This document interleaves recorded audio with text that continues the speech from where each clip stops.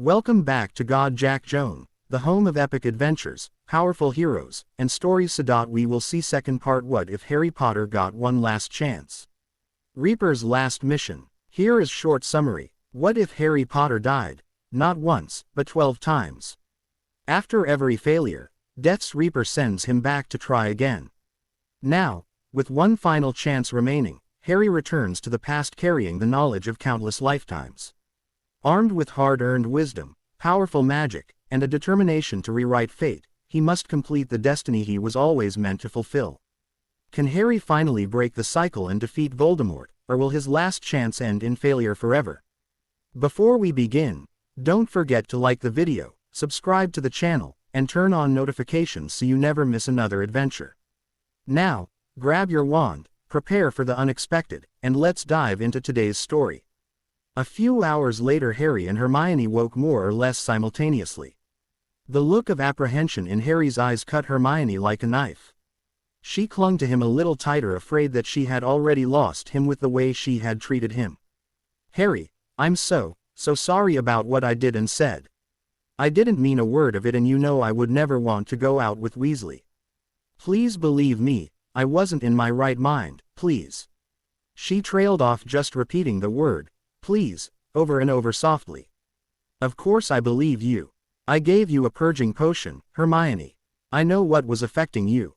Hermione looked up at Harry, unable to believe that he was going to let her off that easily. He was smiling at her, but she could still see the hurt in his eyes. "I swear, Harry, I will do anything to make it up to you," she promised. "Just give it some time, Hermione. I won't say it didn't hurt to see you with that weasel or to hear you." Harry took a deep breath. "To hear you say that the Dursleys were right, but like I said, I know what potions were in your system to make you act that way. Just give my heart a chance to catch up to my head, okay?" Hermione was about to keep going when Harry cut her off. "I'm much more concerned with how you're doing. You were the one who was drugged." Harry was practically radiating concern. Hermione hadn't realized just how much she had missed the feeling of being in his arms, the feeling of being cared for. I'm not happy about it, Harry. I feel violated and used and dirty, I suppose." Hermione shuddered as memories of the past weeks came back to her and felt Harry's arms tighten. "Hermione, did you?" He was having trouble finding the right words to ask the question. "Would it matter to you if we did?" Hermione asked him, almost afraid to hear the answer. "Of course it would." Hermione looked up in shock to see Harry looking absolutely outraged. "That's, Hermione, if that sick little piece of Bundaman puke so much as laid a hand on you, I'm feeding him to the Acromantula, piece by piece." Rage and magic were flowing off of Harry in waves as he was obviously coming to his own conclusions as to why she had asked that question. We never had intercourse." Hermione reared Harry with a beet red blush. "I was asking if you would still want me if I was, not a." Harry's face gained a look of comprehension, but the anger didn't entirely disappear. I think that this may have been the wrong scenario to be asking that in," Harry said, looking very serious. "But, yes, I would still want to be your boyfriend, if you're still interested." "Yes." Hermione reinforced her exclamation by pressing her lips to Harry's in their first mutual since King's Cross Station. She was relieved, almost ecstatic, when Harry returned a disappointed mule escaped her when he drew back. "Hermione, you said that you hadn't had intercourse. Do I need to be planning revenge on the bastard for anything else?" Hermione bit her bottom lip. She really didn't want to share what Weasley had done to her with her boyfriend. It made her feel dirty, like she had said, and she was still worried he would feel like she was dirty too. A finger under her chin lifted her face until she was looking into those emerald depths. "Like I told you, if he did anything, it's UAL. I will not let that stand without some sort of action being taken. You are too important for that. I'll understand if you tell me to back off, though." She could see that he was serious in his eyes. "No, I let him grope my ass once to keep him off my back about going further. That's it, I swear." Hermione was almost begging by the end, even as Harry drew her into his chest. She started sobbing as she remembered that horrid evening. As the tears spilled out, Harry just rocked her and whispered calming phrases in her ear. When Hermione's jagged cries finally subsided to sniffles, the front of Harry's shirt was soaked through. She had to admit that it had been cleansing to confess what had happened, even if she wasn't eager to repeat the experience. Pulling back, she wiped her eyes. "Sorry about that, Harry. I ruined your shirt," she said. Harry snorted. "I can wash it. The important thing is that you're okay." Harry gained a determined look. "I'm going to have to teach you how to check for potions in your food from now on. I'm not letting you go through something like this if I can help it." Hermione was torn between the joy learning something new and a question that wouldn't leave her alone.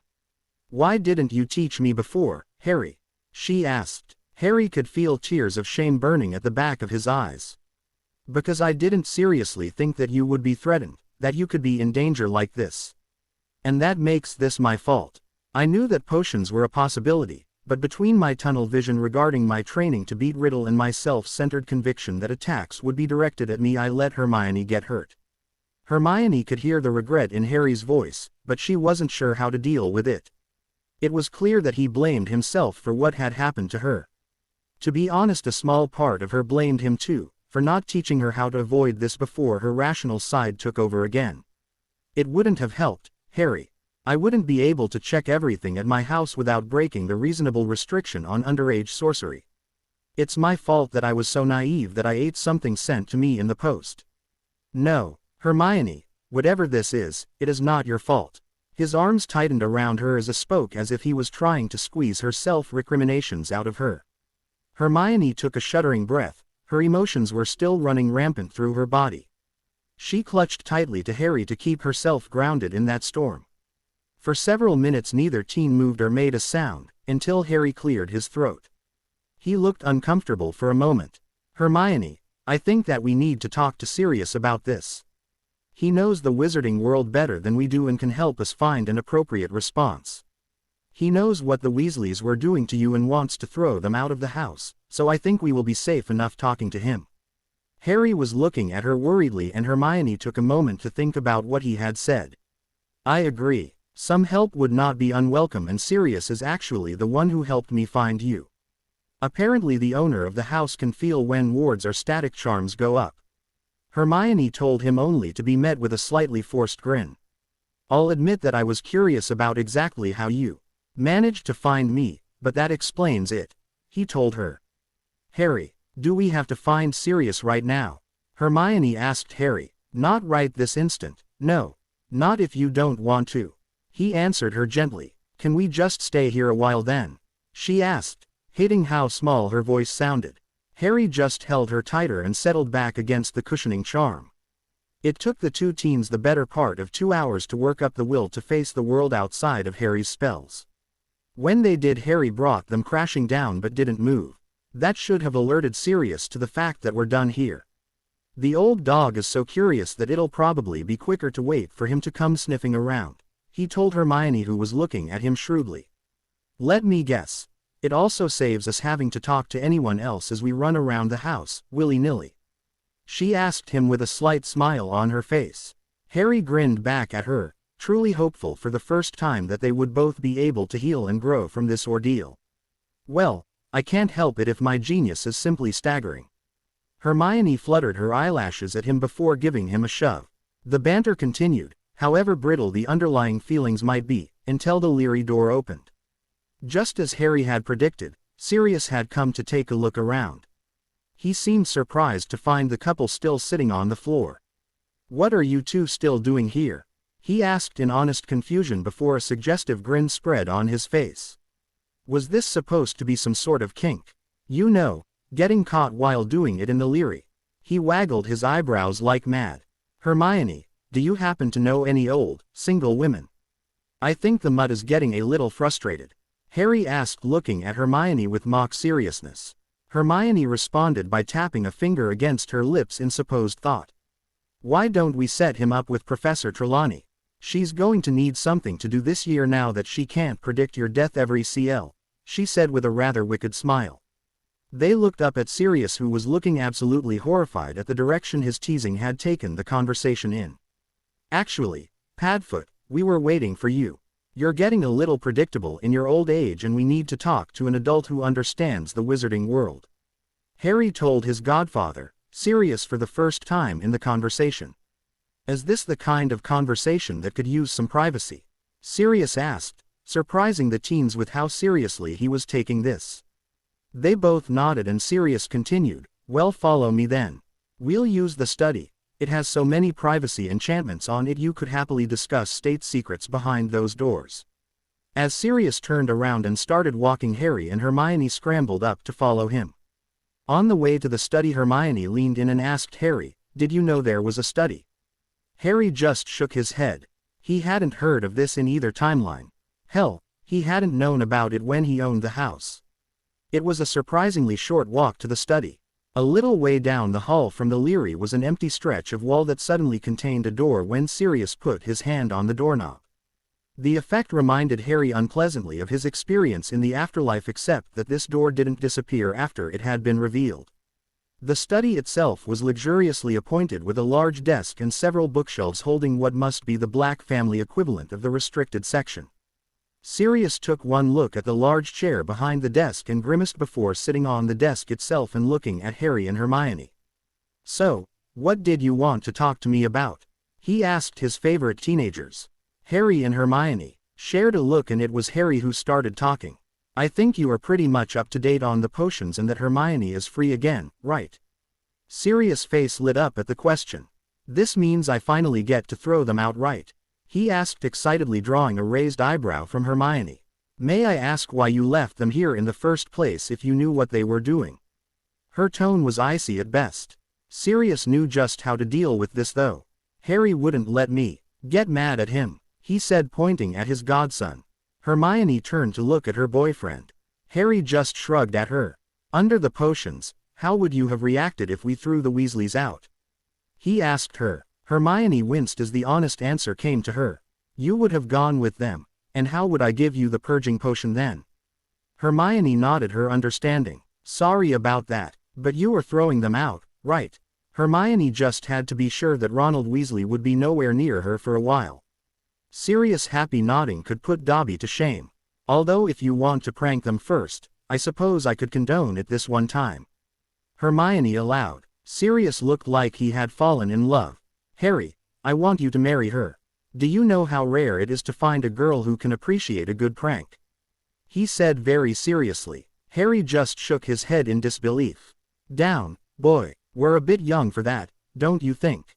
Sirius was not about to be diverted though. Why? You're already sleeping together. The grin rather gave away that he was asking the question more for the sake of the resulting blushes on the couple's faces than anything else. Harry kept on going through his blush though. Stow the dirty old man act, Fleabag, or I'll feed you the next thing Molly puts in front of me and watch you moon over Ginny, he threatened. Sirius looked disgusted, but it was Hermione who just picked up on something that had eluded her until now. Molly, Ginny. You mean the whole family has been feeding us potions? I thought it was just Ronald. She looked close to tears as she felt the betrayal of the family as keenly as Harry had. Harry looked at her in some surprise. Why did you think we were talking about throwing out the Weasleys rather than just Ron? Sirius asked her in a bemused voice. Because they would never let Ronald live alone on the streets like he deserves, came Hermione's hesitant answer. Harry slipped his arms around her and pulled her close as he explained. As far as we can tell, Molly's been feeding us the potions, or trying to, and Ron and Ginny are aware of it and taking advantage. I'm not sure about the rest. Bill and Charlie don't strike me as the type to use potions, but I don't really know them. As far as I know, Percy isn't speaking to his family and hasn't been for over a month. Fred and George, well, to be honest, they are the type to use potions, but I think those potions would have worn off by now and we would have heard a gotcha somewhere. This has ped far beyond funny and I don't think they would have let it go that far. I have no idea if Mr. Weasley knows, but I certainly remember the letter he sent to apologize for Molly's howler. I don't think it would matter if he did know.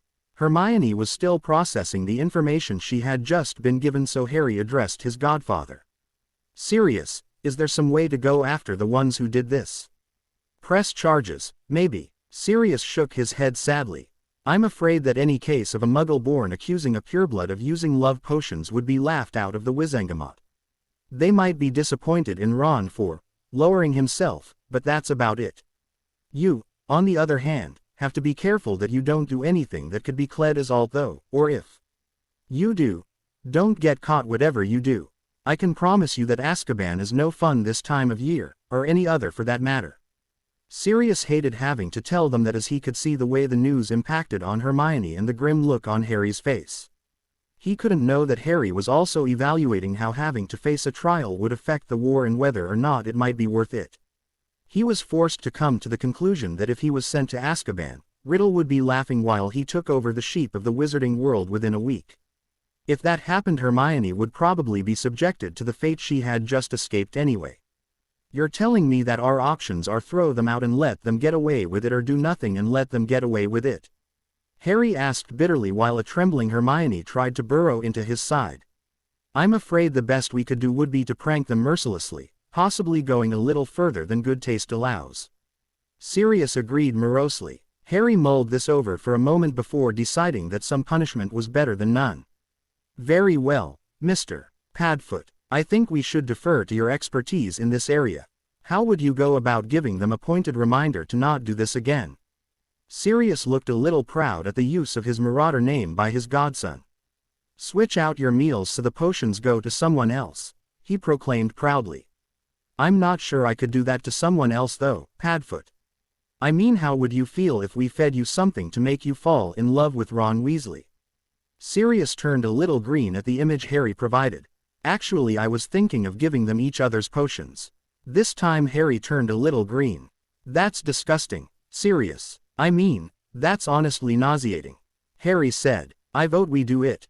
Both men looked surprised at the vicious tone Hermione used in voicing her support of the plan. Those disgusting, inbred cretins tried to us, and if Harry hadn't given me the purging potion when he did, I'm afraid they might have succeeded. They deserve everything we do to them and more. Excellent. I'll say it again, Harry, marry her. Sirius crowed. Harry was searching Hermione's face to see if she was serious about this and couldn't detect a trace of doubt. All right, I suppose since you are the one they wronged, we'll do it the way you want. Harry finally gave in. Creature. The old elf popped in and bowed to Harry before looking disgusted at the other two who were present. Creature, we're going to get some revenge on the redheads. I want you to switch out any food given to me with food given to Ronald. Any food given to Hermione is to be switched with Ginevra's food. Make sure no one notices you. We'll let them eat their own potions and wallow in their own filth.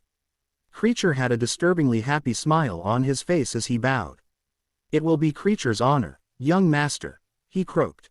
Would young master like to have breakfast in the study, or will he be joining the traders for breakfast? Harry looked around at the other two who nodded at him. I don't see any reason to delay their punishment, Creature, do you? We'll eat in the kitchen. Good luck with your task. Creature bowed with that disturbing smile only growing wider before he popped out. The three humans stood up and headed out of the study and towards the kitchen. When they got there, they noticed that a large number of Order members were also there having breakfast. Ginny was already seated at the table, though there was no sign of Ron. Ginny's face lit up when she saw that Harry had come down to breakfast for a change, though it settled into confusion when she saw who he came in with. Harry took care to make sure that Hermione was seated between Sirius and himself. Mrs. Weasley bustled over holding two plates and trying to hide the frown on her face as she saw the seating arrangements. Harry, good to see you, dear. It's not healthy to sit in your room all day. Here, eat up, your skin and bones. You really shouldn't trust that house elf, you know. The filthy little thing is not right in the head. She ended her admonition by firmly setting the plates down in front of the two teens before heading back into the kitchen. Harry saw a movement in a corner and saw that Creature had popped in and was giving him a bow and a knowing smile. With a grin, Harry started eating. Seeing Harry get started, Hermione joined him. They were about halfway through their plates when Ron walked in. Harry felt Hermione stiffen next to him and placed a hand on her leg under the table and gave it a roaring squeeze. She shot him a quick look from the corner of her eye before relaxing just enough to finish her breakfast.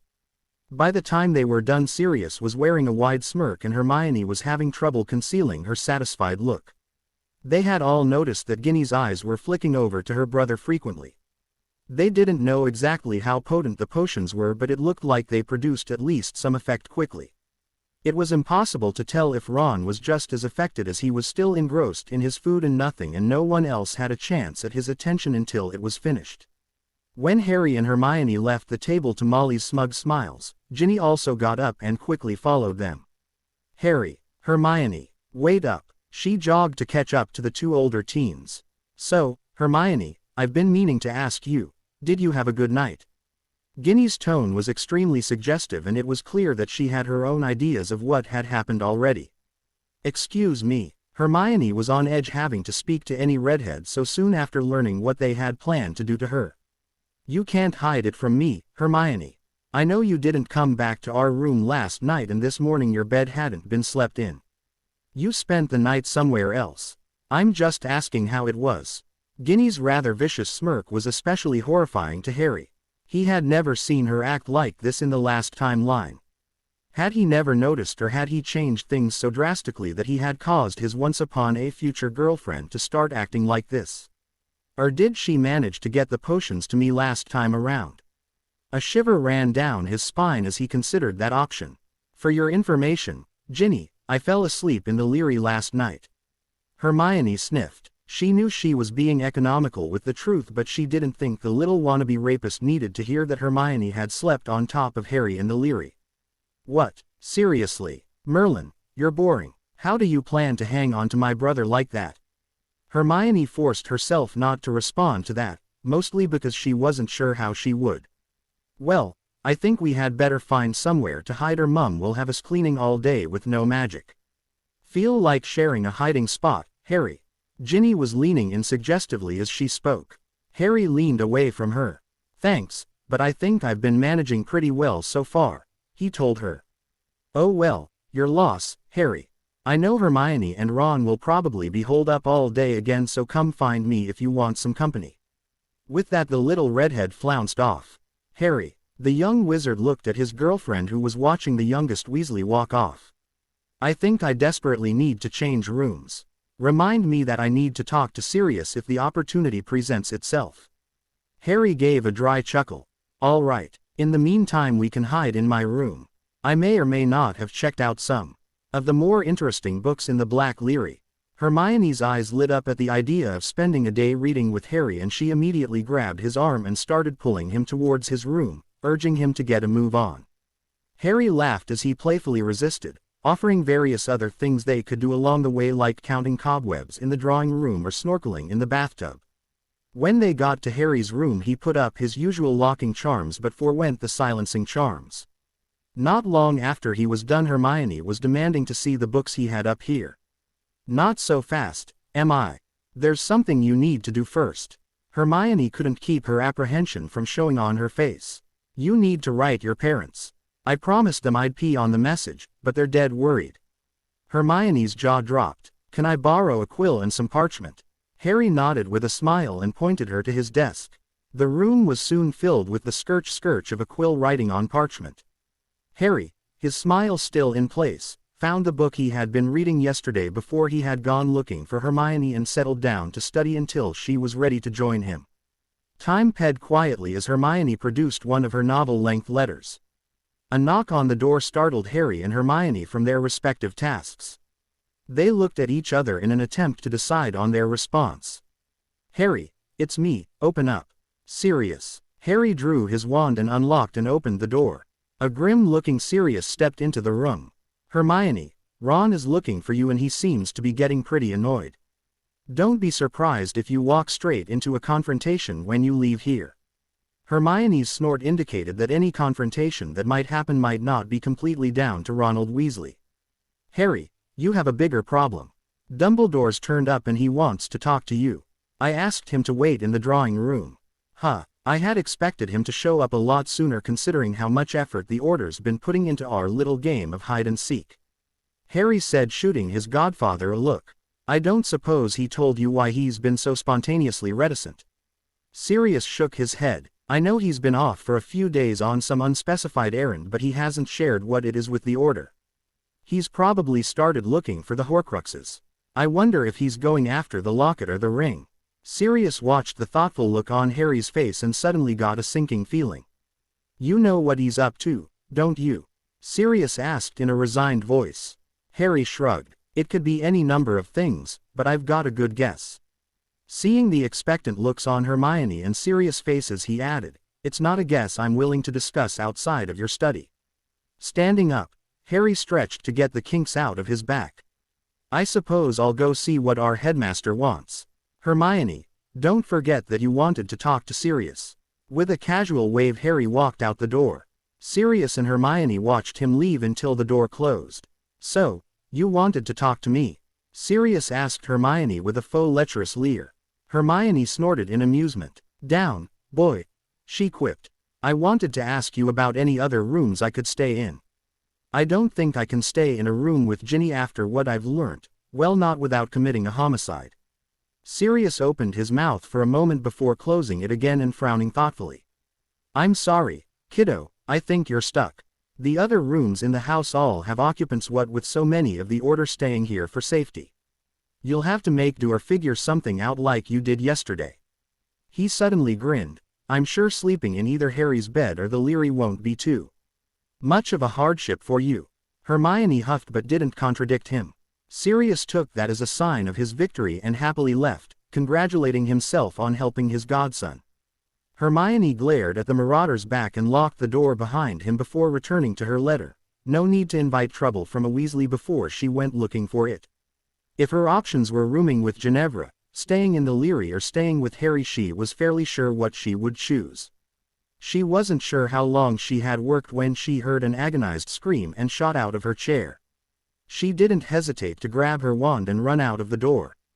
A scream like that was indicative of the sort of trouble Harry would be right in the middle of. Harry spent the time walking to the drawing room reinforcing his occlumency shields. So far neither the headmaster nor Snape had tried anything, but Harry wasn't taking any chances with either Legilimens, not when he had an otherworldly contract hanging over his head demanding that he keep the existence of the afterlife a secret. When he arrived at the drawing room, Harry schooled his expression and opened the door and walked straight in. He refused to knock in Sirius' home. Inside, the headmaster had apparently been inspecting the various items in the display cases. He looked up when he heard the door open and twinkled at his most famous student. Ah, Harry, my boy. It's good to finally see you. You have been making life exceptionally difficult for a number of people, the headmaster said in a jovial tone. Harry just cocked an eyebrow at the man and sat down in one of the armchairs. Why don't you take a seat, sir? This feels like it could be a long discussion and we may want to jump up theatrically at some point. Harry stated with a tinge of dry humor to his voice. Dumbledore chortled and sat. Quite, my boy, since you seem to have correctly guessed the reason for my being here, let's get straight into it, shall we? Harry gave a one-shouldered shrug in reply. As I said, you have been making life exceptionally difficult for several people. Would you care to explain why? Dumbledore steepled his fingers and looked over his half-moon glees at Harry. Of course, sir. I'm rather averse to meeting Riddle and his coterie of idiots, so I hid myself away. The fact that your little club couldn't find me was a bit of an unintended side effect. Dumbledore sat there, clearly waiting for Harry to elaborate. Harry amused himself by looking for shapes in Dumbledore's beard as if it was a partially cloudy sky on a summer day. Harry, I'm sure you understand that that answer will not suffice. We were looking for you because we care about your safety. You need to be protected. Harry just cocked his eyebrow again. With all due respect, sir, I think the fact that neither you nor the Death Eaters could find me proves that I was well protected. In fact, I would go so far as to say that I was safer for the past 2 months than I have ever been at Hogwarts. Dumbledore was clearly displeased by this esment. Harry, there are things you don't understand. I have set up protections for you that have no equal. In order for those protections to be maintained, I will be delivering you to your aunt and uncle when we are done here. It would have been hard to say what Dumbledore had predicted Harry's reaction to be, but it would probably be safe to say that peals of laughter were not high on his list of expectations. It took Harry a moment to get his laughter under control. Don't be ridiculous, headmaster. Of course I'm not going back there. He managed before he continued chuckling. Dumbledore was actually starting to look frustrated with his student. Harry, I must insist. There are reasons that you do not yet understand, and you have yet to explain a single one of them. I am currently living with my godfather under a Fidelius charm and, while I think we both know that it is not a perfect protection, no protection can be. I would appreciate it if you would stop insulting my intelligence by arguing indefensible positions from authority." Dumbledore's face suggested he had swallowed a wasp when Harry interrupted him and rebuked him in a level tone. "Very well, Harry. When your mother died protecting you, she infused her protection into your very blood. Based on that, I have erected wards of unparalleled power at the residence of your last living blood relatives, your aunt and cousin." Dumbledore gave Harry a very significant look when he said this. "And what do these wards of unparalleled power actually do, sir?" Harry asked, completely unimpressed by the explanation so far. "They ensure that Voldemort will not be able to touch you while you call that place home." Harry shook his head in dismay. "That implies that I have been unprotected since the end of my first year, sir," Harry said in a tone of disappointment. "What?" Harry found that he really enjoyed watching the normally unflappable wizard's face pale. "Once I was introduced to Hogwarts, I started seeing the castle as my home. I even told Hermione and Weasley as much on the train ride back to London that year. Add to that the fact that Riddle did touch me during his little resurrection party, and I think we can dismiss your protections, that have no equal, as obsolete and unreliable." A paling Albus Dumbledore was a wonderful sight, but in Harry's opinion a Dumbledore with his jaw swinging open was even better. "If that was all, sir, I would like to get back to my studies and my girlfriend." Dumbledore seemed to gather himself with a Herculean effort. "We can return to that topic later. If you're going to insist on hiding yourself away like that, I must ask you to share your protections with me so that I can evaluate if they suffice." Dumbledore said. "No." Harry was a little disappointed that his blunt reaction didn't make the headmaster so much as twitch. Apparently the politician's mask was back in place.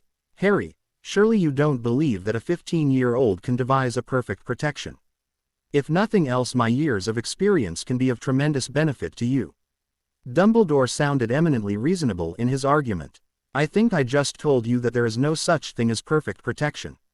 Telling the leader of a group with such terrible operational security seems like a poor first step to any kind of protection, though." Dumbledore took the opening and jumped on his next topic of conversation. "Ah yes, I believe you mentioned something along those lines when you first arrived here. Would you care to tell me how you learned things that we have taken great pains to keep secret?" Dumbledore asked, some of his eagerness to know coming through in his voice. "Your lot are terrible at keeping secrets or even basic, analytical thinking." Harry deadpanned. Dumbledore heaved an aggrieved sigh that Harry was fairly sure was entirely theatrical. "Harry, we cannot work together if you keep fighting me every step of the way," he said, sounding disappointed in his student's reticence. "Actually, Headmaster, as I understand it, my age also forms a barrier to us working together. Only of-age wizards may join your order, isn't that right? My explanation of your deficiencies was merely a friendly service, provided in the hope that you don't kill a large number of people, some of whom I even like. Are you going to demand that we make an exception and allow you to join the order then?" Dumbledore asked Harry. "Not at all, sir. I have no desire to join your order. Which brings us rather neatly back to the point I was making. I am not one of your underlings, sir. You were merely guests in my godfather's house." Harry's posture while he spoke was deliberately insolent. He was hanging back with his chin resting on the knuckles of his left hand. While he didn't think Dumbledore was his enemy, he was certainly proving to be an obstacle. Harry's instincts were screaming at him to be on alert. He hoped that presenting his headmaster with the look of a typical moody teenager would distract the man from the fact that he already had his wand in his right hand. "Harry, we can only stand against Voldemort if we stand united. Can't you understand that?" Dumbledore tried. "Not running around doing objectively daft things you are entirely unqualified for also helps, sir." Dumbledore's eyes narrowed. "You are, I believe, referring to our vigil over the Department of Mysteries. In fact, I am told that you said you removed the very reason we ignited a guard there." Harry's instincts were absolutely howling now. "You mean that prophecy Professor Trelawney gave you?" "Yeah, it's gone," Harry told Dumbledore with forced casualness. Harry didn't like the look of calculation in Dumbledore's eyes. Shit, his eyes. The moment Harry made eye contact he felt a probe slam into his occlumency shields. Harry knew that Dumbledore was vastly more experienced at mind magics than he was and that he was unlikely to be able to hold out for very long. Acting purely on instinct, Harry threw his magic at the intruder, tearing into the probe as viciously as he could in an attempt to make it withdraw. The effects were a lot more drastic than he had expected. Dumbledore fell out of his chair and onto the ground screaming like he was under the cruciatus. By the time the door of the drawing room slammed open less than a minute later, he had already stopped. Unfortunately for Harry, the first person through the door was Mad-Eye Moody. The result of an Auror, even a retired Auror, facing off against a 15-year-old should never have been in question. That the Auror in question was the legendary Alastor, Mad-Eye Moody should have further solidified that result. The difference was that this 15-year-old had had more combat experience than the average Auror before he had gone through a war and killed the most feared Dark Lord in history. This 15-year-old had come back through time and found himself with a well of power he had not had before, and spent a year training himself to use that power against the same Dark Lord he had killed before in a room that catered to his every need. This 15-year-old had just had someone try to his mind and was eager for a victim to take his fury and frustration out on. Moody got of the first spell, not realizing that he was poking a raging dragon in the eye. With a quick twist, Harry turned out of the way of the stunner that the old Auror had thrown at him, his own already heading towards the man. Mad-Eye threw himself to the side, his peg leg collapsing under the momentum, and responded with a series of vicious jinxes designed to take out an opponent hard. Harry used his wand to levitate his armchair in the path of the barrage before banishing it towards the former Auror. He followed that up with another banishing charm. As Harry had predicted, Moody blasted the chair to smithereens that shot at him at high speed when they were hit by Harry's second banisher. The chair had been too close when it was demolished, and even Mad-Eye couldn't get a spell off fast enough to block any of it. He instinctively threw his hands up in front of his face to protect it, which meant that his wand was out of position to stop Harry's stunner, which hit Moody right in the center of his chest and dropped him like a sack of potatoes. The next two people into the room were Daedalus Diggle and Emmeline Vance, who saw an attack on one of their own and responded by firing their own jinxes at Harry. Harry's training in the Room of Requirement allowed him to dodge the incoming barrage while returning fire with pinpoint precision. Less than half a minute later, both were unconscious and Diggle was slowly rotating upside down in the air while Vance was wrapped in conjured ropes. Luckily, the next head through the door was Sirius. "Pup, any particular reason you decided to take out the order today?" Sirius asked, sounding wary. "Just my usual response to being attacked." Harry was still standing in a ready stance with his wand out. "Okay, and the screaming?" Sirius asked while he was joined by Hermione, the Weasleys and Professor McGonagall, who had apparently come to Grimmauld Place with the headmaster. "Dumbledore tried to enter my mind with legilimency. He didn't take my defense well." The snarl was still audible in his voice. "You can't just go around accusing Dumbledore of things like that, young man. Now, what did you really do?" Molly was standing with her arms akimbo and her face growing red. Harry just shot her a disgusted glare. "Sirius, I'm going back to my room.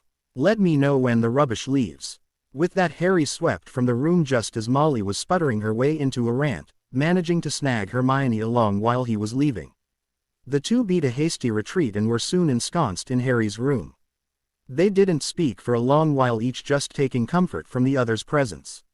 Eventually they let go long enough for Hermione to quickly finish her letter and Harry to play with Hedwig before they attached the letter to her leg and sent her off to the Granger house. After that, the two sat together and talked softly. Harry told Hermione what had happened with the headmaster and Hermione told him of her conversation with Sirius. "Have you decided what you will do yet?" Harry asked her after hearing her tell him about the options Sirius had listed. "If you don't mind, I'd like to stay here with you." Hermione asked tentatively. "I have a feeling you'd be able to convince me." Harry grinned at her. "Creature." The old elf popped in and bowed deeply. "Creature, would you please get all of Hermione's things and bring them here? She'll be staying with me for the remainder of our time here." Creature just bowed again and left. Soon Hermione's things started appearing in Harry's room. When Crookshanks appeared, it was with a loud offended yowl. The large ginger cat jumped onto Hermione's lap and promptly spread out so he was also covering Harry's. "Harry, could you put up the same spells you used last night when we go to sleep?" Hermione asked. It's just, it would, I understand, Harry reared her. I'll put them up, I promise. Hermione could feel relief sweeping through her body and allowed herself to sag against Harry as a amount of tension bled out of her. So, did you tell your parents that you were planning on talking your way into my bed?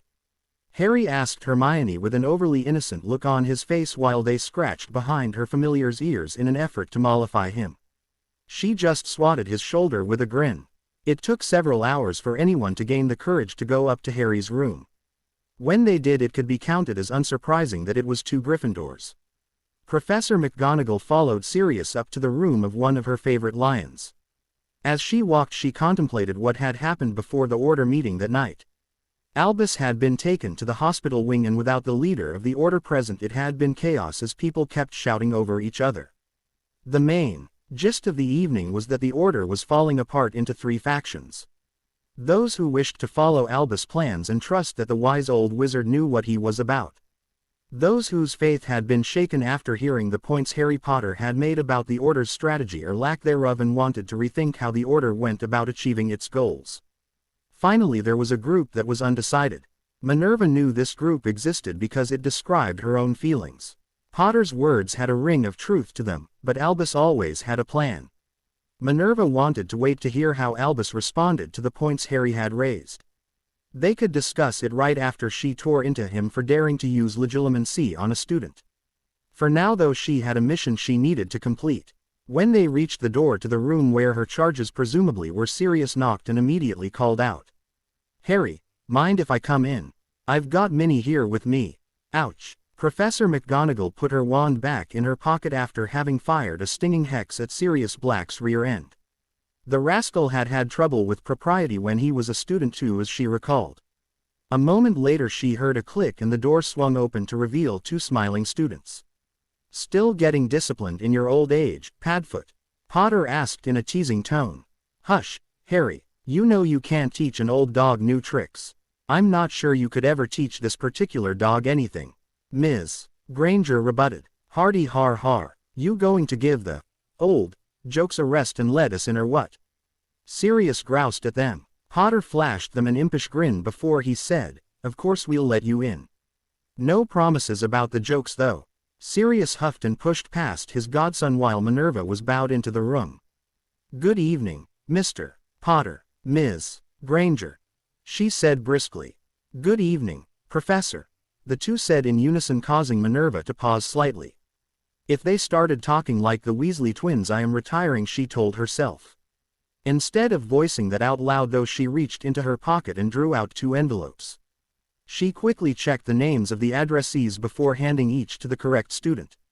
"Since the school owls can't find this place, I've taken the liberty of bringing you your letters myself.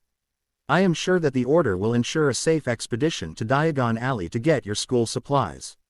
A look ped between the 2 teens that she couldn't interpret, but she was suddenly sure that the Order's protection would be wasted on these 2. Ms. Granger was the first to open her letter.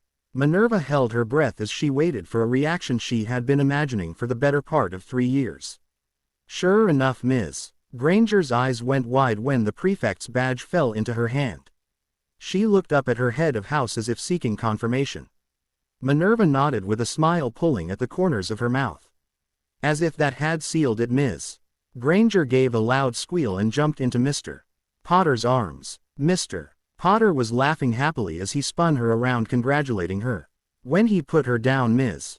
Granger said something that caused a weight to settle in Minerva's gut. "Open yours, Harry." Grinning at her enthusiasm, he did as she had asked and pulled out his own letter. After quickly reading through it, he looked up at his teacher with a guarded expression.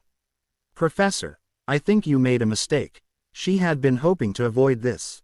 Still, Potter had proven very reasonable last year, so maybe she could explain it. "I am very sorry, Mr. Potter. I want you to know that I wanted you as the boys' prefect, but Professor Dumbledore overruled me and gave Mr.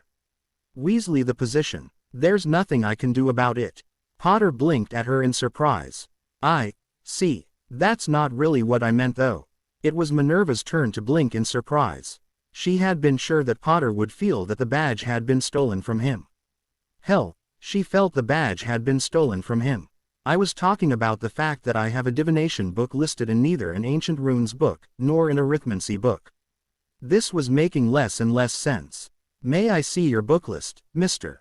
Potter? He handed it over without protest, and after a quick scan she could see he was right. That's strange. I could have sworn I changed your schedule. I will check your CL enrollment when I return to the castle, Mr. Potter. In the meantime, perhaps you could share with Ms. Granger. Are you all right? The girl had gone white as a sheet. Weasley is the boy's prefect? She asked in a horrified whisper.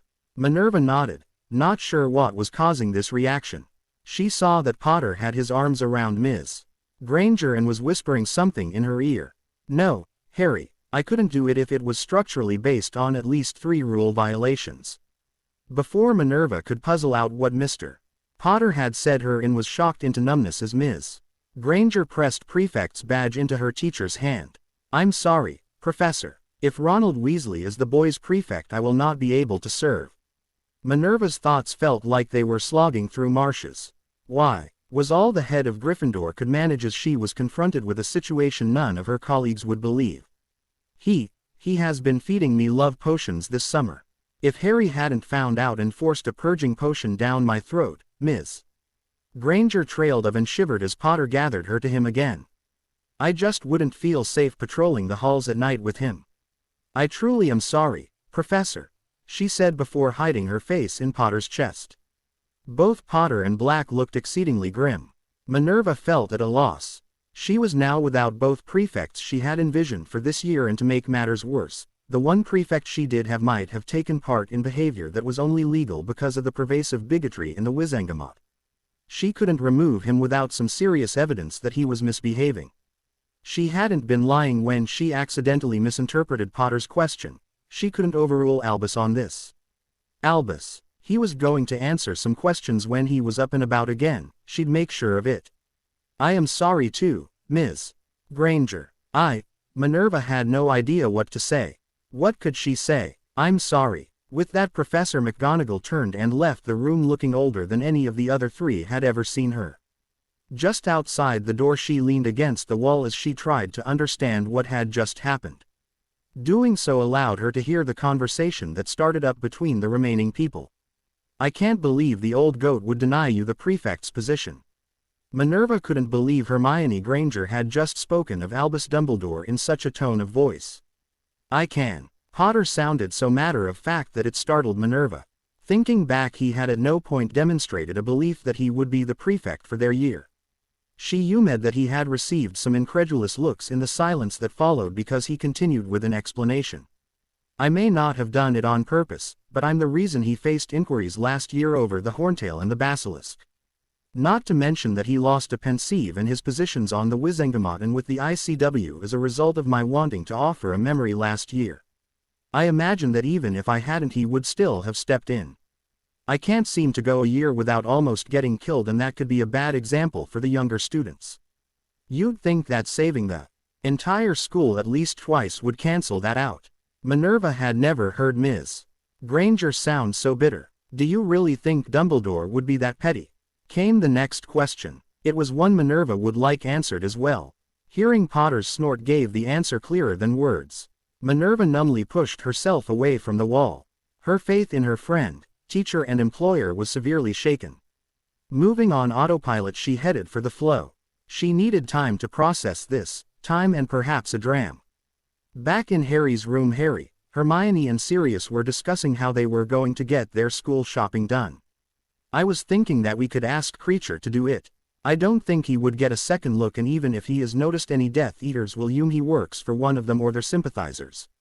Harry suggested. Hermione looked a little uncomfortable at the idea but didn't object. We'll need to get measured so he can pick up our robes for us, was all she said. Harry agreed with her and thought that it might be well within the elf's capabilities and that they should at least ask him. Something seemed to have occurred to Hermione though. Harry, how will he pay for everything though? She asked, sounding worried. Harry just smiled at her. Gringotts will allow an elf to take money if they've the appropriate key. I did my banking through Dobby that way over the summer. I'll just give Creature my key and that lets him take the necessary money from my vault. Harry explained. Harry, I can't let you pay for my school supplies. My parents will probably send me some money and we can just ask Creature to exchange it at the bank. Hermione offered. How about we take the galleons from my vault and we'll settle up later? Harry countered. Hermione took a moment to think it over before carefully agreeing, but Sirius still had something to add. Almost right, pup. It will be my vault that pays for this. As your guardian, your school expenses are my responsibility, he said proudly. Harry stood there slack-jawed for a moment before he turned to Hermione. I think you were wrong about teaching an old dog new tricks. That was downright parental, he said with an almost straight face. Oi, Sirius objected as the two teens dissolved into laughter. If you don't knock it off, I'm removing the wards on the stairs and the Leary. That got the two teenagers' attention. What wards? Harry asked curiously. Sirius turned smug and started buffing his nails on his robes. Oh, you know, just some wards to keep unwelcome people out. Only the three of us will be able to access the top floor in the Leary. Minnie was able to come up here because I pulled her across the ward line, but otherwise she wouldn't have even been able to find the stairs. Sirius was grinning at the slack-jawed expressions on Harry and Hermione's faces. What? If I didn't do this, I would have to throw those traitors out, and that would be a horrible waste of a revenge.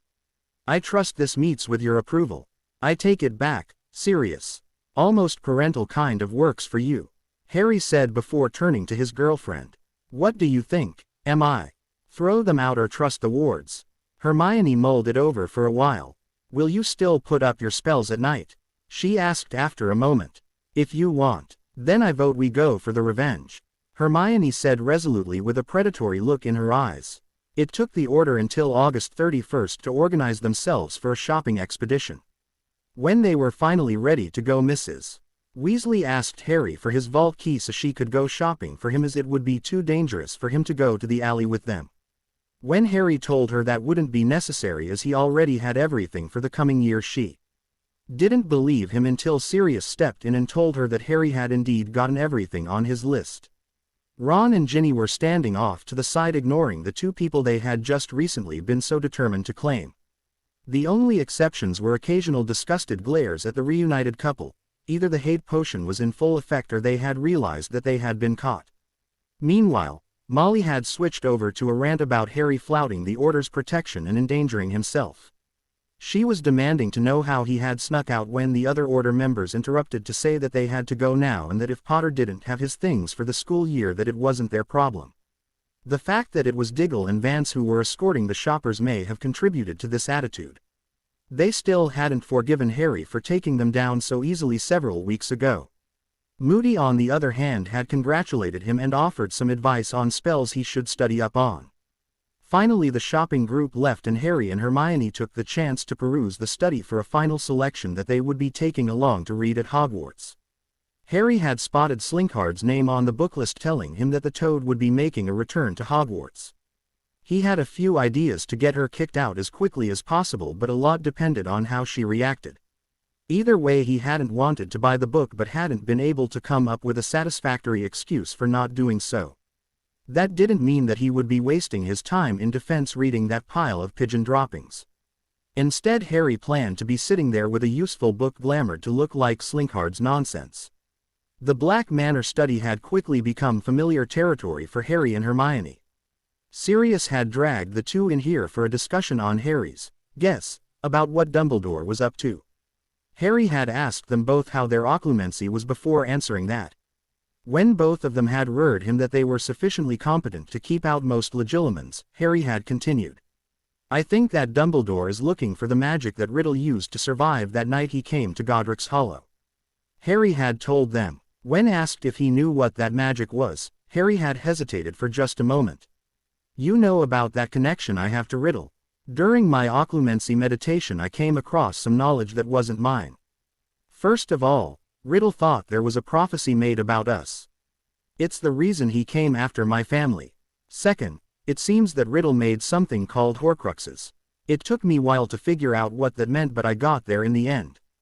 Harry had taken a deep breath and continued to explain what a Horcrux was and that Riddle had made 6.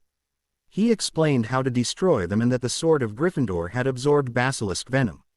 He carefully avoided any mention of once being an accidental seventh Horcrux or that he had been reviewing his memories from the future during this particular meditation and that it had taken him all of his 6th year to figure the Horcruxes out. At the end of his explanation both Sirius and Hermione had been stunned. "Do you know where these things are, Harry?" Hermione had asked in a quivering voice. Harry had nodded reluctantly. 4 of the 6 are already destroyed. The first was the diary that possessed Ginny in 2nd year. The second was Ravenclaw's diadem which was hidden in Hogwarts and pretty well confirmed the information was accurate. I still have the pieces. The third was his familiar, Nagini. The fourth was Salazar Slytherin's locket which turned up in a different place than where Riddle had left it. Right here in Grimmauld Place, in the drawing room. From there, Harry had launched into the story about Regulus and Kreacher. Sirius had been crying by the end of it. Hermione had only gotten more and more nervous as the story progressed. "Harry, why do I have the feeling you're going to be hunting the rest of these things?" she had asked. Harry had proceeded to tell her about the prophecy and Hermione had broken down in his arms, telling him that she didn't want to lose him to some ridiculously hideous piece of obscure magic. Harry had tried to comfort her as best he could, saying that he had no intentions of going after these things until he knew he could do so with as little risk as possible. Sirius had asked to know where the remaining Horcruxes were but Harry had refused. "You are every bit as capable of doing something stupid and impulsive as I am, and especially since you know I'm involved. The prophecy is about me and I'm afraid something will go horribly wrong if you do something impulsive." Harry had told Sirius and no amount of wheedling had changed his mind. Harry had assured both Hermione and Sirius that he was studying as hard as possible to prepare himself. Hermione had thrown herself into creating a schedule for them to work with and Sirius had managed to key them into the study so they could use the books there. Harry was certain that neither had given up on somehow relieving him of his burden and that they were simply waiting for the opportune moment. So far though he had avoided any real clashes on the matter except for one night where Hermione had angrily berated him for, as she put it, his refusal to learn from the stories about the Oracle of Delphi, saying that he was forcing the prophecy to fit his interpretation. Harry had argued that he was simply preparing for the worst since Dumbledore and Riddle clearly believed in the prophecy. That had been the only night so far that they had spent on opposite sides of the bed. They had managed to talk it out in the morning but it had still been a night where both had slept poorly. Harry sighed as he looked through a book on ward-eating curses and put it on the "Take to Hogwarts" pile. He still wondered on occasion what had possessed him to tell Hermione and Sirius about the Horcruxes and the prophecy. It had been an inescapable need at the time, but in hindsight he had increased the risk to both his plans and the two people that meant the most to him in this world. It hadn't been the first time in recent weeks that he had allowed his impulses to rule him. "I don't think I'm going to enjoy going through puberty again. I'll have to be careful that I don't do anything to endanger Hermione, or my mission." In the end though he hated lying to either of them, and while the story of how he had died and come back in time wasn't really something he could discuss, this had been a secret he could share. He certainly couldn't deny that it had felt amazingly freeing to have someone else know, even if he regretted the worry he was now putting the two most important people in his life through. It impressed the hell out of him though that even at 15, going on 16, Hermione had chosen to stand by him and help him with his task. "Harry." Hermione's voice pulled Harry from his musings. "I think I've found as many books as I'm going to be able to fit in my trunk. How about you?" Harry nodded. "I think I've got enough. We're still going to be able to ask the room for books so we can always expand on what we bring with us." Hermione nodded noncommittally and Harry suspected that in her opinion there was no such thing as enough books. The couple gathered the books into 2 piles and levitated them back to their room where they started packing them. They had most of the books packed when Sirius came in. "How's the packing going, lovebirds? Did you bother to remember that your things are supposed to go in separate trunks?" he asked happily. Sirius apparently considered a day wasted if he didn't make at least one attempt to point out that Harry and Hermione were essentially living together.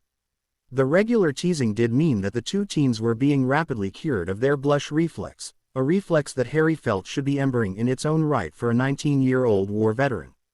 "Are you here to contribute or just to remind us that you still can't get a date?" Hermione asked Sirius archly. The old marauder responded by clasping a hand to his chest and acting mortally wounded. Actually, I wanted to give Harry something his dad and I used when we had separate detentions." He proudly held out a hand mirror. "This is a communicating mirror. It'll let us talk face to face if we need to. You just say my name or my marauder name to call me. Say, 'Come in,' to accept a call, and 'Over and out,' to end it. I thought we could use them in case you need to talk about the, you know." Sirius was looking inordinately proud of himself as he explained how to work the mirrors, and only a little awkward at the end. "You had terrible taste in Muggle culture when you were at school, didn't you?" Harry asked his godfather while shaking his head. Sirius looked stuck between confused and offended. Still, these could prove useful. "Thanks, Padfoot." Sirius spent the rest of day until the shopping party came back, leaning back in the desk chair and heckling Harry and Hermione as they packed. Both gave as good as they got. That evening, as Harry and Hermione headed to dinner, they were accosted by the Weasley twins, who were looking a little unwell. "Harry, can we talk to you for a moment?" Fred asked, looking at Hermione coldly. The twins had been acting distant towards Hermione all summer, and while Harry didn't understand it, he wasn't about to send her away unless he heard a good reason to. "Sure, guys, what's on your mind?" he asked them. The twins shared a look before George picked up the conversation. "Have you guys noticed anything off about our younger siblings?" he asked, going a little greener as he did. Harry and Hermione also shared a look as they silently debated how to answer the question.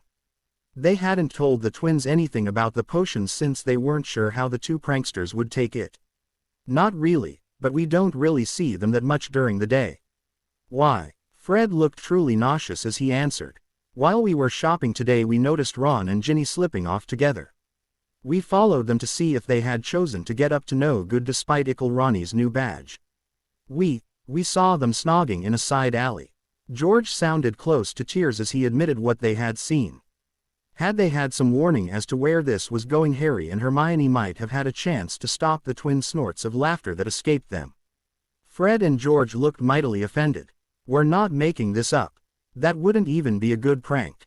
Harry just held up a hand to calm the two redheads. "We know. I think we can also explain this to you." The offended looks hadn't completely disappeared, but there was definitely curiosity mixed in now. "Right after I came to headquarters, we discovered that your mum and your siblings had been giving Hermione several potions and tried to give those same potions to me. Harry managed to get me a purging potion. After we found out what they had done, we wanted to do something to keep them from trying that again." Hermione picked up the story. "Creatures been switching our food with theirs at meals." Harry finished off. "To be honest, we thought they'd stopped when they realized that neither of us was falling for them." The twins' faces had turned thunderous as they listened. "Are you telling us you fed our little siblings that love potions to make them snog?" George asked angrily. Harry was in his face in an instant, giving him a hard look. "No, we're telling you that they tried to feed us potions to force us into relationships with them." Harry's voice was cold. "We're also telling you that we turned their little scheme around on them, and that if they had stopped acting like a conniving pack of rapists, this wouldn't have happened. We're telling you that we weren't pulling a prank but getting revenge." But, Mum wouldn't do something like this." Fred managed. "She wouldn't," he repeated more quietly. Harry stepped back half a step and blew out an aggravated sigh and ran his hand through his hair. "When I found a plate of potion-laced biscuits that apparently came from Ginny according to the note that came with it, I asked Creature to watch any food served around here to determine if anyone else was being fed potions and who was doing it. At the time, I was actually trying to prove that Ginny wasn't involved, as I didn't want to think that of your family. He saw your mum adding the potions and has been serving me my food ever since. Your siblings' actions were enough to convince us that they knew about the potions even if they weren't actively putting them in our food." He saw that the twins were still struggling to accept what they were being told. "Look, after we get to Hogwarts, I expect that the effects will dissipate since Molly won't be there to try anything. If they start this shit again, though, we're going to use my idea of revenge and get a lot more violent." Leaving the twins with that last warning ringing in their ears, Harry and Hermione continued on to the kitchen. When Fred and George showed up, they tried to get their siblings' food away from them, only to be met with a tirade from their mother. As dinner progressed, Hermione felt torn between enjoying the fact that their plan had worked, as evidenced by the longing looks and touches the two youngest Weasleys were giving each other when they thought no one was looking, or being disgusted by the very same thing. She settled for trying to suppress the vicious little smirk that she could feel pulling at the corner of her mouth. The next morning Harry and Hermione packed the last of their things and shrank their trunks. Harry let Hedwig fly from their open window, telling her he would see her at Hogwarts. Getting Crookshanks into his carrier was always a difficult task, but with the two of them working together they managed well enough. Putting the miniaturized trunks in their pockets they headed down for breakfast. Eager to avoid the redheads as much as possible, the couple had their breakfast served early by a teary-eyed creature. In the end they needn't have worried, as the Weasleys were running late as they did every September 1st. In the end it took a series of growled threats from Mad Eye about leaving them to get to King's Cross by themselves to get the redheads downstairs with their trunks. When the old Auror had turned to Harry and Hermione and demanded to know where their things were, both teens simply tapped their pockets, drawing his magical eye to their shrunken trunks. Moody's loud guffaws and compliments on keeping their mobility were met with smug smiles. There was a brief argument when Sirius showed up in his dog form, determined to accompany them to the station. Harry ended up being the one to resolve it. "Padfoot, we are damn close to getting you exonerated. If you come along you risk getting captured by a stunningly corrupt ministry, and you know that would mean the. Can you sit on your impulsive side and just say goodbye now so we can say hello again at Christmas?" Sirius looked torn for a minute before he relented under Harry's stare. All right, pup, just stop looking at me like that." He grabbed Harry in giant bear hug and whispered in his ear, "I'm gonna miss you, pup. Be careful this year and don't go off on your own without backup, understand?" Harry nodded into his godfather's shoulder. Sirius then surprised everyone by also grabbing Hermione in a hug. Harry couldn't hear what was whispered between the two, but Hermione nodded much like Harry had before she stepped over to Harry and took his hand. "If we're all done with the mushy stuff," came Moody's annoyed voice. He didn't wait for anyone to answer him but started walking towards the door. "Let's get a move on then." The large group trooped out of Black Manor and started the long walk to King's Cross Station. Outside they met up with Tonks, Diggle and Vance.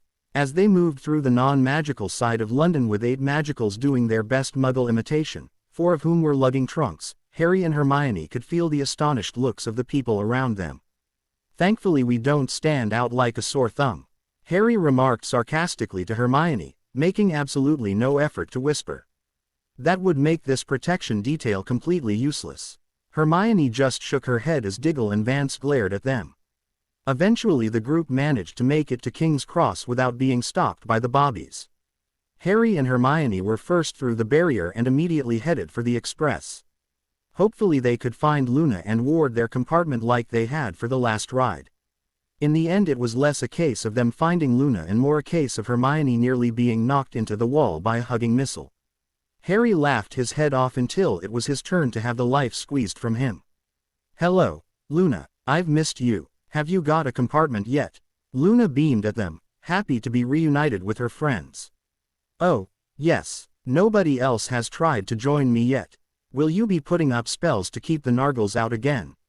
Luna managed to get all this out with a look of wide-eyed innocence that had Harry grinning. He really had missed the little and her refreshing ND of honesty. "I was certainly thinking so, Luna. Shall we? We can discuss our summers after I put up my spells." Slinging an arm around her shoulders, Harry pulled Luna into the compartment she had burst out of, followed by a smiling Hermione. After Harry had put up the same wards as last time, the 3 friends had a great time sharing their summers with each other. Just before 11 Harry called Dobby and Winky and invited them to join in. It took the elves a while to get the hang of volunteering information, but eventually they were enjoying themselves as much as the humans. It was about an hour into the train ride that Harry felt someone breaking down his spells. "Dobby, Winky, we're about to have company. Hide yourselves and make sure nobody except the 3 of us knows you're here." The elves obeyed the commands instantly while the girls eyed the door worriedly. Harry flicked his wand into his hand and waited for the door to open. When it did, Harry's wand was in the intruder's face so fast it was a blur. A surprised Cedric Diggory was going almost cross-eyed, trying to look at the length of holly pointed between his eyes. "Harry, I should have known, I suppose. Who else would ward their compartment?" Cedric was clearly trying for a casual tone, but there was a slight tremor there that told everyone that the business end of Harry Potter's wand was not where he wanted to be. Harry quickly put his wand away, looking rather sheepish. Sorry about that, Cedric. I was a bit concerned about the intentions of anyone who was trying to break through our wards. He apologized while stepping back a pace to allow Cedric to enter. Behind Cedric followed Roger Davies, who was looking relieved that he had allowed Cedric to go first. Yeah, well, I have a bone to pick with you anyway. How come you two aren't the Gryffindor prefects? When I saw who showed up for the prefect meeting, I thought the two of you were pulling a prank on me. Cedric's face suggested that he hadn't given up all hope on that particular theory. For the first time, Harry noticed that the badge on Cedric's chest had changed. Hey, you made head boy. Congratulations, Harry exclaimed, clapping the older boy on the shoulder. Hermione and Luna were quick to add their congratulations, and Hermione told Cedric she thought there was nobody in the school more suited to the task.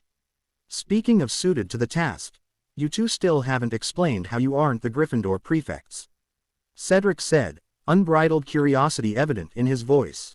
It was Hermione who answered him. Professor McGonagall did want to give the badge to Harry, but the headmaster stepped in and gave the badge to Weasley instead, she told the head boy. Harry picked up right where his girlfriend left off. Hermione did get the badge, but she returned it. Both older boys stared at Hermione in shock. All of Hogwarts knew how badly Hermione Granger wanted to be prefect and then head girl. Hermione shrugged uncomfortably. Due to some things that happened over the summer, I wouldn't feel safe patrolling with Weasley alone at night. Harry offered to shadow us so I could have some backup and keep the badge, but I couldn't in good conscience accept the position if it was going to be based on us repeatedly and deliberately violating several school rules, she told them. Both boys looked to Harry for further clarification. Harry shared a look with Hermione, who gave him a small nod. The little shit tried to Hermione using love potions. Harry's tone was curt and cold, as it usually was when he was forced to bring up Weasley in conversation.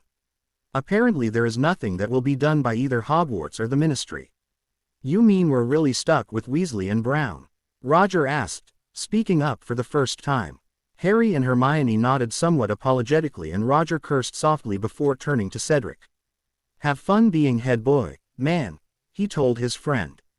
Cedric just groaned. The two seventh years stayed for a few moments longer, chatting with the younger students before Cedric pointed out that they needed to finish their patrol. That sense of responsibility is clearly why you got the top job, Roger told him, nodding sagely. Cedric responded by playfully shoving the Ravenclaw out of the compartment before turning back to Harry. Technically you aren't supposed to lock the compartments, but all things considered, I won't say a word if you choose to ward this thing again after we leave. He gave them all a nod and left to join Roger for the remainder of their patrol. As soon as they were gone, Harry warded the compartment again and Dobby and Winky reappeared. The elves were carrying packed lunches for the three humans and handed them out to effusive praise. The rest of the ride to Hogwarts went uninterrupted and was mightily enjoyed.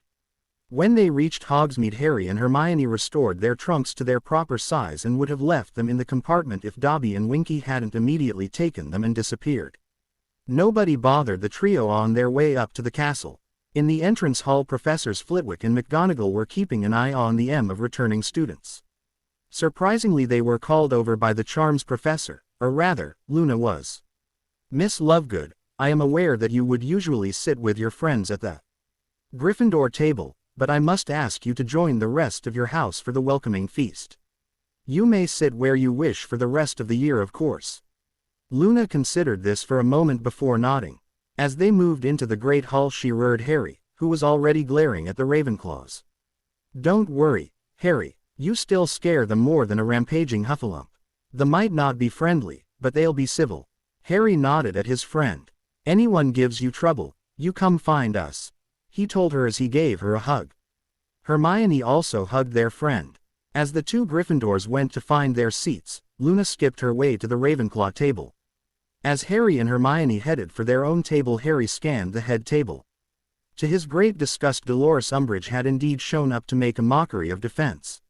He also noticed with some satisfaction that both Dumbledore and Snape seemed determined to stare at a point somewhere above his head.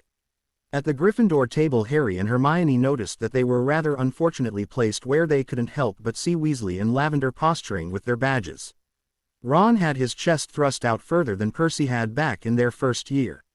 With Lavender it was hard to tell if she was trying to use the badge to draw attention to her cleavage or her cleavage to draw attention to the badge, as it was situated at the bottom of a very deep versus neck that Harry doubted was an acceptable part of the school uniform. The expression on Hermione's face certainly suggested it wasn't, though how much of her visible disgust was for which prefect was hard to say. Harry had never really paid attention to the sorting, but at least put in a bit of effort this year since he knew that it was important to Hermione. He noticed that the sorting hat once again urged the school to unity and struggled to at least remember the names of the new Gryffindors. After the sorting, the welcoming feast appeared as usual. This time Hermione joined Harry in checking their food for potions. Once they had confirmed it was safe, the couple happily dug in. At the end of the meal Dumbledore gave his usual start of term announcements and, just like Harry remembered, Umbridge claimed the stage and gave her condescending propaganda piece. At the end of it Hermione and Harry shared a look that conveyed that they had both understood Umbridge's true mission at the school. Once the toad was done, Dumbledore was able to complete his announcements and asked the prefects to lead their houses to the dormitories. "Right, over here, you midgets. Shift it." They heard Weasley bellow while Lavender tittered next to him. Hermione buried her head in her hands in shame. "Professor McGonagall is going to have to step in, isn't she? I mean, he can't be allowed to get away with that," she asked, her voice muffled by her hands. Harry just shook his head. "I think if it were up to McGonagall she would have already done something.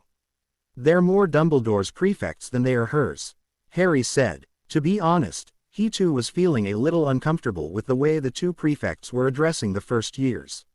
Once they had a group of them they swept out of the hall, Lavender on Weasley's arm as she called over her shoulder for the first years to keep up. Harry saw one first-year girl break into a run in an effort to reach not just the departing prefects but the rest of her year group. Shaking his head he got up and offered Hermione a hand. The two of them found Alicia, who was the seventh-year girls' prefect, and got the P-word to the tower from her before heading up themselves. There was no sign of Lavender, Weasley or the first years in the common room, and Hermione fretted over whether they had made it up all right. "I think the best thing we can do is tell one of the older prefects. If we start wandering the halls looking for firsties we're going to be the ones in trouble." Hermione agreed and gave Harry a peonate good night that he happily returned. Just before she pulled away she whispered in his ear, "I'm going to miss sleeping in your bed." She turned around and quickly hurried up the stairs while Harry was still processing what she had said. By the time he could react she was already out of reach. "I'll get you for that, my lady," he called up after her, shaking his fist theatrically and hearing only musical peals of laughter in return. Harry took a moment to find and inform Alicia that he and Hermione were worried about all the first years having made it up to the tower. Alicia groaned and went looking for her counterpart so they could check the first year's dorms. Harry left them to it and headed up to his own bed thinking that Hermione might have a point. Sleeping alone was going to take some getting used to despite how shortly they had shared a bed. The 2nd of September started early as usual for Harry. Despite having now gone a full year without the Dursleys' demands, getting up early was too deeply ingrained in him to allow him to sleep late. It was something that had helped him as he diligently trained to fulfill his destiny and take down Riddle. He performed his morning ablutions and threw on the clothes he had gotten at the second-hand store before heading for the common room to meet with Hermione. He was just reflecting that it was nice to have the day after September 1st off so you had some time to get used to the castle again before Cleese when he emerged into the common room and a scene of mild chaos. The new first years were milling about and nervously chattering at each other. Harry watched for a moment as two of the boys seemed to be trying to convince the others of something. Finally Harry's curiosity became too much to bear and he walked over. Tapping the shoulder of a girl near the back he asked, "Are you lot having trouble with something?" The girl turned around to see who had spoken to her and squeaked loudly when she saw who it was. As he saw her face Harry recognized her as the first year who had been running to catch up to the rest last night. "You're Harry Potter," she whispered in awe. Her squeak had quieted the rest of the group and her words set them off whispering to each other. Harry could clearly see which of the children had been raised in the wizarding world and which ones in the non-magical world. The Muggle-raised students looked confused about what had their yearmates in a tizzy. "Yes, so I've heard. Are you having some sort of problem?" Abigail wasn't it?" She gasped as he said her name. "Yes. Well, I prefer Abby." Abby Albrighton, sir. Harry grimaced. Nice to meet you, Abby. Please don't call me sir. It makes me think there's a professor standing behind me. This got some nervous chuckles from the 11-year-olds. Back to the problem at hand. Harry asked, wondering if he had been as difficult to keep on track in his first year. If so, he owed some of his teachers an apology. Abby was blushing as she answered him as the chosen spokesperson for the group. We can't remember how to get down to the Great Hall. Last night the prefects were going so fast that we had to run to keep up and didn't really notice where we were going. Ewan and Billy want us to go on an adventure, but the castle is so big we're worried we might not find it until dinner. There were several embered faces in the group as she admitted this. Looking them over, Harry remembered back to his first year and how difficult it had been to learn his way around the castle he now navigated without a second thought. Okay, if you want, I'll show you the way down there. Make sure that you round up all your yearmates still in the tower so we don't leave anyone behind, and once my girlfriend gets down here, we'll take you. The first years were eagerly nodding their acceptance of Harry's idea, and several of them shot off to get the late risers out of bed. Harry spent his time meeting the rest of them officially. By the time Hermione came down, Harry was literally surrounded by curious 11-year-olds listening with rapt attention as he told them a little about the common room and Gryffindor house. When he saw her, he stopped his story and smiled. Excuse me for a moment, please. Making his way over to Hermione, he gave her a gentle good morning. My lady, there are youngsters in need of guidance. I have volunteered my services already. Will you grace us with your presence and your wisdom? He asked in a grand tone. He could hear some giggling behind him. You are as noble as ever, my champion.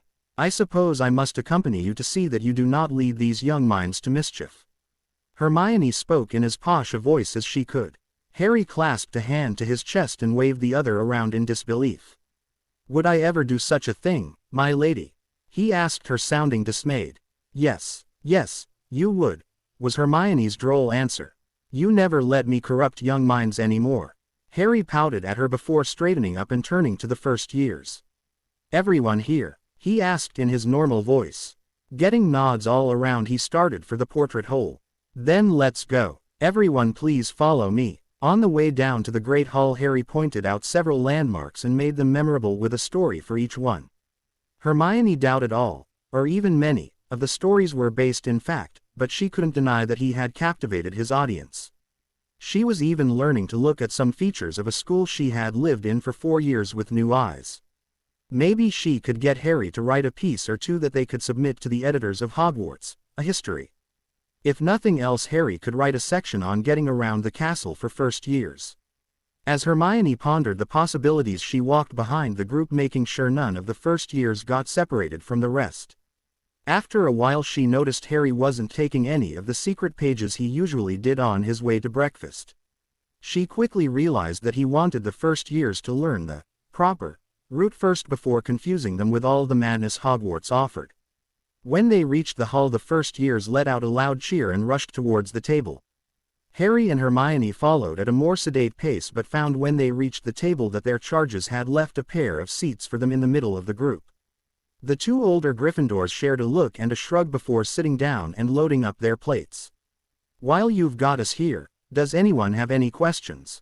Harry asked the group, and soon the floodgates were opened. It didn't take long for the first years to realize that Hermione would answer their questions in meticulous detail and Harry would interject some humor into his answers. It also didn't take them long to realize that Harry didn't like talking about himself, and they eventually stayed away from any personal questions after receiving a few one-word answers to them. Breakfast paid quickly and happily, and by the end of it Harry and Hermione had agreed to give the new students a tour of the school and also to help them find their keys for the first week, provided that everyone was ready to go at 7:30 in the common room each morning. The first years had eagerly agreed, believing a week of early wake-up calls to be worth getting shown around the castle. A little way through breakfast, Luna joined the group, and the first years soon realized that her answers to their questions were the most wonderful nonsense they had ever heard. As they left to start the tour, none of the group noticed that a pair of eyes was observing their every movement from the head table. Minerva McGonagall liked to get an early start to the day. It gave her more time to get everything done that her 3 positions demanded of her. The heads of house had agreed to hand out the schedules on Sunday so the students could have one day to get the summer out of their systems before they had to get back into the rhythm of school. She had been surprised when all of the new Gryffindors had shown up before breakfast was halfway over. That surprise had lasted all of a few seconds until she saw who else came into the hall. When Potter and Granger had sat down with the first years, she had been certain. Those two are already proving to be good prefects even if they don't have the badges. It still rankled the old witch that she hadn't been able to change Albus' mind. He had as much as admitted that he had indeed tried to invade young Mr. Potter's mind, and the lad had made him pay for it. At the end of their conversation, Minerva had even started to believe that Mr.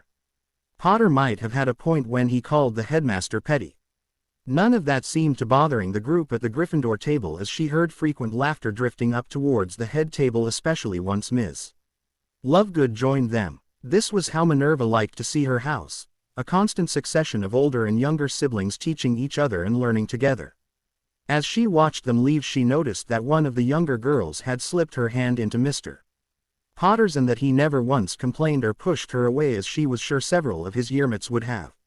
She didn't need one of Sybil's ridiculous crystal balls to predict that this year's newcomers would be among the fastest to ever learn their way around the castle. She was proven right at dinner when a dozen enthusiastic first years and a skipping fourth year led two tired-looking fifth years into the hall, chattering happily together. It seemed as if they were all trying to tell each other about their day at the same time. Minerva also noticed that though they looked tired, Potter and Granger's smiles seemed genuine as they listened to the cacophony around them. The next morning they were there as a unit again when Minerva came down from the head table to hand out this year's schedules. When she got to the group she had been observing yesterday, she noted the varying expressions her arrival brought.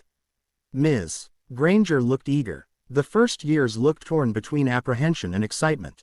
Ms. Lovegood looked distracted. Mr. Potter, oddly enough, looked suspicious.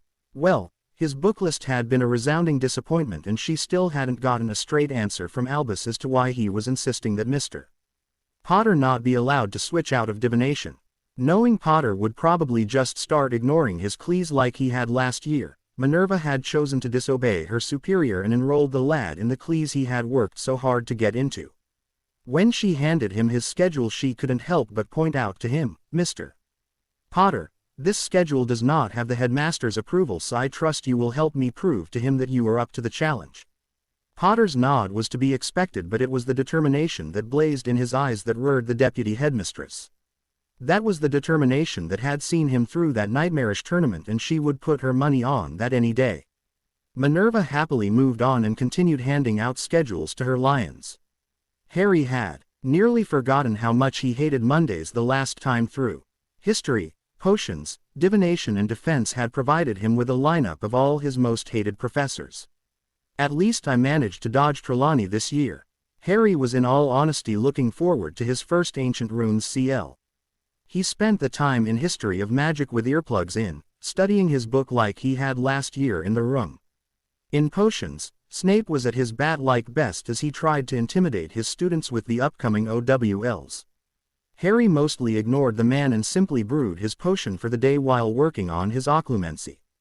Ever since last year Snape had backed off a little. Harry was not entirely sure why, but he remembered it being shortly after he came back and had, for a time, been worried that the potions master had caught on to Harry not being the same as he had been before Halloween. He had since come to the conclusion that it must have been something else. Now though Snape just looked tired, Harry had to wonder if the Git had been moonlighting as a Death Eater recently. Still the CL ped without incident, and at the end Harry was able to hand in a potion that would be worth either an O or an EE on the OWLs. Ancient Runes turned out to be a bit of a letdown. With as much studying as Harry had been doing into curse breaking, he was well ahead of the CL. They were now covering things he and Hermione had been studying at Easter last year. After CL he asked Hermione how she stood going at that snail's pace. "It's always good to review the material with an actual master on hand, Harry. We may assume that we know what we're doing, but Professor Babbling actually does know." They continued discussing it as they headed to pick up the first years at Defense and take them to Transfiguration before hurrying back to attend their own Defense CL. They made it back just in time to avoid punishment. Umbridge started her CL much as Harry remembered she had last time. Mostly by talking down to them and requiring them to answer in unison. She explained her course aims, which are a load of certifiable nonsense, Harry thought to himself, and instructed them to read the first chapter. Harry drew out what looked like defensive magical theory but was in fact a glamoured copy of devastation, destruction and dismemberment, curses for advanced duelists. He had specifically chosen that book because of how diametrically opposed it was to the slop they were supposed to be reading. He was just getting into the material when he was drawn out of his concentration by Umbridge's sickly sweet voice. "Yes, dear. Did you have a question about the reading?" Harry looked around and saw that Hermione was just lowering her hand. "No, Professor. I had a question about the course aims," Hermione responded. Harry rolled his eyes. Hermione knew the hag was here to interfere, not teach, and still her love of learning would not allow her to let this shoddy setup in their OWL year go. "What is your name, child?" Umbridge asked. "Hermione Granger, ma'am." "Well, Ms. Granger, what about the course aims is unclear. I had thought I had made them simple enough that any competent witch could understand them." Harry marked his page with a piece of parchment and put his book down. No way was he going to let his girlfriend face this bigot alone. "You didn't mention anything about using defensive spells, Professor. Shouldn't this CL also have a practical part?" Hermione's earnest question got a contrived titter from their teacher. "Miss Granger, why on earth do you think you would need to use defensive magic in my CL?" Umbridge simpered. Before Hermione could protest, Harry raised his hand. "Mr. Potter, you had a question." Harry could hear the predatory note in her voice. "No, Professor, I was going to answer your question." Umbridge looked confused, probably because she hadn't expected anyone to volunteer an answer to what had quite obviously been a rhetorical question. "You see, Professor, if we stop practicing spells in our wand-based subjects, that would make Hogwarts a muggle school, and a pretty poor one at that. It would after all not be teaching us skills we could use in either world." Harry kept looking like butter wouldn't melt in his mouth as he spoke. Around him his CL mates were quietly snickering. Umbridge didn't need their help to cotton on to the fact that she was being mocked though. "Detention, Potter, for disrespecting this hallowed institution and daring to insinuate that it could ever be inferior to some muggle hovel. I will see you in my office, tonight," she snarled out, the girlish tones she usually affected gone for the moment. Harry cocked his eyebrow at the dropped act and the blatant bigotry. Hem. Now if there are no more interruptions, you will continue to read Chapter 1, Basics for Beginners. The CL had been suitably cowed and returned to their reading quietly, occasionally throwing glances at Harry, who had returned to his book without showing any signs of distress. In all honesty, Harry was happy the Toad had ignored him the detention for tonight rather than the weekend. This way he had a chance to get rid of her far earlier than anticipated. Harry was sure the Bint would try to make him right in his own blood again. This time though he had a personal acquaintance with the head of the DMLE and would have no hesitation in reporting that one of his teachers had tried to make him use a proscribed dark artifact. After CL however he first had to deal with Hermione. "Oh, Harry, couldn't you have been a bit more respectful? I mean, you were right but you could have put it a little more delicately." She was speaking rapidly in her worry over Harry already having a detention. "Hermione, calm down. It'll be okay. It's just a detention from a political bigot. As long as there isn't a surprise Quidditch practice tonight, it's just not enough of a bother to get excited over." Hermione huffed at him, clearly disagreeing with his esment. Harry knew she got even more annoyed at dinner when Angelina came over to announce that she would be holding tryouts that weekend and for Harry to make sure that he was there as well. Before he left for his detention he tried to reconcile with her. "Hermione, are you going to stay mad at me all night?" he asked her. He got an explosive sigh in return. "I'm not angry at you, Harry. I'm worried about you, but you seem to be giving that stupid sport all of your attention." Hermione huffed out. Harry gave her a shrug and a smile in response. "You relax with books, I relax by flying," was all he said. Hermione hung her head for a moment before looking at him. "I don't suppose you'd be willing to find a way to relax that doesn't involve you plummeting from 50 feet up every other game?" she inquired resignedly. Harry just shook his head with a small smile still in place. "There's nothing like flying for me, am I?" Hermione rested her head on his shoulder and closed her eyes. I know, Harry, it's just getting to me that you already have a detention and a completely unfair one at that. Harry decided not to mention that after 4 or 7 years of Snape, unfair detentions weren't exactly anything new. They stayed like that for a moment until Harry edged her hair and spoke up. I'd better get to my detention. Will you be headed to the room or the tower? Hermione stretched herself out a little. Probably the room. There are some books that I wanted to read that have been checked out of the Leary already, which I should be able to find there, she said after considering it for a moment. Harry nodded and told her, I'll probably come find you there afterwards then, before getting up to leave. Good luck, Hermione called after him. She gathered her things into her school bag and left the hall as well, turning her steps towards the 7th floor. Harry meanwhile was heading towards the Defense Against the Dark Arts professor's office and carefully working through his plan. He would probably need to write out at least the first letter to make sure he had evidence, but that shouldn't do any permanent damage. After that he would contact Madame Bones by flow and hopefully the hag would be out of the castle before midnight. When he got to the office he knocked and waited until he heard Umbridge call out for him to enter. The first thought through his mind was that she looked like a toad that had caught a mildly juicy fly. Thinking of what he had planned for her, Harry couldn't keep one corner of his mouth from quirking up in a small smirk. When she saw this, Umbridge returned it with a truly evil smile. Good evening, Mr. Potter. You will be writing lines for me tonight, Umbridge said as she waved one stubby little hand at the desk she had set up in the middle of her office. Harry saw the parchment already lying there as he sat down. He reached into his bag for a quill knowing he was going to be interrupted, and sure enough. Oh no, Mr. Potter, you won't be needing a quill.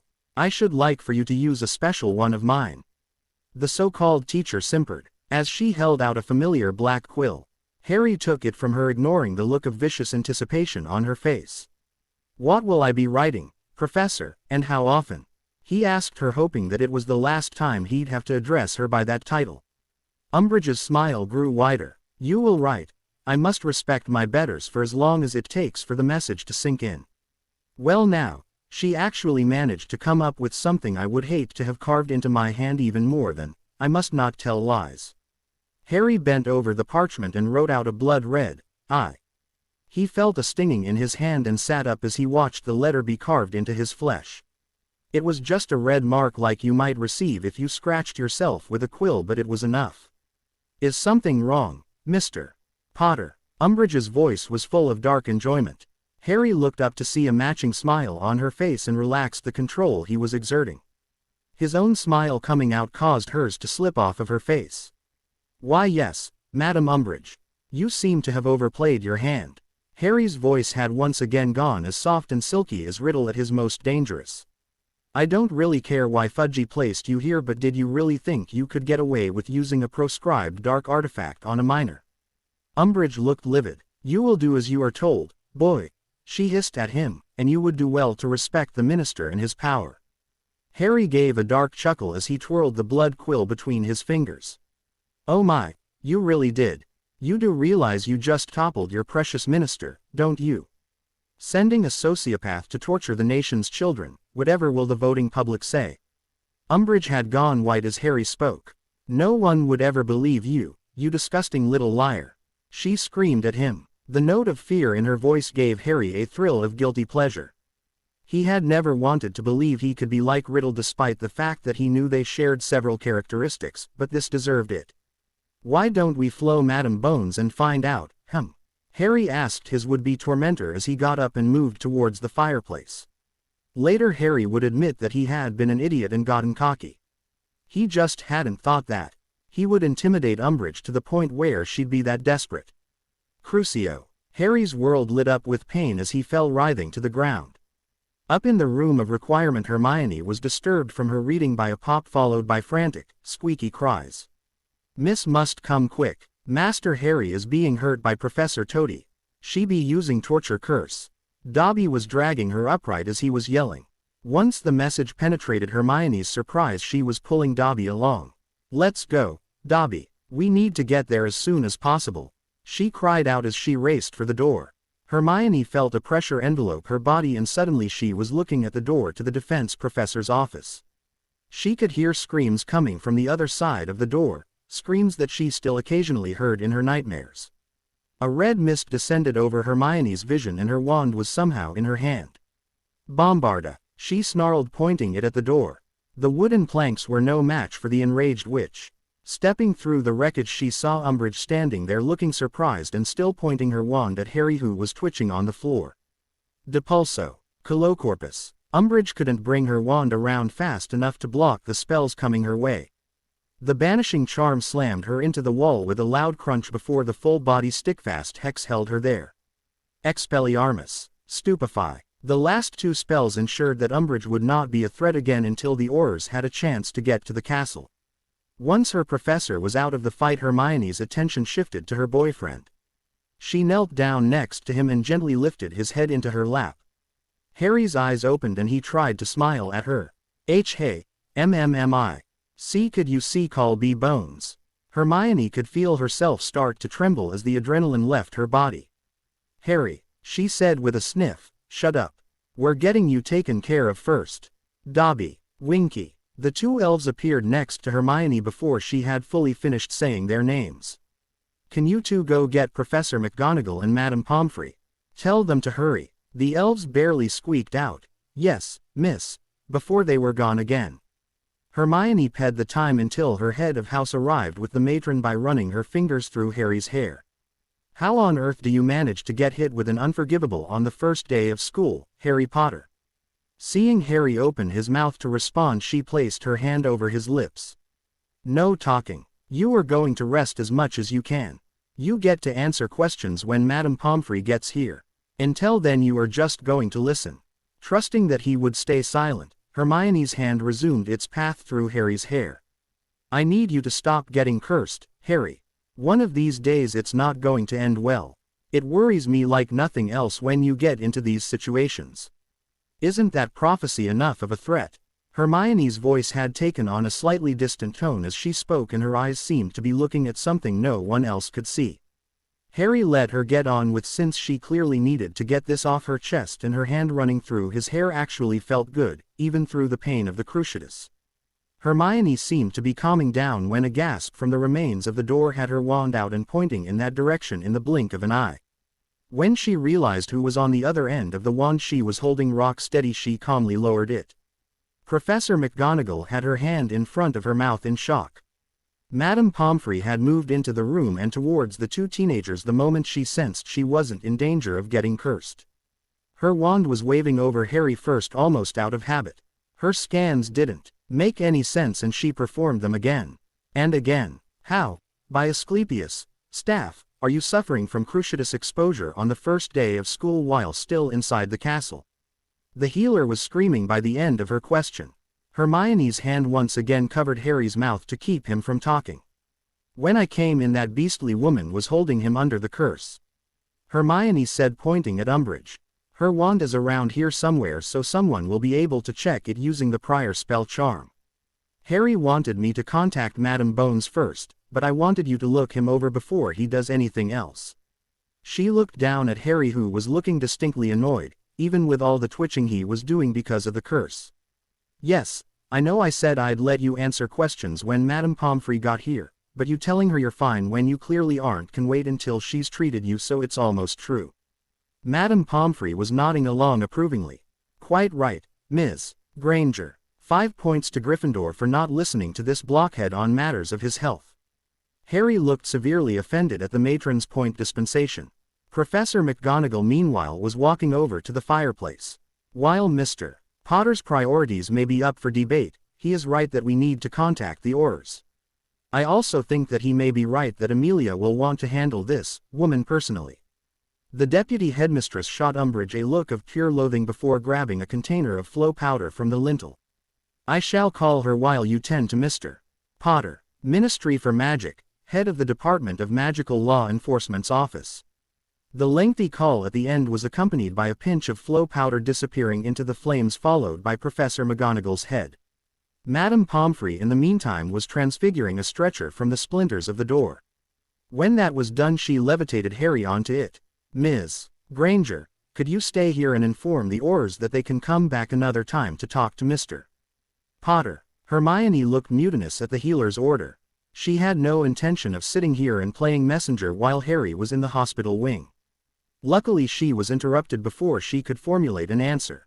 That will not be necessary, Poppy. We're already here. Hermione and Madame Pomfrey looked over to the voice and saw Madame Bones standing there next to Professor McGonagall and in front of two Aurors. We will need to talk to both Miss Granger and Mr. Potter at some point, but for now I'll settle for a basic description of what happened. SSSHET tried T to MM make MM me use AB blood QQ quill. IT tried T to CC call U. SSSSHE used CC cruciatus. Harry had taken grateful advantage of the fact that both the healer and his girlfriend had been too distracted by the arrival of the Aurors to shut him up. Madame Bones' eyes widened as she heard that. She you are referring to as Madame Dolores Umbridge, Senior Undersecretary to the Minister and Professor of Defense Against the Dark Arts at Hogwarts. Bones wanted this absolutely clear.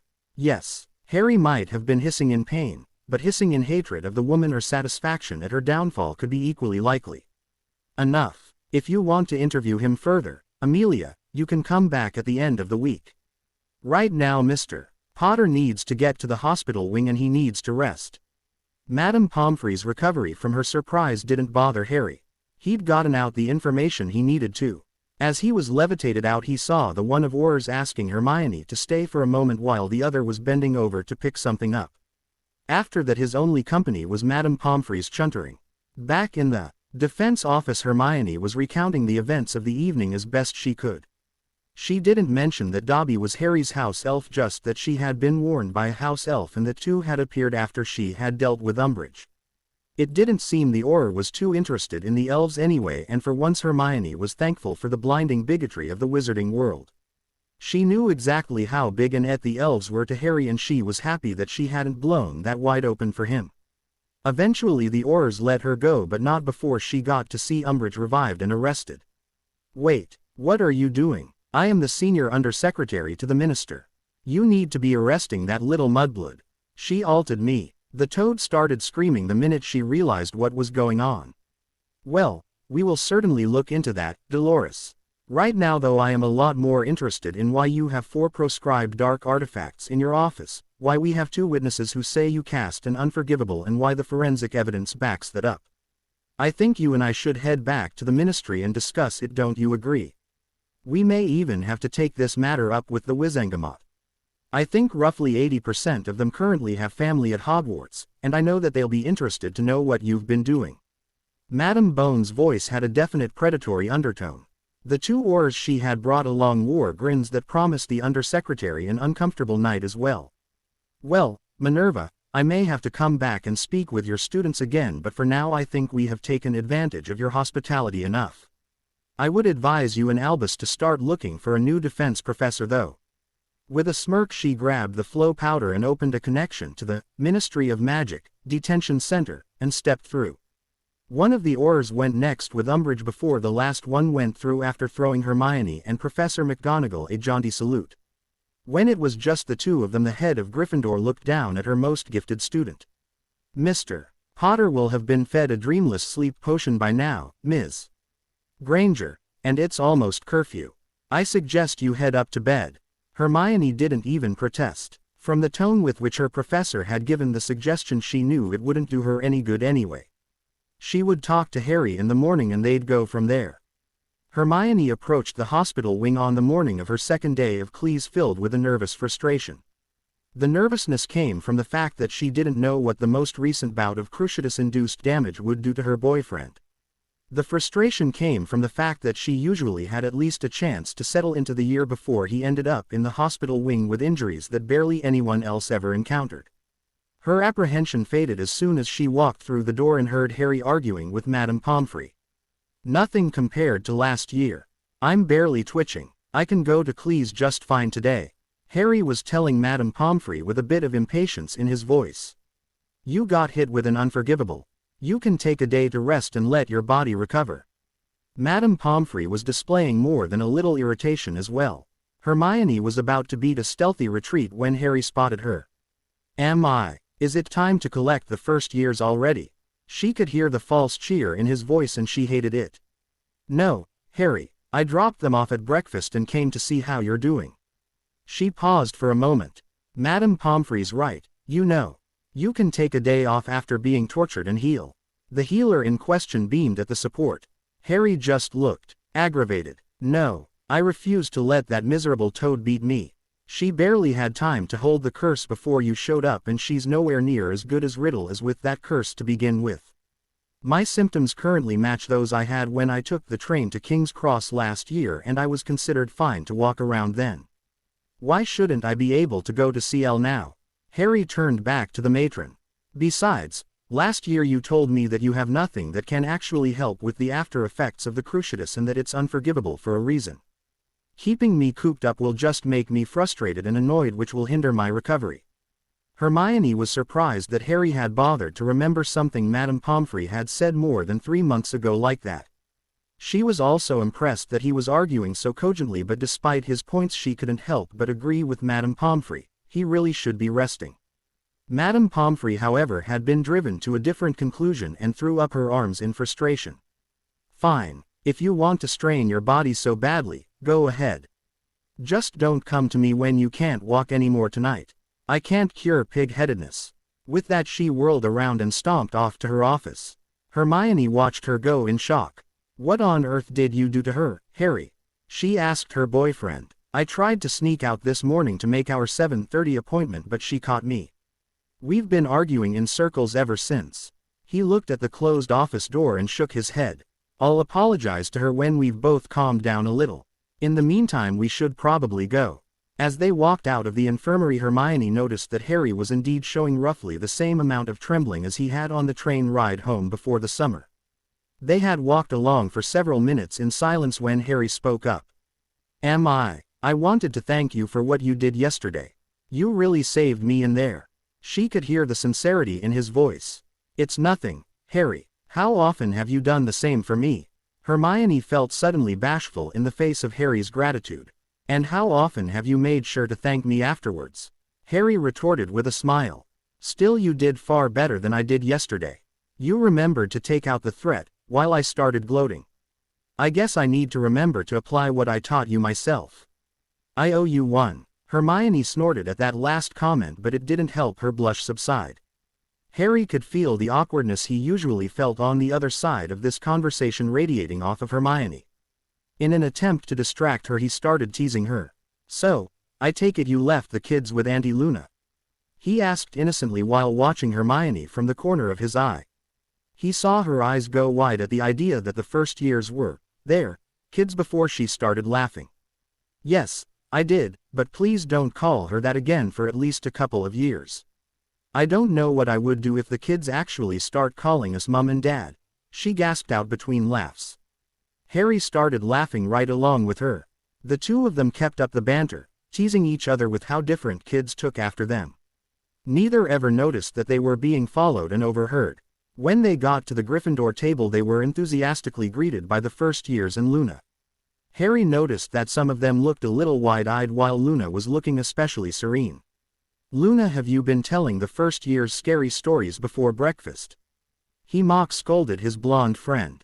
Luna remained entirely unruffled. I suppose I have. I was telling them about some of your adventures after they heard that you had been held under the cruciatus curse last night, she said in her dreamiest voice. Seeing the worry grow more pronounced in some faces, he hurried to rear the younger students. Don't worry, you lot. Most people go through Hogwarts with their most exciting experience being a Gobstones tournament or a common room party after a Quidditch match. I just happened to attract almost surreal amounts of trouble. Harry wasn't sure how well he was doing at rearing the first years when Luna joined in. You really don't have to worry, you know. Harry is more than a match for anything strange or dangerous that comes to Hogwarts, so it'll never reach you. And why is it that that works? Harry wondered to himself as he watched the faces around him perk up while they considered this new angle. Later that day, during the 5th year's first Transfiguration CL of the year, Harry had to endure Professor McGonagall not only looking him over with a critical eye as if he was about to fall over, she also felt the need to praise his and Hermione's actions regarding the first years. The way the two of you have been acting would have been exemplary if you had been prefects. To do so without the obligations that come with that badge is extraordinary. 10 points each to Gryffindor. Harry caught Neville's look of congratulations and the thumbs up he shot the couple and grinned in return. He failed to notice that 2 pairs of eyes were glaring at his back. Everything was going well for the new students that first week until Thursday. None of them showed up in the common room at the agreed-upon time. After waiting for 15 minutes, Harry and Hermione decided that they had to keep to their end of the bargain they had made. Since the first years hadn't gotten up on time, the 2 fifth years headed down to the Great Hall to have breakfast. On the way down, Harry and Hermione discussed possible reasons the kids could have been late. Their best guess was that they had had astronomy the night before and were having a lie-in. When there was a little more than half an hour left before breakfast ended, both Harry and Hermione were starting to get worried. "Harry, I think we should go check on them. The fact that literally all of them are missing worries me," Hermione said as her teeth bit into her bottom lip. Harry nodded his agreement and stood up from the table, holding out his hand to help Hermione to her feet. They said goodbye to Luna and hurried up to the tower to make sure that the entire year hadn't simply overslept. When they got back to the common room, there was still no sign of the first years anywhere. "You check the girls' dorm and I'll check the boys'," Harry offered. Hermione gave a determined nod and headed up the stairs to the girls' dorms while Harry did the same on the boys' side. It didn't take Harry long to discover what the problem was. Stretched across the doorway of the first-year boys' door was a translucent, pink mem. On the other side he could clearly see the 6 11-year-olds in a panic. When they saw him they started waving and their mouths were moving like they were yelling. Harry tried the basic dispelling charm first. The only result was that he could now hear the boys' screams for help. "Quiet down, guys, I can't hear myself think," he called into the noise. The boys abruptly stopped yelling in surprise. "You can hear us?" asked Billy Cobb. Harry nodded. "I'm pretty sure I just dispelled a silencing charm. I'm going to try to get rid of the rest of this now, but I need to be able to concentrate, okay?" The first years just nodded in response, keeping their lips tightly shut. Since it was a physical barrier, Harry tried a vanishing charm and barely managed to dive to the side when it ricocheted back at him. "Right, this needs a different approach." Getting closer to the barrier, he studied it carefully. He conjured a stick and poked the barrier. It flexed under the pressure but didn't break. The more Harry thought about it, the more he was reminded of chewing gum. It's worth a try at this point, knowing the Wizarding World's penchant for trick sweets, he thought to himself. He took a step back to give himself room to react if his spell came back at him again. Secare. Harry dived to the side again, just in case, but when he looked up he saw that the barrier had changed from glossy and translucent to cracked, opaque and, unless Harry missed his guess, brittle. "Stand clear, everyone," Harry called before once again leveling his wand at the barrier. Depulso. The barrier cracked and shattered inward under the force of the banishing charm. Stepping into the dorm, Harry vanished the debris before looking around at the open mouths of the boys. "Well, you'd best get a move on or you'll be late for breakfast," he told them. It was Ewan who responded dejectedly. "Why bother? We'll never make it in time anyway."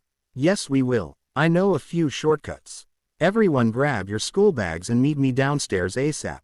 I need to go tell Hermione how to get the girls out if she hasn't done so already." With that, Harry turned and ran down the staircase. Standing at the foot of the girls' stairs, he called up, "Hermione, use a desiccation charm followed by a banishing charm to get rid of the barrier." Several moments later he heard cheers from the first-year girls. "Everyone grab your bags and get down here. We're going to be making it down to the Great Hall in record time today." It took maybe 90 seconds for everyone to emblay. "Okay, let's go. You'll only have time to grab a sandwich and you'll have to eat on the go, but you'll at least be able to eat something," Harry told them before striding out of the portrait hole and in the opposite direction to the one they usually took. When they came to a tapestry of a lion taking down an antelope, Harry pulled it aside and ducked into the space provided, ignoring the stairs that spiraled down.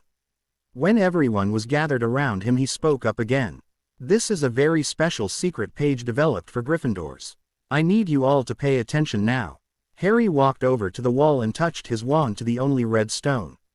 "Fortune favors the bold," he said in a clear voice. There was a grinding noise as the stairs turned into a slide with high sides.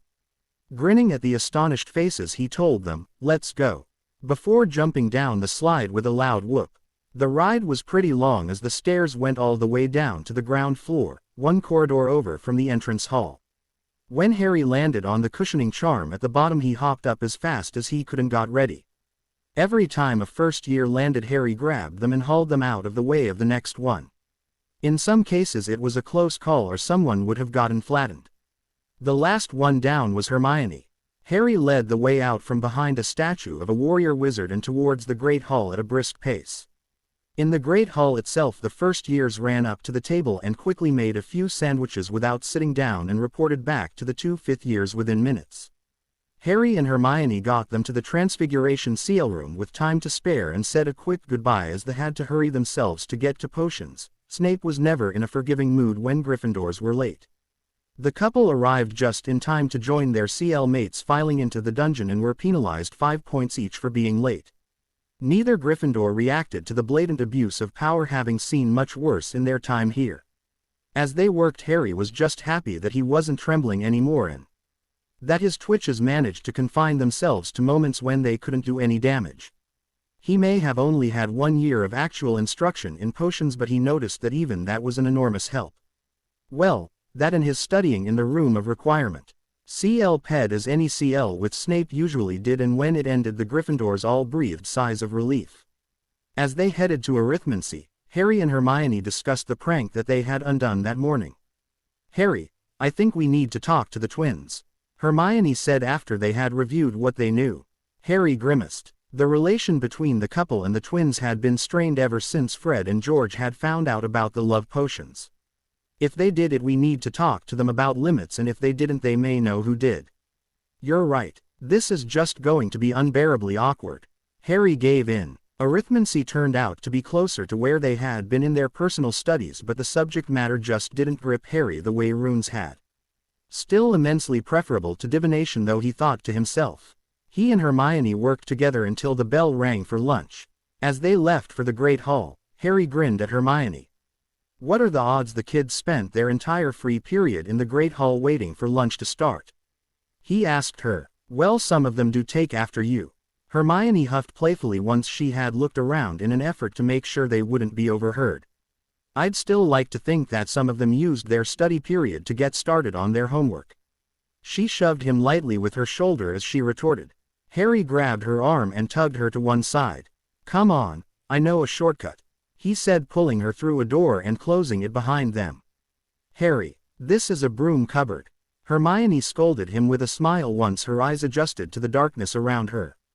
Whoops, Harry said in husky voice with no hint of remorse in it as he lowered his lips to hers. They were late to lunch that day, but judging by the grins on their faces, the shortcut had been worth it. They headed over to the Gryffindor table and sat down closer together than would be considered practical for eating a meal. The resulting frequent, accidental, touches made sure they both kept their smiles firmly on their faces. Towards the end of the meal they were interrupted by Professor McGonagall. Mr. Potter, Ms. Granger, came the stern voice from behind them. Both Harry and Hermione did their best to not look guilty. Yes, Professor, Hermione responded, for the both of them trying to ignore the examining look the deputy headmistress was leveling at them. I heard what you did for your underclassmen this morning. In fact, I don't believe they've stopped talking about it yet. The two teens followed Professor McGonagall's sardonic gaze down the table to where several first years were excitedly talking to some second years. 15 points to Gryffindor each, for your exemplary actions in helping younger students. Giving them one last look, the head of Gryffindor left the hall. Hermione was beaming at Harry in pleasure at having earned 30 points for Gryffindor. Harry beamed back in relief at having escaped a reprimand. That evening Hermione approached the Weasley twins carefully. She and Harry had planned this out as much as possible, and both were confident that their predictions would never survive contact with the unpredictability that was Fred and George Weasley. Good evening, boys. May I have word? She asked more confidently than she felt. The twins looked at her with that polite, neutral look they had been using for Harry and her for a week now. It was honestly a little unsettling. When they didn't tell her to get lost, she pushed on. Harry and I were wondering what you knew about the prank that was played on the first years this morning. Why would we know anything, Hermione? We weren't responsible. We're actually working on something else. One of the twins responded. She never could tell them apart. Because if a prank happens in Gryffindor Tower, the two of you usually know something, Fred, came Harry's voice from behind them. The twins whirled around in surprise and looked up at Harry, who had quietly made his way over to stand behind them. This was the basis of the strategy the couple had developed. Keep the twins off guard and they might reveal something. Neither teen thought this was the pranksters' work, but they might know who did it and, in the worst-case scenario, pee on a warning that Harry and Hermione were unamused, which they hoped would be enough to keep a repeat occurrence from happening. Both teens were well aware that they had a reputation for coming down hard on bullies after befriending Luna last year. Now, what does a translucent barrier that strongly resembles chewing gum mean to you? Someone used captive-keeping chewing gum. The twin that had to be George asked, dumbfounded, and before his in had caught up with his mouth, judging by the look of chagrin that flashed across his face a moment later. Harry's eyes lit up and predatory grin spread across his face. That certainly sounds like it could be the stuff we're talking about. I don't remember seeing it in Zonkos, so shall I just assume that it's one of your creations? He asked them. Fred and George shared a look before their expressions changed and became more serious than blank. Yeah, it's one of ours.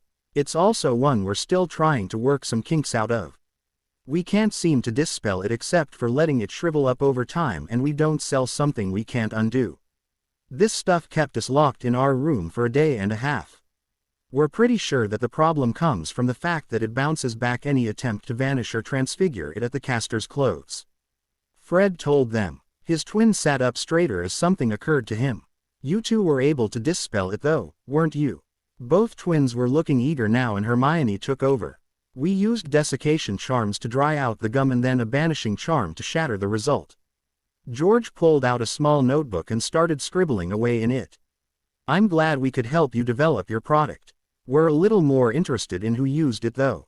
Especially since both the boys and the girls were hit. While George continued scribbling, Fred scrunched up his brow in thought. We didn't think anyone except Lee knew about most of our products, but we have them fairly clearly labeled for safety reasons. Anyone with half a in and access to our dorm would be able to get at it and use it. George, take a note that we need to increase security to keep possible spies out. George nodded and turned a few pages before he continued writing. Thank you, boys. If you happen to find out who took your things, we would like to have a quick word with them on appropriate timing and choice of victims when pranking. Hermione said, thinking that the conversation was over now that the twins had something else to focus on. Actually, speaking of inappropriate pranks, you two said that the potions you gave Ron and Ginny would wear off, but we saw them coming out of a broom cupboard yesterday. That doesn't seem like it's wearing off to us, Fred said with an edge to his voice. People are starting to notice, and talk. George added, sounding pained. Like we told you before, that wasn't a prank, but revenge for what they did to us. The potions will wear off, but it can take up to 2 weeks. Harry told them. As the twins turned around again to look at him, Hermione was thankful that they had come up with this pincer strategy. It was something the twins usually did to keep others off balance, and it was gratifying to see it used against them. Besides, we also told you how Harry got the potions out of my system and you haven't bothered to apply that, so I'm not sure either of you has a reason to complain. Hermione said, and the twins' heads turned back to her. I would imagine that Madame Pomfrey or Professor Snape will have a purging potion already brewed. If they don't, it takes 2 days. I would think we've made it clear we don't have any interest in helping the people who tried to us, but you haven't even tried. Harry finished up. It doesn't matter to us either way when they come to their senses, but if it's really bothering you that much, you know what to do.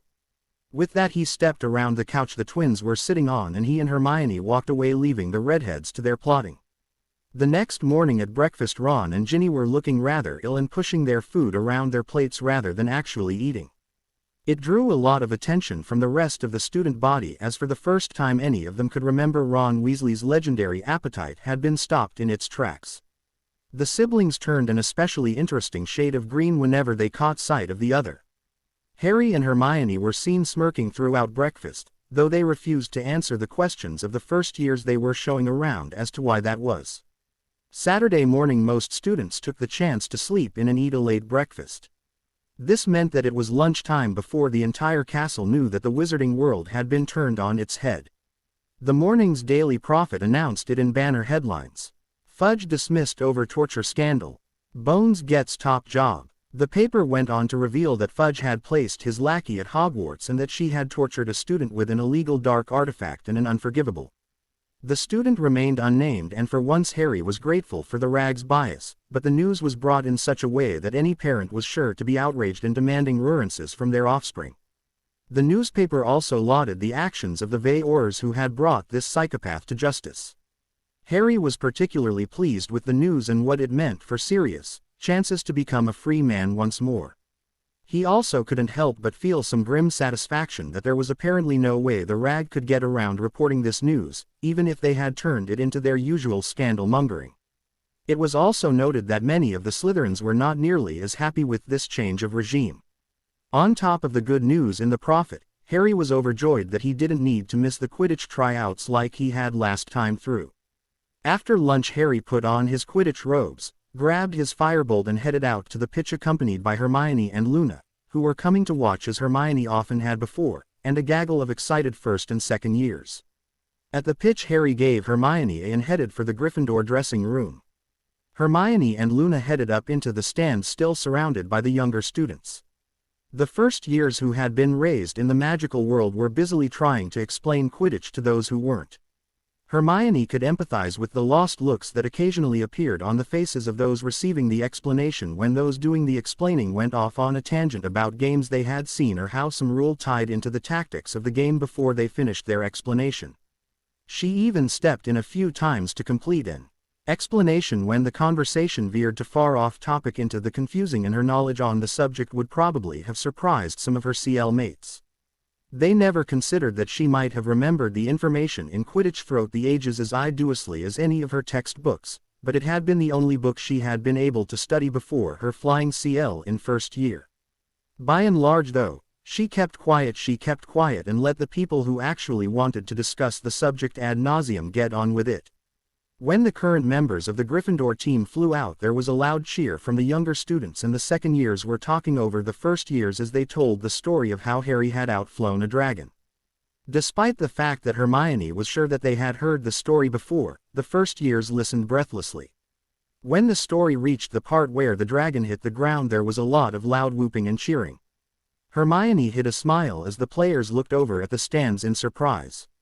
Hermione could see that there were 5 hopefuls for the open keeper position and that nobody had felt up to challenging the current starters in any of the other positions. To be honest, she couldn't imagine who could outplay their current squad either, but was willing to admit that she didn't know enough about the sport to be sure. The only player trying out that she could recognize at this distance was Weasley, his shock of red hair standing out among the others. Hermione could see Angelina was busily talking to the current team members and was surprised to see one of the twins, Katie and Alicia, take off and head towards one set of hoops. They were soon followed by a boy Hermione thought was in the year above them who took position in front of the hoops. The other twin, Angelina, and Harry flew up with another hopeful, and Hermione realized that her boyfriend was about to play chaser. Sure enough, Harry and Angelina started taking runs at the goals and trying to score. Hermione was surprised Harry did as well as he did, considering that one of his greatest ETS as a seeker, flying like a madman, was not a skill she associated with what chasers usually did. There were none of his usual aerobatics though, much to her relief.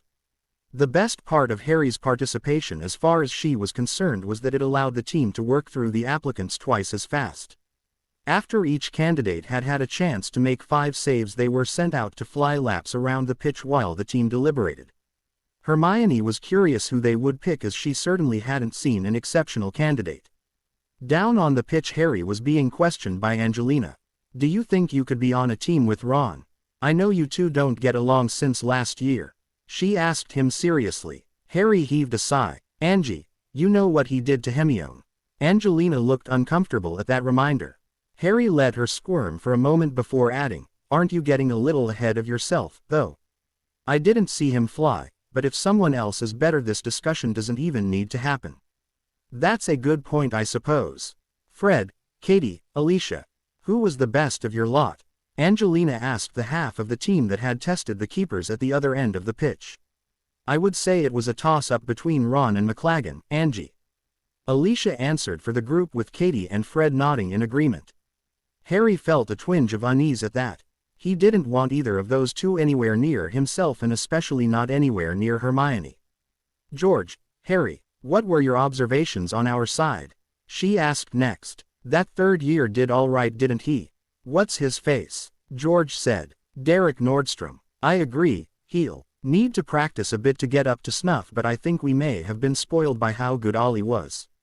Harry added his opinion. Angelina just nodded thoughtfully and turned her eyes to the flying would-be keepers. Her eyes narrowed as she saw McLaggen and Weasley out in front jostling each other roughly enough for it to be considered a foul in an actual match, in an effort to take the lead. "We'll let them fly another 5 minutes or so, then bring them in and let the three we just mentioned take a crack at defending the hoops from all three chasers. Fred, George, you'll observe from either side. Harry, you stay behind and below. I'm also going to ask you to catch the quaffle if the keeper doesn't. 5 runs each and then we'll send them off and make our final choice." The team voiced their understanding of their captain's instructions and waited for the agreed-upon 5 minutes to elapse. When Angelina blew on her whistle and waved at the keeper hopefuls to come back down, Harry began to get an idea of what she was planning. McLaggen and Weasley raced in until they almost crashed and landed hard, both of them out of breath and glaring at each other. Derek was the third one in, but his landing was a lot smoother and he wasn't breathing hard at all. Angelina thanked the last 2 candidates and sent them up to the stands. The other 3 were told the plan and Angelina decided that they would be going from oldest to youngest. McLaggen was smirking at a fuming Ron as he mounted his broom to take his place in front of the hoops. The current team members took their positions and the third phase of the tryouts began. McLaggen was a competent flyer and keeper like Harry remembered, but with all the aggressive flying he had just done he was knackered and his focus was on his feud with Ron more than the quaffle. He only managed to save 3 attempts. Ron was the same, despite the additional rest he had gotten, and also managed 3 saves. When Derek took to the hoops, Harry thought that he at least looked more focused than the other 2. It paid off as the youngest applicant saved 4 shots on goal, though Harry wasn't sure that even Oliver would have done any better with the 5th shot. The results were clear, but when they landed, Angelina told the remaining 3 candidates that they could hit the showers while the team talked it over. As they walked off, Harry could clearly hear Weasley and McLaggen arguing over which of them Angelina would choose. "I don't think I really need to ask, but I'll do it anyway." "Who gets your vote?" Angelina asked, looking the group over. Alicia and Katie were quick to nominate Derek and Harry quietly added his vote to theirs. The twins took a little longer, but in the end they too agreed that the third year had put in the best performance. "It's unanimous then. I'll give the kid the good news tonight. Keep it under your hats, till then." Dismissed. Just like that the tryouts ended. Harry was curious why they had ended so differently from the other timeline, but not having experienced the tryouts last time through he couldn't be sure whether it was just his opinion of Weasley that had changed things. His experience with Umbridge had drilled it painfully into his mind that he couldn't afford to overlook things, although he quietly admitted to himself that the composition of the Gryffindor Quidditch team might not be on the same level of importance as getting a new Minister for Magic. He took a detour past Hermione and Luna on his way to the dressing room and told them that he was going to take a quick shower and that he would meet up with them after. The girls waved at him as he flew away along with the younger students, many of whom were disappointed that they hadn't gotten to see one of Harry Potter's signature dives. The second week of the year passed without notable incident. The first years were finding their way on their own, though they still occasionally asked Harry and Hermione for help with CL work or about the castle. The couple was always happy to help. They made sure they were in the common room at least an hour before curfew so that anyone who needed help could get it. Ron and Ginny still became physically ill any time they saw each other, much to Harry and Hermione's satisfaction. Most of the couple's free time was still spent with Luna in the room of requirements, and quite a bit of their free time was spent in the room without Luna, since it was vastly preferable to the common room or a broom cupboard for certain activities. Harry also had Quidditch practice 3 times a week, which Hermione frequently used as reading time. Neither minded that they took the time to pursue their own interests, and especially since they each found their hobby to be a calming influence. The calm could not last, however, and it was Hermione who broke it. "This is completely unacceptable." The brunette exploded on a weekend evening in the common room while the pair was reading on a couch. Harry looked up in surprise, trying to find the thing that had drawn his girlfriend's ire. She was holding her book away from her like it was contagious and looking at it in disgust. This was unusual enough that Harry took a closer look at the book, which turned out to be Slinkhard's defensive magical theory. He breathed deeply to dispel the tension that had accumulated in his body at Hermione's outburst. "I quite agree, MI, but why are you reading that garbage in the first place? You know Umbridge never meant to teach us anything," Harry said. He got a glare in return. "This is ROWL year, Harry. If we don't get some instruction soon, we'll never pee our defense OWL." She snapped. Harry just cocked an eyebrow at the ridiculous notion that Hermione could possibly fail in OWL. "Then we'll self-study. We're basically already doing that for history and potions. One more subject should be quite doable." Harry tried to rear Hermione. Unfortunately, his girlfriend took his response in a slightly different way than he intended. "You could teach me," she exclaimed with a gleam in her eye that had Harry a bit worried. "You tutored Luna and me last year. You'll do it again, won't you? Please." By the end of her request, she was almost sitting in his lap and putting on her best puppy eyes. Harry gave a low chuckle. "Of course I'll help you, MI," he told her, sneaking a quick. His answer got him a squeal and a deeper in return. Harry felt inordinately proud of himself when they finally came up for air and he could see how happy he had made Hermione. "Oi, Harry, if you like that, will you teach us too?" Harry's good feeling went down the drain as he looked over his shoulder at the twins who had just spoken up. "Excuse me," he asked. "We're just wondering what we'd have to do to get you to teach us defense." Fred reiterated. "Or not do, as the case may be," George added, believing this to be relevant information. Harry was just trying to come to grips with the idea of Fred and George actually going so far as to ask anyone for Cleese. "I'd give you a snog in return for Cleese, Harry," Katie Bell called out from a few tables over, getting loud agreement from her fellow chasers. Harry could practically feel Hermione's indignation growing next to him. "Okay, hold on, I'm not exchanging snogs for tutoring with anyone other than Hermione." Harry was a little shocked to see that he had the attention of the entire common room and that several girls were pouting at his declaration.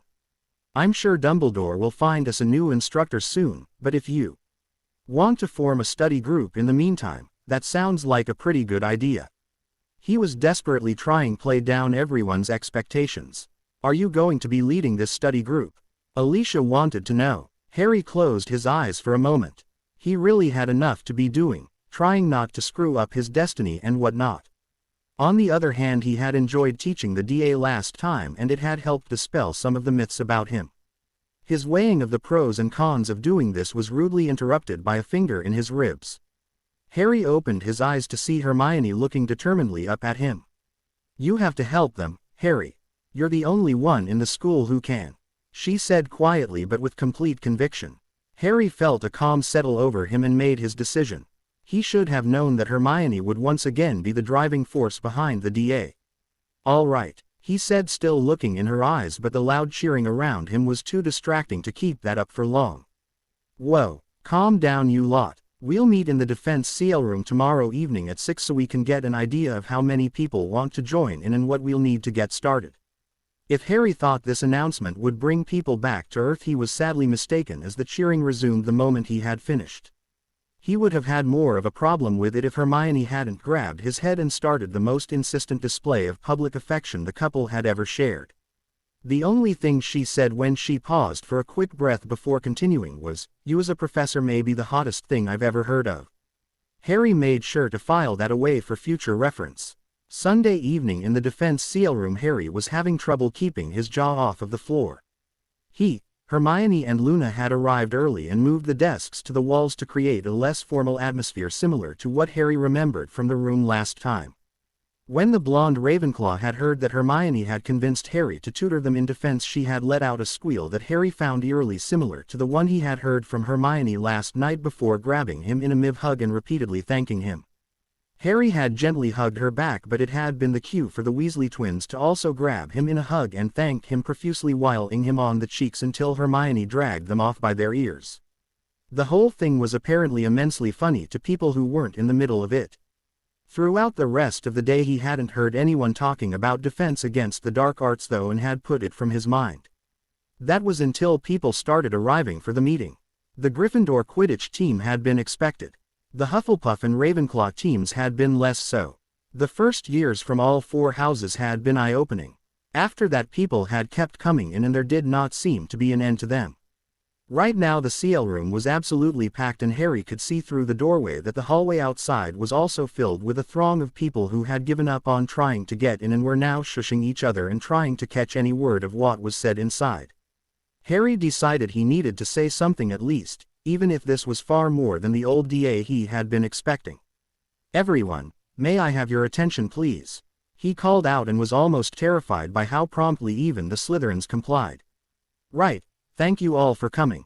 This meeting was meant to determine how many people wanted tutoring in defense. It looks like just about all years and houses are represented among you. It's a good thing that you are all motivated enough to work on this even though Hogwarts is neglecting our education in this field. I have to admit that this is a few more people than I was expecting, but now that we know you're interested we can start working on a study schedule for everyone." Harry paused and looked around. He didn't see anyone who looked ready to lynch him yet and counted that as a good thing. "Are there any questions or requests at this point?" he asked the crowd. "Will you be working around the Quidditch practices?" called out one of the Hufflepuff chasers. "We will certainly be doing our best," Harry replied. When nobody else called out a question he continued. "As there are so many of us I think it would be easiest if I let you know when we have a schedule by posting it in your common rooms. If the Quidditch captains and the prefects would please stay we can work out exactly how we're going to do that. The rest of you, thank you for coming and be sure we'll set something up as soon as possible. If you have any particular times that you would like us to take into consideration please speak to a prefect on your way out and we'll do our best." There was less grumbling than Harry had expected as the CL room emptied and he was left facing 3 captains, including Cedric, 20 prefects and the head girl. "Right then, if you'll all write down the times when you know people will absolutely not be able to attend, Hermione, Luna and I will work out who goes when," Harry told them as the girls handed out parchment and quills. It took roughly 20 minutes for everyone to finish writing all the times when people would not be able to attend, although the captains of the Quidditch teams were quick to say that they would move their practices if they had to. There were a lot of grateful handshakes as they left and everyone there thanked Harry at least once for what he was doing. When the door closed behind the last of them Harry collapsed into what would normally be the professor's chair. "This is a nightmare. I can't possibly teach this many people. I don't have the time," he said as he closed his eyes and ran a hand through his hair. He felt a small hand grab his wrist and move it away before his fingers were replaced by that same pair of hands as they raked their nails deliciously across his scalp. "Well, I agree that you wouldn't be able to IGN them homework and correct it. That would take up too much time, but I think you could actually tutor everyone here today," came Hermione's soft voice from somewhere above him. "I think you're underestimating the time it would take to prepare each lesson, am I? There's a reason teaching 7 years worth of students is a full-time job," he sighed out, relaxing under Hermione's ministrations. "I think our best bet is to find out what each year would need to know and then leave them to study it on their own." Hermione was quiet for a long moment before she spoke again. "I think it's like what we were discussing last week about runes. Studying by yourself can only get you so far before you need someone who knows what they're doing. When it comes to defense not even the professors know as much as you do. You have more practical experience than anyone else, except maybe Professor Dumbledore, but he's the one who's dithering on getting us a new teacher. That experience is why everyone was so willing to listen to you tonight. They know you are their best chance at, not only ping their exams, but surviving the war that is on the brink of raging outside of these walls." And damn it, that last argument actually made sense. Harry might not want to spend all his free time teaching a bunch of sheep, but could he really face himself in the mirror if he didn't do everything he could to prepare the innocent? Especially since his plan for the third task had failed so spectacularly. At least send Professor Lupin an owl and ask him if he still has his lesson plans from 2 years ago. Please. All right, I suppose we need that information anyway, Harry admitted. He could practically feel Hermione smiling victoriously above him and rolled his eyes behind his eyelids. He still had his misgivings about the whole undertaking. Later that night Hedwig left the Ollery with a letter for Remus Lupin attached to her leg. 2 weeks after Umbridge had been arrested was a notable week for Harry Potter. Tuesday he was asked to stay after CL by Professor McGonagall. Hermione reluctantly went on to lunch after their teacher urged her that this shouldn't take long.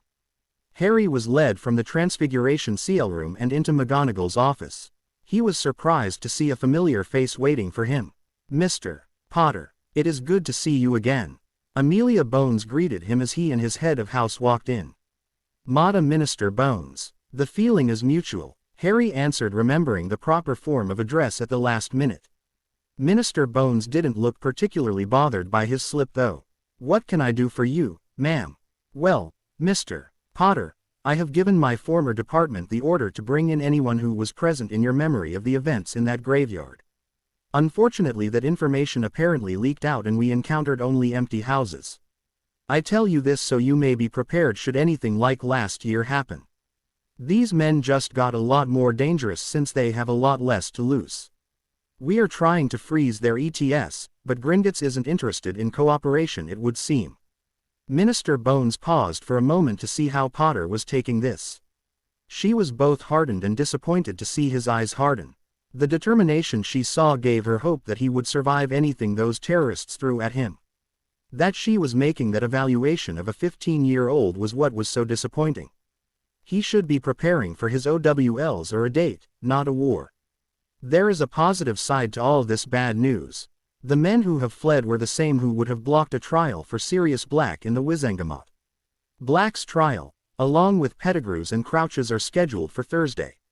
It will not be necessary for you to attend considering the fact that you are still a minor, the memories and testimony you have already provided and the other witnesses available, but the accused must be present to be able to present his defense. I have come to ask you to contact Black and let him know that he must be at the ministry no later than 10 in the morning on that day. If he wishes an Auror escort, he must be at platform 9 3/4 at King's Cross Station by 9:30. It should be empty since the express isn't scheduled to make the trip to or from Hogsmeade any time soon." Harry nodded his understanding. "I'll pee on the message, ma'am. Should I let you know his decision?" Harry asked, trying not to show the jig he was dancing inside. "That will not be necessary. His presence will be answer enough. I will have 2 Aurors waiting at the platform until the appointed time and the ministry security staff have been notified." Minister Bones told him. "One more thing, Mr. Potter. These trials are likely to reveal the resurrection of Tom Riddle. I have no control over what the Prophet does or doesn't print. You may wish to prepare yourself for the public's reaction." Harry nodded grimly in understanding. His experiences with the wizarding public were rarely what he might wish, but he appreciated the minister's attempt to give him some advance notice. "Ma'am, if I might, what's going to happen to Fudge and Umbridge?" Harry asked. Madam Bones gave him a grin that hung somewhere between amused and vicious. "Dolores was sentenced to life in Azkaban the day before yesterday. My Aurors are currently investigating corruption charges against the former minister, but like I said, Gringotts isn't being particularly helpful. We have found some evidence in the record of his executive decisions. Particularly his reduction of human staff at Azkaban after he saw your memory 3 months ago needed to be quickly rectified." They exchanged a few more pleasantries before Professor McGonagall dismissed Harry so he could get some lunch. Harry got to the Great Hall with barely any time to spare. This meant that Hermione's interrogation was delayed until Professor Grubbly Plank had them drawing gnarls. She was happy for Harry and Sirius at hearing the news the minister had brought. She knew both men desperately wanted to officially be a family. The remainder of the day felt like it was going by in slow motion to Harry. After Cleese he sprinted up to Gryffindor Tower and his dorm. Grabbing the mirror Sirius had given him, Harry closed the curtains of his 4-poster and called his godfather. The two spent half an hour discussing the ways Thursday's trials could resolve. Finally it was Harry who signed off since he still had a pile of homework to do. The workload in 5th really was. Harry was in a good mood for all of the next day. On Thursday though he was feeling particularly nervous. Judging by the viciousness Snape displayed in Potions CL, he too knew what was happening that day. Several other professors also noticed that Harry Potter seemed distracted and that his work in their CL rooms was not quite at the high standards that they had so quickly come to expect from him. The reason for Harry's distraction became clear to everyone at dinner that night when Sirius Black strolled into the Great Hall, free as you please, accompanied by Aurors Tonks and Shacklebolt. Several of the older students who had been present 2 years ago when Sirius Black had been a dangerous criminal who broke into Hogwarts screamed and dove under their tables. Sirius looked around the hall and grinned when he spotted his target at the Gryffindor table.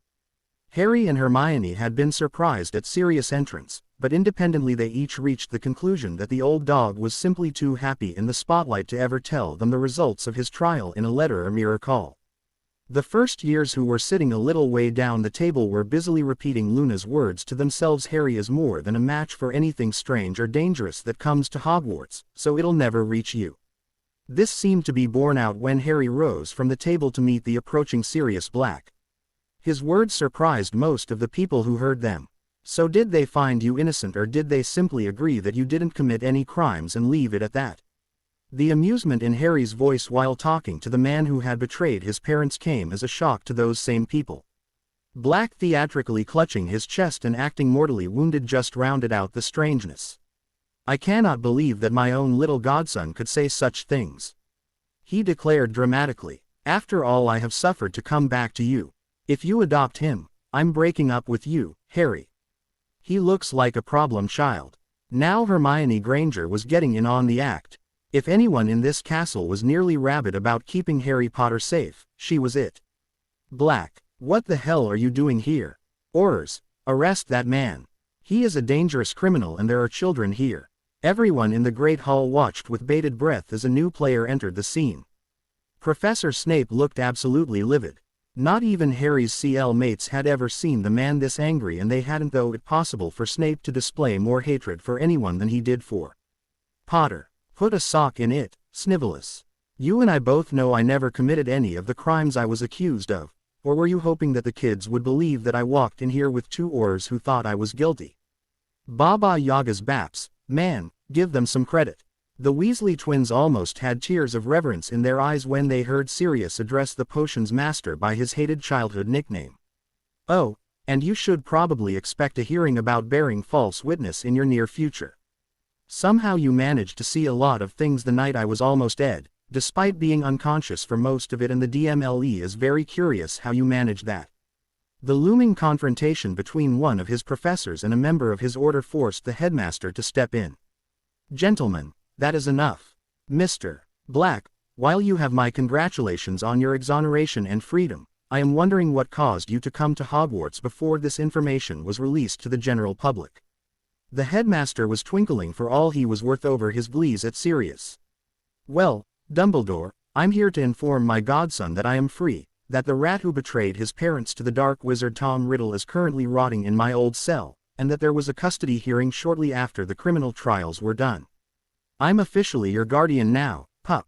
Really? That's amazing. Harry's honest joy was plain to see for everyone in the hall. Dumbledore wasn't quite done though. Mr. Black, do you not think that you might have waited or chosen a different method to inform Mr. Potter of this? The headmaster's disapproval was clear in his tone. You could have done this without disrupting our meal and terrifying the children. This isn't really the sort of news that you put in a letter, headmaster. Besides, I wanted to let Harry know as soon as possible that he finally has a family. Sirius was somehow keeping a straight face as he talked to Dumbledore. Oh, and I suppose I'm also playing post-owl. Here, pup, Moony sends his best.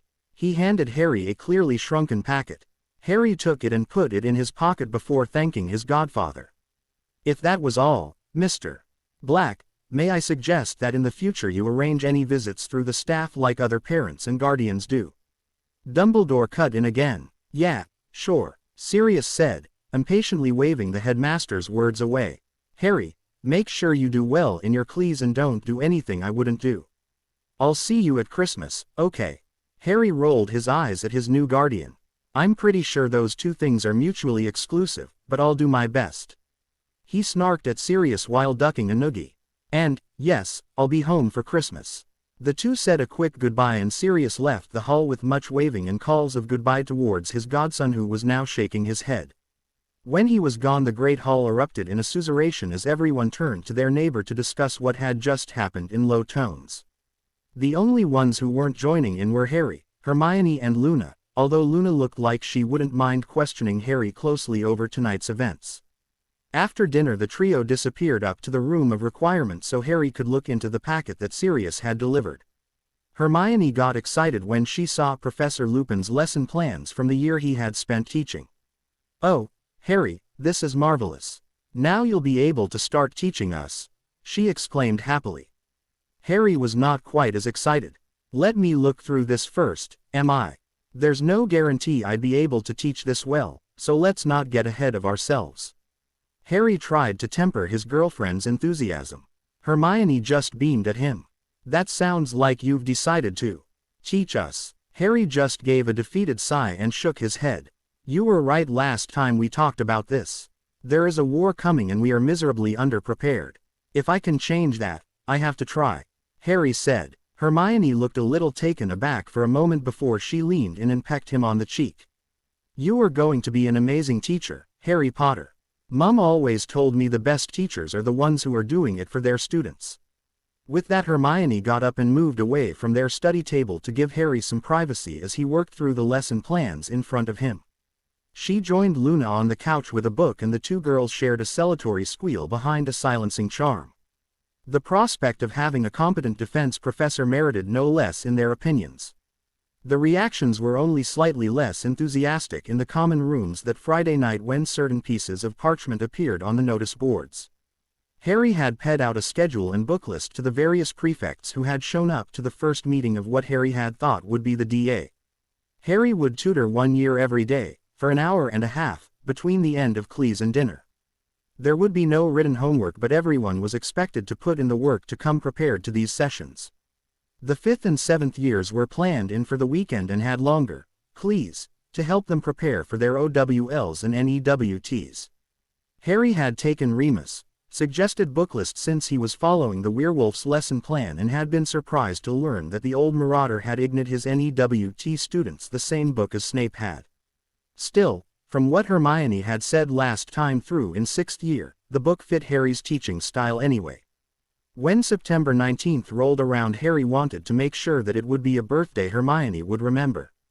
His first plan had been to hold it in the room of requirements with just Hermione, Luna and himself attending. However, he accidentally let slip that he was planning something for Hermione's birthday where some of the younger students could overhear. Harry was inundated with requests from younger students to be allowed to join the selection. Eventually this meant that word reached the older students as well and the Weasley twins reported for party planning duty. This meant that Harry was mostly trying to slow the two exuberant redheads down. He chose to look at it as the twins' way of letting him know that they had dropped their grudge over what had happened to their younger siblings. The party itself was set to take place after Cleese and all the attendees would be eating there. Harry was tasked with getting Hermione to the spare CL room they would be holding it in. He had no trouble getting Hermione to come along with him. Her eager look told him that she was half expecting something from him for her birthday. When he pulled her through the door to the party, Hermione didn't even wait for the door to close completely before she grabbed Harry in a heated. An excessively loud throat clearing stopped the pair of them before they could really get going, and Hermione's eyes grew huge as she registered the amount of people who had shown up and the tables holding presents and refreshments. Tisk, tisk, Ms. Granger. What will these poor impressionable youngsters think? George said while shaking his head and pointing at the grinning first years. No decorum, I tell you, brother. Fred immediately added on. Perhaps she thinks she can get away with that kind of behavior because it's her birthday. George suggested. Fred appeared to be thinking it over. Can't she? That's enough, you two. Hermione was clearly just inoculating Harry against Raxford infections. Happy birthday, Hermione. Luna's interruption knocked even the two inveterate pranksters for a loop and allowed the rest of the party to start coming up to the birthday girl and offering their congratulations. The rest of the evening was lively and thoroughly enjoyed by all those present. The twins managed to recover from their Luna-induced surprise and filled the room with animated balloon animals, confetti that kept flying around and various trick sweets. Hermione felt wonderful. She had never had this many people gather to celebrate her birthday. She looked over to where Harry was forcing Fred and George to make sure that the first years wouldn't be caught in any untested pranks. A smile spread on her face as she contemplated how much of an impact he had on her life since she had met him and how that impact had grown since they started dating. She decided that overall she couldn't wish for anyone better. She cast her mind back to that morning when Harry had already given her his gift, an extremely rare copy of Al Nuad's arithmetic almanac. She had no idea where he had managed to find it and was looking forward to wheedling that information from him. Giving herself a mental shake, she returned her attention to her arithmancy students who were currently wishing her a happy birthday and offering her their gifts. This was definitely her best birthday ever. After the first week of teaching Cleese, on top of completing all his work for his own Cleese, his studies into curse breaking and 3 Quidditch practices, Harry was dead on his feet. He had even agreed to give Neville some one-on-one tutoring after the 5th year CL on Saturdays. The other boy had come up to him after CL and requested it. Harry had agreed, knowing that Neville was going to be in danger from Riddle's thugs who only knew part of the prophecy, and because he remembered what it had done for his friend's confidence last time around. Thankfully, Harry had the last period on Mondays free, since that had been when the 5th year Gryffindors had defense with the Toad. Harry took the time to catch a quick nap before heading down to the first year's second defense CL of the year. At the end of it, Harry at least felt that he was tiring himself out for a worthwhile cause. After he had dismissed the first years to go to dinner, Harry spent some time cleaning up the defense CL room where he was holding his tutoring sessions. He was just finishing up when the door opened and Hermione stuck her head in. "Hello, Professor Potter. Ready to get some dinner?" she said with an impish smile on her face. Harry stopped waving his wand and turned to face her with a grimace. "Remember why we don't refer to Luna as Auntie Luna. Let's put Professor Potter in the same category," he said. Hermione just laughed and came up to Harry. "But, Professor, I was hoping for some private tuition," she said in an overly girly voice. Harry cocked an eyebrow at her. "Am I going to have to discipline you, Ms. Granger?" Hermione's jaw dropped at that, but she quickly rallied herself. "Oh, Professor, are you suggesting we do something improper?" The wide-eyed innocence that Hermione managed to project into that last word was ruined by her stomach growling. Harry couldn't keep a straight face any longer. "I think your entire act may be improper, Ms. Granger," he told her before he pressed a quick to her lips. "Let's head down and have dinner before we do anything appropriately inappropriate." Hermione just nodded, looking thoroughly embered at being betrayed by her own body like that. The couple walked down to the Great Hall in comfortable silence. When they walked through the double doors that gave access to the hall, both of them froze. However, hanging above the Gryffindor table was a sight that they were having trouble processing. It was a large banner with a wizarding picture of Harry sitting in an armchair surrounded by first years and clearly telling them a story or explaining something. Hermione was moving among the first years, handing out mugs of hot cocoa. Hedwig was perched on the back of the armchair, lending an air of gravity to Harry's words, while Crookshanks could occasionally be seen reclining in Abby's lap. Behind the group they could see the Gryffindor common room fireplace roaring. The picture itself wouldn't have been particularly bad if someone had not chosen to add a caption. "Mum and Dad welcome you to the Gryffindor family." "Wah, how?" Hermione tried to formulate her surprise. Harry was already scanning the Gryffindor table and soon found 2 self-satisfied-looking redheads. "My first guess would be the twins," he answered Hermione's half-formed question as he started pulling her towards the table. "Our best bet is probably to just try and ignore it." Hermione shook herself and, while she looked doubtful about the potential success of this strategy, wasn't prepared to let a prank drive her from the Great Hall either. They joined an unhelpfully smiling Luna and ate as quickly as they could without ignoring their manners. The whole experience was terribly uncomfortable for the two.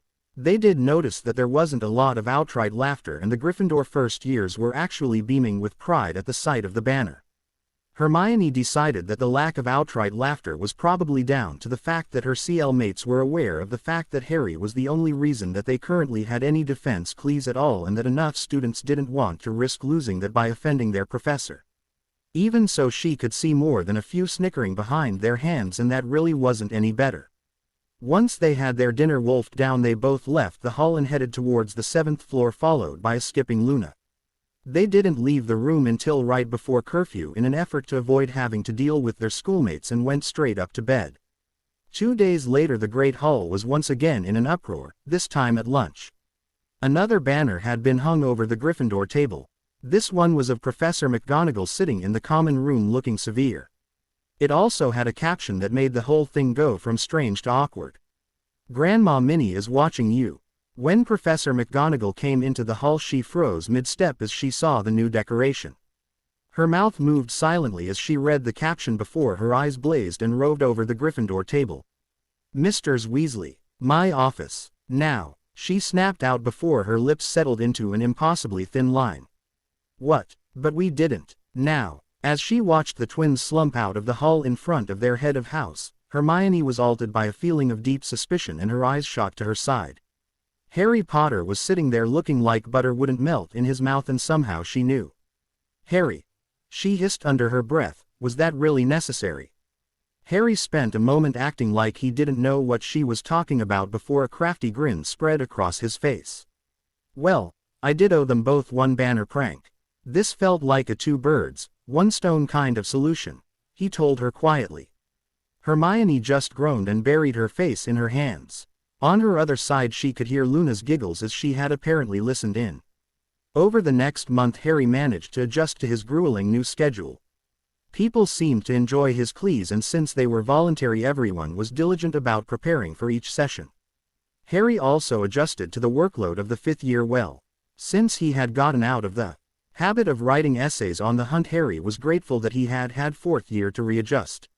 His added knowledge and his time in the room of requirement meant that he was still doing the homework in a fraction of the time it had cost him the last time around. The Quidditch team was also shaping up nicely. Derek was proving himself to be a competent keeper and a dedicated player. Harry even thought Derek was turning out to be a better keeper than Weasley had been and was doing his best to keep his feelings about the redhead out of that analysis. As for the Weasleys, they had been keeping their distance. Ron and Lavender were apparently dating since they were once again snogging in the common room. Harry felt slightly nauseated when he saw them and hoped Hermione and he didn't look like that on the occasions where they got carried away and their hands started wandering without input from any higher-in functions. Ginny could still be caught glaring at Hermione and mooning after Harry from time to time, but she never approached the couple. Far from worrying Harry, this behavior only worried him more. Ron might be too distracted to care about his former friends, but Harry could swear that Ginny was planning something. Similarly, Malfoy's lack of any taunting after nearly 2 months of school was tearing at Harry's nerves. The last time the little ferret had stopped bothering Harry, it had been because he was trying to innate Dumbledore and sneak Death Eaters into Hogwarts. Minister Bones' warning about the Death Eaters possibly getting desperate with less to lose was also echoing around his head. It had in fact resulted in another trip into the Hall of Lost Things to make sure that the Vanishing Cabinet was blasted into kindling and spread over as large an area as Harry could manage in a limited time. Harry shared some of his suspicions with Hermione and Luna. Unlike in their 6th year, Hermione was willing to hear him out. She agreed that both Ginny and Malfoy were displaying some uncharacteristic behavior, but that they couldn't do anything about it without knowing what was causing the change. The trio agreed to keep their eyes open and be on guard around both Ginny and Malfoy. Harry was keeping in touch with Sirius regularly. He had learned from his mistakes in 5th year the last time around, and, while he didn't think that a free Sirius would be quite so reckless if faced with a murdering cousin, he was going to keep doing whatever he could to make sure that the Department of Mysteries debacle didn't happen again. He felt it was a good sign that Sirius had bought a home where they could both live that wasn't infested with years of exposure to dark magic. With all the extracurricular activities he was now engaging in, it became harder and harder for Harry and Hermione to find time to spend together, and any stolen moments were deeply cherished by both teens.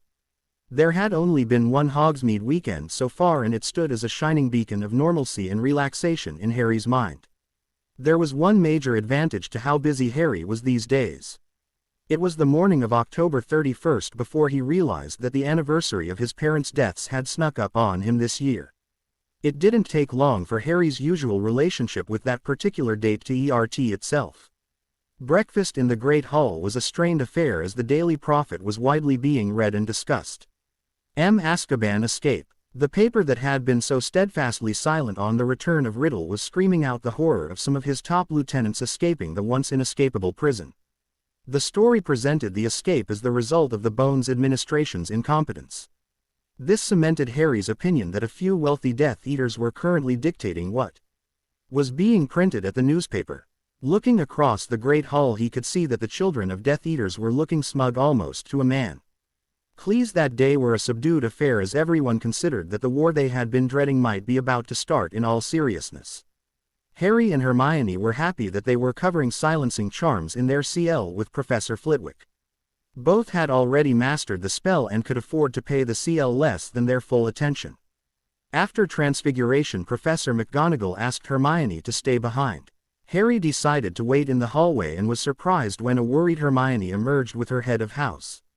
"I have to go see the headmaster, but Professor McGonagall doesn't know why." She preempted her boyfriend's question. She could see that it made his worry jump up a notch.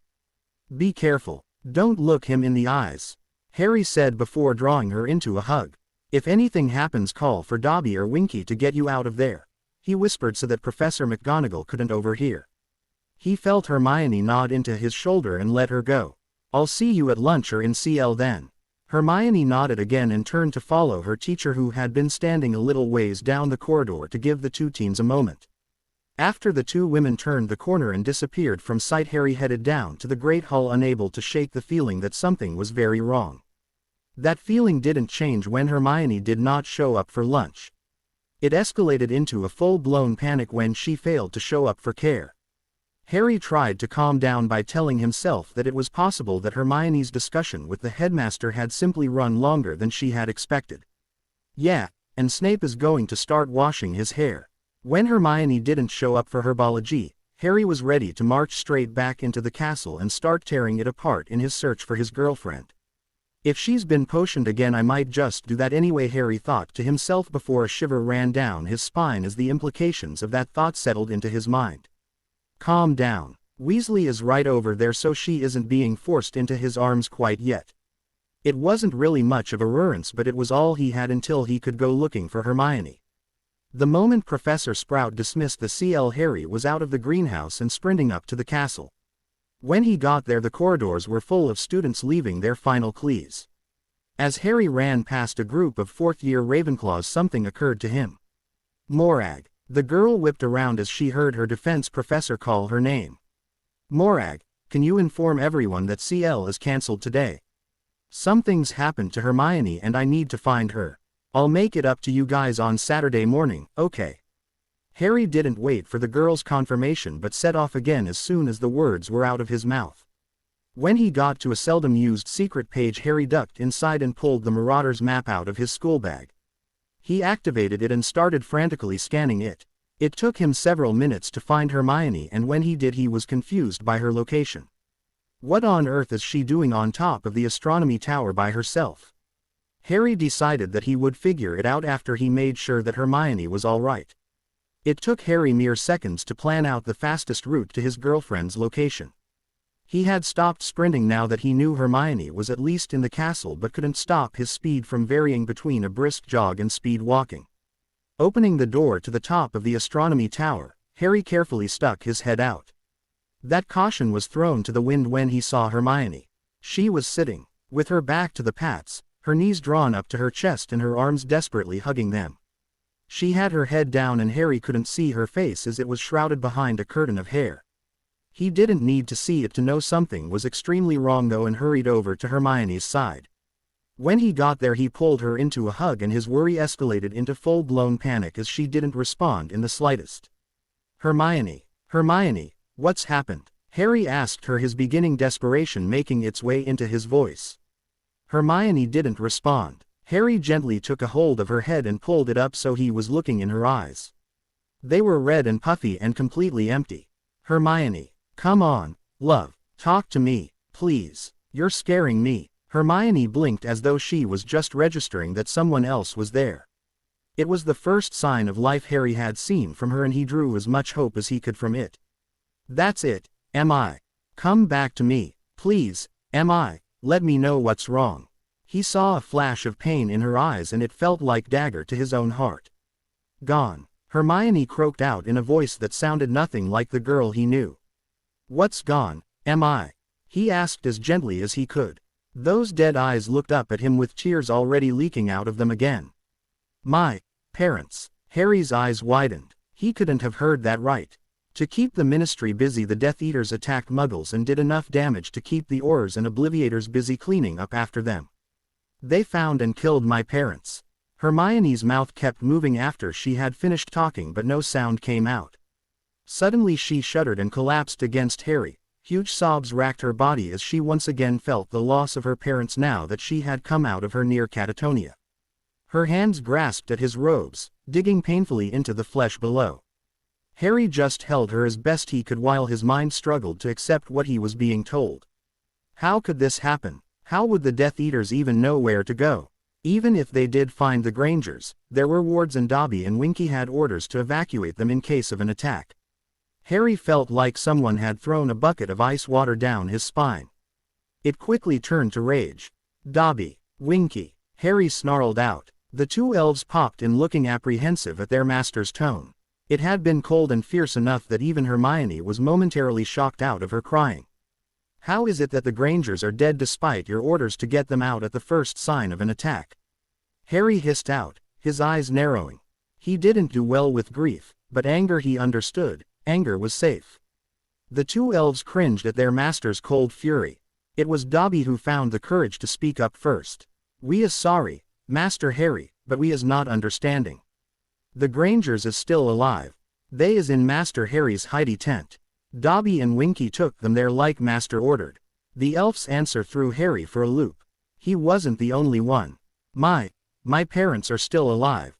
Hermione's voice was hesitant and her head came up off of Harry's shoulder about an inch as she tried to get a better look at Dobby. Dobby hesitantly nodded. "Yes, miss. They is well and hidden," he squeaked out. Hermione's eyes flicked between Harry, Dobby and Winky before rolling up into her head. Harry managed to catch her just as she slumped over. He was feeling terrible. He had jumped to conclusions like an idiot and in doing so gone after his elves in a way they didn't deserve. "Dobby, Winky, I'm sorry. I should have just asked you what had happened rather than yelling at you. I will make it up to you however you like," he said, trying to convey his honest regret at the way he had treated them. Dobby and Winky shared a look. "That is not being necessary, Master," Winky said softly. Harry was already shaking his head. "Yes, it is." Seeing how uncomfortable the elves looked, Harry decided to slightly change tack. "You can think about it if you need to, but I will be making this up to you. In the meantime, would you still be willing to help me with something?" Harry asked them. Both the diminutive beings perked up at the idea that they could be useful again. "Of course, Master Harry. What is you needing?" Winky said, sounding happy to be back in familiar territory. "Winky, can you go to my dorm and get the communicating mirror? I'm going to take Hermione inside, so could you please deliver it to the room?" Winky curtsied and popped away. "Dobby, if you would, please find Sirius. Tell him we need to borrow his communicating mirror and take it to the Grangers. Explain to them how to answer the mirror and that we will be calling them soon. If Sirius asks, tell him I will explain everything later." Dobby nodded and also popped off. Harry sighed and looked at the unconscious girl he was holding. It took some magic to make it work, but soon Harry was standing with Hermione held carefully in his arms. He quickly headed for the stairs, thankful that it was a short trip across the 7th floor to the room. The door appeared in the wall across from the dancing trolls before Harry even got there. He silently thanked Hogwarts for her help as the doors swung open at his approach. The room looked different than it usually did when Harry called it. Specifically, it had a bed instead of a training area. Harry walked over to the bed and gently lowered Hermione onto it. Straightening up, he heard a pop behind him and turned around to see that Winky had popped in with the mirror he had asked for. "Thank you, Winky," Harry said. The elf just curtsied and popped out again. Harry was left alone to wait for Hermione to wake up. He knew he could use an enervating charm, but didn't. He thought that Hermione's mind and body had shut down to process the chance that her parents were still alive and that cutting that short would not be good for her. So he waited patiently. After only a few minutes, Dobby popped in to report that the Grangers had received the mirror and were waiting for the call. For lack of anything better to do, Harry took out his homework and started in on that. He hadn't gotten particularly far when he heard a soft groan coming from the bed. He quickly stood up and hurried over. Hermione was indeed waking up and, judging by her expression, very confused as to where she was. "Harry, she asked, looking at him as if he might disappear at any moment. I'm here, am I? He answered as he sat on the bed and placed a hand on her knee. Hermione's own hand darted out and grabbed him. I think I just had a terrible nightmare. Did I fall asleep doing homework or something? She asked him. Her tone told Harry that she didn't think this was particularly likely. No, am I? He answered her, trying to be as gentle as he could. I found you out on the astronomy tower after you didn't come to CL. He could see that Hermione was starting to pale as she remembered why she was out there in the first place. My parents, she asked, sounding terrified of the answer. Dobby and Winky managed to get them out in time. I was just waiting for you to wake up so we can call them. Hermione looked at him like he was daft. Dobby brought them Padfoot's mirror so you should be able to check for yourself that they're okay. Hermione's expression cleared up enormously when she heard that. She shifted over on the bed to give Harry enough room to sit down next to her. Harry held the mirror up to eye level and said, Sirius Black. The mirror turned cloudy for a moment before it resolved into the worried faces of a pair of Crawley dentists. Harry could feel Hermione sag against him in relief at this tangible evidence that her parents were unharmed. Mum, Dad, you're alive, Hermione gasped and snatched the mirror out of Harry's hand, looking like she was going to try and climb through it to be with her parents. Harry gave her a quick hug and climbed out of the bed. He put up a silencing charm to allow the family some privacy while they reunited. Of course we are, baby. Her mother answered Hermione's exclamation.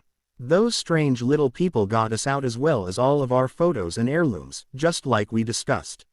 Why would you think we weren't? I was called into the headmaster's office at lunch and he told me that last night Death Eaters had overwhelmed the wards he had placed around the house. He said that he and the Order were too late to save anyone and that our house has been burned to the ground and that you were dead. Hermione paused for a moment to take in the familiar faces that she wasn't ready to take for granted again. Helen had one hand in front of her mouth as she realized what her daughter must have gone through over the past several hours. Richard had his arm around her and was comforting the only member of his family he could touch. He also took up the narrative. Several of those blokes suddenly appeared in the street and started firing spells at the house. Those two little elves were there in a flash telling us we needed to go right away. They took us to Harry's hideaway somehow. Did you know that he lives in a tent the size of a house, on the inside at least? Either way, however we traveled, it felt like being squeezed through a garden hose. He shuddered as he remembered the feeling. The little chap and his missus had already stashed most of the Leary somewhere safe, even if I don't know where. We had told them what things had sentimental value and they made sure to save those first. We knew the house was somehow destroyed when they stopped popping in with our things. Hermione's prodigious mind was working overtime to immolate all this information. But how did the elves know you were in danger? Hermione asked. It seemed unlikely to her that Dobby and Winky would have been sitting around her parents' house waiting for it to be attacked. They said they did something when they set up those protections. Helen answered. I don't know exactly how they work, but I do know I owe your boyfriend one hell of a thank you. I was screaming when he collapsed, but he may have had a reason to go that far after all. Wait, Harry collapsed. What happened? Hermione was getting more confused by the minute. Her mother gave her an odd sort of look before she told the tale of how Harry had shown up in Crawley looking for Hermione and that he had fed the elves magic to allow them to weave a powerful set of wards. At the end of the story, Hermione had taken her eyes off her parents and was looking over at Harry, who seemed to be absorbed in an essay he was writing. She heard her mother say something and blushed when she had to ask her to repeat it. I said, why do you think Harry wouldn't tell you about what he did? Helen said patiently. Hermione just snorted. It's too much like GGing for starters, and he had other things on his mind at the time. You remember what I wrote about being drugged by that boy? Hermione waited for recognition to dawn in her parents' eyes. One of the potions made me hate Harry and I was being an absolute to him. I would never have given him a chance to talk about it. I imagine that it slipped his mind afterwards. It was momentarily quiet between the Grangers as they each thought about what had happened. I still don't understand why Harry felt the need to go that far, Hermione said after a while. Was it before the headmaster placed his wards? Her father shrugged at her. No idea, sweetheart. We never saw your headmaster place any spells around the house, so we have no idea when he may have done it. Hermione felt an ice-cold feeling settling down in the bottom of her gut. He didn't. One of the first things you learn about wards is that you need the homeowner's permission if they are going to hold up for any amount of time. If you never saw the headmaster, then he can't have placed any wards. Hermione's voice was shaking at the end of her declaration. Well, it's a good thing your boyfriend showed up when he did then, isn't it? Helen tried to bring a positive note back into the conversation. Hermione gave a small smile in response. I told you it takes time to appreciate just how special he is, didn't I? She retorted gently. Helen just bowed her head in acknowledgement. Conversation after that fell squarely into the category, small talk. Hermione especially was simply trying to stretch the conversation out so she could spend more time with her parents. In the end, it was her stomach rumbling that made her mother demand that Hermione go eat something. Hermione reluctantly agreed and said a long goodbye. When she ended the mirror call, she leant back against the headboard and closed her eyes for a moment. It had been a long and emotional day and she needed to recover. When she opened her eyes again, they fell on Harry, still engrossed in his work. She felt a fond smile tugging at her mouth as she got up and moved over to him.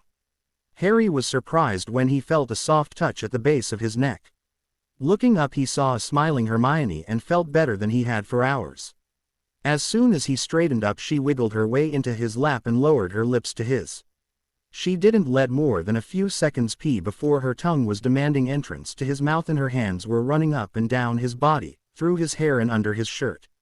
When they came back up for air, it took Harry a moment to find his bearings again. Once again, a rumble from Hermione's stomach brought the couple's attention back to more mundane matters. Winky, Harry called while Hermione was trying to will her blush away. Could you bring us something to eat? As usual, Winky curtsied and popped out. It only took a few moments for her to return with 2 plates of shepherd's pie and disappear again. Harry was surprised when Hermione pulled one of the plates towards herself without making any moves to get out of his lap. He used his wand to make his homework stack itself before he grabbed the other plate. If Hermione wanted to eat in his lap after the day she'd had, Harry was going to let her. Once they had finished their meals, Hermione still wasn't showing any signs of moving out of Harry's lap. She was biting her lower lip in a way that Harry knew she was debating something with herself. Harry, she asked in a timid voice. Yes, am I? Can we just stay here tonight? She asked, looking apprehensively at him. I don't think I want to be alone tonight. Harry just gave her a hug. Of course we can, he said before he picked her up and moved over to the bed. There they settled down together and removed their robes. It was moments like this that they felt grateful that they were both muggle-raised and still chose to wear their non-magical clothes under their school uniform. They curled up together in the bed and Harry could feel Hermione pressing herself close. All thoughts of sleep were banished when he felt her starting his neck. He couldn't stop a sharp intake of breath when she hit his pulse point. Am I? He asked her, unsure if this was really what she needed. Hermione's mouth left his neck as she shifted up to straddle him. In the dark he could still see the sparkle of her brown eyes. Harry, you saved my family today. You were there for me when I thought I had lost them. You. For once in her life Hermione couldn't find the words for what she wanted to say and simply leant forward to capture Harry's lips again. Please, Harry. Harry searched her eyes to be sure of what exactly she was asking. When he found it, he slipped one hand behind her head and the other up her side and started returning his girlfriend's paean as lovingly as he could. By the time they fell asleep they were a lot more familiar with each other's bodies and satisfied that there was more left to discover. When Harry and Hermione woke up, it took them a moment to remember where they were. When they did, they couldn't help but smile at each other. Rather than get up, they laid down and spent some time holding each other. Hermione especially felt like a balloon of sunshine was inflating in her chest. After the day she had had yesterday, how could she not? Hermione, Harry asked softly, I think we're going to have to do some acting. Hermione giggled in response. You mean we shouldn't tell Professor McGonagall that we spent the night sleeping together? She asked as she imagined her head of house's shock in response to that proclamation. Harry snorted. Well, that too. What I meant, though, was that maybe we shouldn't let on that your parents survived yesterday. Hermione was shocked and sat up to look at Harry. He looked dead serious. I don't think it was a coincidence that the Death Eaters showed up at your parents' house, and I think we may not want to advertise that they failed. But who would have told them where to find my parents? Surely anyone who would want to find them wouldn't have access to the necessary information. That happy feeling was rapidly diminishing. Harry sat up too and drew Hermione back into his arms. That's what worries me. Snape has access to the Hogwarts records, which would list your home address. I would imagine that there is a record in the Ministry too. Someone could have broken in to read that record, or there could be informants in the Ministry. Either way, Riddle takes people surviving his madness as a personal insult, and I would like to keep your parents as safe as possible. Harry was looking resigned to the fact that this plan would be painful for Hermione. He also looked like he fully believed it to be necessary. Hermione was trembling with fear as the reality of her parents' situation hit home. We'll need to ask them whether they ever gave their work address to a magical person. If they did, they should probably close their practice, at least temporarily. If not, well, I doubt that the Death Eaters would ever really go looking for information in the non-magical world, even if they could figure out what a dentist is. Hermione could tell he was trying to soften the blow. Did Dobby return the mirror to Sirius yet? She asked despondently. Harry nodded and got out of bed to get a piece of parchment and a quill. When he returned, he sat behind Hermione and pulled her into his chest. Let's start by just asking them about how much the magical world as a whole knows, he said when he saw Hermione just staring at the blank parchment. You can always find out that they're alive at a later date if you think it's safe. Hermione sighed and started writing a letter to her parents.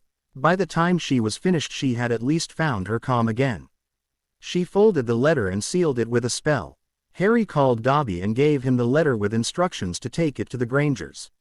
He also told his elf that if the Grangers wanted to return to work, they should make sure that nobody in the magical world knew where it was.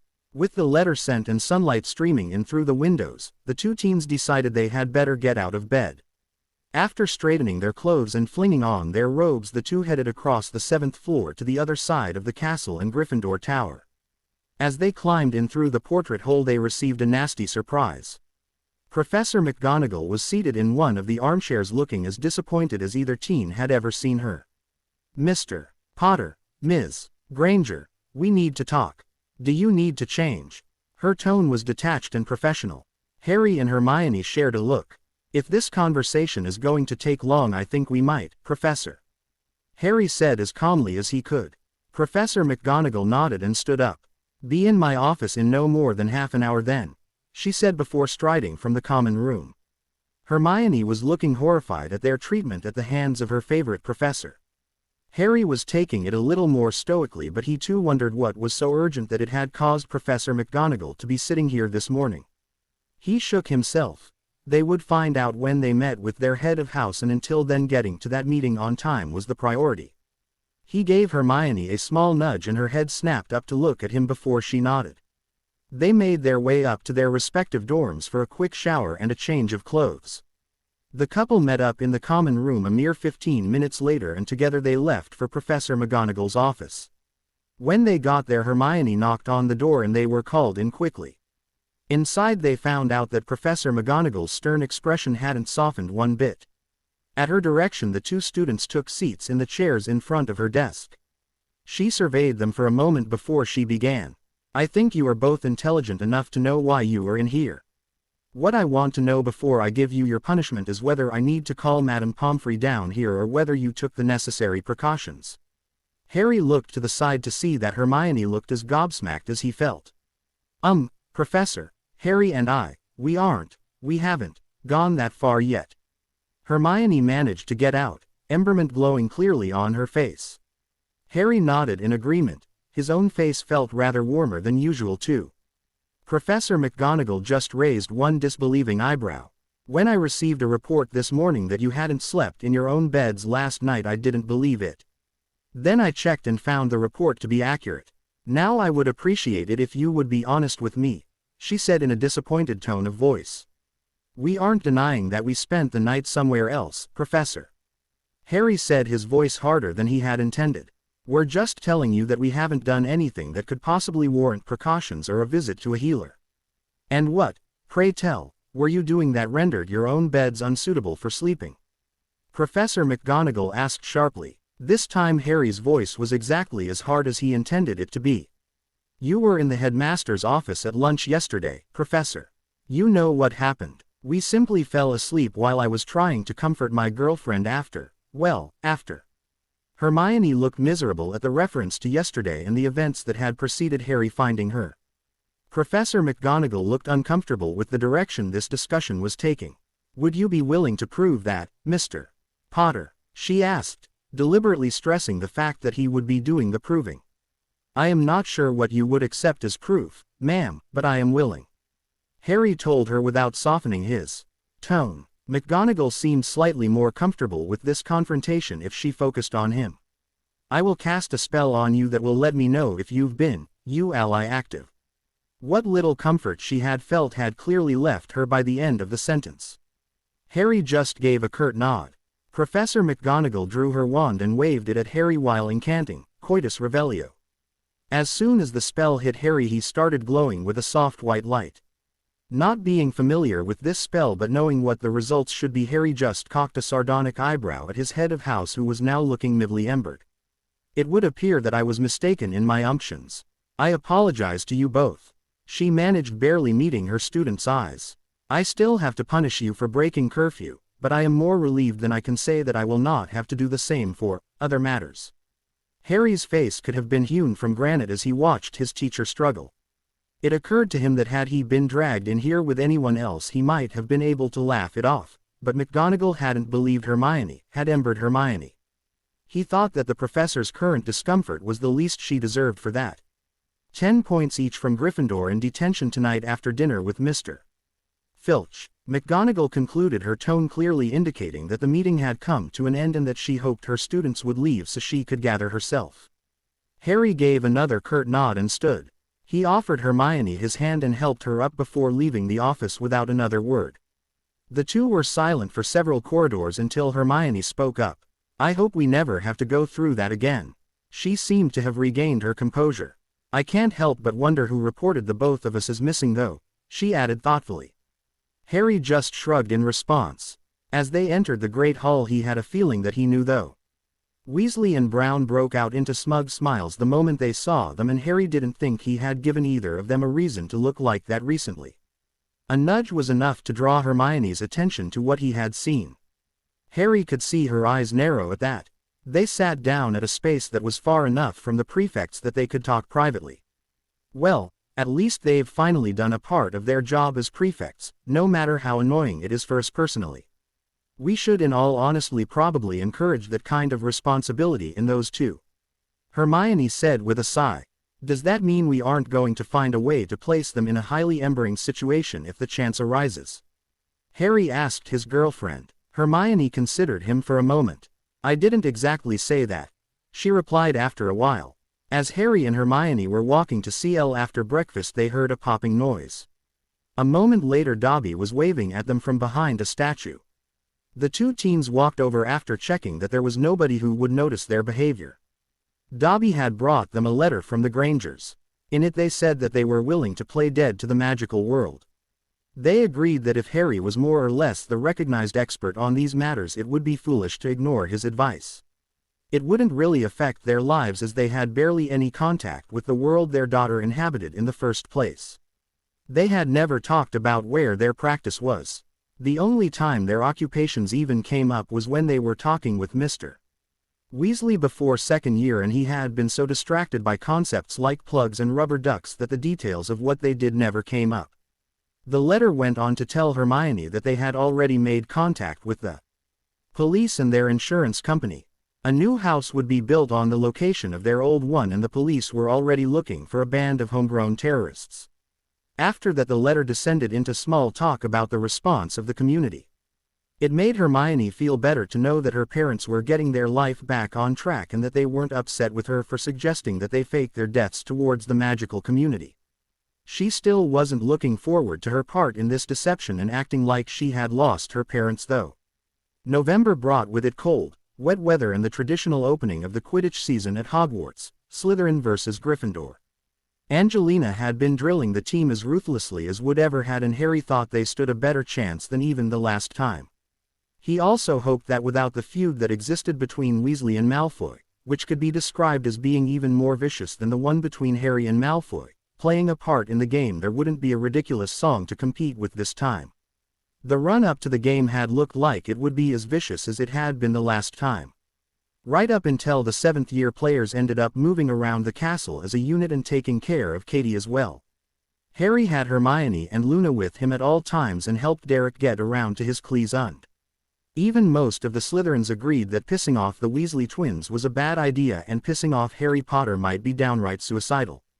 The team's arrangement might keep skirmishes involving them to minimum, but the rest of the students in either house were only a step from outright war. Harry was almost relieved when the weekend of the match came around. He had trouble not laughing out loud when Professor McGonagall refused to IGN her 5th year's homework for the weekend. Everyone else had been confused until she looked straight at Harry. "I expect you to make the extra time count, Potter. You will show Slytherin that you are perfectly capable of outflying Victor Crumb." Her eyes were burning with payon as she said this, and the rest of the CL roared their approval. Even Weasley would apparently rather see Slytherin laid low than Potter. The day of the match, the weather looked like it would cooperate. The sky might be gray and threatening, but the rain refused to fall just yet. The Gryffindor team met in the common room and headed down to breakfast together, accompanied by a small army of friends and well-wishers. The result was that half the house entered the Great Hall together. During breakfast, Harry focused on getting Derek to eat something. The youngest member of the team was nervous and having the same trouble eating that Harry remembered from his own first game. Eventually Derek managed a few bites of toast and a cup of tea before Angelina called the team to the dressing room. They got up to loud applause and cheering, which only increased in volume when Hermione gave Harry a good look that might not have been entirely appropriate in front of the younger students. Luna had once again made her lion's head hat, and it roared loudly amid the cheers. As the team trooped out towards the Quidditch pitch, Harry felt as relaxed as he could ever remember feeling before a match. After the team had changed into their Quidditch robes, Angelina gave her pep talk. "Listen up. We all know we're the better team out there today. We also know that the Slytherins are going to pull every dirty trick in the book. Fred, George, be careful today. Derek and Bull managed to graduate somehow and have been replaced with 2 blokes I know nothing about, Crabbe and Goyle." She was looking a little anxious at the fact that she had no information on the new beaters. "They're Malfoy's pet gorillas, Angie. I'd expect them to be vicious rather than in any way skilled," Harry told his captain. She gave him a relieved nod. "I didn't really expect anything else from the SS, but it's good to know for sure," she said. "Harry, I think you know better than I do how to tie that little albino twit into knots. Derek, just stay calm and focused. Their chaser line is indistinguishable from their beaters, all about brute force and intimidation. Alicia, Katie, I want to see Bletchley cry today. Let's go." The team gave a loud cheer and followed Angelina through the tunnel to the pitch. When they got there, they lined up and Harry found himself standing next to Derek, who was still looking a little wide-eyed. "Don't worry, Derek. Once you get out there, it's still just playing Quidditch and it's still fun," he told the younger boy with a grin. Derek gave a jerky nod, but his eyes never left the mouth of the tunnel. When they could hear Lee's voice finish his introduction of the Slytherin team, Angelina mounted her broom and shot out of the tunnel and onto the pitch, followed by the rest of the team. And here come their opponents today, the Gryffindor Lions. Led by Captain, Chaser and all-around hottie Angelina Johnson. Jordan. Harry couldn't help the smile that burst onto his face at hearing McGonagall berating Lee as he commentated in his usual style. "Sorry, Professor." Johnson is joined up front by Alicia Spinnet and Katie Bell. A first start today for keeper Derek Nordstrom. If he's been practicing against this chaser line, I have no doubt he will be giving us quite a show today. Wielding the bats will be Gryffindor's human bludgers, Fred and George Weasley. Finally, the man who will end today's game in Gryffindor's favor, the Knight of the Light, the pride of the Lions, the youngest Quidditch player in a century, Harry James Potter. Harry winced at the introduction he got and wasn't mollified by half the crowd joining in on his surname. He had forgotten about that particular stunt the twins had pulled the year before and would have hoped they and Lee had as well. Looking around the stadium, he could pick out a dozen flags that were also familiar from last year, black dragons on red swords were waving around the Gryffindor section of the stands.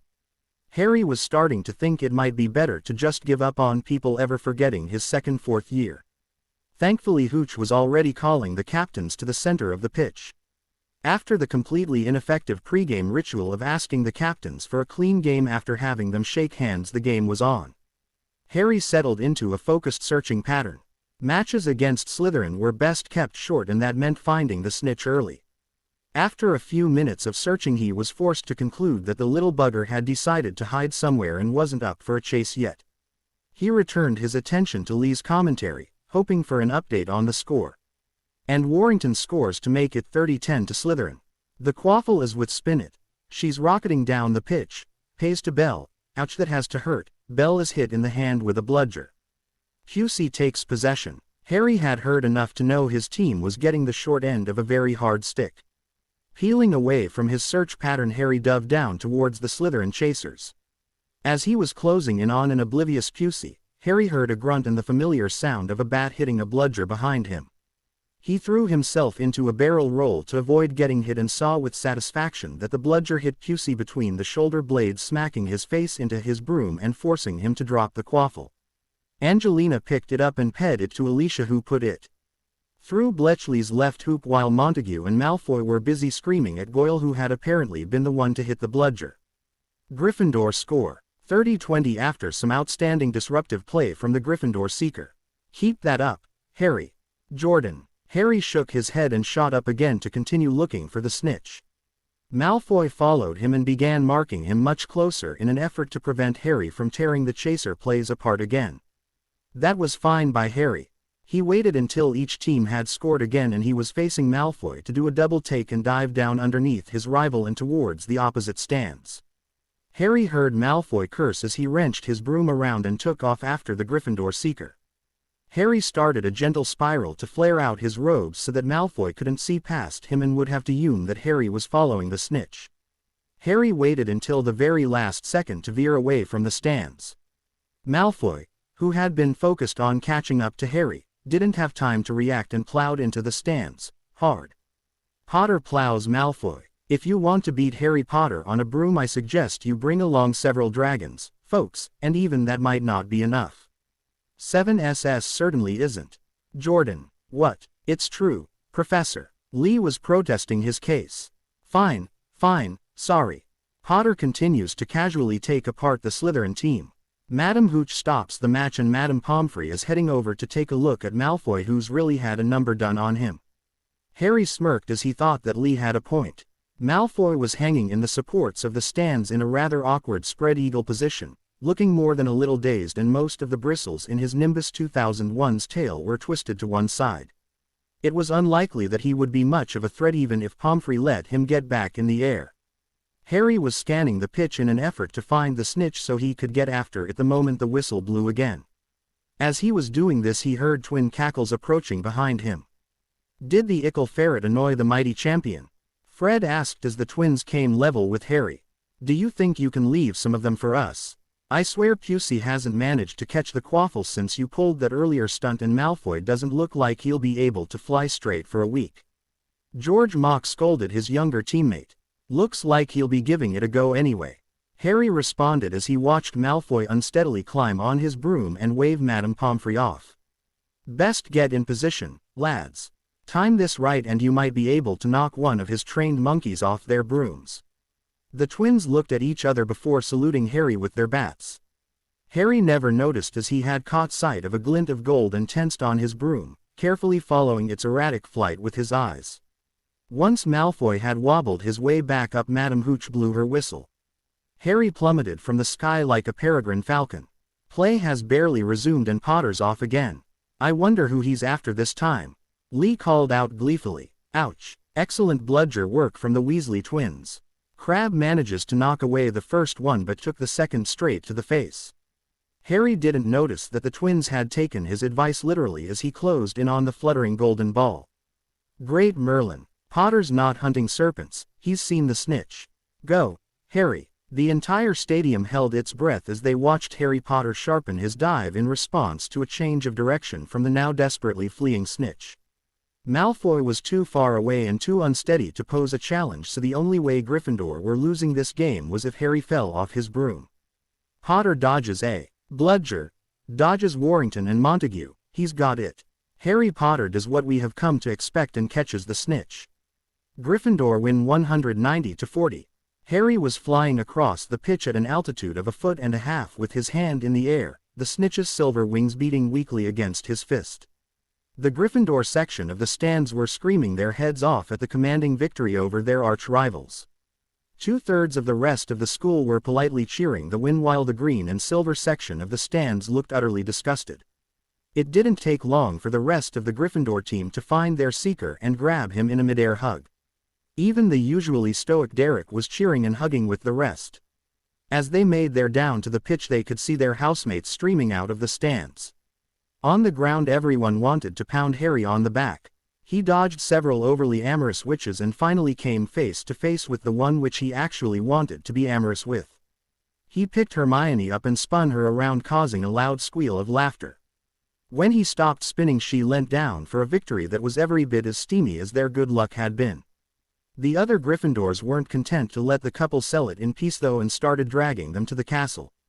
Harry managed to get a quick hug and congratulations from Luna and told her they would see her at breakfast the next morning before eager hands dragged him off to the common room for the first Quidditch party of the year. It was several weeks after Gryffindor defeated Slytherin that Minerva McGonagall was teaching a Gryffindor Ravenclaw second-year CL. She was happy that despite Ravenclaw also winning their match against Hufflepuff last week, there were no signs of conflict in this CL. Conflict was the last thing she needed, as she had arrived at a landmark lesson in any student's development: Beetles to buttons.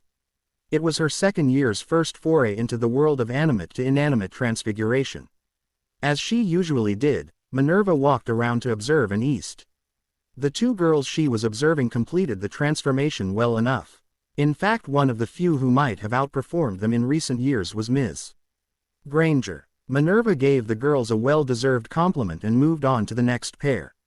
As she watched the two boys make much of clearing their throats in an opportunity to postpone her evaluation, Minerva allowed her mind to wander back to the Quidditch match her Lions had played 3 weeks ago.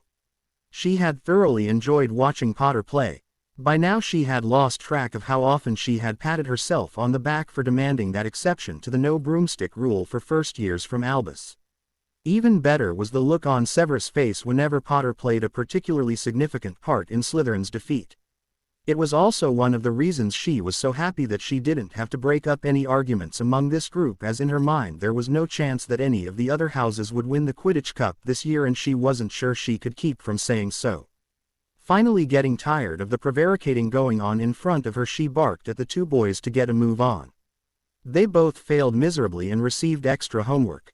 Giving them a stern look, she moved on to the two Ravenclaws in front of them. It surprised her when her ears, honed by years of catching rule breakers in her CL room, picked up the conversation behind her. "It's not fair we got extra homework. This is ruddy hard and I've got no idea what I'm doing wrong," she heard one voice say. "Shish," hissed the other. "Keep your voice down or McGonagall will hear you. We just have to wait until we can go to the common room after dinner tonight and we can ask the professor for help." Minerva had been about to let the two chatterboxes know she could hear every word when the last sentence stopped her. There were several red flags there. Either one of the professors had taken to hanging around her common room, which was unlikely, or one of her students was making unreasonable demands of his or her peers. Secondly, there was the clear indication that whoever this person was, the students had far more faith in them than in their head of house. That meant that she was clearly doing something wrong, and it also meant that these students were unlikely to respond well to a direct question. Still, she had been a teacher for nearly 40 years, and this wouldn't be the first time she had discovered answers to questions students were unwilling to answer. At the end of the day, Minerva dismissed her CL and headed into her office to get some work done. It was unlikely after all that she would have time tonight. Minerva attended dinner and kept a close eye on her second years. She could easily tell when they were almost done with their dinner and excused herself from the head table. She headed out of the hall and slipped into a niche behind a suit of armor. She disillusioned herself and shifted into her animagus form. This should allow her to observe her lions without them noticing her. Minerva waited patiently for her second years to emerge, and when they did, the camouflaged cat raced along behind them. She quickly noticed that there were some Ravenclaws mixed in and the group seemed to be arguing. Could it be that she had completely missed the signs earlier today? As she got closer, she realized to her surprise that they weren't arguing about Quidditch at all. "It's just wrong, is what I'm saying," one of the Ravenclaw boys was arguing. The smartest witch in the school and the only student professor should be Ravenclaws, not unthinking Gryffindors. If Minerva had been visible, the students would have been treated to the unnatural sight of a cat rolling its eyes. Apparently Phileas wasn't the only one who couldn't stop complaining about that. Before this year he had only complained about Ms. Granger not being sorted into his house, but with Mr. Potter taking over the defense course he was now being included in the head of Ravenclaw's mostly good-natured grumbling. "Now that I think about it, I think another visit with Albus to see if he has found an actual teacher yet is in order." This conversation was shedding some light on the conversation Minerva had overheard in her CL and at the same time making it more confusing. She had certainly considered that Mr. Potter might be the professor, but she couldn't imagine him wanting to be called anything but Harry, if her past experiences with him were anything to go by. She refocused on the argument in front of her in an effort to glean more information that she must obviously be missing. "And my point is that if they're that intelligent and still in Gryffindor, you can only imagine how they are," one of her Gryffindors was arguing. Minerva shook her invisible head. She had never made any headway with Phileas with that argument either. "Sure enough, there isn't enough Very in the world to offset that kind of intelligence not being in our house," another Ravenclaw threw out. 2 words. Hungarian horntail. One of her cubs bit back. It was a long walk up to the 5th floor where the Ravenclaws turned towards the entrance to their tower. Minerva followed her students up to the portrait of the fat lady. She had been musing about their argument the whole way. It seemed clearer and clearer that Potter was the student professor, but she was still confused as to why the usually self-effacing boy would demand the use of a title from his peers. Now she would get to see what was going on. She had to dart in quickly after the last student to avoid giving her presence away. As soon as she was inside the common room, she darted off to the side and up several pieces of furniture until she was neatly perched on top of a bookcase. Looking around, it seemed nobody had noticed an invisible feline jumping around. No one except for that overly intelligent ball of ginger fluff that was currently staring right at her while being petted by some first years. Crookshanks shot the invisible professor an amused look before closing his eyes and relaxing under the talented fingers of his minions. It would seem he was prepared to let Minerva get on with whatever it was she was doing without ratting her out. Good thing too. This is getting to be more exhausting than it used to be, even as a cat. Luckily the weekend starts tomorrow. After quickly scanning the common room, Minerva confirmed what she had already come to suspect, that there were no other professors present, which meant that she was going to have to talk to one of her lions about abusing their seniority. She focused on the second years who seemed to have developed an acute case of shyness. Eventually one of them was pushed forward by the rest. She followed the younger Mr. Creevy's progress until he stopped in front of Mr. Potter, who was reading a book. Creevy cleared his throat and Potter looked up. "Dennis, is there something you need?" he asked his underclassman. "Yes, Professor. I think we all need some help with our transfiguration homework." Minerva's surprise at the idea that Potter of all people would ask someone to give him a title was nullified as she watched his face twist into a pained expression. "You do realize that you don't have to refer to me like that, don't you?" Potter asked. "I have a name and I don't actually work for the school." Creevy got a slightly stubborn look to his face. "You're still our teacher. Shouldn't we address you with respect?" Minerva could see that Potter was struggling to find a way to answer that question that wouldn't lead to a rash of disrespectful incidents for her and her colleagues. The snickering coming from Ms. Granger, who seemed to be tutoring 2 6th years in arithmancy, told her that this was a challenge he had faced before and not yet overcome. "Fine. What did you need help with, and should we call your CL mates before we get started?" Potter relented. The other second years had clearly been listening in and were soon arranged in front of Potter. "We were learning about turning beetles into buttons, but we're all sure we're doing something wrong, Professor." Potter nodded and seemed to be ordering his thoughts before he launched into an explanation that was a bit less academic than her own had been, but still essentially correct. She could see the younger students listening with rapt attention and even taking notes. When he had finished his explanation, Potter walked over to a window and threw it open before casting a summoning charm. Soon he had 10 beetles on one of the study desks, and the second years arranged themselves around the table and started practicing. She noticed that Potter gently corrected those who were having trouble. When he got to the 2 girls that had impressed their transfiguration professor, he observed their attempts carefully. It looks exactly the way it should. You too. If you want, you can practice by creating different styles of button to work on your finesse, but there is no way Professor McGonagall would disapprove of these. Minerva was nodding along to Potter's words, but the girls' faces paled. No, something has to be wrong with them. Professor McGonagall said that if we kept going like this she would make us prefects. Minerva was only able to hear the last word due to her superior hearing as a feline. It was still enough to nearly drop her from her perch. What on earth was going on here to make these students think being a prefect was a punishment? Thankfully Potter looked as surprised as she felt. You know, Sakura, if Professor McGonagall said that, she probably meant it as a compliment. Ms. Akagi's look of deep skepticism felt very wrong to the experienced professor. Well, take it from me then. Both you and Natalie are doing very well with this spell. Both girls brightened and looked very proud. Potter gave them both an approving smile and moved on. After only half an hour of tuition, every member of the impromptu CL had mastered the spell. Minerva was very impressed and already preparing her careers advice session with Potter. Hogwarts could desperately use this kind of educational talent. Potter dismissed the second years and encouraged them to get started on their homework. Minerva was again surprised when every last one of them followed that instruction without complaint. Meanwhile, Potter banished the beetles back in the direction of the Forbidden Forest and sat down with his book again. Ms. Granger's tutoring session had apparently ended as well, since she joined Potter on the couch. The two shared a chaste before settling down to read while leaning on each other. Minerva spent some more time casually observing her lions in their natural environment, as it were. Most of what she saw pleased her immensely, and she felt herself calm down as she observed the greatest sight any educator can hope to see. The peace was quite abruptly disturbed by shouting near the staircases. Minerva's head shot up and she immediately identified the source of the conflict. Misters Colback and Wells from 4th year were arguing loudly.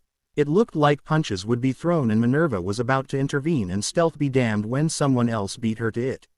All right, that's enough. What on earth are you two fighting about?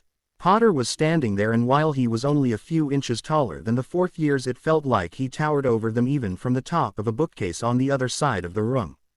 Granger, standing at his shoulder, had a look of disapproval on her face that must be doing just as much to cow the two troublemakers. The fight had stopped before it could properly begin, and both boys were now looking at their feet. Robert, you first. Andy stole my gobshite's set, Professor Potter. A small part of Minerva was starting to enjoy that moment of aggravation on Potter's face whenever someone addressed him with that title. I did not, Mr. Wells was quick to rebut. Potter gave them both a critical look. Robert, are you sure that your gobshites were stolen? And that it was Andy who did it? Potter's voice suggested that Mr. Colback had better be sure. He was the last one in the dorm this morning when they were lying on my trunk lid. Now they're gone and nobody's been up there since, came Colback's answer. Potter's look didn't waver. Have you tried a summoning charm? He asked. At Colback's shake of the head, Potter continued, let's go up and do that now then. That way we can be sure of where they are. With that, Potter guided Colback up the stairs. They came back down a few minutes later, Colback looking thoroughly embered. He walked straight up to Wells. I'm sorry I accused you like that, Andy.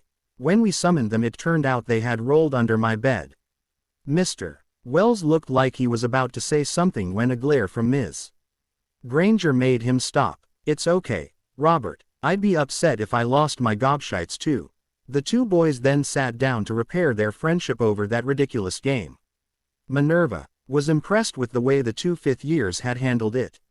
She was even more surprised when she saw Mr. Weasley and Ms. Brown get up after all the excitement had died down. You ready for our patrol, babe? Weasley asked. Ms. Brown tittered and nodded, and the two left through the portrait hole. Minerva could have sworn that there hadn't been any Gryffindors scheduled to patrol tonight. Still, she knew that prefects traded patrols fairly frequently and paid it no further mind.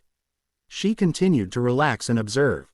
After another hour she stretched herself to get rid of some stiffness that was developing from sitting in one place for so long. As she did, she noticed the clock on the wall indicating that it was 9:30. Looking around the common room, she still saw several first and second years sitting around. They were supposed to be in bed by now. What were the prefects doing? She must have made some noise because Granger's head shot up with a suspicious look on her face as she started looking around. Minerva could tell that Ms. Granger also noticed the time and settled back down to see what, if anything, she would do about it. Ms. Granger gave Potter a quick nudge and pointed the clock out to him with a hushed whisper. Potter nodded and put his book away as Ms. Granger stood. First and second years, it's time you went up to bed. Staying up late on a Friday night is one thing, but you have clees tomorrow. There was some grumbling, but all the first and second years started gathering their things. Chop chop, kiddies. Minerva's head whipped around at the new voice. Yes, wouldn't want to make Mum and Dad angry by staying up too late. The Weasley twins, I might have known. Ms. Granger turned to face them with her hands on her hips and a mocking expression on her face. I was actually going to tell them that if they don't get to bed on time they will turn out like Uncle Fred and Uncle George, and nobody would want that, she told them firmly. Oi, why not? This late-night comedy act ensured that everyone went to bed with smiles on their faces. Potter and Granger waited until every first and second year had at least gone up the stairs before finding their couch again. Minerva's heart was breaking at the fact that these two were doing everything and more she could ask of a prefect, while those who had the badges sat back and waited for them to solve everything. She jumped to a neighboring bookcase to get closer to her two favorite students. She could see they hadn't picked up their books again and were simply holding each other and looking very content doing so. They sat there for a few minutes before Ms. Granger broke the silence. So how many patrols does that make this week? She asked, momentarily confusing her eavesdropping professor. I've stopped counting. It's just not worth the bother. With the halls coming up, I imagine they'll spend most of the weekend patrolling. Potter's response was sarcastic enough at the end that Minerva was developing a very clear suspicion of what was going on. Are you sure we shouldn't tell Professor McGonagall? Ms. Granger asked. Potter blew out a frustrated sigh. We don't have any evidence, am I? After they accused us of more or less the same thing, it would just be seen as retaliation. Potter sounded frustrated and Minerva couldn't blame him. It is just typical of that boy to know almost as much about what happens in the castle as Albus does. I doubt Weasley and Brown told them the reason I was waiting here for them after Halloween. Ms. Granger just sighed and cuddled into Mr. Potter. Minerva laid down where she was. She might have to wait for the last students to go to bed if she wanted to leave undetected, but she certainly had learnt enough tonight to keep herself occupied until then. Minerva came down to breakfast with a determined stride and a plan. She ate quickly and enjoyed a cup of tea while she waited. When she saw at least two students from each of the first 4 years, she moved down to the Gryffindor table. She asked the first years to meet her in the Transfiguration CL room after breakfast, the second years before lunch, and the third years after. She asked the fourth years to meet her at the end of the afternoon. Her summons delivered, Minerva headed to her CL room. Last night had given her a lot to ponder, and in the end she decided that a single observation might not be an honest reflection of the situation in the Gryffindor common room. She would be talking with the younger Gryffindors today and, if it proved necessary, the older ones tomorrow. 10 minutes after breakfast officially ended, the door was hesitantly opened and Ewan Abercrombie stuck his head in. Seeing his professor sitting behind her desk, he opened the door fully and walked in, followed by his yearmates.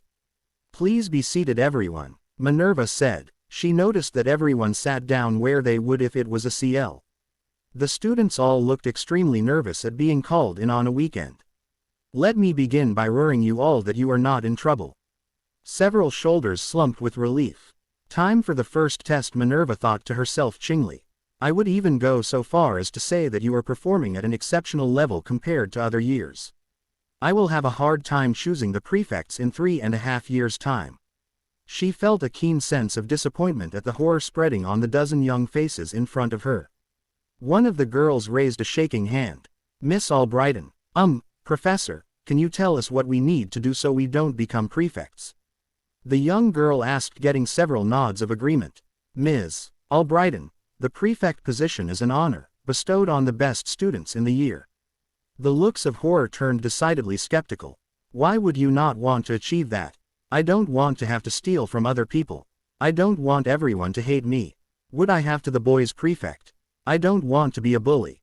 The litany of complaints grew and grew. Minerva had decided to let them get it out of their systems, but was starting to wonder if she shouldn't step in to at least defend the position if not the people. Quite abruptly the tone of the whole discussion changed on its own. "I never wanna be a prefect. When I'm a 5th year I'm gonna be like Professor Potter. I'll be able to teach anybody anything. I wanna be like Hermione. She's even smarter than the professor. I'm gonna be like Harry and learn all about the castle so I can show the new kids around." Minerva could only watch as the children got excited about their chosen role models. "The best I can say is that I wanted to choose the same role models for them." "All right, everyone, quiet down, please." It was more than a little gratifying that she could still quiet a CL room that quickly.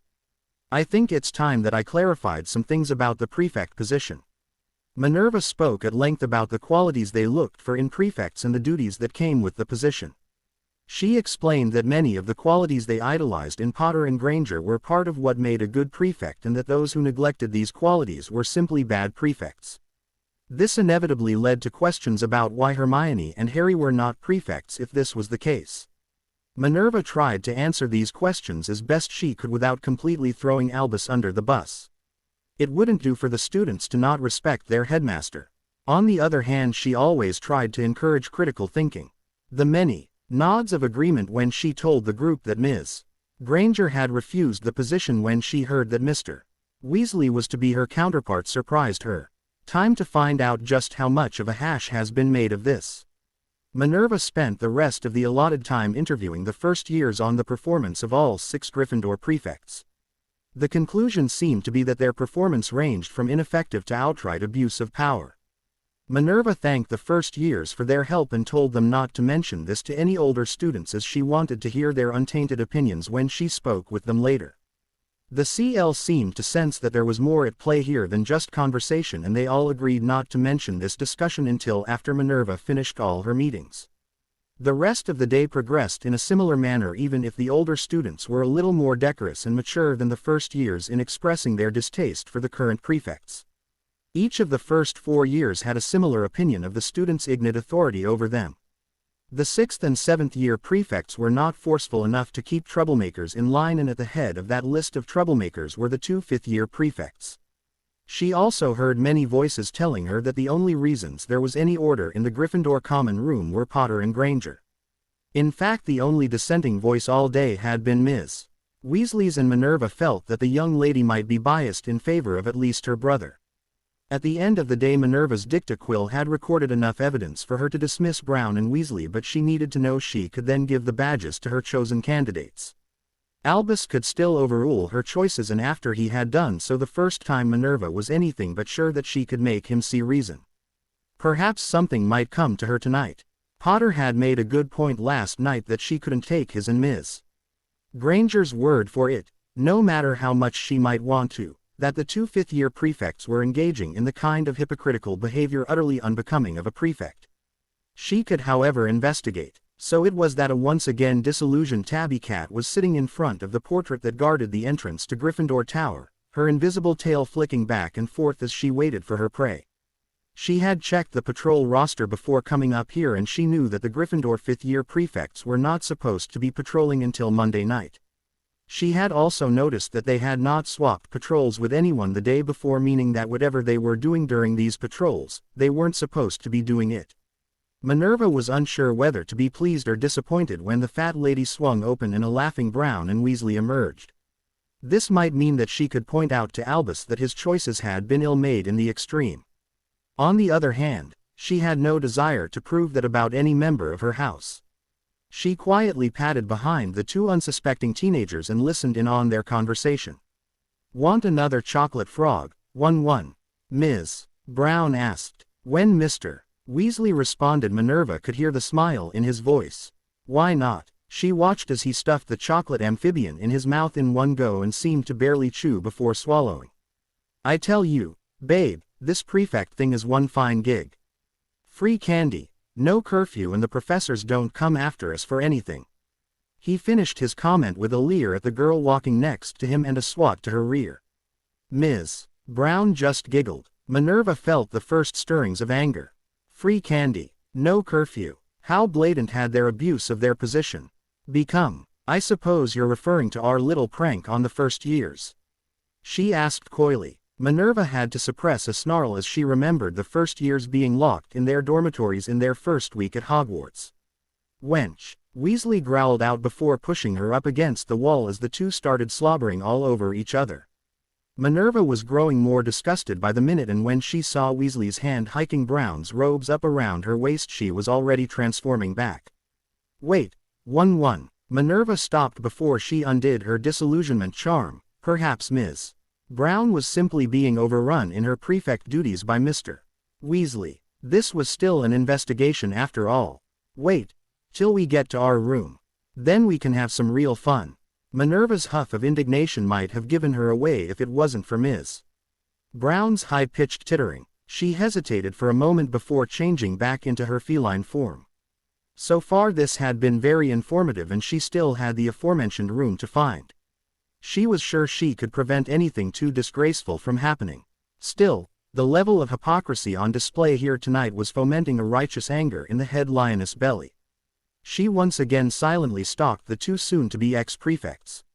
She watched as they slipped through the door to an unused CL room on the 6th floor. Minerva transformed back into her human form and walked up to the door. When she tried the door handle, it wouldn't budge. Minerva drew her wand and cast a diagnostic spell at the door. The readings made no sense to the elderly teacher. There was one spell on there that was probably supposed to be a silencing charm, but it didn't look like any variation Minerva had ever seen before. The other spell on the door was even more unrecognizable. Considering what she had seen before her students went inside the room and the difficulty she had had with the door, Minerva would have expected a locking charm. Taking a chance, Minerva started with his dispelling charm aimed at the door. Another revealing charm told the Transfiguration teacher that there was no more active magic present. This was underscored when Minerva heard a grunt and a coming from the other side. She took the final step forward and flung open the door to the empty CL room. There on the floor were Ms. Brown and Mr. Weasley, both with their robes hiked up around their waists, lying on a pile of cushions straight out of one of Scheherazade's tales. Judging by the dribble of male bodily fluid running down Ms. Brown's thigh, the two had already copulated. But how? I wasn't outside for more than 5 minutes at most. Minerva shook herself and aimed her most disapproving glare at the two students who had frozen at her entrance and were gaping at her in wide-eyed horror. Cover yourselves, Minerva snapped. If Albus hadn't interfered, this never would have happened, she thought bitterly. The two students in front of her scrambled to get their robes in order. My office. Now. Minerva was keeping her commands short for now. Time enough to truly express her disappointment in their conduct in the privacy of her office. The last thing she needed was for Severus to happen by while she was berating these two. She'd never hear the end of it. Minerva led the way to her office, trying to bleed off some of her anger by marching at a fast pace. When she got there, she opened her door and looked behind her to see Weasley and Brown red-faced and puffing with exertion. Inside, she barked and watched as the two Gryffindors scrambled to obey. She followed them in and let her door slam shut with an ominous thud. The next morning there was a series of frantic whispered conversations up and down the Gryffindor table at breakfast as the house tried to figure out what had caused them to lose 160 points overnight. There was also the very visible irritation on Albus Dumbledore's face that fueled the rampant speculation. Some of the older students looked at Harry first. It was overnight and unexplained after all, but his honest confusion on the matter convinced his interrogators that he truly didn't know anything about the mysterious point loss. It also cemented Harry's determination that he would not shun the poor buggers who had caused this without first hearing their side of the story. He wasn't given a chance to contemplate the matter in any kind of depth though as Professor McGonagall swept down from the head table and addressed him and Hermione. Potter, Granger, I need to see you in my office as soon as possible. She sounded extremely tense, which for her was tantamount to screaming in frustration. Harry quickly checked with Hermione, who daintily wiped her lips and nodded. "We're at your disposal, ma'am," Harry answered carefully. He only got a jerky nod in return before McGonagall swept from the hall. Confused and a little worried, the couple told Luna they would find her later and left the hall in a hurry. They had managed to catch up to their head of house just before they reached her office and were shown into the room with a curt gesture. Once there, they settled down in front of the desk while McGonagall took her place behind it. Both Harry and Hermione sat quietly, neither wanting to start any conversation that had their teacher this agitated. "Mr. Potter, Ms. Granger, I have called you here to discuss a serious matter." As she spoke, Professor McGonagall laced her fingers and rested her arms on the desk in front of her. "Last night I came across Mr. Weasley and Ms. Brown engaging in the very activity they had accused you two of. Suffice it to say they have been punished." McGonagall took a deep breath. "I would like to take this moment to apologize again for the way I treated you two in that instance. I acted on the assumption that your hormones had finally caught up with the two of you. Also, I was so relieved to finally see some concrete evidence that Mr. Weasley and Ms. Brown were taking their position seriously that I didn't listen to you as I perhaps should have. I recognize now that their report was likely not motivated by any sense of responsibility, but rather simple spite." Harry and Hermione shared a look that communicated that this conversation was not exactly headed in the direction they had expected. Hermione cocked her eyebrow at Harry, and he understood that she wanted to forgive her favorite professor. Harry looked across the desk at his head of house. She did look honestly contrite. Harry barely restrained a sigh and let his shoulders slump. He gave Hermione a nod. "That's all right, Professor. We know you take your duty towards the students seriously." Hermione spoke up cautiously. Professor McGonagall gave a serious nod at her words. "The reason that I was investigating Mr. Weasley and Ms. Brown last night was that I had been having conversations with the younger Gryffindors because of something else that had come to my attention. It became clear very quickly that none of the younger students, with the exception of Mr. Weasley's sister, had a good word to say about the prefects. It also became abundantly clear that they do respect the two of you. Which brings us to the crux of the matter." Professor McGonagall opened a drawer in her desk and took out a pair of silver badges which she placed in front of Harry and Hermione. "Mr. Weasley and Ms. Brown have lost their positions due to their abuse of power and their duplicity. I want you two to take up the badges as I had originally intended. You may be assured that the headmaster will not be interfering this time." McGonagall's expression turned downright bloodthirsty as she made that comment. When Harry and Hermione hesitated, their head of house jumped in to convince them. "You have both been doing the job already from what I've seen and heard. It's time you had the recognition that goes with it. All I ask is that you take one patrol a week and ride herd on the rest of the prefects in addition to what you have been doing." She looked at her two best chances for redeeming the prefect position in the eyes of the younger years and didn't dare interrupt the silent conversation they seemed to be having. Eventually Hermione turned to her professor. "We'll accept, ma'am." Professor McGonagall heaved a sigh of relief at those simple words of acceptance. She watched with some pride as the two pinned their badges to their robes. "Congratulations to the both of you. It is my personal opinion that this is long overdue, and I feel like that opinion will be shared by most of the school." She gave her two new prefects a slight smirk. "I nearly had to give our head boy detention when he came to me to vent his opinion earlier this year." Both teenagers looked a little abashed at that, and Minerva McGonagall felt as if the world had tilted onto its proper axis again. "Off you go then. I do believe there are some people who will be wanting to congratulate you on this news." Harry and Hermione left McGonagall's office still a little bit shocked at the turn the conversation had taken. Their professor's demeanor when they entered had led them to believe they were in trouble. This was about as far from trouble as they could get. The couple headed up to the room of requirement where they were sure they would find Luna. Their blonde friend's enthusiastic congratulations were somewhat expected. The reception from certain students in the Great Hall when they went down for dinner was not. It started with a loud whoop from Cedric Diggory, who rushed over to make sure that his eyes were not deceiving him and the badges on Harry and Hermione's chests were real. "This is great. McGonagall finally came to her senses, did she?" he exclaimed happily. Hermione promptly jumped to her professor's defense. "That's not fair, Cedric. It was Dumbledore, not Professor McGonagall, who insisted Weasley be prefect." Cedric just waved this objection away with a large grin. "I'll make sure you are added to the patrol schedule, and I'll hand you that in our scheduled meeting times at breakfast tomorrow, okay?" Without waiting for a response, he clapped Harry on the back and headed back to the Hufflepuff table with a definite spring in his step. On his way there, he stopped off at the Ravenclaw table and was clearly seen high-fiving Roger Davies a moment later.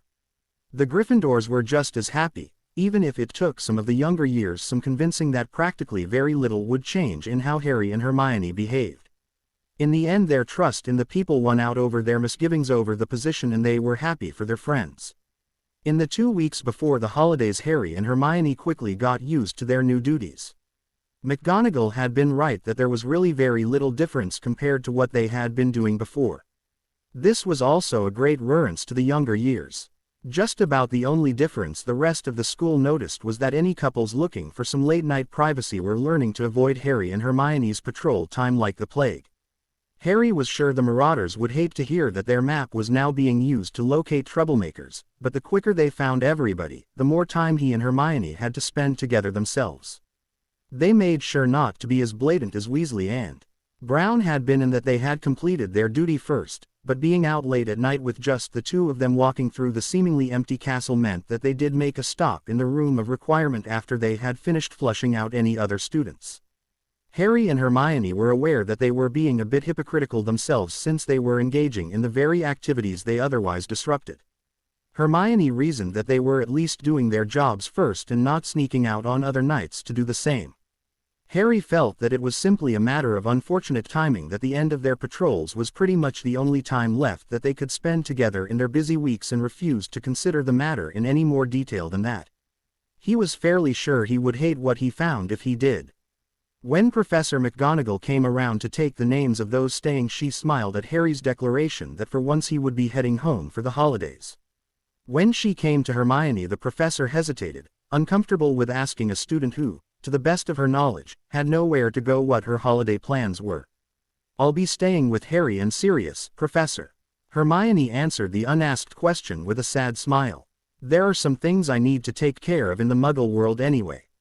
Professor McGonagall gave her student a ching smile and a nod. "I understand, Ms. Granger. If you need anything, please do not hesitate to send an owl," she responded. As their professor moved on to the next cluster of students, Hermione's shoulders slumped. She felt an arm coming around her and gave Harry a weak smile. "I hate lying to her," Hermione said with an air of resignation. Harry just nodded in understanding. They had discussed it with the adults and agreed that even though Hermione and Harry trusted their professor, it was better to not tell her that the Grangers would all be at Sirius Place for Christmas. As Sirius had put it, even if you trust her, the more people that know a secret, the more likely it becomes that that secret will be revealed. It still didn't sit well with the teens, though, even if they could admit that the logic made sense. Harry once again resolved to end Riddle as soon as possible. That week Harry had his last tutoring session with Neville before the holidays. He took the opportunity to discuss Neville's wand with him. Neville didn't think that his gran would buy him a new wand. Harry grinned and asked if the other boy wanted to borrow his invisibility cloak so he could sneak out. After a long discussion-turned-planning session, the cloak was determined to be unnecessary, and Neville was looking determined to sneak out and buy himself a new wand with his pocket money over the holidays. The evening before the express was scheduled to depart, Harry and Hermione checked with the first and second years that they had packed everything they needed for the holidays before settling in by the fire to listen to the excited chatter of everyone eager to go home and the twins' idea of caroling, which included new lyrics, off-key renditions and, for some inexplicable reason, fireworks. Many of the students they had helped stopped by to wish them a happy Christmas. Some even gave little gifts as tokens of appreciation. They were especially touched when the first years showed up and gave them each a bar of Honeydukes chocolate, which they had all pitched in for. All in all, most of the students enjoyed the experience of spending time together and getting a head start on the festivities of the coming weeks. On the express the next morning, Harry and Hermione left their trunks in a compartment with Luna and, for the first time, headed to the prefect's compartment at the front of the train. It took up one side of a carriage and was filled with comfy armchairs, which made Harry think of a more luxurious night bus. As the couple found seats near the rest of the Gryffindors, they were enthusiastically greeted by most of the prefects. The notable exception was Malfoy, who merely sniffed disapprovingly while Parkinson simpered all over him. His eyes never left the newest additions to the compartment though. "All right, you lot. Settle down and we can get all the official stuff out of the way," the head girl, Hazel Stickney, called out. "As most of you will know, the times in the middle of the trip are reserved for the 5th-year prefects, 6th years take the last patrols, and 7th years will start the early patrols.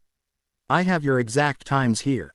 We had relatively few problems in September, so let's make sure this ride goes just as smoothly."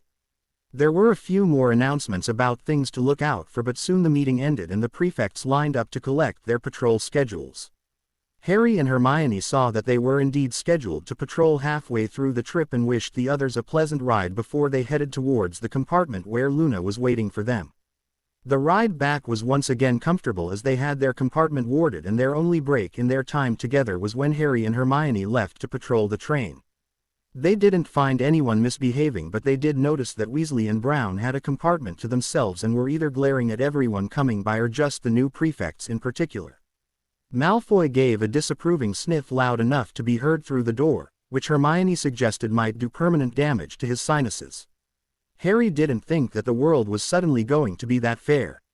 When they got back to their own compartment, Luna had fallen asleep with a book open on her lap. Hermione carefully picked the book up and marked the page before placing it to one side. Harry meanwhile conjured a blanket and tucked the little Ravenclaw in. They put up a silencing charm around their friend and cuddled on the opposite seats, speaking in low voices despite the fact that they knew they wouldn't be overheard. They didn't wake Luna until they saw the outskirts of London racing past their window. The Ravenclaw was a little put out that her friends had let her sleep, and even more so to hear that the blanket she had been tucked in would eventually disappear. She wouldn't let Harry vanish it and instead carefully folded it and packed it into her trunk. "If it will disappear eventually, that means I should use it as much as possible for the time being," was her only comment when Hermione asked her why she was keeping it. The three headed off the train, and Harry and Hermione said their goodbyes to Luna before they joined the other prefects in trying to regulate the chaos that was the disembarking of the Hogwarts Express. It felt like it took hours, especially when several of the younger years started dragging their parents over and introducing them. "Harry, Hermione, just move off to the other side of the platform.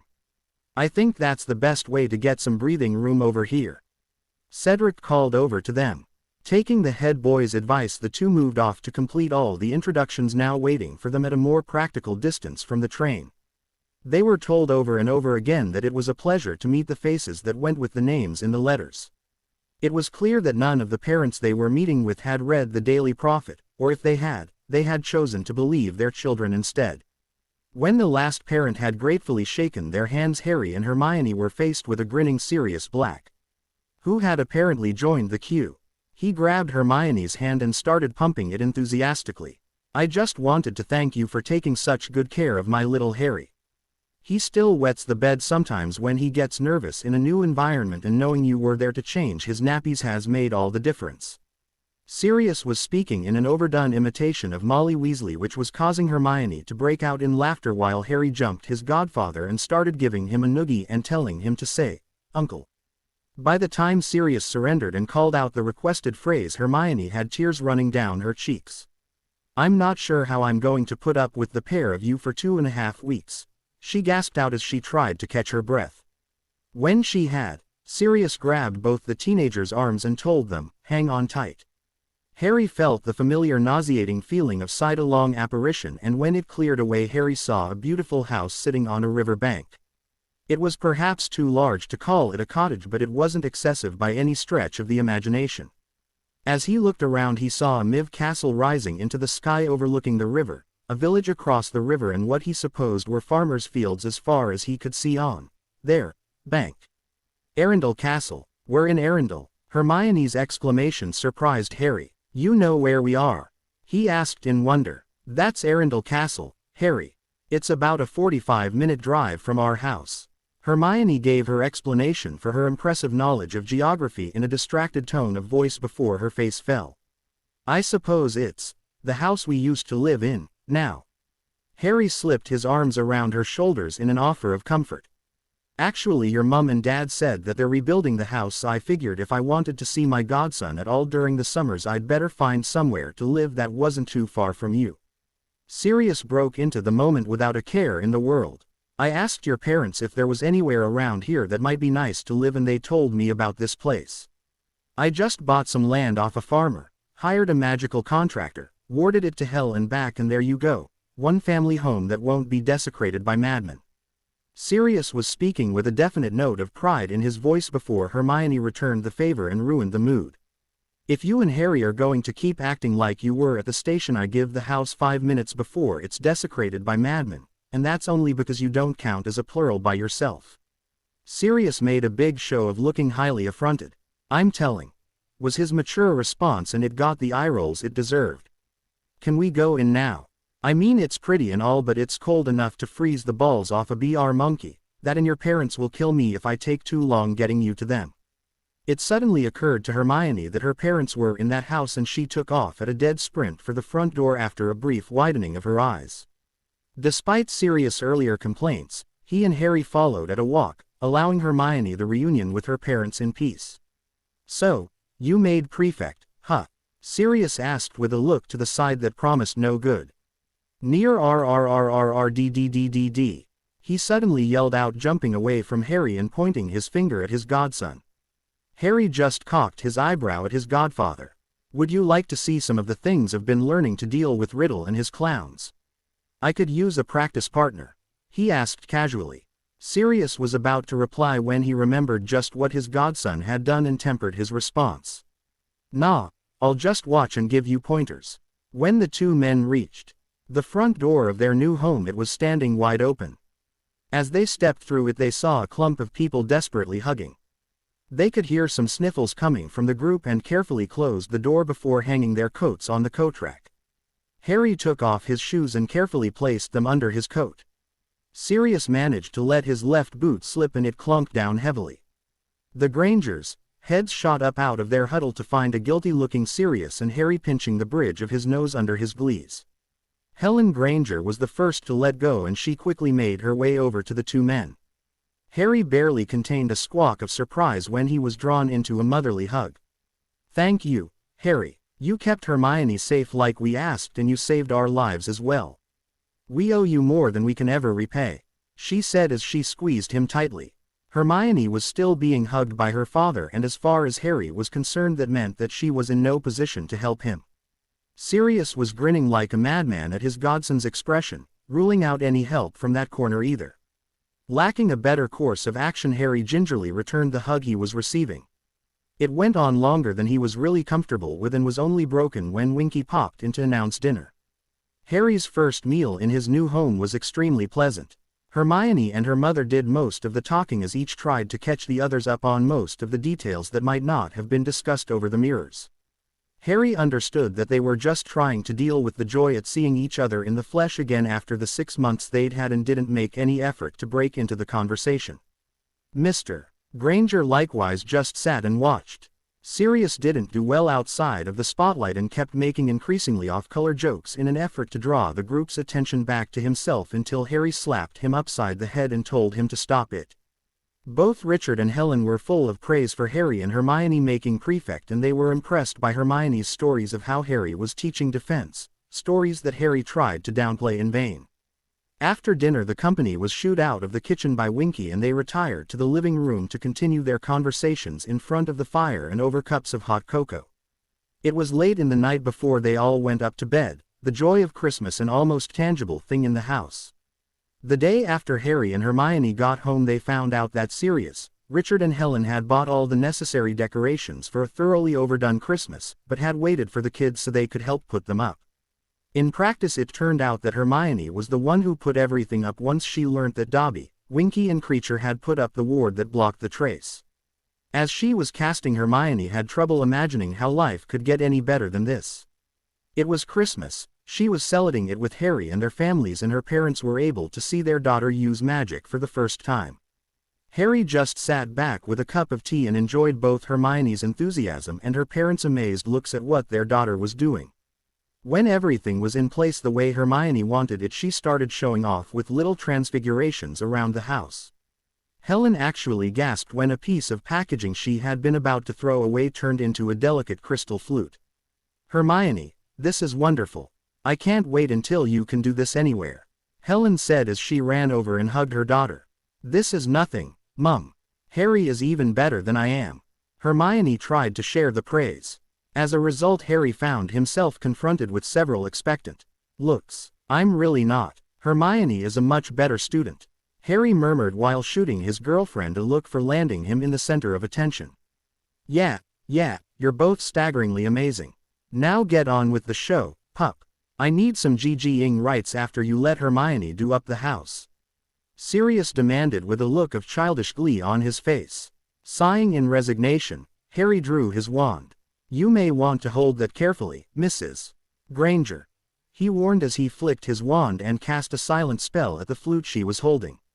Helen was not sure what her daughter's boyfriend was on about until she felt the crystal flute expanding and becoming softer. It quickly got impossible to hold with one hand, and Helen slung her other arm under the thing and pulled it to her chest to keep from dropping it, and was rewarded with a wet nose in her neck. Pulling back in shock, she saw a chocolate-colored Lador pup in her arms, wagging its tail and yipping softly. "Oh, Harry, he's absolutely darling," Helen crooned as she started petting and cuddling the enthusiastic little thing. No. Do the Patronus, pup. Show off a little, would you?" Sirius broke in, earning an affronted look from Mrs.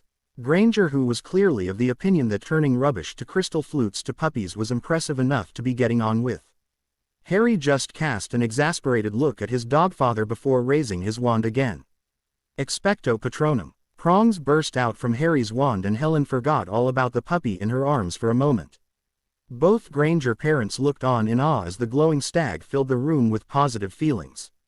Sirius looked extremely smug. Expecto Patronum. Hermione's otter joined Prongs, gamboling around the stag's horns playfully and raising the feelings in the living room further.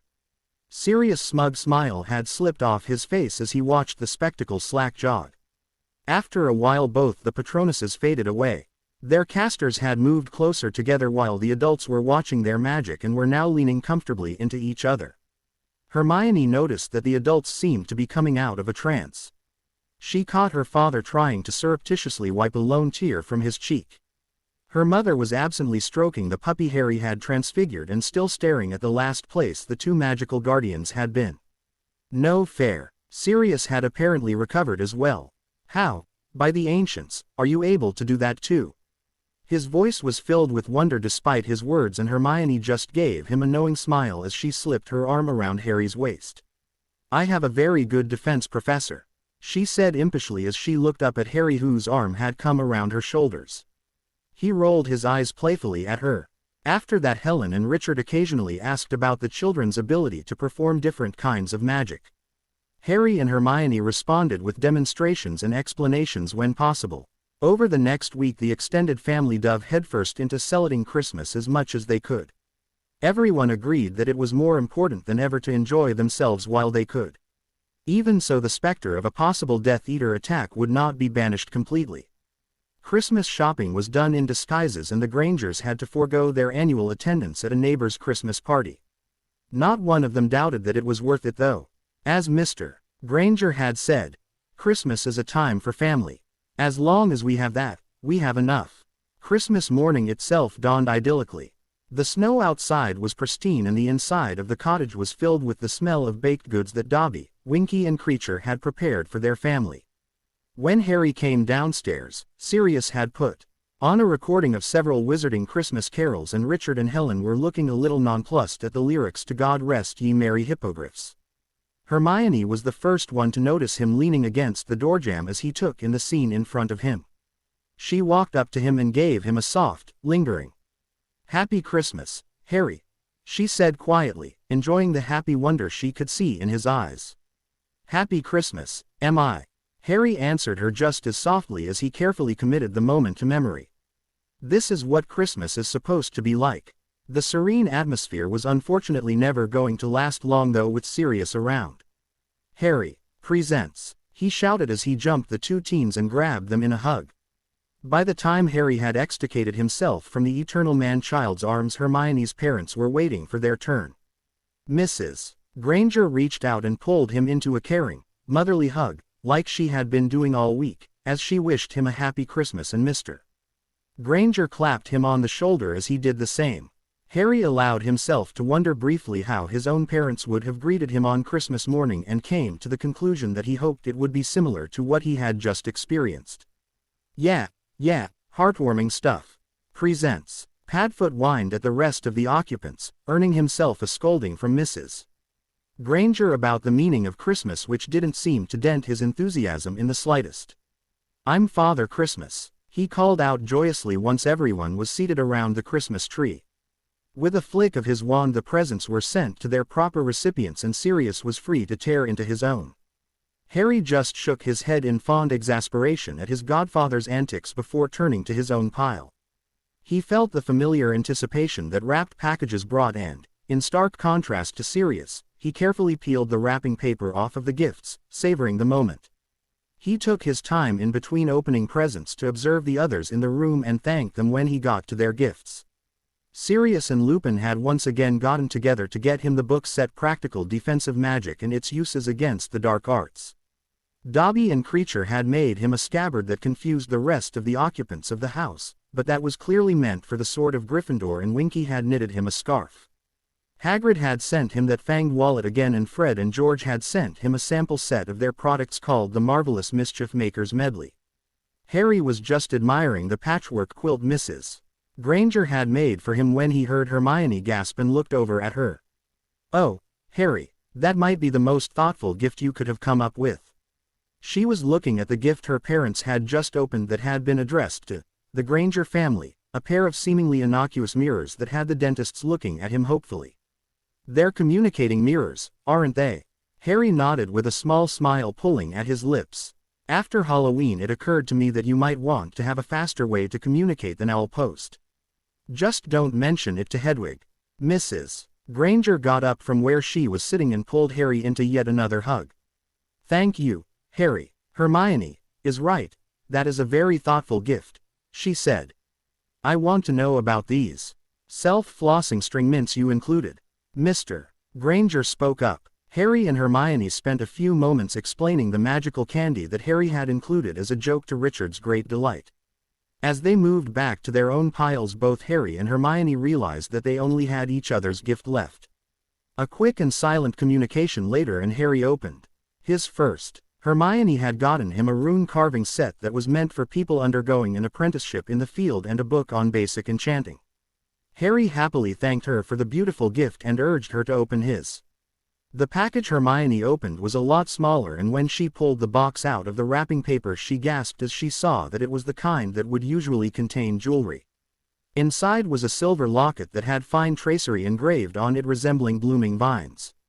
Upon opening the locket, Hermione found a picture of herself and Harry dancing at the Yule Ball last year that she had never seen before, and in the other panel was a magical picture of her parents waving at her. Looking up she could see that Harry was watching nervously for her reaction. "I love it, Harry. Will you put it on me?" He smiled at her and gently lifted the locket out of her hands. Hermione turned around and lifted her hair out of the way. She felt the locket settle against her chest and Harry's fingers fastening the clasp in her neck. The feather-light touches in her neck sent bolts of pleasure racing down her nerves. When Harry's fingers left her she had to fight down a mule of disappointment. She gently touched the locket and turned around beaming a smile at her boyfriend. "Thank you, Harry," she said before they shared a soft. Since she had no more presents waiting to be opened she curled up against Harry with her feet tucked under her and just enjoyed being with the people she loved most in this world. The rest of the day was filled with Sirius' exuberance, Harry's wonder and the Grangers' joy.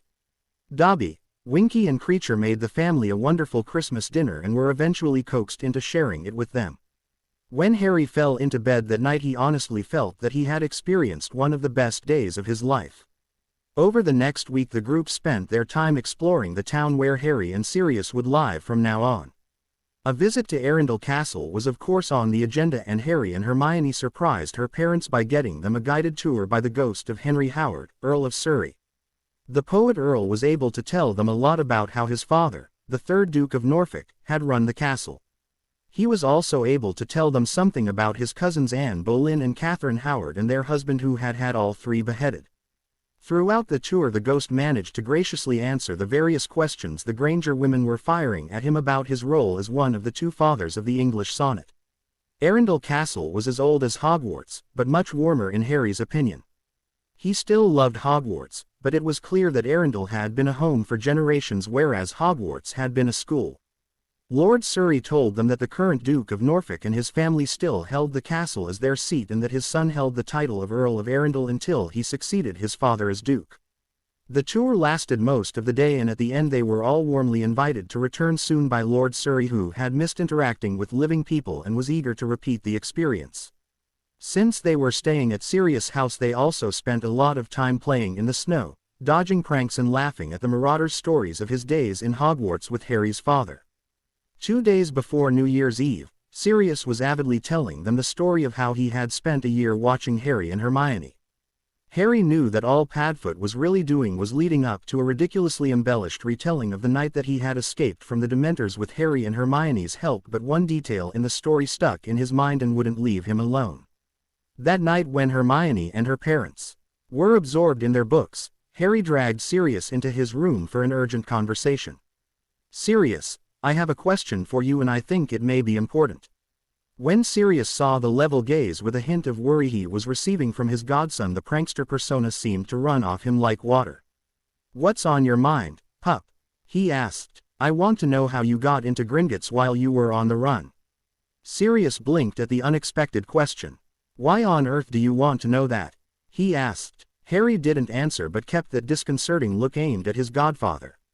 After a few moments Sirius folded. "All right, there's a little-known entrance that is used by the older families when they don't want anybody to know what they're doing." Harry's intense look turned into a scowl. "The pureblood bigots, in other words," he growled out. "Most of them are, yes, but you're forgetting that you're dealing with goblins here. What counts is that these people are rich. I'm not sure what the Potter account looks like after all these years but it's possible they'd let you in there too. Are you going to tell me why you want to know this stuff now?"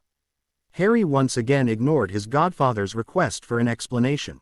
"Where is this entrance?" he asked, his scowl gone and the intense look of someone close to a breakthrough back on his face. "Behind the Palace of Westminster, under the statue of Oliver Cromwell. You scratch the lion's ear and when it gets up you go down the stairs. There's a rumor that if your account balance is too low the statue will maul you. Now tell me why you want to know this." Harry waved his hand at his godfather. "Just one last question. Would Bellatrix know about this entrance?" Sirius' face blanched at that. His hands shot out and grabbed Harry by the shoulders. "Absolutely not. You are not to go hunting my mad cousin, do you hear me?" Sirius was shaking Harry as he tried to emphasize his point. "She's dangerous, Harry. You get landed in enough trouble as it is and this is more than even you would be able to easily handle. Promise me you won't go looking for her." Harry grabbed Sirius' wrists and pulled his hands away. "I promise that I will not go looking for Bellatrix, okay?" he said in a firm tone. Sirius looked his godson over as if trying to spot a lie and then nodded jerkily. "I'm holding you to that." At the quirk of Harry's eyebrow Sirius continued. "I mean it. If I even think you're going to do something like that I'll tell Hermione." Harry blinked in surprise at the triumphant shout at the end. "Calm down, Sirius, I meant it. I won't go looking for her. How about we go get something to drink from Winky instead, His words seemed to be reaching Sirius and the old marauder relaxed somewhat and agreed. As they were heading out of the room Harry couldn't help but think to himself, I won't go looking for Bellatrix, but the Horcrux in her vault is a whole other matter. The Hogwarts Express made its way back up to Scotland nearly a week into the new year. Harry and Hermione had received their patrol schedules in the prefect's compartment and had once again chosen to join Luna in a regular compartment. Hermione and Luna were eagerly comparing holidays while Harry leaned his head against the wall of the compartment. He wasn't really listening to the girls' conversation, but rather was immersed in a very pleasant memory of Hermione sneaking into his bedroom after everyone had gone to bed on New Year's Eve. Well, her parents had. Sirius had gone out to the pub after they had all wished each other a Happy New Year. He had been surprised at first and thought that maybe Hermione had been having a nightmare. He had held back the covers and allowed her to crawl into the bed. After only a few seconds of holding her, Harry had known that Hermione was in his room for an entirely different purpose. She had whispered in his ear that what you did on New Year's Eve was supposed to be an omen for how the rest of the year would go and that she knew what she wanted from the upcoming 366 days. They had agreed that they were not quite ready to go all the way, but Harry had gained a new appreciation for certain tastes and sensations. He was jolted back to reality when Hermione poked him in the knee and told him it was time for their patrol. Judging by the mischievous glint in her eyes, she either knew what he had been daydreaming about or had been reliving the same memory. Harry sighed theatrically and hauled himself to his feet. With a wink at Luna, he strode out of the compartment with an air of mock resignation to begin his patrol. It took the two prefects a long time to patrol the whole express, as most compartments wanted a quick word with them about one thing or another. Neville was especially eager to show Harry his new cherry and unicorn hair wand. Hermione just hung her head and groaned about Harry being a bad influence when Neville told him that their plan for him to sneak out had gone off without a hitch. When they got back to the compartment they were sharing with Luna, Harry didn't have to fake his exhaustion and collapsed onto the bench. Hermione followed a split second later and landed half on top of him. Rather than complain about the sudden jostling, Harry shifted her to a more comfortable position and did his best to melt into his seat. "Oh my, are the big, bad prefects tired?" Luna sing-songed at them. Harry cracked open one eye to give his friend a glare that he suspected was less than effective. Giving it up as a bad job, he closed his eye again and groaned. "Remind me why we choose to share a compartment with someone who can't muster any sympathy for us hard-working, responsible authority figures." He asked in Hermione's general direction and only got a grunt in return. "I'll take that to mean that your energy reserves are low and that it's time for lunch," Harry said. "Dobby, may we have some lunch, please?" The three friends shared a pleasant lunch which saw Harry and Hermione recover their energy. The rest of the trip had without incident, and sooner than they had expected the express was pulling into Hogsmeade Station. Harry and Hermione made sure to help the younger students into the carriages before taking one themselves. The feast ped in a blur for the tired students, and they were all grateful when they were dismissed up to bed. There was something about Hogwarts that had always seemed timeless to Harry. Maybe it was the fact that despite a war starting up outside its walls, Cleese continued uninterrupted. Quidditch practice was as ever, even though the game against Hufflepuff wasn't until the beginning of March. Harry still trained like a possessed man in the room of requirement, though Hermione had joined him in a clear effort to be ready to stand by his side should worst come to worst. Harry's defense Cleese still proved popular among the majority of the students. One notable exception to this rule was, of course, Ronald Weasley. Harry hadn't specifically banned the redhead from showing up, confident that Weasley would not be able to behave long enough to make it through even 1 centiliter, but Weasley had apparently decided that he did not want or need any extra Cleese, and that suited Harry just fine. He had expected Weasley and Brown to want some revenge for the loss of their badges, but he was surprised to see them withdrawn and quiet. They rarely looked anyone in the eye anymore, and their disruptive influence in the common room had dwindled to nothing. Harry learned the reason for this after a Quidditch practice 2 weeks into the new term. Harry had been taking advantage of the clear, crisp weather to get some extra flying in after practice. Busy as he was, Harry still wanted to take any opportunity to indulge in one of his favorite activities. It was just about the only time he had left where he was completely alone. Once he started to feel numb from the cold, he headed for the dressing room. As he stood in the doorway, he overheard the two Weasley twins talking. "I'm still not sure that I even want to take anyone to the wedding. It's embering enough as it is," George said, getting a grunt of agreement from Fred. "Still, we don't want Mum to have even more reason to yell, do we?" came Fred's rhetorical question. Harry frowned as he tried to work out if Bill might have asked Fleur already. Just because Harry hadn't heard about it until the summer before 6th year last time around, didn't mean that the Weasleys wouldn't have known. Plausible as it sounded, that still didn't explain why Fred and George considered their brother's wedding embering. I know. We're not taking anyone who'll be at Hogwarts next year though," came the reply. Fred just snorted at George's remark. "Why?" "Because they're not going to figure it out when Lavender or Ronnikins or both fail to show up next year." Wait, Ron and Lavender are getting married. Aren't they too young? Who's there? Harry blinked in surprise. Apparently he had spoken that last thought out loud. It's me, lads, Harry said, walking into plain sight. Fred and George shared a look before turning back to him. How much did you hear? Fred asked in a heavy tone of voice. Both twins were standing there with slumped shoulders and defeated looks on their faces. I heard that you are embedded to be going to a wedding and that your brother and Lavender may or may not be coming back next year. Harry told them. Fred nodded wearily as George spoke up. Please don't tell anyone, Harry. I know you more or less hate Ron by now, but the castle doesn't need to know this. If you don't want me to say anything, I won't. Well, I might tell Hermione, but you both know she can keep a secret. Harry said, getting a nod of thanks from George. Just so we're clear on what this secret actually is Ron getting married to Lavender? Both Weasleys grimaced a little and gave a stiff nod. Harry flopped down on one of the benches as he wrestled with that piece of information. Why, I mean, I could have imagined them doing it after graduation, but you sound like it'll be happening soon. Fred gusted out a large breath of air and sat down on the bench across from Harry. You know how we lost that amount of points before Christmas. It turns out that Ron and Lavender got caught sneaking about and, well, playing hide the wand, if you know what I mean. The redhead started. Harry nodded that he was aware of this. It also turns out that the silly bugger forgot to use any kind of contraception. Harry's eyes went wide as he realized what that meant. So, Lavender's. Harry trailed off, feeling suddenly uncomfortable. Fred and George just nodded unhappily.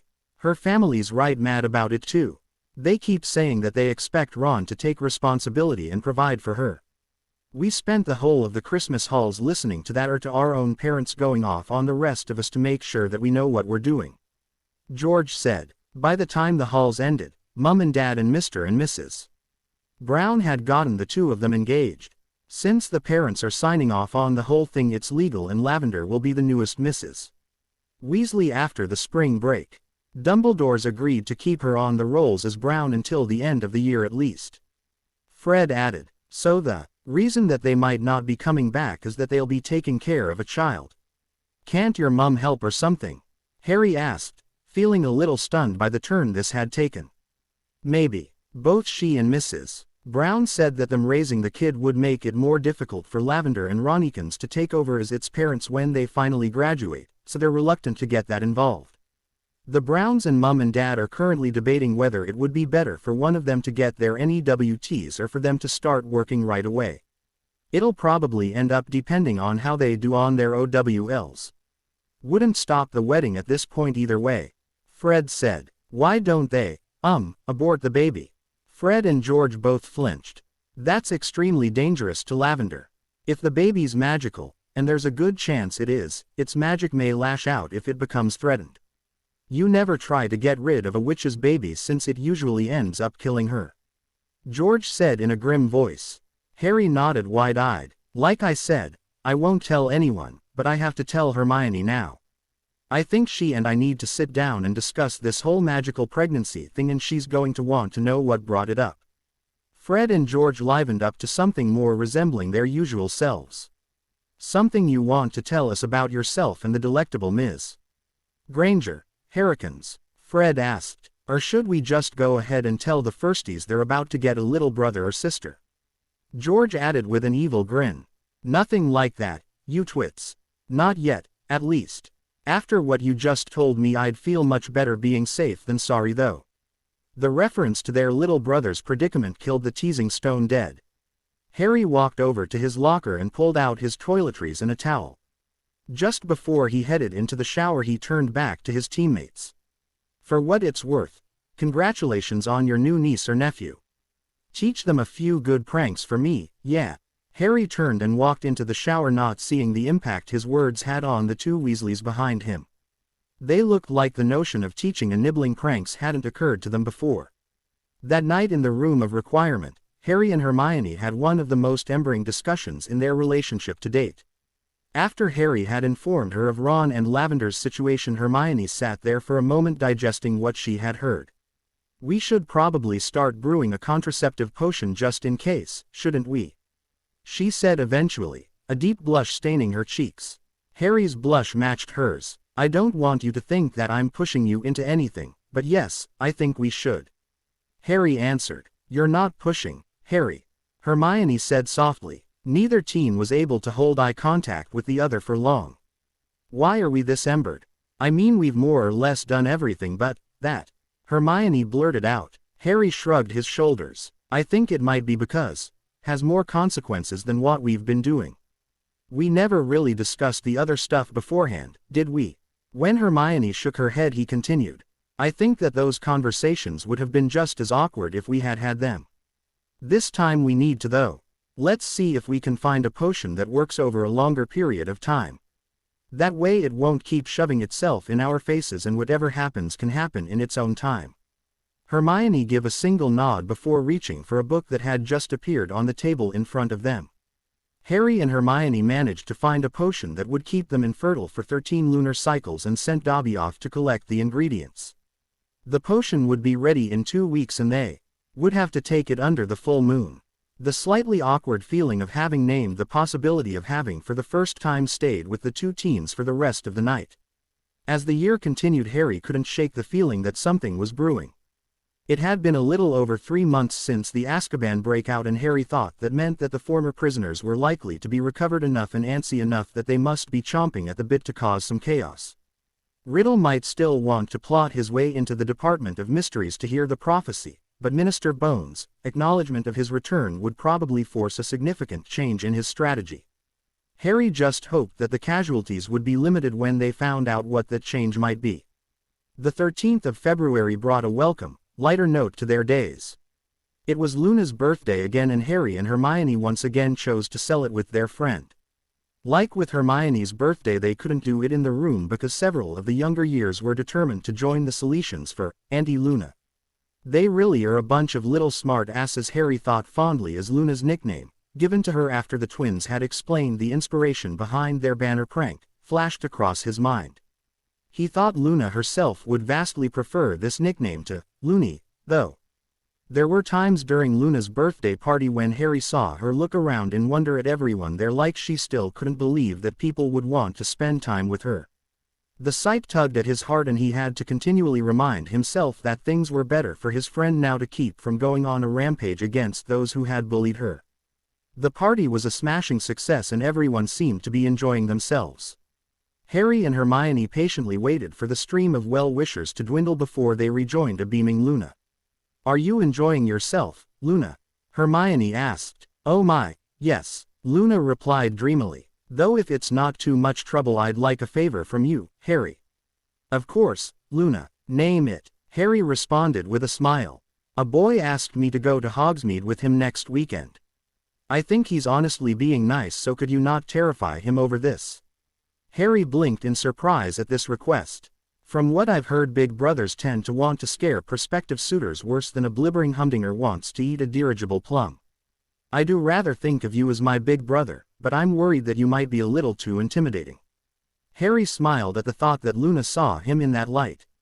All right, Luna, I'll keep my nose out of it, Harry said with a chuckle in his voice. If he hurts you, all bets are off though. Who's the lucky bloke? Jimmy Peaks, Luna said, pointing at the boy in question. Jimmy happened to look up just in time to see Luna pointing him out to Harry and Hermione and paled drastically. When neither prefect made a move to come over, he started breathing again. He had known that asking out the girl who was next to Hermione in Harry Potter's affections would be nerve-wracking, but thankfully Harry didn't seem to be inclined to kill him just yet.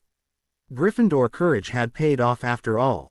The weekend following Valentine's Day was a busy one in Hogsmeade. The weekend closest to Valentine's Day usually was. Harry and Hermione had ignored the holiday itself but were eager to get out of the castle and spend a few hours just being together. Luna had her date with Jimmy Peaks and seemed to be looking forward to it. Harry and Hermione had agreed that they wouldn't hover over Luna's first date and simply let her get on with it. This meant that for the first time in a long time the three friends were eating separate breakfasts at Hogwarts. Harry and Hermione did wave at their friend as they left for the carriages. Since neither of them really needed to buy anything, Harry and Hermione had agreed to go exploring away from the town center. They discovered that only 3 streets away from the central shopping area there were no students left. Both teenagers enjoyed their walk immensely.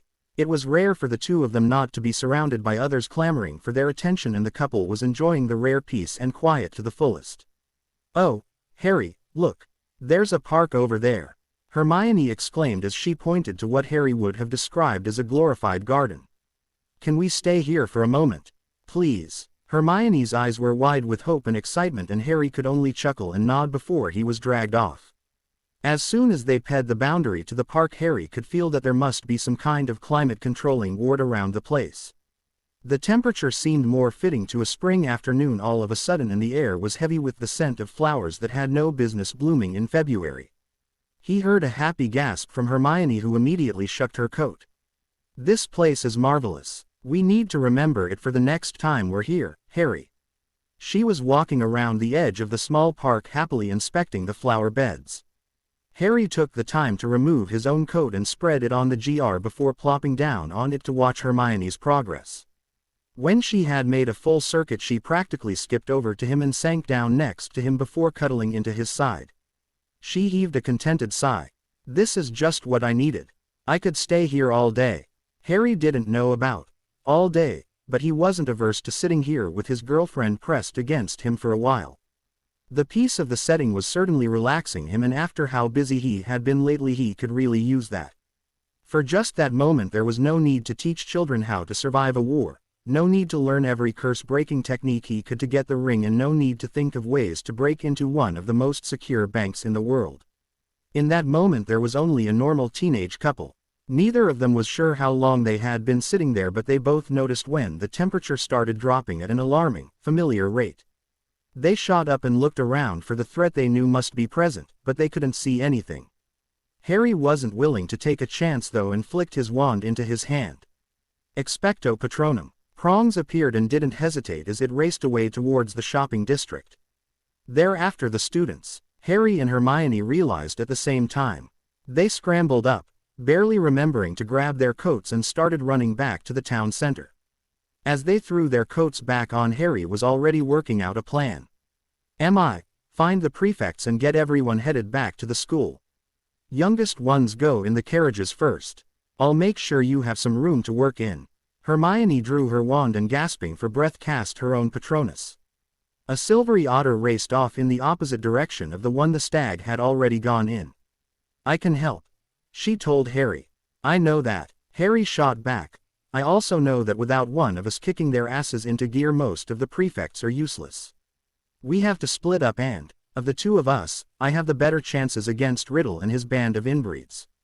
Hermione grabbed Harry's arm and pulled him to a halt.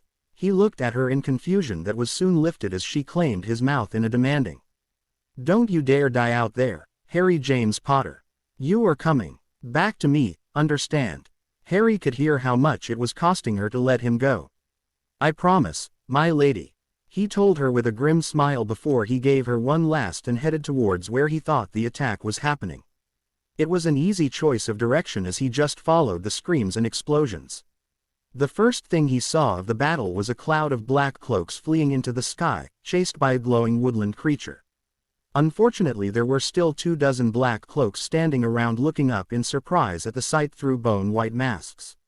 Harry could see the smoldering wreckage of several buildings surrounding the raiding party, and even 2 small bodies lying half-buried under the debris. Letting his rage flare his magic, Harry took aim and cast the Siege Engine Curse. The Siege Engine Curse was designed in the Middle Ages to do enough physical damage to bring a 6-foot-thick castle wall crumbling down. When applied to human targets, the results tended to be messy, as the Death Eaters had learned in the graveyard. This time Harry could aim. Half a dozen Death Eaters were torn apart by the curse's impact, and the rest of the party were splattered by the fine red mist they turned into. Harry used the screams and cursing of the Death Eaters to cover his apparition. This was a piece of magic he had yet to use, since he didn't want Riddle catching on to his ability to use it yet. The amount of dust in the air made any kind of invisibility useless though. That meant that apparition-based guerrilla tactics were his best bet against, frankly, overwhelming odds. Harry was just going to have to hope that Riddle wasn't here today. When he reappeared a third of the way around the group, Harry fired of a CE of Reductor Curses. He didn't wait to see if he had hit something, but apparated to a rooftop on the other side of the group.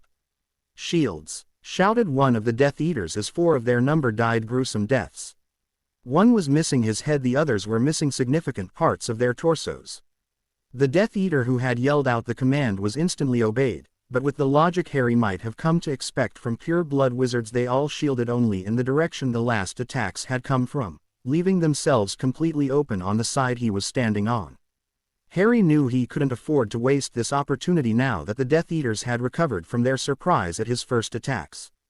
Karachis! Karachis! Once again the siege engine curse tore into the ranks of the Death Eaters. They had spread out slightly and his 2 curses turned a total of 9 Death Eaters to mush. Harry could feel his stomach clench in protest of what he was doing. Don't think about it. Keep going. Keep moving. You have to protect the students. You have to protect Hermione, Harry thought to himself, forcing his emotions down before he apparated to a spot directly across from where he had fired his first spell. Unfortunately for Harry, his hesitation would cost him. The shields! Attack! A different Death Eater screamed. This time the curses flew in all directions. Firing deadly curses at anything in sight was a Death Eater specialty after all. Harry appeared just in time to see a frighteningly familiar purple flame coming towards him. He dived out of the way but felt a burning sensation across his right thigh that quickly became an excruciating pain. He couldn't suppress a tormented cry that attracted a hail of other curses in his direction. Harry forced himself to apparate out before the curses could reach him and landed in the area where the dust was thickest. He managed to grit his teeth and keep from making a noise as his injured leg collapsed under him and he fell to the ground. Quickly, before he could be rediscovered, Harry placed his wand to the ground. Terra Forma. He growled out the incantation to Gaia's MC. He might not be able to form elegant structures with this spell yet, but after a year of working on it he could certainly move the earth he focused on. Loud yells sounded from closer by than he had expected as Harry made the earth roll and buck like the sea during a fierce storm. Ventus. Harry's wind spell tore the obscuring dust away from the site of the battle, revealing his enemies. As he had hoped, all the Death Eaters had lost their footing. Gathering his magic, he pushed it into what he hoped would be one final curse. Karachis. Harry's final siege engine curse gouged through the earth and the 5 remaining Death Eaters struggling to get up. Enough of its power was drained by the ground it ped through that the Death Eaters were not turned into a red mist, but torn apart. Harry shielded his face with his arms as blood, guts and limbs rained down on him. I just killed 24 people. 24 men and women who might have had families at home waiting for them. Harry rolled over and heaved his upper body off the ground before he emptied his stomach. He told himself that they were murderers and torturers and rapists who preyed on the innocent. He reminded himself of how many students would have died today had he not fought, how many men, women and children would have died if he had let the bastards get away. None of it helped though. He had had enough time to know what he was doing and had chosen to do it anyway. By now Harry was choking up bile as he had already thrown up everything he could, even if his body was not done yet. Coughing and spitting, he finally got himself under control again. He rolled himself away from the puddle of sick that he had just deposited on the ground and in doing so got a good look at the gore-spattered crater he had created in Hogsmeade. Get up, Potter. There might still be people you can help. Don't think, just do. Harry summoned a nearby tree and transfigured it into a crutch. Using his new walking aid, he hauled himself up into a standing position and started hobbling off. As he ped the various piles of rubble, he cast revealing charms, looking for any survivors. The only one he found was what looked like a 3rd year. He hobbled over to try and help but knew he was too late when he saw the young girl's eyes. Clearly he hadn't been fast enough with his Patronus and the poor kid was only technically alive. Despondently he raised red sparks over her position and moved on. He was nearly to the 3 broomsticks when a wave of pressure hit him and nearly knocked him over. With a sound like a repeating cannon, what looked like half the Auror department apparated in. Aurors, drop your wand and keep your hands where we can see them. One of the Aurors screamed. Harry shot the man a mocking look. Professor Moody would kill me if I gave up my wand, he called back. This unexpected response seemed to take the Auror who had been yelling off guard and he blinked in confusion. Several of his colleagues were staring in horror at the blood-spattered apparition in front of them. There was one though who barked out a laugh. If you're a hobbling around here, I take it we're late, Potter. Harry looked at the man and it only took him seconds to place that grizzled face. "The fighting's done if that's what you mean, or Montrose. You'll find the remains of the Death Eater raiding party over by the smoke in the ruins. I counted at least 2 students dead and 1 Ed. You'll find her by the red sparks. No idea how many bodies you'll find in the ruins." Many of the Aurors looked horrified or disbelieving at the grim recital. "I'm headed up to the castle. The prefects should have evacuated as many of the students as they could find, so if 1 or 2 of you want to come along you'll probably be able to get the names of the ones we're still missing." With that, Harry turned around and started limping off again. He hadn't gotten far when he heard hurried footsteps catching up to him. Soon he saw Aurors Montrose and Shacklebolt drawing level with him. They had been walking for a while when Shacklebolt wondered aloud where the carriages were. "Hermione will have put the youngest students in the carriages first and sent them back up to the castle. I imagine that someone with half a in will have realized that sending them back would just provide an easy way up to the castle for the attackers." Harry answered dully. It was taking a lot of concentration to ignore the pain in his leg and keep moving. "I knew I liked that Lo Yorn. Cool head in a hot situation is worth more than I can say," Montrose said as he nodded. "And, unless I miss my guess, that means you was given the bastards what for. How many of 'em did ye manage to curse afore they ran?" Judging by Montrose's tone he was giving a compliment. 24. "None of them managed to get away," Harry reported grimly. Both of the Aurors forgot to keep walking as they tried to process that statement. They were soon hurrying to once again catch up to the still limping Harry. "That sounds like the kind of story ye need a few drams in ye tea, tell it proper like," Montrose said quietly. "I'll have tea, find a way tae sneak ye awa fray minnie." Once again Harry took the older man's words as a ching compliment. Shacklebolt had other ideas though. "We'll need to get you up to see the headmaster. He should know what's going on," he said in his deep voice. Harry wasn't having it though. "Does that mean I get to give your name to Pomfrey and Hermione when they ask why I wasn't in the hospital wing right away?" he asked the usually unflappable Auror, who started looking uncomfortable. "If Dumbledore wants to know what's happening he can get off his ass and help. One look out his window should have told him that his students were in danger, and I haven't seen so much as twinkly eye or a white beard hair down there." The discomfort on Shacklebolt's face grew more pronounced at Harry's damning tone. Montrose adding his opinion reassured Harry that he had at least some backup. "I agree with the lad, Shack. Sides, it's no like he donna hey you reportin' him." Montrose's tone was easy, but Harry could see the warning on the man's face from the corner of his eye. The walk after that was made in silence. When they came up to the gates they found them closed and locked. Harry was surprised to find he was merely relieved that someone had taken some kind of precautions in response to what was happening. He flicked his wand into his hand and cast his Patronus before putting the tip of his wand to his throat. "Hagrid, I'm at the gates with 2 Aurors. Let us in," he said before dismissing the stag with a flick of his wand. With a groan he sagged against the bars of the gates to take some of the weight off of his legs. He was grateful that the 2 Aurors were kind enough to pretend that they couldn't see his weakness. His leg was throbbing now, with spikes of pain thrown in for good measure. It took 10 long minutes for Hagrid to appear. He was carrying his crossbow and accompanied by Professor McGonagall. "Potter, Ambrose, Kingsley, are you all right? We're missing 6 more students, have you seen them at all?" The professor was wringing her hands in distress, but Harry didn't really want to talk about what had happened in the town again so soon. Lads banged his leg up, Minnie, but he took care o' all the fightin' afore we even got here. There's the better part o' 3 dozen Aurors combing through the town right now, but if Potter's report was right we can't be expecting all the bairns back." The old Auror's voice was oddly gentle, but Harry could see the way his words impacted Professor McGonagall. She swayed as if the news had been a physical blow and her hand flew up to cover her mouth. She had to swallow twice before she could speak. "Open the gates, Hagrid. We'd best get Mr. Potter over to Poppy right away. It looks like he'll need more than a calming draft and some chocolate," McGonagall said, and Harry could have sworn he heard a tremor in her voice. Hagrid hurried to comply and barely gave Harry enough time to put his weight back on his crutch and his good leg. He refused the half-giant's offer of carrying him up to the hospital wing. He could hear the murmurs of conversation behind him but couldn't make out the individual words. McGonagall's loud gasp at one point made him think that the Aurors were filling her in as best they could on what they had seen. She and Auror Montrose left the group at the first floor presumably to talk in her office.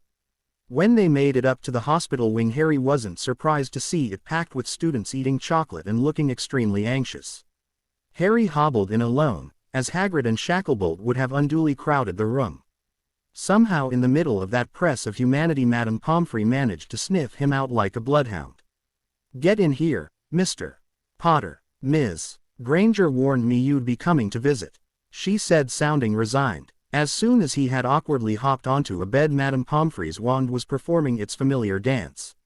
She didn't react to any of the readings until she got to his leg, when a loud gasp escaped her and she started summoning potions. "Do I want to know how you got hit in the leg with an organ crusher curse, Mr.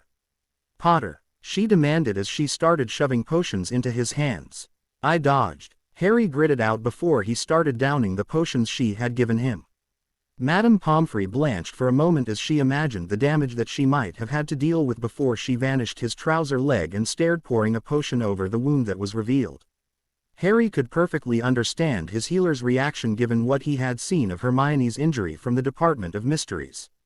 He thought he might even be making his healer suspicious with how accepting he was being of the treatment she was giving him.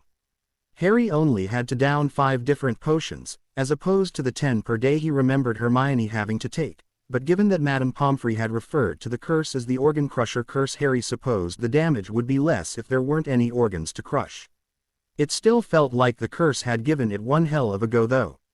Madame Pomfrey wrapped a potion-soaked bandage around the wound and told her patient that he needed to rest and let the potions do their work. Harry was lying down as he had been ordered to by Madame Pomfrey and trying to look around for someone who might know where Hermione was. At this rate he was going to have to let her know that he had survived by Postal or Patronus. Harry was just about ready to grab his wand and enact his slightly ridiculous plan of sending Hermione a Patronus charm when the doors to the hospital wing banged open. In strode Albus Dumbledore, looking eye-watering in his neon pink and yellow robes and accompanied by Kingsley Shacklebolt and Severus Snape. The trio marched right up to Harry's bed. "Mr. Potter, I have heard some disturbing news today." Dumbledore began, looking grave, which, in Harry's opinion, came of as slightly ridiculous from a man dressed so garishly. It also managed to annoy him. "Congratulations, Headmaster. Looking out your window and coming down to help us out would have probably gotten you that information more quickly though," Harry retorted. "I am not referring to what others may or may not have done. I am referring to the fact that you murdered 24 people today." Harry briefly wondered what Dumbledore was trying to achieve here. Was he hoping that the students would shun him if they learnt that he had killed? That would just mean that the old man would actually have to put some effort into securing a teacher for defense against the dark arts. "I fought and killed 24 terrorists, Snape's little friends, who were hell-bent on killing children, Headmaster. Children you are supposed to be protecting." Harry no longer had to try as hard as he once used to imitate Riddle's cold, sibilant way of speaking. The effect it was having on the potions master was almost entertaining, as the man seemed caught between outrage, anger and fear. "That will be my burden to live with for the rest of my life. Yours will be that you sat in your tower and did nothing while your students were in mortal danger, again."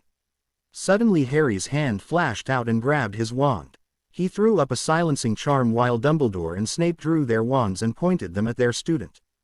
"Put that away, Headmaster," Harry snapped. "I put up a silencing charm because children who are already upset should not have to hear this. I saw at least 2 students dead and 1 girl who had been ed by Dementors.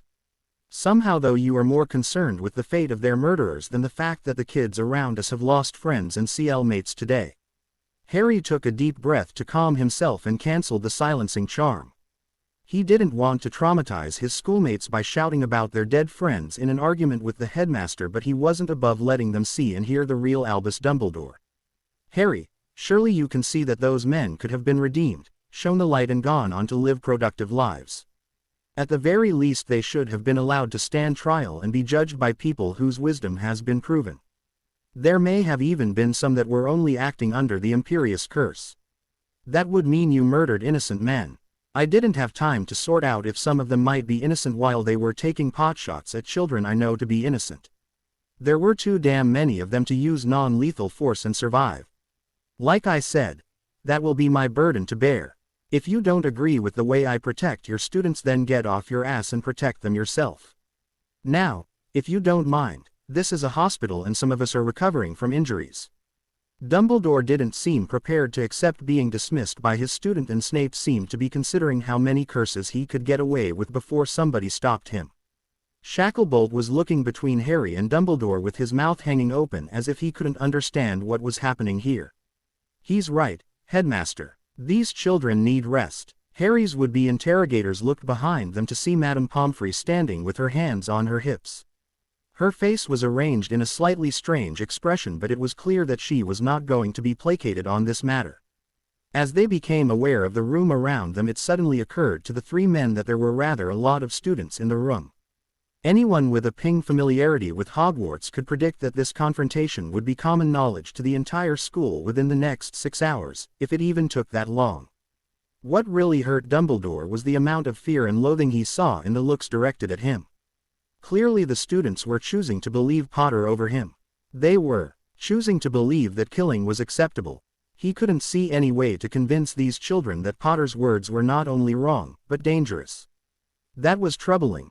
He might end up known for having raised a generation of dark wizards at Hogwarts. It was clear to him that pushing here would mean pushing them further into the dark. The best he could do at this point was retreat and regroup. One day, Harry, I fear you will see that you have made an irreparable mistake today. I hope that day comes in time to prevent further tragedy. Dumbledore gave his parting shot as he walked out the door. Harry just snorted. Jack, as if letting children die would be less of a tragedy. Professor Potter. Harry was drawn out of his chuntering thoughts by a small voice and looked over to see a third-year Hufflepuff girl looking at him from beside his bed. Yes, Stephanie, he asked her. He watched her play with her long id for a moment. I just wanted to say thanks. I know killing is bad, but they were already going to kill us and you protected us, like a real professor. Stephanie's last words came out in a rush and Harry found himself lost for words for a moment. He quickly regained his wits, though, and tried to smile roaringly at her. He suspected it looked grim, at best. You're very welcome. And you're right. Killing is a bad thing. It just when your choices are two bad things. That's when you have to make a decision that you will never like and always remember. He said as gently as he could. The young girl looked at him for a moment before slowly nodding her understanding. Professor Potter is right. Those are the moments that will really test you and show who you are. Harry's head whipped around in surprise as he heard Madame Pomfrey speak up. He was shocked that any member of staff would join the students in using what had started out as a teasing title. There were a lot of thoughtful looks around them and a few that looked like they were just as surprised as he was. I will thank the lot of you not to pick up his habit of getting injured though. One of you in this castle is more than enough. The last sentence was directed solely at Harry and accompanied by a pointed look. You may wish to see yourself, Professor. I've just sent an elf to let Ms. Granger know where you are. That way I know someone will be enforcing the treatment I'm about to prescribe for you. Madame Pomfrey finished with a knowing smirk. Hermione. Harry couldn't wait to see her, to make sure that she was okay and to hold her until the horrors of the day left him. Horrors that he could feel creeping up on him like a chill up his spine now that there was nothing to distract him. He grabbed his head in his hands as images flashed through his mind of the 10 spells he had cast, 10 spells that had led to 24 deaths. Over and over again they played through his mind. Soon the spells he had cast half a year ago in the graveyard started joining in. He didn't know if he had killed that day, he'd never even wondered about it. Now that he knew he was a killer, the question wouldn't leave him alone. What kind of heartless bastard, what kind of freak, doesn't even think about whether he killed the people he was attacking with lethal force? Even Quirrell made a reappearance in his memories. That had been more of a freak accident than a conscious decision. In the graveyard he had been desperate and barely in control of himself because of the repeated use of the Cruciatus, but he could have chosen spells that wouldn't carry the risk of killing. Harry wasn't going to delude himself that unthinking use of lethal force was in any way more acceptable than conscious killing. His first 5 spells after spotting the raiding party might have been attributed to the heat of the moment, but the 2 siege engine curses he had thrown from the rooftop had been deliberate. He had had more than enough time to select something else. He'd certainly had the time to notice his enemy's shoddy shield work. He had chosen in near cold blood to end human lives and it was eating him up. Becoming aware that he was a killer hurt Harry's head shot up and his mind was dragged out of the spiral of self-recrimination at the sudden shout. Looking next to the bed he saw Hermione looking extremely worried and like she had been trying to get his attention for a while now. As soon as their eyes met he could see that she was having trouble with what she had seen today as well. He also knew that she would be able to see his own inner turmoil. He did the only thing he could think of and scooted over to make some room and held out his arms to her. Hermione didn't hesitate and climbed into bed with him and grabbed on for dear life. For a long time they just laid there and held each other, each trying to find the comfort they each felt they couldn't give. Finally Hermione looked up and searched Harry's eyes. "Harry, what happened out there?" she asked him. She wasn't sure whether she was asking him what he had experienced or asking him to deny the horrors that had been visited upon them. Harry picked up his wand and cast his second silencing charm of the day. "You first," he said once he had placed his wand back on the bedside table. Hermione looked like she was going to argue with him about the matter until she saw the determination on his face. With a sigh she gave in. Most of the students were already running towards the carriages. It seemed like it was more a matter of organizing them so they didn't trample each other. When we got to the carriages the Dementors were waiting for us. My Patronus was trying to hold them off but it wasn't strong enough. Hermione's recitation was broken by a sob she couldn't contain and she was thankful for the tightening of Harry's arms as he did his best to offer his support. "Nancy Williams, from my arithmancy group, she was Ed. That filthy thing ed her soul out and I couldn't do a damn thing." Hermione had tears running down her cheeks as she screamed out her last sentence, her hands clutching fistfuls of Harry's sweater, the helplessness she had felt making a vicious return. It took her a few minutes to gather herself and continue her tale. I saw a Slytherin boy get Ed as well and then your Patronus showed up. I don't know how you got it to follow my commands, but however you did it, it saved a lot of souls." Hermione was looking up at her boyfriend in wonder only to find him looking back in confusion. "I didn't send my Patronus, am I? Or at least not consciously. Maybe the spell was working on its own in some way. We'll have to do some research. I've never heard of someone else being able to control a Patronus before either," he said, causing Hermione to become just as confused. Something for later then, she decided. Anyway, the two Patronuses together managed to drive off all the Dementors. After that we loaded all the younger students in the carriages and the 6th and 7th years walked back up the path to the castle. I went with them as there wasn't room in the carriages. When we got to the castle Professor McGonagall met us at the gates. She had heard what was happening and once we were inside she put the castle on lockdown and we counted the students. We were missing 9. I told her about the 2 that had been Ed and that you were fighting the Death Eaters. I think she may be having words with you about that if the way she was cursing was any indication." Hermione's attempt at levity fell flat as neither teen was in the mood to even try and laugh. "What happened on your end, Harry?" Harry took a shuddering breath and began to talk. He told Hermione about finding the Death Eaters standing around looking at the fleeing Dementors and his first spell. He told her about his apparition strategy and the way he had slaughtered the lot of them. Her first response surprised him, though in hindsight perhaps it shouldn't have. "You can apparate, Harry?" Hermione asked in shock. "Isn't that illegal?" Harry nodded slowly. "Without a license, yeah, it is," he answered her. "With all the madness that I tend to get caught up in I wanted an extra option to get the hell out of Dodge though. I think I'll have to teach you too. You seem determined to get caught up in that same madness with me. At least, I think you do. I'm not leaving you now, Potter," Hermione said in a shaky voice. "I wish it wasn't always left up to you though. Why can't someone else fight for once?" Harry didn't answer her. He didn't have an answer even though he had asked himself that question repeatedly. The couple quieted down and didn't speak again for several long minutes. "You did the right thing, you know," Hermione spoke up after a while. "They came to Hogsmeade to kill us and you were simply better than they were. You still are." Harry just squeezed her in response and buried his face deeper in her hair. They stayed like that until Madame Pomfrey approached them and entered the silencing charm. "Mr. Potter, Ms. Granger, I need to talk to you about Mr. Potter's treatment." The elderly matron looked more tired than Harry had ever seen her. He and Hermione lifted themselves into a sitting position and gave Madame Pomfrey their full attention. That leg needs to be kept elevated as much as possible, and you'll be spending the next few days walking with a crutch or a walking stick. You need to come in here twice a day to get that bandage changed. This one will last you until the morning. You can take your showers here so you won't be without it for too long, nor have to deal with it getting wet. She waited for both teens to nod their understanding. I think Auror Montrose and Professor McGonagall wanted to talk to you before you do anything. After you've done that, you'll be free to leave. After the matron had left, Harry expressed his surprise to Hermione that he wasn't being made to stay the night. She's probably a lot more concerned about the psychological harm that was done to everyone. Keeping you here might actually do more damage than good, considering how few physical injuries you have. You'd just be isolated, was Hermione's opinion. Harry didn't get a chance to respond as Montrose and McGonagall wasted no time approaching his bedside. Mr. Potter, are you well enough to talk? His teacher asked in a concerned tone of voice. Harry just nodded. I think ye likely ken what I need, lad.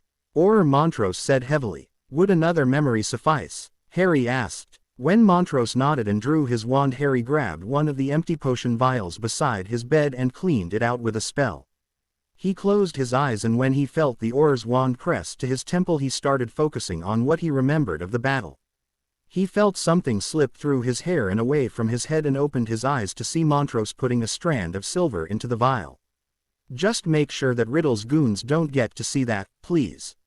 I don't need the old bastard to know what I'm capable of. Harry requested in a tired voice. I'll make sure it's disposed of proper like me ain self. Montrose promised. Harry nodded his thanks, but he had one more question.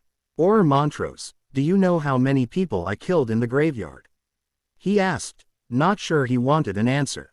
The old Auror looked him over for a moment, before nodding with a sigh. Suppose it's only right ye ken. There was 8 dinna make it, far as we know. The man said, sounding unusually gentle. Harry closed his eyes as he absorbed that information. 33. I've killed 33 people. The number kept running through his in until he felt awe on his cheek. Opening his eyes revealed Hermione looking at him with concern. I love you, Harry Potter. This doesn't change that, she said softly but firmly. Harry nodded and returned the, I truly do like that Lo Yorn, Potter. Montrose said with his usual grin back in place. I still need tea. Get ye awa frae Minnie for a bevy and tea. Hear these stories o Yorn. Ambrose. Nay tea. Be corruptin' my students, ye rascal. McGonagall launched herself into the fray. With a wink at the couple on the bed, Montrose set about riling her up by claiming that Harry had earned the right to get rat-arsed a few times after all he'd seen, and did she want to come along with Hermione so they could make it a double date. The fact that McGonagall was making no effort to throw the man out of the castle but instead rather creatively upsetting him for being a rake and a reprobate convinced Harry and Hermione that the two adults were trying to distract them. They appreciated the effort, but when the professor and the Auror left saying a final goodbye, the two teens felt the events of the day heavy upon their shoulders. Hermione got out of bed and helped Harry climb out as well. As they ped Madame Pomfrey's office, the matron came rushing out and pressed a dignified cane into Harry's hand, reminding him to keep off his leg and keep it elevated as much as possible. Once more confirming his understanding, Harry hobbled out the door using the cane and Hermione for support. As they left the hospital wing, Harry's stomach growled, so they made their way down to the Great Hall. Arriving there, they met a decidedly funerary atmosphere. Their entrance was noticed by the entire student body, and after only seconds the whispering started. There was barely any effort made to disguise the topic of conversation. Only a few students actually said anything to the couple, Luna of course being the first. The moment she'd seen her friends walking into the hall about as unhurt as she could hope for, she was on her feet and racing towards them. Harry, Hermione told me you went off to fight the Death Eaters. I was so worried. How hurt are you? Harry carefully hugged his younger friend. I'll be all right, Luna. The curse that hit me was designed to affect my organs, not my leg. I'll be able to drop the cane in a few days. He tried to rear her. She sniffled into his chest for a few moments longer, before letting go of him. The three made their way over to the Gryffindor table and sat down near a frightened-looking group of first years. They loaded up their plates and tried to get some food into their stomachs while trying to lure the younger students. At one point Harry noticed that Hermione and Luna seemed to be deep in conversation but couldn't find the energy to get too curious about the subject. Harry was eating almost mechanically, trying not to remember anything about the day. He was a little surprised when Luna stood up and told him that she was exhausted from worrying over them and was going to bed, but before he could comment she had grabbed him in a tight hug and was making her way out of the hall. Hermione leant over and whispered that she was done for the day too and asked him if he would join her. It was Hermione who steered them as they walked, allowing Harry to focus on getting into the rhythm of walking with a cane. He was surprised when they came to the room of requirements. When they entered, Harry recognized the setup as the same one they had used on Halloween when Hermione had thought that her parents were dead. The first thing Hermione did was oddly enough to grab a piece of parchment and a quill that had spontaneously appeared. She wrote out something quickly and called for Dobby and asked him to hang it on the door to the defense CL room. Before he could leave, she bent down and whispered something in the small elf's ear. Dobby's eyes went wide and he started nodding vigorously before popping out to complete whatever task she had set him. Turning around, she saw Harry's surprised look and let him know, "It's just a note to let the others know your CL has been cancelled if they show up for it." Hermione pulled him over to the bed and pushed him down. Climbing in after him, Hermione straddled his waist, bent down and pressed it to his lips. She moved down to his neck and began frantically tugging at his shirt. "Hermione?" Harry asked, carefully grabbing her wrists and holding them still. Hermione stilled for a moment, looking into his emerald green eyes with her chocolate brown ones. "I saw 2 people our age get ed by soul-ing demons today, Harry," she began in a tremulous voice. "The only thing I could think through the horror was that it could just as easily have been one of us. I realized that there is so much I haven't done yet. I want to do well on my OWLs and NEWTs. I want to be head girl. I want to expand the MSPCE to the point where an elf being mistreated is the exception, not the norm." Hermione paused for a moment before nearly whispering, "I want to feel you. I want you." Harry looked into her eyes, trying to see if she was sure about what she was saying. "Please, Harry, I don't want to think anymore. Make me feel. Take me away from this place, from this war," she begged him with her words in her eyes. Seeing no doubt in her look, Harry relented and started returning her s. It was not the pure and tender love-making either one of them had envisaged for their first time. There was the clumsiness of first-time lovers mixed in with the desperate need to forget of those who have seen too much. It might not have been what they had imagined, but it was what they needed as the world around them ceased to exist and was replaced only with each other. Harry awoke feeling lighter than he thought possible. He let himself bask in the glow of what he and Hermione had shared last night, carefully ignoring the events that had led up to that moment and the dull throb in his thigh. He reveled in the feeling of Hermione's head resting on his chest and the sensation of her deep body pressed against his. He briefly allowed himself to contemplate never setting foot outside the room again and simply staying here like this forever. As he laid there, he subconsciously started playing with strands of Hermione's hair that he could feel DD over his fingers. While Harry was lost in his own world, Hermione slowly came back to consciousness as well. She too felt like someone had inflated a balloon inside her chest that the slight soreness between her legs did nothing to deflate. She was very happy they took the contraceptive potion a few weeks ago. Like Harry, she chose to lay there and enjoy the feelings that were filling her up. She listened contentedly to his heartbeat and giddily reminded herself that it was her lover's heartbeat. When he started playing with the hairs in her neck, Hermione couldn't suppress a mewl of pleasure. Are you awake?" Harry asked in surprise, the thrum of his voice surprisingly pleasant for the girl lying on top of him. "No, now keep doing that." Hermione quickly discovered that his gentle laughter felt even better than his speaking voice, and the more determined movements of his fingers were driving her libido up again. In what seemed like no time at all, she was rubbing herself up against him like a cat in heat. That feels great," she said. "We need to get up though. Remember what happened last time we stayed out?" Harry did remember and almost cursed himself for not realizing that they would be missed. "Sorry, I didn't mean for you to freak out." Hermione hastened to rear him. "I asked Dobby and Winky to make our beds look like we were sleeping in them. I just meant that we can't pretend to be in our beds all day." You can call them and ask them to pop us into our own beds and no one will be the wiser." Her voice took on just a trace of smugness as she informed him of her actions. Harry shifted his head so he was looking at her. "Why, Ms. Granger, didn't you just plan my seduction down to the fine details?" He grinned at her. Hermione smiled back just as broadly. Yes, I did." The couple laughed, enjoying the fact that they could still laugh and allowing their joy to blunt the horrors of the day before. When the laughter tapered off, Hermione looked Harry over carefully. "We really should get started on our day. You know there will be any number of people looking for us." When Harry grimaced his displeasure at the idea of getting up, Hermione leant over him and eyed him deeply. "Come on. Madame Pomfrey will be waiting for you." Harry sighed and nodded before calling Dobby and Winky and asking them to take Hermione and himself to their respective beds. When he found himself behind the hangings of his four-poster, Harry couldn't help but feel like his bed was unusually cold. He reluctantly cast a quick air-freshening charm on himself so that people he met between here and the hospital wing wouldn't immediately notice Hermione's scent all over him. Having done that, he got out of his bed and found a change of clothes and his cane laid out on top of his trunk. Harry gathered his clothes into his schoolbag and hobbled out of the dorm.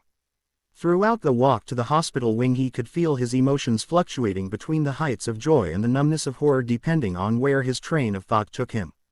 One thing he would always be grateful to Hermione for was that he could at least contemplate his actions without getting lost in the spiraling recriminations of his mind. She had given him a handhold that he could grab to keep from falling into the abyss. She still loves me. It was a soul-deep knowledge that Hermione cared for him, and for a boy who had never had that certainty before, it was a wondrous shield against the cold of "I'm a killer." Upon his arrival in the hospital wing, Harry was promptly shown into the showers by a healer who seemed to be eyeing him up and down to make sure no limbs had fallen off during the night. Madame Pomfrey insisted on a full scan of his leg after he had showered and told him that if he was having trouble sleeping she had some potions that he might consider taking so he didn't aggravate his injury while he slept. Harry prevaricated on the matter, not wanting to take the potions and not wanting to admit to exactly how restless he had been the night before. Eventually Madame Pomfrey agreed to let him go another night without potions, but warned that if he had another bad night she was going to give him the potions regardless of how he felt on the matter. When his leg was once again wrapped in potion-soaked bandages, Harry was cleared to get dressed and leave. Harry stopped outside the hospital wing to pee off his schoolbag containing his clothes from the day before to Winky before he hobbled his way down to the Great Hall.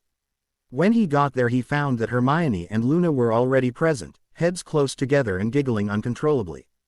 The sight reminded him that they had been doing that last night too, and he had a sudden and rather unwelcome suspicion that Luna had known what was set to happen last night before Harry did. Shaking himself, Harry decided that it wasn't worth getting upset over even if his guess was accurate. After yesterday it really was a minor issue.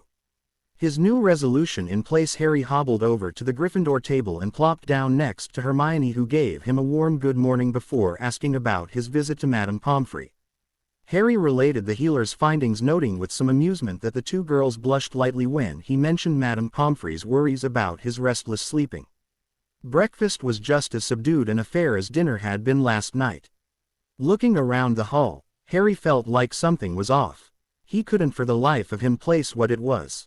Eventually the persistent feeling became too much to bear and Harry put his fork down and started openly studying the hall and the students. It only took him a few minutes to figure out what the problem was. There wasn't a strand of red hair at the Gryffindor table. Harry had a sinking feeling as he considered why they might be missing. Last time through, Mr. Weasley had been attacked during one of Riddle's attempts to get into the Department of Mysteries and his children had been sent home. Harry dearly hoped that the casualty list wouldn't be growing past where it was already. Even so, he was uncomfortably aware that if he had faced 24 Death Eaters yesterday, that would have been a significant chunk of Riddle's forces, and Riddle hadn't been there. Harry knew better than most how dangerous Riddle could be by himself and how feckless the Order could be. "I can't do anything right now. I need to focus on the people I can help." After breakfast, Harry and Hermione slowly made their way back up to the common room. They spent the rest of the day offering comfort to the younger students and even some of the older ones as best they could. Professor McGonagall joined them around lunchtime to give her lions another ear to talk to. She brought with her the news that the next 2 Quidditch matches had been pushed back 2 weeks to give the students a chance to grieve, but emphasizing that this was a way to fight the terrorists. They would not allow you know who to dictate how their lives would be lived. The matches would be played in honor of the victims of what was already being called the Battle of Hogsmeade. She would later confide in Harry and Hermione that all future Hogsmeade visits had been cancelled until the school could guarantee the students' safety, no matter what she had said about defying Riddle. That was also when Harry and Hermione learnt why there were no Weasleys in Gryffindor Tower. Ms. Weasley was one of the 5 who were Ed. According to eyewitnesses, she refused to run. One person even reported that she was yelling that her love would save her. Harry felt the news land like a hammer blow. He might not have particularly liked Ginny these past few months, had even been furious at what she had tried to do to him, but that was more than anyone deserved. Ms. Weasley has been taken home by her parents, who will care for her there. Her brothers have also gone home for the weekend to be with their family. After McGonagall left, Harry and Hermione grabbed each other in a needy hug. "I can't believe it," Hermione whispered softly. She trailed off as she couldn't find the words to express the feelings running through her. "I know," Harry said quietly. He too was having trouble separating his grief for the friend he had once thought he had, his anger at the Death Eaters, and his guilt at the undeniable relief that she would no longer pose a threat to him or Hermione. After a long moment more, they shared a look and a soft before they headed back over to the other students to try and offer what comfort they could. At the end of the week, Aurors Montrose and Tonks showed up at the castle asking to talk to Harry. They informed him that almost all of the Death Eaters he had faced had been mercenaries from Eastern Europe. They had only managed to identify 17 of the attackers so far, and those 17 were enough to have 3 different ministries looking to reward Harry for eliminating several of their most wanted criminals. Harry was more worried that Riddle was bringing in these mercenaries, since nobody on their side had any idea how many there were or how fanatical they were likely to be. That meant that they had no idea how or when Riddle might strike at them. He did warn the Aurors that at least 2 of the Death Eaters had spoken English without an accent, and that their orders had been followed by the others. Tonks and Montrose nodded and reminded him that they had seen that in his memories, making Harry feel just a little foolish. Before they left, Montrose urged him that the memory had already been destroyed and only a few people Minister Bones trusted implicitly had been allowed to see it. He also added with a grin that they had a summons to deliver for the headmaster to appear before the Wizengamot to explain what measures were being taken to protect the nation's children.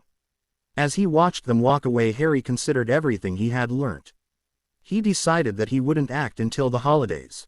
He had the skeleton of a plan to get into Gringotts, and it would just have to be ready by the time Easter rolled around. "I can't afford to let Riddle gain too much strength. The world can't afford that kind of threat." After a week, Harry's leg had completely healed and he had happily returned the cane to Madame Pomfrey. During that week of recovery, he had not been able to move around the castle at his usual speed, and that meant that he was frequently stopped by students who wanted to thank him for his courage and skill in defeating the Death Eaters and the Dementors. Harry tried to be as sensitive and understanding as possible to the students who came up to him, despite his furious aversion to attention that he still had left over from the Dursleys. He was greatly helped in this effort by the fact that Hermione received as many plaudits as he did. The students who had been in Hogsmeade clearly remembered the girl who had swept in like an avenging angel to drive off the Dementors and get them the hell out of there while she covered their flight. During the 2 weeks after that, the school started slowly adjusting to the changes that had been forced upon them. There were only 3 Weasleys walking the halls these days, and 8 other students were missing too. It was unnerving that Fred and George hadn't pulled a single prank since the Hogsmeade attack, even if it was understandable. Ron had drawn closer to Lavender, and the two were rarely seen apart anymore. Harry thought that she might be using glamours to hide her pregnant stomach, since he couldn't see a sign of it. Hermione had told him that Lavender was throwing up nearly every morning, so there was little doubt that she was, given what else they knew.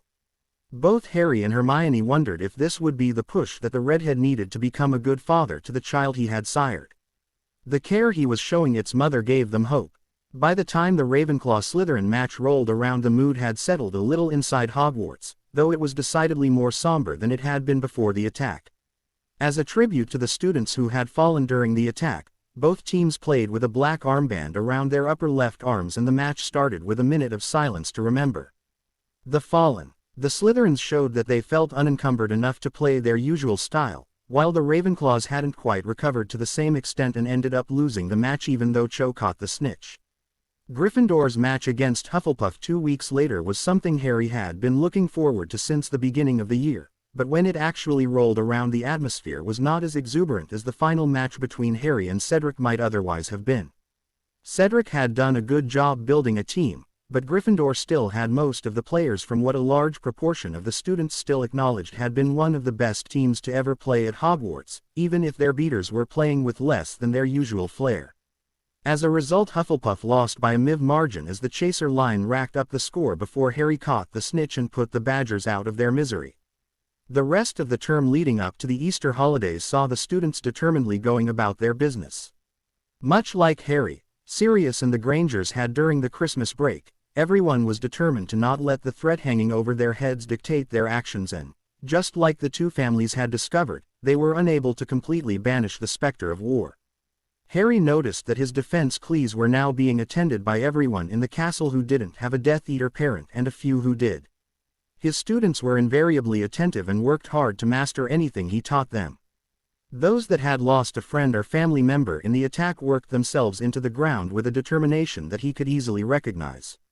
In the final run-up to the Easter holidays, Harry noticed that most of the students were desperate to get home and spend time with their families. For him it meant that he had a clash of wills with Hermione. She was heading home to spend time with her parents and had noticed that Harry had signed on to stay at the castle. His reasoning that he needed to spend as much time as possible in the room working on ways to take out Riddle didn't cut mustard with her.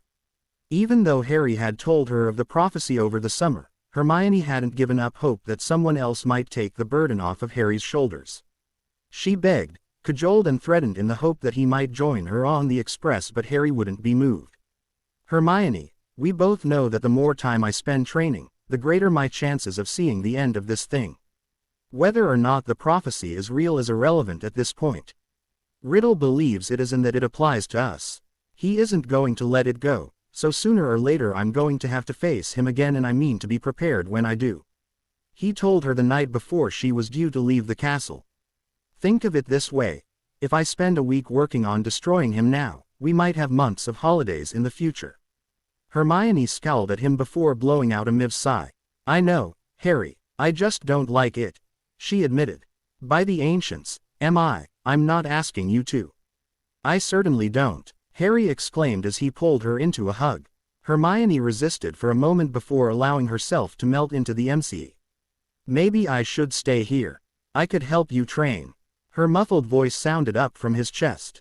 "You should go home, Hermione. You and your parents have been having a rough year so far, and I think you need to see them as much as they need to see you," Harry told her gently, not wanting Hermione caught up in his admittedly dangerous plans for the holidays. "What about you and Sirius, Harry?" Hermione asked, her head shooting up from where she had buried it. "The two of you have been having a hard time for far longer. Don't you need to see him?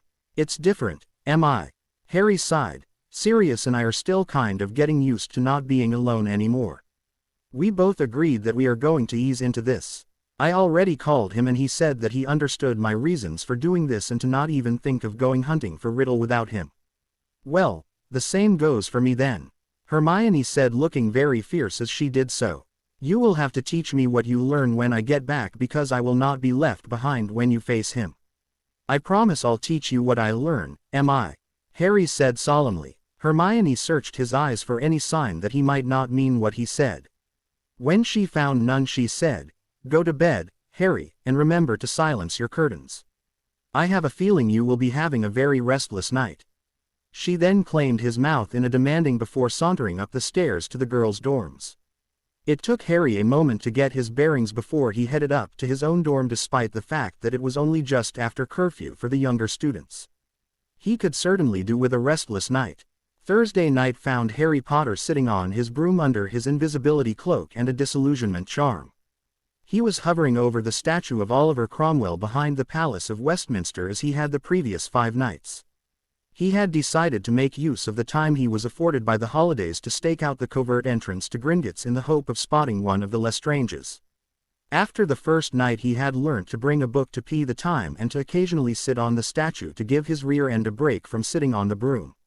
This was clearly a very seldom used entrance. Harry hoped one of the Lestranges would show up before the end of the holidays. He wouldn't be able to keep this up once Cleese started again. After the express had left, Harry had started on his new schedule. One of the elves would pop an invisible Harry down to London at 6 in the evening, and he would keep watch over the secret entrance to the Goblin Run Bank until 6 in the morning. Harry would then sleep the morning away before spending his afternoon studying, training and getting his homework done. During the hours Harry was at Hogwarts, Dobby kept watch over the entrance to ensure that nobody used it, even though Harry doubted that it would be used during the daytime. He just couldn't imagine a Death Eater blending in with the throngs of tourists that flocked to the center of British government every day. Harry had just settled down on Cromwell's shoulders with his book on, intent reading wards open on the Lord Protector's head, when he thought he saw something moving in the darkness. He closed the book and tucked it into an expanded pocket before grabbing his broom. A moment later he was convinced that someone was moving about, and while it was hardly certain that it was one of the people he had been waiting for, he felt himself tensing. If he hadn't already been focused on the possibility of an intruder, he might have missed the sound of someone landing after vaulting over the wall that surrounded the Cromwell Green. As quietly as he could, Harry got his feet under him and mounted his firebolt. He watched a shadow detach itself from the wall and move towards the statue. The robes it was wearing gave away that this was clearly a witch or wizard, but kept Harry from finding out the person's identity. Harry flew down as close as he thought he could without giving himself away, in an effort to determine whether this person was worth the risk of following them down into Gringotts. He held his breath as the figure approached the lion at the base of the statue, reached out a pale, bony hand and scratched it behind the ears. The lion came to life and stood up, fixing the figure with an implacable stare. Those pale hands reached up and pulled back the hood that had concealed the figure's identity. Long black hair spilled back from under the hood, but Harry never noticed. His eyes were locked onto the mysterious figure's face. The face of the woman who had murdered Sirius and tortured Hermione. With an enormous force of will, Harry refrained from drawing his wand and cursing the into little pieces. He focused on the fact that his luck had taken a turn for the better for once and ran through his plan for this situation in a matter of seconds. While he was doing that, the lion had concluded its inspection and stepped to the side, revealing a set of stairs spiraling down into the darkness. Bellatrix moved forward quickly, lighting her wand as her foot hit the first step. Harry flew in as closely behind her as he dared, barely squeezing past the lion, which was already returning to its post. As it settled down, the light from the outside faded to nothing, leaving Harry and Bellatrix dependent on her wand light to see anything as they proceeded down the staircase. Halfway down, Harry nearly had the life scared out of him when Bellatrix whirled around and her wand light hit him in the eyes. He froze where he was as her eyes roved over the staircase behind her, following the beam of light she was moving around. Eventually she turned around again and kept moving. Harry increased the distance between them just to be safe, or as safe as one could be when tailing a powerful and psychopathic witch. After several minutes, Harry noticed that there was light pouring through an archway at the bottom of the stairs. When they reached it and Bellatrix stepped through, she was immediately greeted by a goblin Harry was surprised to recognize. "Madame Lestrange, welcome to Gringotts. My name is Griphook. How may I help you today?" "Huh, the universe does love its little ironies, doesn't it?" Harry thought to himself as he watched Bellatrix's mouth twist into a disgusted sneer. "Take me down to my vault, goblin," she demanded imperiously. Griphook bowed her towards a cart, and once she had ped him, straightened up with a surprisingly similar sneer of disgust on his face. By the time Bellatrix had settled herself into the cart, the goblin's face was once again an imp of mask. He got into the cart in front of her, and in the next moment the cart had rocketed off down the tracks and into the caverns ahead. Harry was grateful for his firebolt's speed as he flattened himself to the handle and raced after the little cart. He twisted and turned, following along behind them, and hoped that the flapping of his invisibility cloak was not audible over the rush of the wind and the rattle of the cartwheels on the tracks. He cursed himself for a fool for not having silenced the damn thing while he had a chance. The flight was demanding enough of his attention that he knew he wouldn't be able to cast it until the cart slowed down. He had cast his spells at Hogwarts to prevent the Ministry from recording underage magic being performed, and hadn't dared to take a chance to perform the charm when Bellatrix had almost caught him. he had to wait until they were definitely on Gringotts territory. He had found out that Gringotts was considered sovereign territory and that the Ministry's detection net didn't penetrate their wards any more than it did the Fidelius charm form, a depressingly boring book on the establishment of the modern Ministry for Magic. When the cart eventually did slow down, Harry was surprised. They hadn't encountered the thief's downfall at any time during their journey. He absently thought that it must have been because their infiltration wasn't exactly subtle last time around. The tellers had clearly been suspicious and Harry had been inexperienced in the use of the Imperious Curse. Dumb luck had gotten them through that harrowing mission, and he wasn't sure what to think of the fact that his entire plan essentially rested on that same dumb luck. He decided to just hope against hope that it would hold. Either way, the cart's two pengers seemed to be oblivious to the fact that they had been followed. Griphook and Bellatrix had exited the cart and were now making their way past the Ukrainian Ironbelly. With the noise that Griphook was making with the clankers, Harry doubted that he needed to silence himself now. Instead, he drifted gently behind the witch and the goblin. When they got to the door Harry recognized as the entrance to the Lestrange vault, Griphook pressed his hand to it and the door melted away. With barely a look at the goblin to assure herself that he was remaining outside, Bellatrix swept into her vault.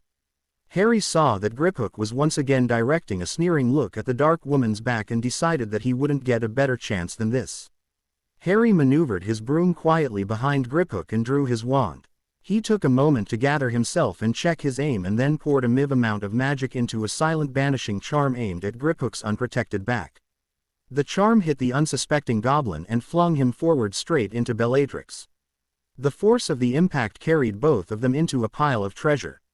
As the two bodies hit the mountain of gold and precious jewels, the traps that Harry remembered from his last visit to this vault activated. Harry ignored the tortured screams of two people being buried by burning treasure. As soon as his banishing charm had struck Griphook, he had cast a summoning charm on Hufflepuff's cup. The golden chalice came soaring out of the vault. Harry snatched it out of the air with a seeker's grace and gritted his teeth against the curses that were burning his hand while several copies of the cup clattered to the ground below him. It only took seconds for the curses to run their course. As soon as the cup had stopped multiplying, Harry heaved the firebolt's handle around and raced out of there with the cup clutched to his chest. Behind him he heard the muffled clunk that signaled that the vault had resealed itself. Harry shot past the blind dragon before it realized that there was an intruder. His timely departure didn't stop it from roaring and sending out gouts of flame in an attempt to hit him. As he raced up trying to retrace the twisting path they had taken down to the vault, Harry heard sirens starting to wail. Shit, they must have noticed my spells down there. The Ministry might not have any monitoring charms in Gringotts, what with it being sovereign goblin territory, but it looked like the goblins did. Harry bent himself closer to the handle and tried to coax some more speed from his faithful broomstick. After several minutes of flying, Harry saw a light up ahead. Uncaring of whether he had found the entrance he had come in through, Harry rocketed onward. As he came closer, he saw a dozen heavily armed goblins facing him. As he got closer, he heard one of them bark something in gobbledygook, and the next thing he knew, the air was filled with crossbow bolts. A desperate lunge upwards took him clear of their trajectories. Once past the volley of projectiles, Harry aimed his broom just above the goblins' heads. I really should have silenced the damn cloak. Several of the goblins were already reloading their crossbows while the rest kept their spears pointed up, trying to eliminate any room for the intruder to fly through. Taking his hand off of the broom's shaft, Harry flicked his wand into his hand and launched a powerful wide-area cutting curse at the forest of spears facing him. Harry had to admit that the goblin guards had guts. They barely flinched when their spearheads clattered down around their ears. Instead, they started swinging the butts they were left with like clubs. As Harry shot overhead, one of the goblins caught him with a glancing blow that caused him to swerve dangerously close to a wall. Harry managed to right his course by flinging himself into a barrel roll away from the wall. His control over the broom was slipping as he was hanging on to the cup with one hand and his wand and the shaft with the other. He still managed to duck through a familiar archway and wrenched his broom up. Underneath him he heard the impact of half a dozen crossbow bolts on the first steps of the staircase Bellatrix had descended less than half an hour ago. Harry's heart was in his throat as he shot upward. He shifted the hand holding Hufflepuff's cup so it was also gripping the shaft. His grip was enormously awkward and Harry knew it was about to get worse. As soon as he felt he had a firm enough grip with that hand, he let go with the other and lifted his wand above his head and cried out, "Defodio." He watched carefully as the light of the gouging spell shot up ahead of him. When it had a sufficient head start, Harry shot off several reductor curses to deal with any falling debris. When the gouging spell hit the bottom of the statue that marked the entrance, the effect was spectacular. Anyone standing outside would have seen the lion and Cromwell's pedestal being vaporized while the statue of the Lord Protector was launched into the air, followed by several blasts of red light which exploded against pieces of rubble that were left behind. The dust that resulted from the blasts was suddenly pulled into a cone pointed at the sky as something shot through it at high speed. As Harry shot through the London night sky, he was carefully thanking every lucky star he might or might not have. He kept flying until he was over the A5, or as the Wizarding World still called it, Watling Street. He followed the ancient road up past St. Albans and landed in a field near Luton. There he removed his cloak and took a moment to let his whirlwind raid on Gringotts sink in. 35, he thought dully. I've killed 35 people now, and I seem to be planning out their demises further and further beforehand. Harry felt a shiver run down his spine as guilt threatened to slam into him, only to be stopped from doing more than touching him as it hit a wall of "Hermione still loves me" instead. He drew in a shuddering breath and called for Dobby. Harry asked the faithful little elf to pop him back up to Shrieking Shack. Dobby cancelled the disillusionment charm and then grabbed his master's outstretched hand and popped them out. Upon their arrival in the shack, Harry also called for Winky.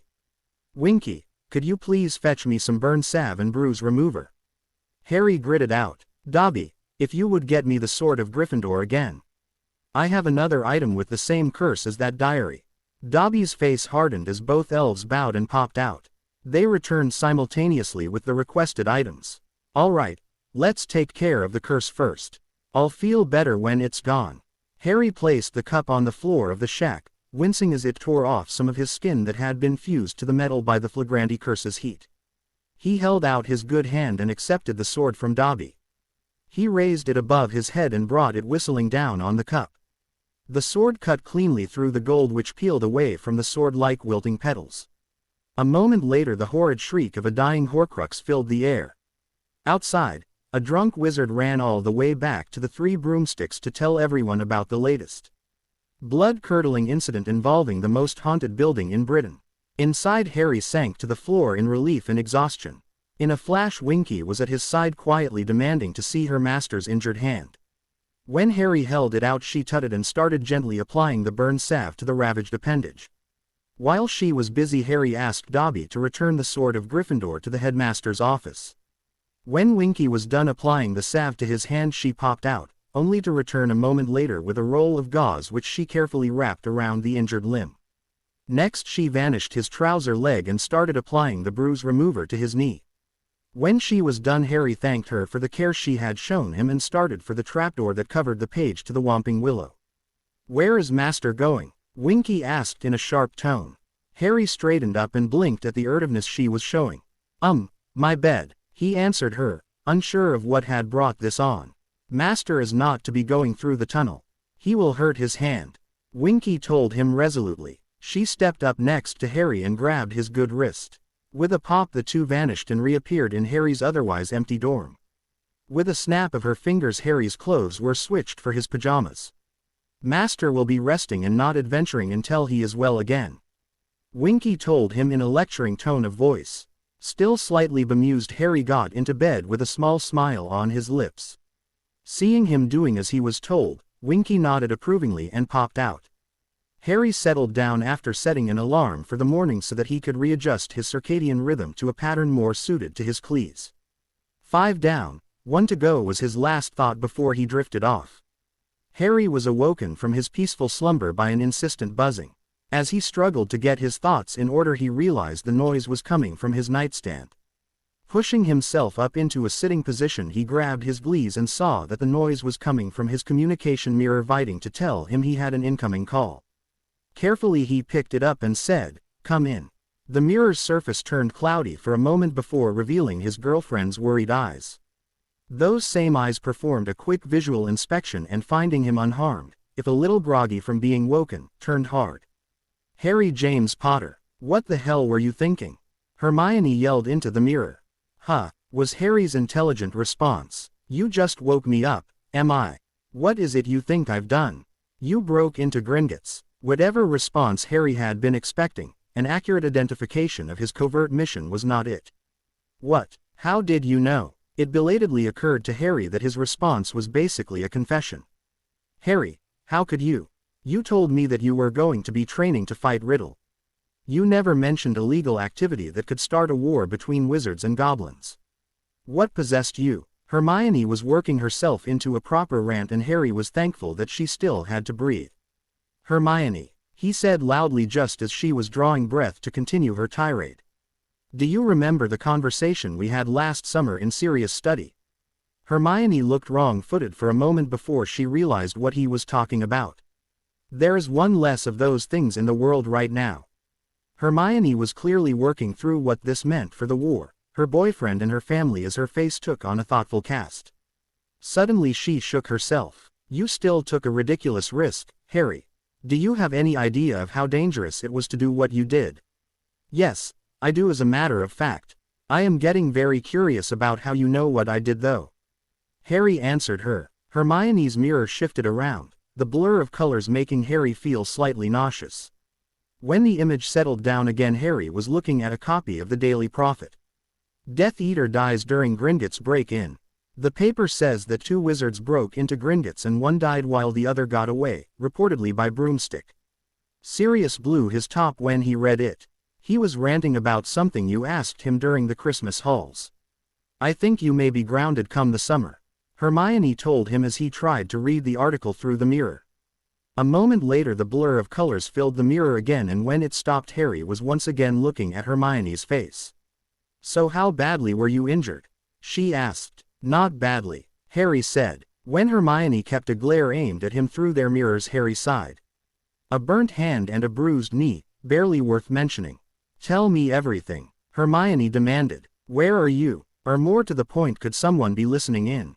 Harry asked. "We're at Sirius Place. Mum and Dad say that our house is almost rebuilt and it's easier for them to reach it in their practice the Muggle way from here," Hermione told him. "They want to get back into the swing of things as much as possible."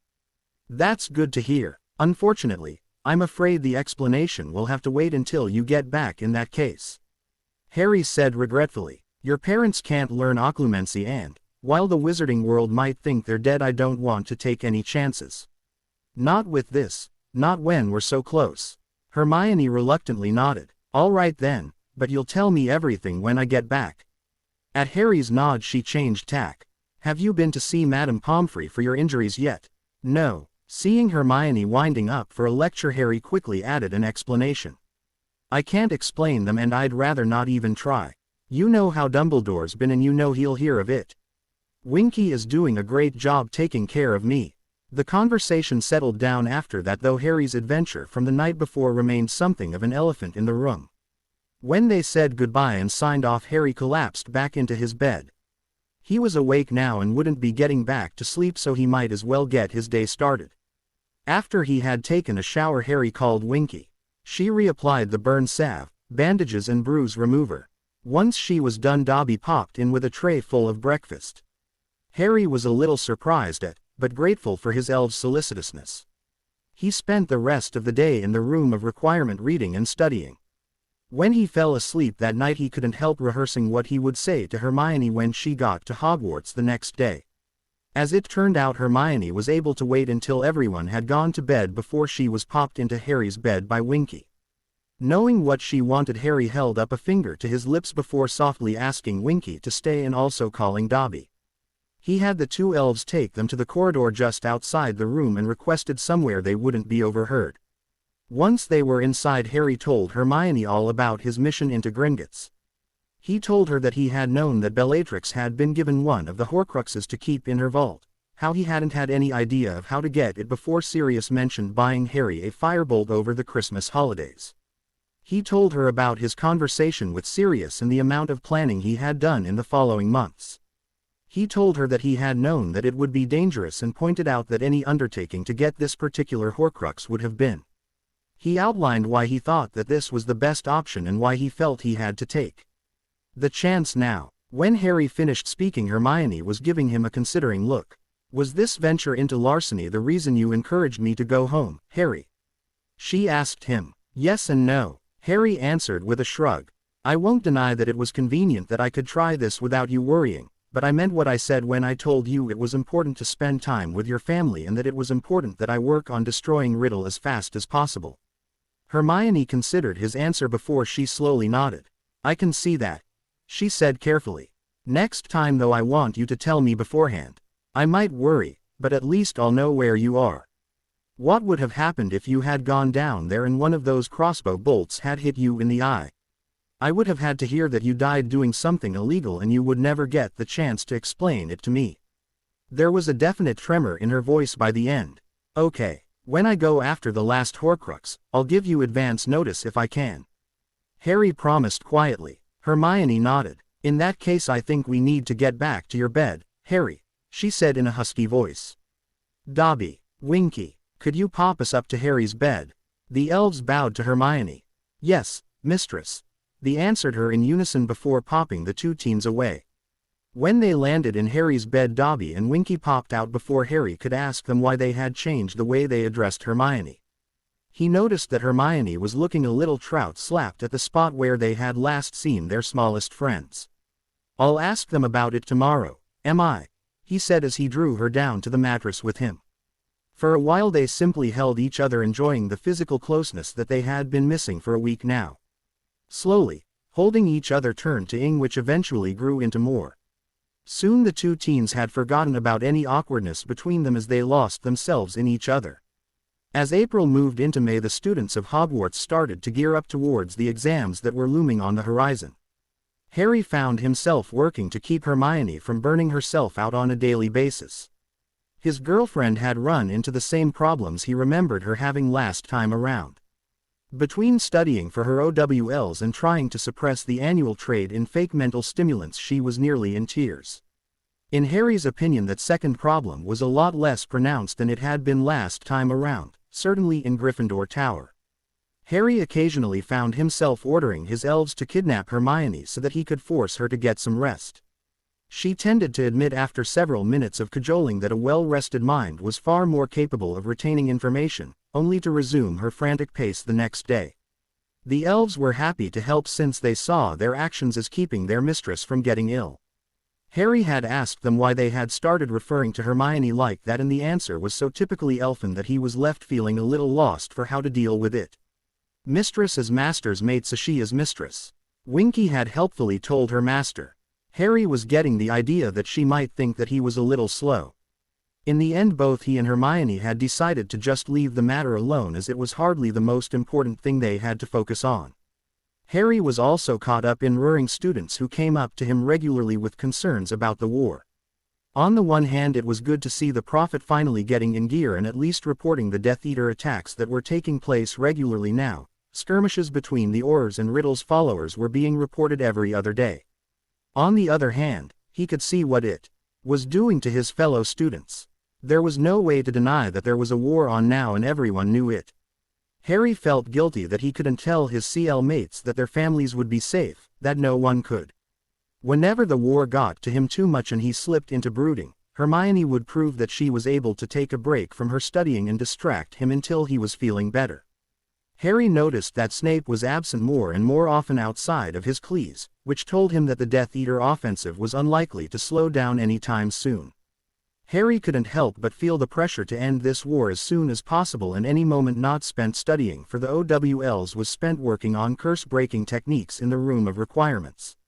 Harry was unsure of exactly which wards surrounded the ring, but he felt like he was getting close to being able to break through them. The month of May was a busy one for Hogwarts fifth years. Not only were there 2 Quidditch matches that would decide the winner of the Quidditch Cup, they CKETED something Harry had forgotten all about: careers advice. Once again a notice appeared in the common room telling the fifth years when they would be expected in Professor McGonagall's office, and once again they pored over the various leaflets and brochures that sang the praises of one profession or the other. As Harry read over the qualifications required to become a Gringotts curse breaker, he remarked to Hermione, "You would think they would show us these in third year as well. I never had any idea what implications my course selection would have on my employment opportunities." I think that the school believes that 13-year-olds are not generally ready to consider their careers after graduation. Hermione replied absently while examining a pamphlet on becoming a street Mungo's healer. Besides, you came around eventually. Harry shot his girlfriend a faux offended look which she completely missed, absorbed in the subject matter as she was. With a sigh, Harry went back to his own reading, thinking to himself that at least she wasn't piling more stress on herself if she was reading that intensely. Harry's careers advice session with McGonagall was Monday, at 2:30. 5 minutes before the scheduled time, Harry was standing outside the door to his head of house's office, which allowed him to see Parvati leave with a slightly worried look on her face as she hurried off to divination. Harry gave McGonagall a chance to gather herself before he knocked on her door. "Come in," came the familiar Scottish burr from inside. Harry opened the door and stepped inside an office he was becoming rather fond of. "Ah, Potter, right on time, excellent." Harry watched McGonagall shuffling through a pile of parchment until she came to the one she wanted. He also did something he hadn't done a lot of over the last few months and took a moment to appreciate how much better this situation was without Umbridge. He was drawn out of his musings by his professor clearing her throat. "Now then, Potter, we are here today to determine whether you know what you want to do after you graduate and what you would need, in terms of your academics, to achieve that goal. Have you given any thought to what you would like to do?" Professor McGonagall was eyeing him carefully across the desk. "Well, I considered becoming an Auror, but I don't know if I want to deal with dark wizards all my life.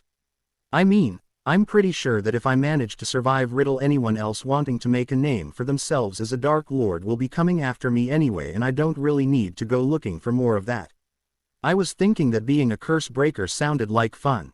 Harry responded. He was thinking out loud more than speaking from any deep contemplation on the subject, but it was true nonetheless. Professor McGonagall nodded thoughtfully as she listened to him talk. "Considering how well you took to ancient runes and arithmancy, I believe you might do well in that field. If you are serious about it, I would recommend taking runes, arithmancy, charms, transfiguration, potions, defense and herbology as your NEWTs. It is as hard a course load as you could ask for, and before last year I would have only recommended it to Ms. Granger, but I think you have proven that you will be up to the task. I will also tell you that these courses would allow you a chance at just about any career in our world." She seemed to be considering something else and after a moment spoke up again. "Mr. Potter, while it may not satiate your need for adventure, I would ask you to also consider another career." Harry blinked in surprise. He couldn't remember McGonagall offering him this advice in the other timeline. "This past year has rather clearly demonstrated that you have a significant talent as a teacher. I hope that you would at some point consider coming back to Hogwarts and allowing younger generations to benefit from that talent as you have done this year. I know that I would feel rude if you were to be my successor teaching Transfiguration if you didn't choose another subject." Harry was absolutely flabbergasted by the turn this conversation had taken. "I will say that Hogwarts usually demands a mastery in the subject one wishes to teach and an outstanding mark on the NEWT exams for at least 2 other subjects." Harry nodded dumbly as he tried to absorb the fact that Professor McGonagall wanted him as part of the teaching staff at Hogwarts. Somewhere in the midst of the shock he could feel a tendril of pride that a teacher he respected that much wanted him as a colleague. That she considered him a good replacement was one of the highest compliments he thought he'd ever gotten. "While we are on the subject, Mr.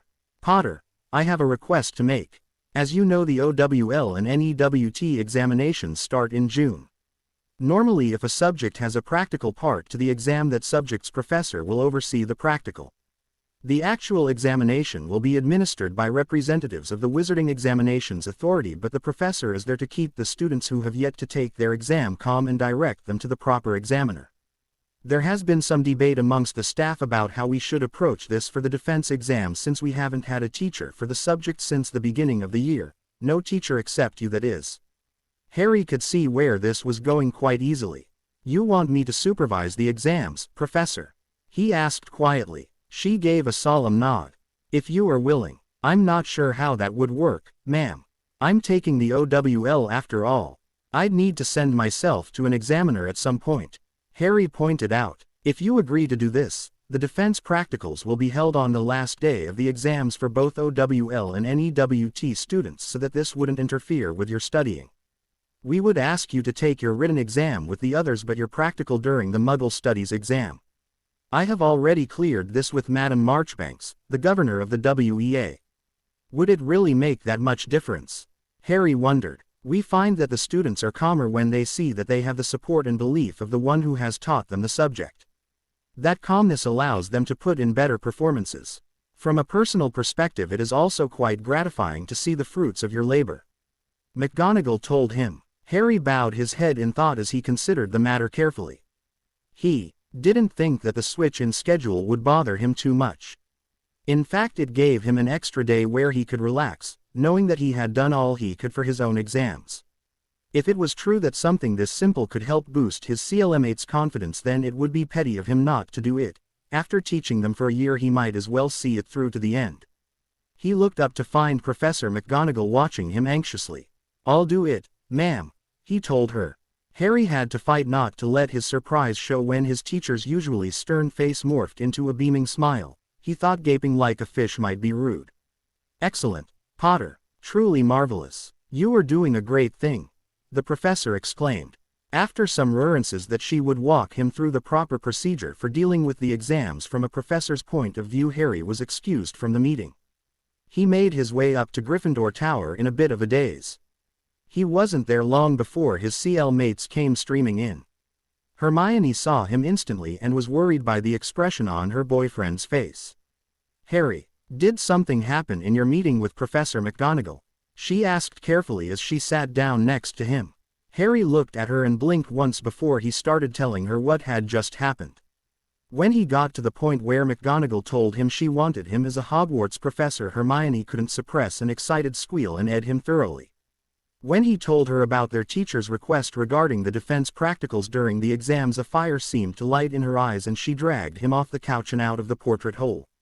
The last thing anyone in Gryffindor Tower heard her say was, "Have I told you lately how hot it is that you're a professor?" The two teens were not seen again until curfew, and most of the other residents of the tower were simply thankful that they had a night off from a thoroughly overwrought Hermione Granger.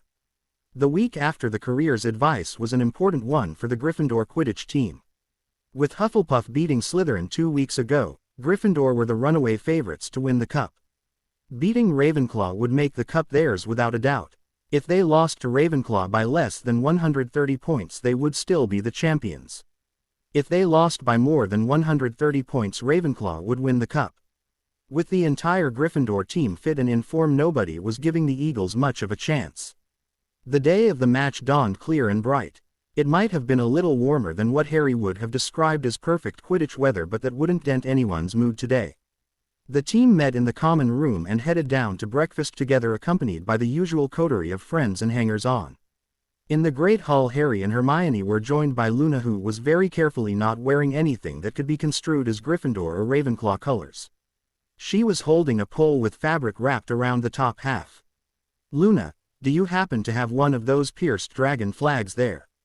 Harry asked with apprehension in his voice. "Why, yes, Harry," Luna told him airily as she sat down next to him and started gathering her breakfast while humming tunelessly to herself. Once she had embled mango, cheddar and carrots between 2 pieces of toast. She looked up at Harry again. "I have never really felt like a part of Ravenclaw House, but they have been making an effort this year to not pick on me." Luna delivered this message in her usual dreamy tone. "I wouldn't feel right cheering for or against them, so I will simply be cheering for my big brother." She apparently considered the conversation closed as she took a big bite out of her oddly color-coordinated sandwich. She resumed humming a wandering melody around the food in her mouth, only stopping occasionally to swallow. Harry decided to let the matter go, mostly because he couldn't fathom where he would even begin arguing with Luna.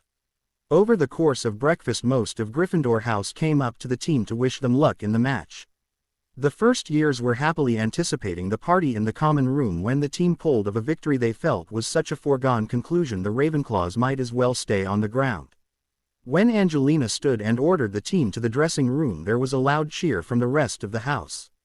As he walked out the door, Harry could have sworn he saw several of the first and second years pulling Hermione and Luna out of their seats with excited faces that the two girls responded to with kind smiles.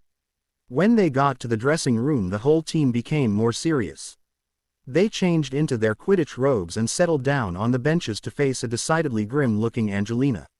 "Right, you lot. This is our day. Today we're going to win the cup for Gryffindor. We were robbed of this last year by the Tri-Wizard tournament, but this year we've shown everyone that Gryffindor still fields the best team in the school. I intend to show them that one last time," she began peonately. "I thought the Tri-Wiz was pretty cool, and Harry won it anyway." Derek muttered, not quite quietly enough. "Cheers, Derek." Harry grinned at him while the Weasley twins collapsed in laughter on the boy's other side. Derek's face grew red as he realized he had been overheard. "Yes, well, this is Quidditch," Angelina said, trying to get the group back under control. "For Fred, George, Alicia and me, this is our last shot at the cup and I mean to win it. Fred, George, you know Samuels and Ingleby from last year. They take their time trying to find the best angles, so I want you all over them." Fred and George jumped up and snapped off salutes. "Derek, their chasers usually pull middly complicated plays with relatively simple finishes, so wait until you see them shoot. This game is going to test your reflexes, understood?" Derek nodded. "Katie, Alicia, they still have Paige on the hoops. He tries to play the probabilities, so we'll be going for the Fred and George approach and playing like we just escaped from a madhouse." "Oi, that's our job." Angelina ignored the interruption and turned to the final member of the team. "Harry, the sooner you end this, the sooner we have that cup. You know Chang's going to be switching between watching your ass and Diggory's, so just keep an eye out for the snitch." Harry grinned and winked at his captain, who scowled in return. "Let's get out there and give our housemates a reason to cheer." She finished her speech to a standing ovation from Harry and the twins, complete with whistling and hooting. As they lined up in the tunnel, Harry listened to Lee's introduction of the Ravenclaw team, absently aware of the fact that it was also the last time he would be providing the commentary. Harry realized he must have gotten lost in his thoughts while he waited as he noticed the team around him start moving to the tunnel mouth. Presenting today's favorites to win the cup, the Gryffindor Lions. Led out by Captain and Chaser Angelina Johnson. She is joined up front by Belle and Spinnet. This will be the last time we see this trio in action, and next year's captain has their work cut out for them trying to find a chaser line that works half as well. Also in their last game at Hogwarts, the unbeatable beaters Fred and George Weasley. Guarding the hoops will be young Derek Nordstrom. Last, but certainly not least, the man who will finish today's game, the Knight of the Light, the pride of the Lions, the hero of Hogsmeade, Harry James Potter. And hopefully that will be the last time I have to hear that. As soon as he felt the wind rushing past his face, Harry felt all his stress and the weight of his housemates' expectations fall away. He closed his eyes and shot across the field, performing a series of aerial acrobatics that brought cheers from the crowd that Harry never even heard. Merlin's sack. It looks like Potter's up for it today.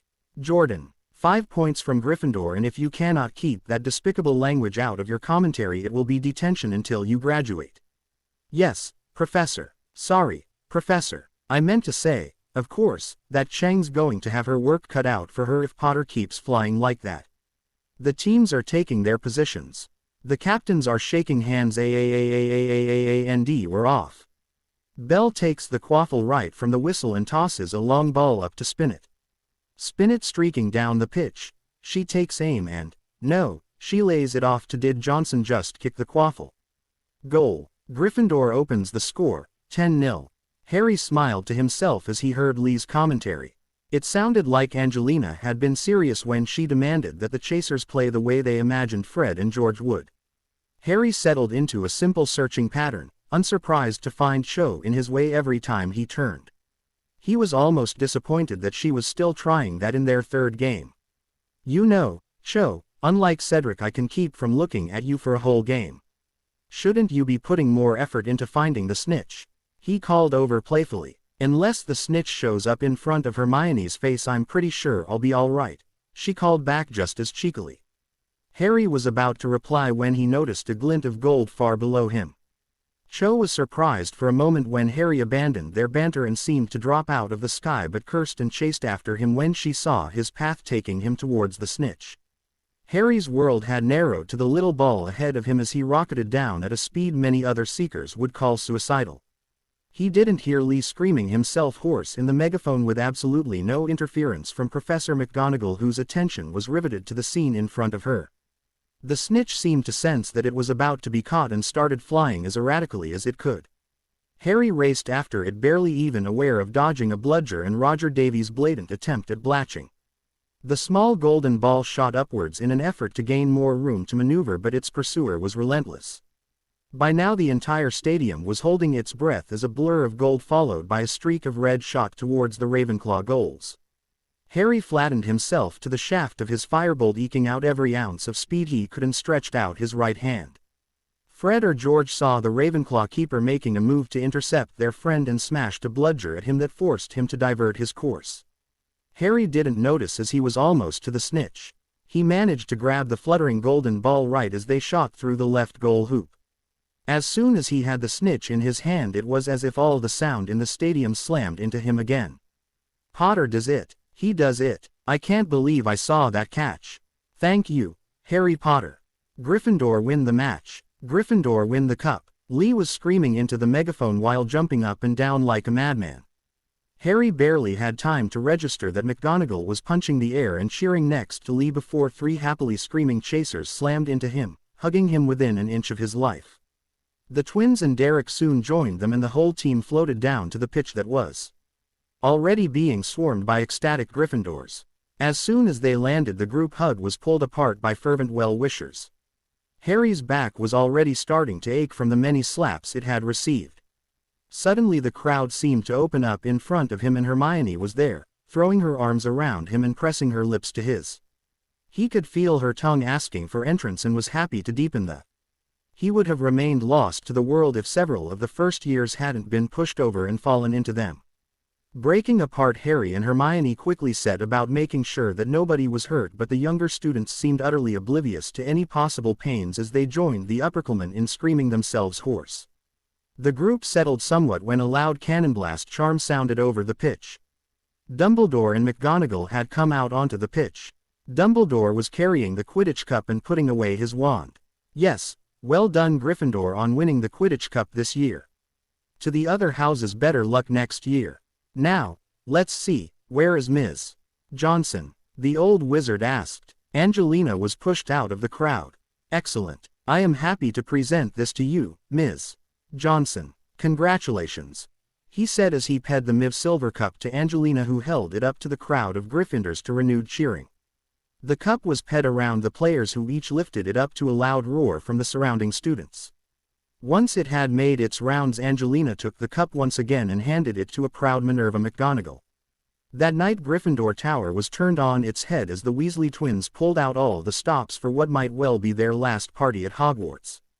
Harry and Hermione didn't chivvy the younger students up to bed for once, as the noise would probably have been enough to overcome any silencing charms anyway. The rush of winning the Quidditch Cup couldn't last forever. The 5th and 7th years only had 2 weeks left before their exams, and most of Gryffindor's team this year fell into one of those 2 years. Harry was reviewing far more intensively than he had last time around, determined to improve on the results he remembered. The professors were mercilessly drilling their students in their final review clues, and some students noted that Harry was doing the same in his defense clues. During their last Transfiguration CL before the exams, the 5th-year Gryffindors were given their exam schedules and a stern talking to concerning the use of auto-answering quills, rememmels, detachable cribbing cuffs, self-correcting ink and the like. Harry pinched the bridge of his nose as he noticed Hermione trembling and looking extremely distressed, probably at the idea of having to keep an eye out for those things as well as the already roaring trade in stimulants and amulets that they had been trying to stamp out over the past weeks. That night Harry dragged Hermione down to dinner, arguing that this was the only time they ever saw Luna anymore since they were so busy studying. He also absolutely forbade her bringing along achievements in charming to study at the table. Finally, he got her downstairs and sitting in front of plate. With no study materials around, Hermione's anxiety had her wolfing down her food in a way she would have been chiding Weasley for in the last timeline. Luna, bless her, seemed to realize what Harry was trying to achieve and set about distracting her friend with a will. The two girls were just getting into a discussion on the merits of charming pudding, with Hermione's contributions ranging from exasperated to incredulous when the doors to the Great Hall opened and a small group of ancient-looking witches and wizards walked in. "Ah, Professor Marchbanks, honored members of the WEA, welcome once again to Hogwarts," Dumbledore proclaimed as he stood up with his arms spread out widely. "Again with the dramatics, boy," Marchbanks demanded in a voice that sounded dusty. Harry wasn't sure how he had come to the conclusion that a voice could sound dusty, but that thought was drowned under his mirth that someone had called Dumbledore boy, and that the old wizard looked mightily put out with it. The examiners made their way up to the head table where several place settings and comfortable-looking chairs appeared out of thin air. As the examiners settled in, Harry turned to Hermione and saw that she was about to have a panic attack. "That's them, Harry. Those are the people who will decide our futures," Hermione whispered tremulously. "Calm down, am I?" Harry said as soothingly as he could while drawing her into a hug. "We're deciding our own futures, they're just watching us do it. You know you are more prepared than any of us and you are going to do brilliantly." It took Harry quite a while to get Hermione calm again, and he knew that it would not be the last time he would have to do that before the end of the exams. Breakfast on Monday was a tense affair. As the majority of the school got up to go to their classes, the 5th and 7th years stayed behind in the entrance hall waiting to re-enter the Great Hall and take their first written exam of the upcoming 2-week period. Many of the younger students and 6th years wished their friends good luck as they left. Normally there would be a written exam in the morning and a practical in the afternoon, but this year there was an exception for the OWL students who would be taking their defense practical on the morning of the last day. The last slot would usually have been filled with the Muggle Studies exam, which would now follow the Defense Theory exam. The NEWT students would have their defense exam on the last day in the usual fashion. The OWLs that year would start off with the Charms exam. Harry breezed through the written part. Despite knowing that it wasn't likely, he felt like it was an easier paper than the last time. He found it so easy that he finished well within the time limit and spent the rest of the time checking his answers and making minor corrections. The practical was a bit of a shock though. Harry was once again standing in front of Professor Tofty and feeling more nervous than he would have expected. When the old examiner asked Harry to make an egg cup do cartwheels, Harry flicked his wand and had the piece of pottery doing acrobatic stunts for a full 30 seconds. When he looked up at Professor Tofty for his next task, he found the man looking back at him open-mouthed. "Mr. Potter, you can perform non-verbal magic?" the examiner asked incredulously. Harry blinked and realized that he had been so focused on the IGN meant that he had forgotten to use the incantation. "Ah, well, yes. Sorry about that," Harry said, feeling sheepish. The professor must have wanted to check that he knew the incantation as well. "Not at all, lad, not at all. Extra credit, I should say. Please perform as many of the tasks non-verbally as you can." Just for correctness' sake, what would be the proper incantation in this situation? After that, Harry spent the rest of the practical exams casting non-verbally and occasionally giving the incantation afterwards when asked for it. Harry's defense exam was one of the hardest he had to sit during his OWLs. At first he worried that he had improperly prepared his students, but after a while he realized that the examiners must also be trying to get a feel for how he had taught all his classes, including those at NEWT level. During his defense practical he was the only student in the room. He was being examined by Professor Marchbanks, and Professor McGonagall had come along to observe. Harry had to admit that the vote of confidence settled him down and was happy that he had agreed to do the same for his students. The exam took longer than he remembered but ended in the same way, with him casting his Patronus. As he was leaving, Harry noticed that the two professors seemed to be deep in conversation, and he decided that he just didn't want to know what they were saying. When the final day of exams arrived, there was a palpable sense of excitement in the air. Many of the students who had spent the past 2 weeks being grilled on every speck of knowledge they had about magic could see the light at the end of the tunnel. Harry had spent the evening before in the defense seal room helping his students review for the exam. He had been told that, like he had suspected, he had been given a slightly different practical and that it wouldn't do his friends any good if he gave them an overview of what he had done. Harry took that advice to heart and simply tried to prepare the 5th and 7th years for any eventuality. At breakfast, Professor McGonagall asked him to stay behind for a moment. Many students started whispering when they heard that, especially considering the disgruntled expression that the headmaster was wearing. Harry gave Hermione a gentle and wished her good luck before he headed up to the front of the hall. Here you are, Potter. These are the CL lists for your students. Professor McGonagall began. Just make sure they are directed to a free examiner and that they don't panic too much. Any questions? Harry shook his head. She had gone over this and more with him over the weekend and he was confident that he would be able to handle what was frankly a very easy task. All right then. Good luck to you and your students. Just as Harry turned to leave he noticed Snape rushing into the hall. The potions master didn't even stop to sneer at his least favorite student but instead hurried over to the headmaster and murmured something into the old man's ear. They both got up and left the hall quickly enough that Harry started to worry that Riddle might have decided to move again. He just hoped that the order didn't get too many people killed. Once the hall was empty, Harry watched as the examiners waved their wands in a coordinated and practiced motion. The house tables moved themselves over to the walls and stacked themselves. The benches leapt up on top of the tables and in no time at all there was an open area in the middle of the great hall. Half of the examiners nodded to the others and left the hall. The remaining witches and wizards spread themselves out and when they were done Professor Marchbanks called out, "Whenever you're ready you can start sending them, Professor Potter." Harry blinked for a moment at being addressed like that by the governor of the WEA but shook it off and moved over to the entrance hall. When he walked into the entrance hall he looked around at his CL mates standing around nervously. Harry cleared his throat and the susurration of voices stopped as they all turned to look at him. "All right, everyone, the defense practical is about to begin. I know that you all have what it takes to not just P this exam, but do well on it. Just be confident in yourself and your abilities." Harry spoke up using the carrying voice that he had developed during his defense classes. "Wait. Does that mean that you're not taking the exam with us?" Ernie Macmillan called out. "I took my practical earlier this week so that I could oversee the practicals for you guys in the 7th years." Harry answered him. "Are there any more questions before we begin?" No one else spoke up, but there was a quiet scoff from Malfoy. "In that case, good luck to you all. Hannah, Susan, Terry and Mandy, you're up first." The 4 students he had named separated themselves from the group and followed Harry back into the great hall where pointed them each towards a different examiner and gave each of them some words of encouragement. He settled in to watch how they did. As he saw each of them performing the spells they were asked to he started to feel pride in their accomplishments. He remembered the troubles that they had had with various spells and while some of their casting made him want to walk over to them and give a quick word of advice, they really were doing quite well.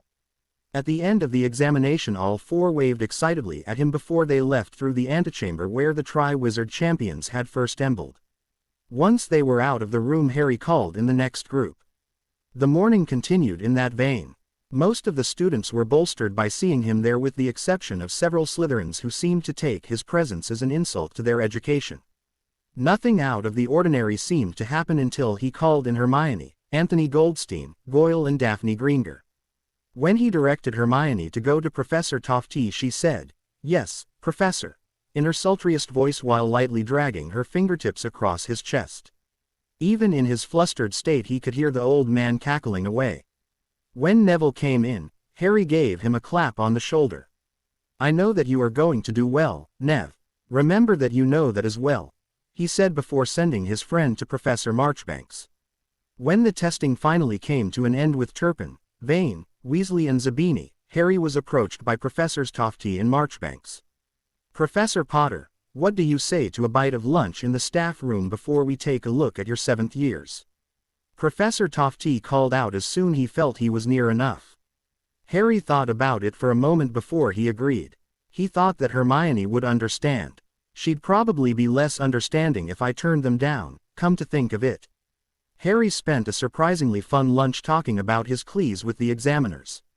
They all seemed very interested in what he had done and when he stopped to think it over for a moment that made sense, they had made careers out of evaluating education after all.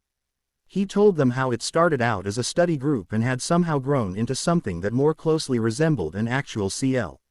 He happily talked about how his students had grown and how proud he was of them. He explained his methods to them and asked them how he might improve them. The talk wasn't all business though. Professor Tofty especially enjoyed himself when Hermione came up in conversation. When he heard that she and Harry were dating he chortled and told Harry, She's a firecracker, that one, a real firecracker. You hang on to her, lad, Wyhar. Harry blushed when he admitted that he had every intention of hanging on to Hermione. Towards the end of their lunch together, Professor Marchbanks commented that she hadn't seen such a competent CL take the defense OWL in a good 20 years. I don't know what Albus is playing at, but if that boy has any sense he'll be offering you a job before the year is out. I heard Minnie's already got her eye on you. That girl always had good common sense. Harry couldn't help but feel a swell of pride at the compliment paid to him. Maybe I should take another look at McGonagall's suggestion of becoming a teacher. When the NEWT students arrived, they were surprised, but happy to see Harry there to support them during their exam. The afternoon passed strangely for Harry as he once again felt the gratification that Professor McGonagall had mentioned when she talked him into this, and at the same time started growing unaccountably more nervous as the day wore on. At the end of the day, the examiners invited him to join them for dinner as he had for lunch. Harry agreed to accompany them to the Great Hall, but told them that he would like to eat with Hermione and his friends now that the exams were over. He soon discovered that even if he was ancient, Professor Tofty was every bit as capable of making off-color remarks as Sirius was. As the group made its way down to the Great Hall, Harry thought back to the start of the day and the way Snape had come rushing in. He couldn't shake the feeling that Riddle might have launched an assault on the Department of Mysteries in an effort to get the prophecy. There was nothing there for him to find, and the Ministry had already admitted that he was back, so, aside from hoping that he didn't cause too many casualties, Harry wasn't about to get involved. Still, there was that pervasive sense that something was wrong, that he was somehow missing something important. Hermione woke with a gasp to a harsh pain in her ribs. She struggled to get her bearings as she looked around. She was in a cold, dank cellar of some sort from the look of things. Manacles dug into her wrists and kept her shackled to the wall behind her. Ah, you are awake. Welcome, Mudblood. Her head snapped around at the cold, sibilant voice coming from somewhere above her. She had only ever heard the sight in front of her described by Harry: bone-white skin, spidery hands with long fingers, a skull-like head with no nose and burning red eyes. Riddle. She managed to spit out. The pain in her chest flared as the Dark Lord's boot lashed out and kicked her in the side. You were well matched to the boy. Hermione, was it? He never knows when to keep his mouth shut either, and if young Draco is to be believed, you are worse. Those inhuman eyes were inspecting her with a lazy curiosity. Yes, well matched indeed. That will make it all the sweeter when I use you to ensure his demise. You see, you will have the great honor of participating in a ritual that will allow me to absorb Harry Potter's magical core into my own. I'd never help you. Hermione ground out. Facing this madman might be Harry's specialty, but she wasn't about to roll over and surrender even if she was laying on the ground, curled up in pain. That is rather the point. Yes. I require a ity, forcibly taken, from one he cares for. Riddle was almost purring as he leant over her. There is such beauty to it, Mudblood. The more you fight me, the better. My blood and his death will seal it. Riddles were glittering with malevolent enjoyment, which shifted to confusion when he heard choking laughter coming from his captive. What is so amusing, my dear Mudblood? It would be rude not to share such a story with your host. Your plan has already failed. Hermione managed with a positively vicious grin. Did you really think that Harry and I wouldn't have gone that far in our relationship? Judging by the surprise on Riddle's face, that had been exactly what he had thought. Hermione felt a pressure on her mind and clamped down her occlumency shields. Occlumency. The fiend above her hissed. Taught by Harry Potter, no doubt. I could tear your mind to shreds to find the information, but no, that would end your suffering prematurely. Coitus revelio. Hermione couldn't help thinking it was surreal that a psychotic criminal would use the same spell Professor McGonagall had used on Harry months ago. When nothing happened after the spell was cast, Riddle gave an angry wordless hiss. So it is true. You were worthless to me. He seemed to consider something. Although, you may provide some entertainment for my men when they gather here tonight to witness the death of Harry Potter. It would certainly have an effect on that wretched boy to see your used and broken body leaking the seed of the worthy. Yes, I think that will be your fate. Rest well, Mudblood. You will be busy tonight. With that, Riddle spun on his heel and left the cell, letting the door fall ominously shut behind him. Hermione immediately tried to get loose from the chains that bound her to the wall, but nothing she did made them budge. A quick check had soon revealed that her wand had been taken. Desperate to stave off the tendril of despair that was starting to coil in her mind, Hermione thought about Harry. "Please, Harry, get me out of here. Please, my champion." Harry and the examiners came into the hall together in good spirits as they all felt the exams had ended on a high note. Harry still felt a little overwhelmed at the praise he had received from these experienced educators and was giving a career as a professor when all this was over some serious thought. He couldn't wait to tell Hermione all about his experiences. As thoughts of his girlfriend crossed his mind, he automatically scanned the Great Hall for her. Not seeing her, he uneasily decided that she was probably in the room or the common room of Gryffindor Tower and forced his attention back to the still bantering examiners around him. As they walked towards the expanded head table, a shadow detached itself from the rafters and soared down towards Harry. A loud caw grabbed the young wizard's attention and he held up his arm in confusion for the large raven that was approaching him. When the bird had landed, Harry saw that it had a scroll tied to its leg. As soon as Harry had removed the scroll, the bird took wing and flew out of the hall. Seeing that the scroll was indeed addressed to him, Harry unrolled it and started to read. "Harry Potter, I have your little mudblood whore. Unless you wish to receive her piece by piece via owl post, you will come and find me. I would tell you to come alone, but that won't be necessary as we're under a Fidelius charm. Dear Hermione awaits you here. The throne room of Lord Voldemort is in Riddle Manor, Little Hangleton. Careful now, don't burn yourself. Lord Voldemort, the Immortal." As soon as Harry had finished the letter, it burst into flames. His thoughts were racing in an attempt to come up with a plan. Judging by the content of the letter, Riddle must be planning some kind of trap. Not like it matters if the bastard has Hermione. The very thought sent fury boiling through his veins like lava. Magic started leaking out of Harry as his control slipped under his rage. A powerful wind started blowing around him like a tornado, tearing at his robes and hair. All of Hogwarts was treated to a demonstration of exactly how powerful Harry Potter could be, and for most it far exceeded what they had imagined. Harry spun on his heel as a red mist descended over his vision. Riddle had gone too far this time, and Harry was going to make him pay. As he stalked out of the Great Hall, he called out to his elves. "Winky, my armor. Dobby, get the sword." The elves popped in with the requested items as Harry ped through the doors. He ducked into an unused CL room, threw his robes to the side and started pulling on his armor. He took his invisibility cloak from his school bag and stuffed it into a pouch on his waist that had once held balls of gillyweed. He was just putting on the gloves he had added to the ensemble after the graveyard when the door opened and Luna and the twins burst in. "Harry, what's happening?" Luna cried out. Harry slid the sword of Gryffindor into its scabbard as he answered her.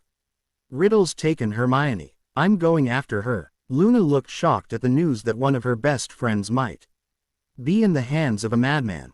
"Are you sure she's gone, little brother? How would Death Eaters even get in here?" Fred asked carefully. Harry hesitated for a moment before he turned to the elves who were still waiting in the room. "Dobby, Winky, check the come and go room. If Hermione's not there, report back immediately." The two elves popped out. Harry pulled the Marauder's map from his bag and spread it out on the floor before activating it. All four friends poured over it looking for a dot labeled Hermione Granger. Dobby soon popped back in and reported that the room was empty. Minutes later they were forced to conclude that Hermione really wasn't in the castle. "I didn't see Snape or Malfoy either. It may not mean anything, but if it does, Dumbledore's going to be out a potions teacher and a prefect." Harry growled as he strapped the sword to his back. Folding the map back up, he handed it to the twins. "Keep an eye on it, till I get back, yeah," he said. For once neither Fred nor George had words to lighten the mood. Instead they grabbed him in a hug. "Be careful, little brother," Fred began. "And bring her back," George continued. When the twins let go, Luna was there to grab a tight hold of Harry. She was sobbing too hard for any words to make it out, but it was clear that she was hurting. Harry hugged her back and pressed a soft to her forehead. When she wouldn't let go, he ped her on to George, who held her back with a solemn nod. Harry turned to the door and wrenched it open as he stalked out. Out in the entrance hall there was a gathering of staff, students and examiners. "Harry, I must ask what you intend to do." Dumbledore spoke up from the front of the gathering. Harry shot his once respected headmaster a glare.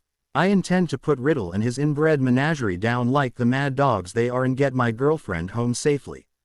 He snarled out. Dumbledore blanched behind his beard at the venom in the young man's voice. Harry, you know what your role is in the fight against Tom.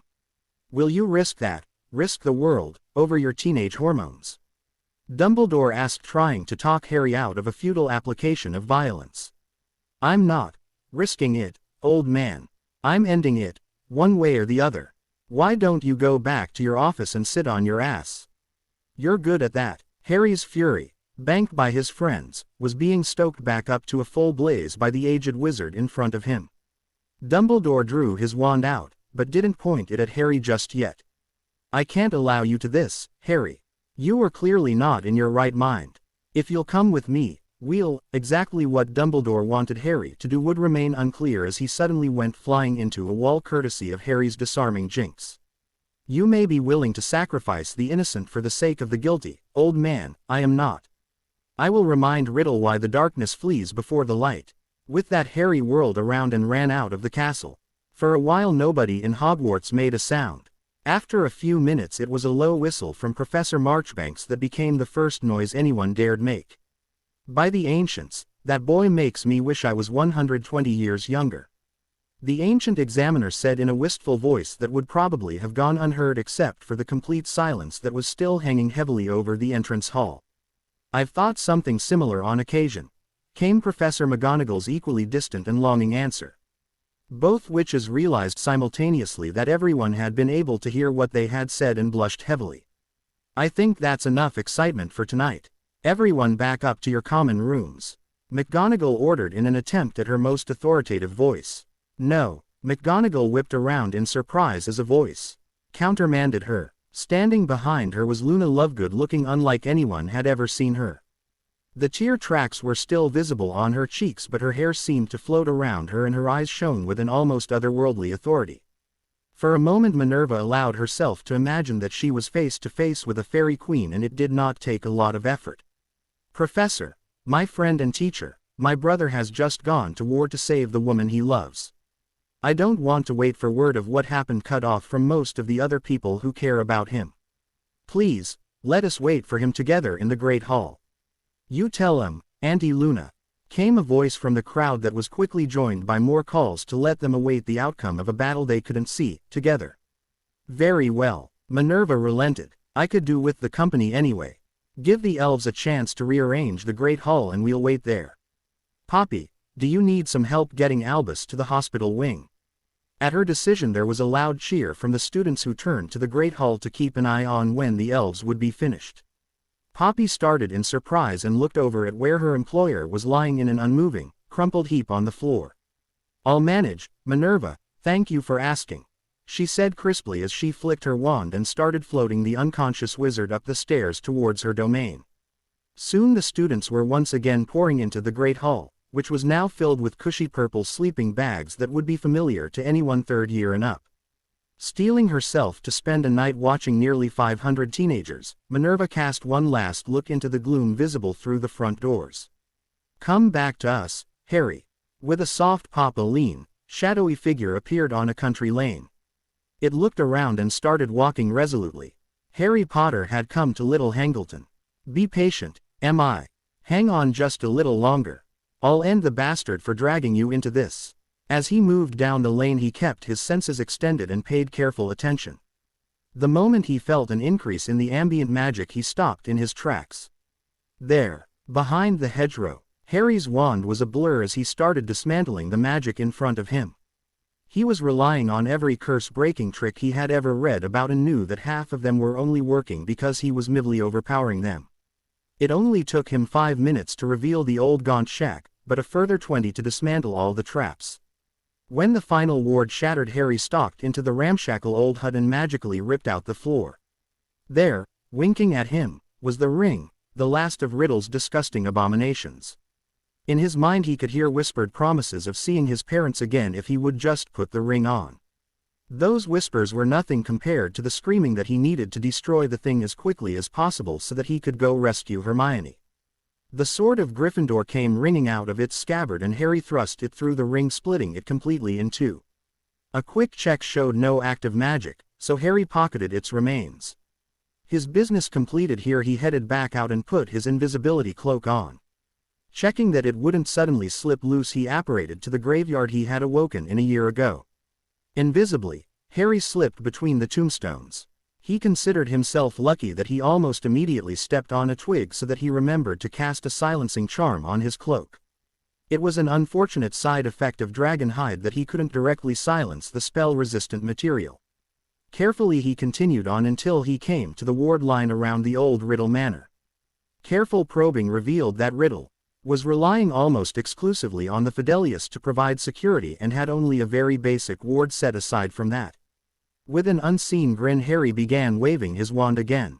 This ward set was so basic that he was able to quickly finesse a gap in the wards and slip through. Harry knew it wouldn't be long now before he would no longer be able to just hide and he would have to fight. Fight and kill. If it will save Hermione, I will end every other living thing in this house.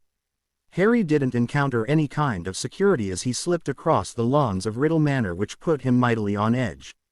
After the pathetic wards, this was just starting to scream trap, but thoughts of Hermione pushed him onward. He snuck his way around the house until he came to the front door, which he could see was guarded by two Death Eaters. Their body language indicated that they had been here for a while already and were probably a pair of grunts. They were leaning against the wall next to the doors and one of them had his mask up on his head so that he could smoke a pipe. Harry moved away from the wall of the house and lined up his shots. Quick as a flash he cast two piercing curses. The nearly invisible spells slammed into the guards' foreheads, leaving a neat 2-inch hole between their eyes as the corpses slid down the wall into the ground. Harry ran up to the door and tried it. It opened without protest. He slipped inside and looked around. Harry found himself standing in an opulent entrance hall. He quickly realized that he had no idea where Riddle and his merry band of sadists were, let alone where they might be keeping Hermione. He closed his eyes and strained his ears and magic to see if he could pick up any clues. He thought he might have heard something coming from up ahead but couldn't tell if it was coming from upstairs or downstairs. Harry did a quick, silent sprint past the doors on the ground floor, but didn't manage to pinpoint where the sound might be coming from. Quickly Harry climbed the stairs. Again he flitted from door to door, listening carefully for any hint of who might be inside. As he crept down the hallway, the muffled sound of voices grew clearer and was interspersed with occasional laughter. Harry hurried as much as he dared. When he reached the door, the voices seemed to be emanating from. He paused to check it for any kind of active magic and, finding none, eased it open just a crack. The voices became more pronounced. There were two of them and Harry could have sworn they sounded familiar. He widened the crack just enough to look through and was greeted by an empty landing. He could see that there was a large room stretching out beyond the landing and that's where the speakers were. Since there wasn't anyone in sight, Harry slipped through the door, being careful not to make any sudden moves or loud noises. Once he was on the landing, he could see that he had come out near a pair of sweeping staircases that lead down into a MIV ballroom. Harry's mind barely registered the ridiculousness of a pair of sweeping staircases being the only entrance to a room. He crouched behind the railing around the landing to remain out of sight. He could hear the voices clearly now. Snape and Malfoy. I was right. I told the senile old fart that you doubted my loyalty to the cause and had demanded that I bring Potter to you, my lord. The old fool wouldn't stop bleating about how that could never be allowed and how the little shit was too important to risk like that. Snape's oily tones carried all their usual disgust when speaking of the last of the Potters. When he finally ran out of nonsense, I told him that you had ordered young Draco to obtain the mudblood or his family would die, and that my help in this might buy me some time away from your all-knowing gaze. Harry could feel his blood boiling as he heard Snape laughing it up with the rest of the Death Eaters. Malfoy apparently recovered first and picked up the tale. I was called into the old Muggle lover's office with no idea why I was there, my lord. Professor Snape was there too. When I saw the mudblood walk in, I was about to object to being exposed to such filth when the stupid old goat actually stuns her and turns to Professor Snape with this mournful look on his face and says, "This sacrifice must be made, my friend. Make sure you use it well. He's practically told us to go, and the useless thing Harry was enraged by the tone of the albino little shit and found himself moving towards the steps even though he didn't have a plan yet for how to take on however many Death Eaters and their degenerate master. The stairs were designed to allow debutantes arriving for a ball to make a grand entrance, and that meant that they were in full view from every corner of the ballroom. Harry tried to slow down as he started down the stairs so that his cloak wouldn't flare around him and give him away, but halfway down the stairs he had stopped dead. He had noticed that there were about 50 Death Eaters lined around the edges of the room. More of those ancients' damned mercenaries. In the center of the room, Riddle himself sat on an enormous throne made of what looked like obsidian, listening to Snape and Malfoy tell their story, his chin resting on one hand, his mouth quirked in a small, vicious smile. All of these things might have been considered enough to stop a sane man in his tracks, but for Harry it was the sight of Hermione. Hermione, completely with her wrists chained to the floor behind her, forcing her into a kneeling position with her S pushed out for everyone in the room to leer at. He could see the tears running down her face and the bruises on her body. He was brought out of his shock by Riddle's hissing, high-pitched voice. "You have executed our plan well, my loyal servants. As a reward I will let you have use of the mudblood before your brethren. I want her broken body to greet Potter when he arrives. Considering the speed of his broom, I expect that he will be sighted within the hour, so you may begin. Do remember to remove the silencing charm." Harry could feel a red haze descending over his vision. His blood was pounding in his ears and all rational thought went out the window. He didn't bother analyzing the first plan to come to mind and instead jumped right into the fray, literally. Harry vaulted over the stairs, banister in an effort to get to the floor more quickly. His invisibility cloak flapping about him drew gazes to the odd sight. As soon as he landed, Harry slammed the tip of his wand into the floor and screamed out, "Terra Forma." All around the hall, wherever Death Eaters were standing, a forest of jagged rock spikes erupted from the floor at various angles. The suddenness of the alt meant that the Death Eaters had no time to react. The spikes tore through their bodies with tremendous force, ripping limbs and organs from their intended positions. Within seconds the screaming of the last Death Eater stopped and all that was left was the sound of blood trickling onto the stone floor. All around the room there was not one Death Eater left in one piece. In front of what was left of Riddle's throne there were two bristling outcroppings, the few rags of flesh hanging off of them, all that remained of the pair that had stolen Hermione. Riddle's throne itself was also broken by the shards of stone jutting up from the ground. Hermione was left looking a little wide-eyed and blood-spattered but otherwise untouched by the sudden butchery. Harry stood up slowly from where he had landed, not caring that the cloak slipped from his shoulders, and watched as Hermione's eyes snapped towards him, radiating an odd combination of relief and fear. As her eyes darted back to the throne, Harry saw what had caused the fear. There were no signs that the stone spears had even touched Riddle, and no sign of Riddle, come to that. Avada Kedavra! Harry flung himself out of the path of the sickly green curse that came flying towards him from the other side of the wrecked throne. Looking at the source of the curse, he saw Riddle looking absolutely enraged. He had a nasty-looking gash that stretched across his chest and was bleeding a black ichor freely. "You're early, Harry Potter. I had not expected you to arrive so soon. I had not expected you to be so bloodthirsty either. Whatever will dear old Dumbledore say when he hears his golden boy is dealing death?" Riddle's sibilant hissing seemed even more ominous with the steady dripping of blood on stone in the background. Harry didn't let it distract him though. "I'm sure he'll say the same thing as last time." It didn't make an impression then either. Harry bit back while looking for an opening or an indication of what Riddle would do. "So what did you have to sacrifice to get those reflexes?" Riddle just snarled wordlessly in return and started circling around so the remains of Snape and Malfoy wouldn't block his spells. Harry tried to match the movements as best he could without putting Hermione in the line of fire. When it came, the attack was undeniably vicious. Riddle's wand started spitting out dark curses at an impressive rate. Harry did his best to avoid getting hit by dodging and summoning the results of his previous spell work in their path. Some of the effects of those curses on summoned body parts were grisly enough that Harry redoubled his resolve to make sure that he would not be hit with any of them. Even Riddle could not keep that barrage up forever, and eventually the rate of spells slowed, giving Harry some room to retaliate. Defodio. Anamorphous. Riddle deflected Harry's gouging spell to one side, causing a miv crater to appear in the floor while blocks of debris flew through the air. Harry's transfiguration spell turned those rock blocks into a pack of mongooses that charged as one for the Dark Lord's ankles. Riddle was forced to divide his attention between blasting the transfigured animals out of existence and trying to fling curses at his young opponent, allowing Harry to press the attack even further. It didn't take the man renowned as one of the most fearsome Dark Lords in history long to regain even footing in the fight though. The battle raged back and forth between the two men. Harry was using every trick and spell he had learnt over the course of the war in the previous timeline as well as his training in the Room of Requirements. He transfigured debris and summoned anything that was loose enough to respond. He dodged whenever he could to spare his core as much as possible after he had already been using magic since arriving in Little Hangleton.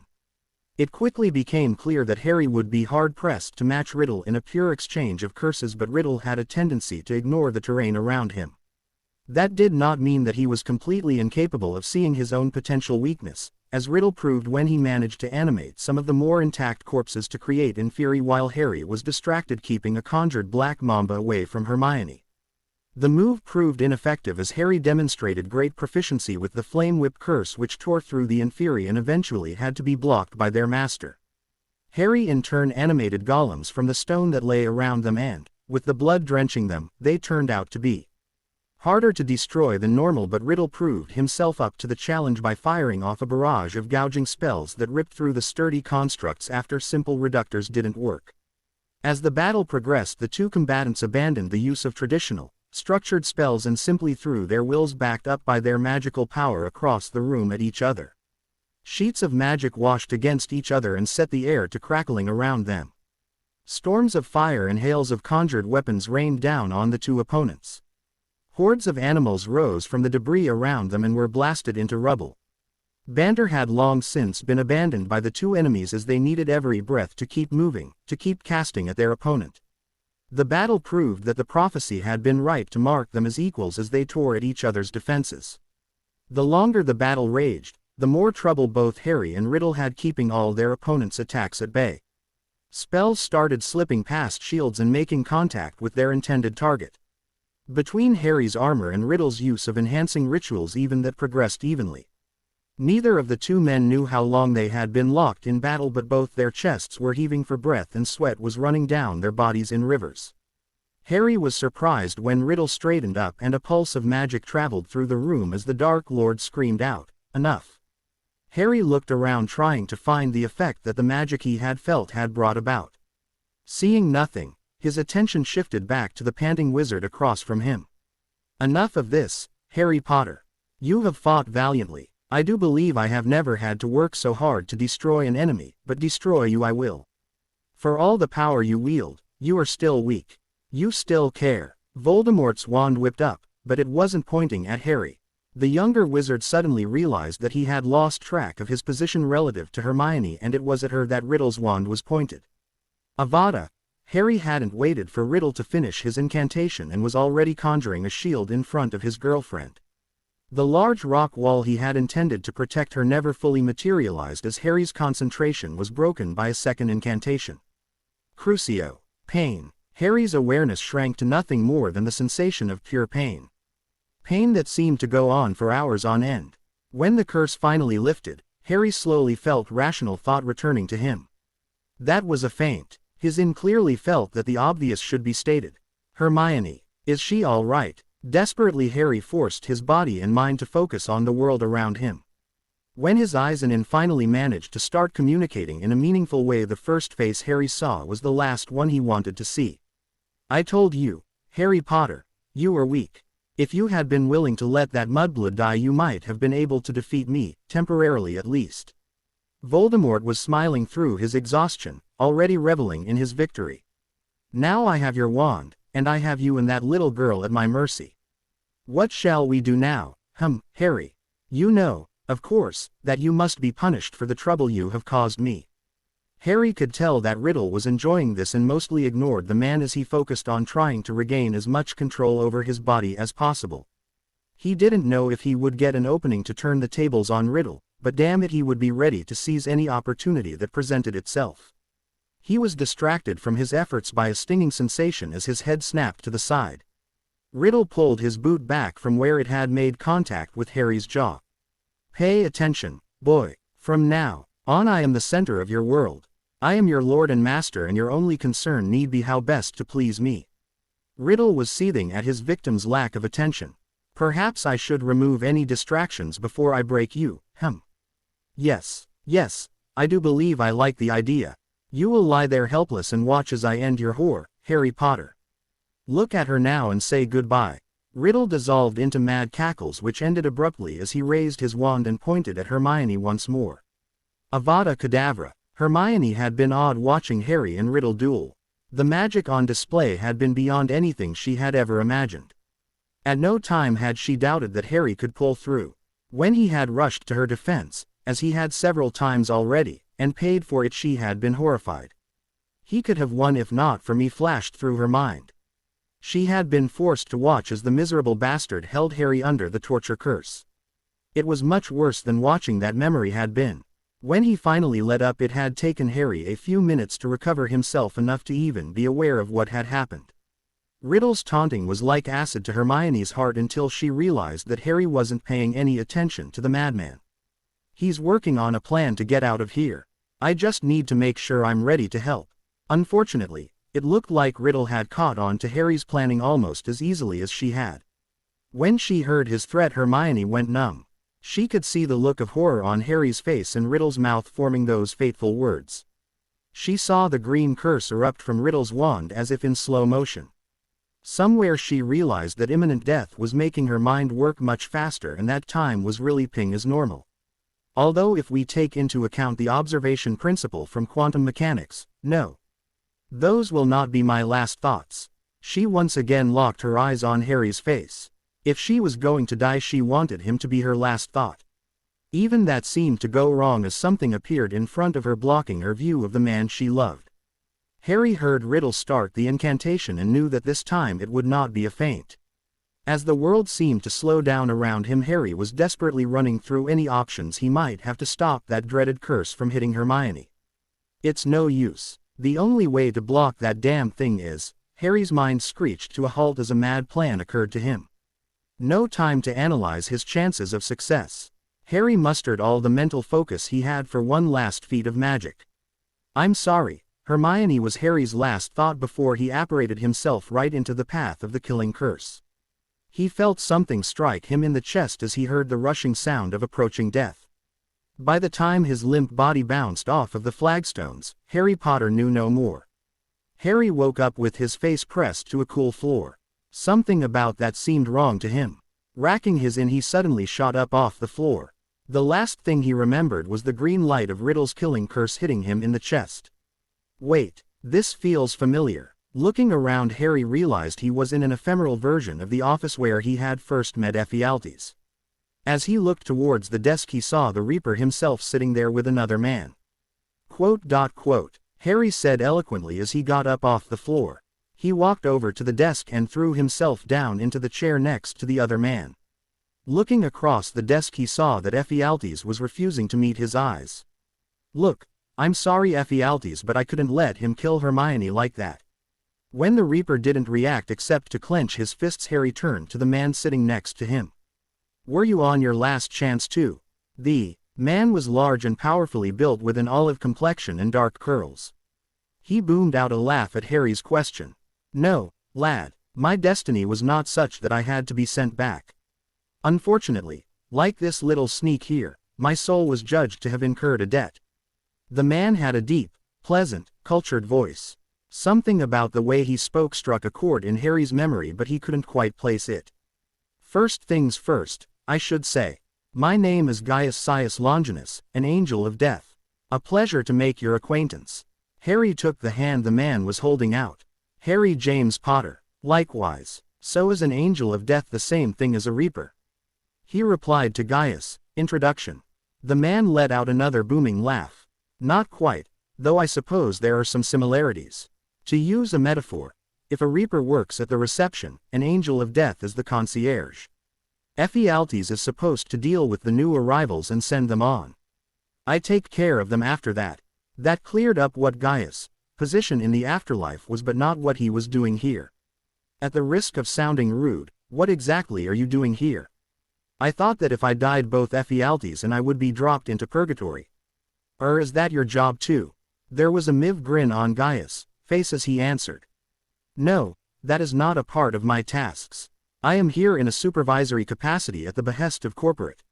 Your Reaper managed to make a right mess of things, and your actions in the mortal realm just now provide us with a chance to make things right again.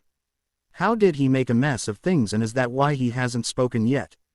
Harry asked. Ephialtes' face turned red with shame. The little sneak doesn't know how to operate the room of returning, but thought he could get by with a manual and some luck. He was so desperate to avoid having your last chance denied by corporate that he decided to send you back without a technician who knew what they were doing present. When Gaius mentioned the room of returning, Harry knew where he recognized the voice from. You're the one who tried to stop him. The one who said that he was putting everything in danger. Harry exclaimed. Gaius looked pleased at the interruption. I don't know why you've been having trouble with the lad, Ephialtes. He seems rather on top of things to me. Gaius told his colleague, who only gave an unintelligible growl in response. At any rate, Ephialtes made a mistake when he didn't engage the filters that were supposed to keep certain parts of you here. He sent back every soul component when he activated the room. You had your memories, but also the magic attached to your soul and the abomination. You will doubtless have noticed that your magical power has increased. Harry was dumbfounded. Well, yes, but I thought it was because the Horcrux was parasitic and its removal gave me access to whatever it had been using to keep itself alive. He managed to get out. Not an unreasonable unction under the circumstances. The Horcrux is parasitic, just not to an extent that you would notice. It is only a small part of a larger soul and is such not capable of draining a significant amount of energy from an intact soul. Harry sat in his chair trying to absorb this information when he felt a glimmer of hope start to stir. Not wanting to make any umptions, he turned to Gaius. So, what happens now? He asked. At the beaming grin from the other man, he felt that glimmer of hope strengthen. The killing curse strips the soul from the body and banishes it to the afterlife. You had the unique situation of having two souls in your body. One of you must stay. The other may return. I will hear both souls' arguments for their return and decide which has the stronger claim to life. Between you and me, that piece of Riddle's soul does not have the capacity to argue its case, broken as it is, so all you have to do is convince us that you have a reason to go back. Even Ephialtes would be able to win a debate without an opponent. Harry saw that Ephialtes' features were starting to purple at Gaius' repeated insults and decided to get out of here before the two really came to blows. I suppose the reason I need to go back is that Hermione is still in danger. I would give my life for her. I suppose I already did, come to that, but now I am asking you to let me return to life for her.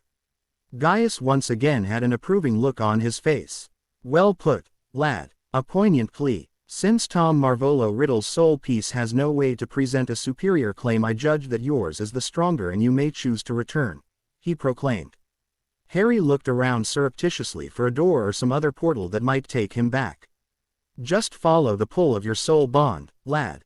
You'll find her, Gaius said. Thank you for your help, sir, Harry said with an honest smile before he closed his eyes and focused on finding Hermione. As he imagined her curling chestnut hair, her shining chocolate eyes, that scent that was uniquely Hermione, he felt himself slowly getting lost in her. After a while he noticed a sensation was invading his thoughts of her. Something cold and hard was pressed against the length of his body. The floor at Riddle Manor. I need to stop waking up like this. Wait, I'm back. The realization flashed through his mind and he had to force himself to keep still until he knew where Riddle was and how he was going to attack the bastard. Harry focused on trying to gather as much information as he could with his eyes closed. He heard a soft, almost rhythmic clinking behind him and pained wheezing groans further away and in front of him. He could also feel something cold and hard resting against his right hand. The clinking could be the shackles that kept Hermione chained to the floor. He hoped the pained wheezing was Riddle. He didn't even have a guess for what was resting against his hand. He opened one eye just a sliver and snuck a look. He could see mostly silver with a few fairly large dots of red at one end. The sword of Gryffindor. Harry exulted in his own mind. He let his eye close again and tried to keep from showing that he was anything but dead. If he had the sword almost in his hand, then his plan would be simple. Wait for Riddle to gloat like a bloody Saturday morning cartoon villain. The moment that the bastard came close enough, ram the sword somewhere it would hurt and preferably do irreparable damage. Harry could hear some scrabbling and grunting ahead of him. It sounded like Riddle had recovered enough from the loss of his last Horcrux to try and stand once again. I have no idea what magic that little shit just used on me, but I assure you, my dear, you will pay for it.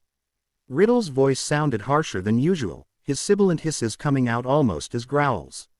If I can't break Potter, you will have to do. You will be the door prize for my new recruits. You will be a toy, until you can no longer excite my men, and then you will die in as agonizing a fashion as they can devise. You will come to regret his sacrifice, I promise you that. By the end Riddle was nearly screaming hysterically as he threatened Hermione with a fate worse than death. Harry could hear his enemy's footsteps, not quite steady yet, coming closer to him. Let's lift that silencing charm, shall we? I want to hear you scream when I'm wrecking your cunt on top of your precious Potter's cooling body. He must have ended the charm because Harry could hear heartbroken sobs coming from behind him interspersed with repeated whispers of, please. Harry, and, don't be dead. The footsteps were close now. Just a little further, you bastard. I'll cut you down before you can lay a finger on her. Just 3 more steps, I think. 2, 1, he should be right in front of me now. Hermione's heart had shattered. She could barely hear the vile threats spewing from Voldemort's mouth. Nothing he could do to her would be worse than knowing that Harry was dead. She would never see his lopsided smile again, his smiling green eyes. Never feel his arms around her again.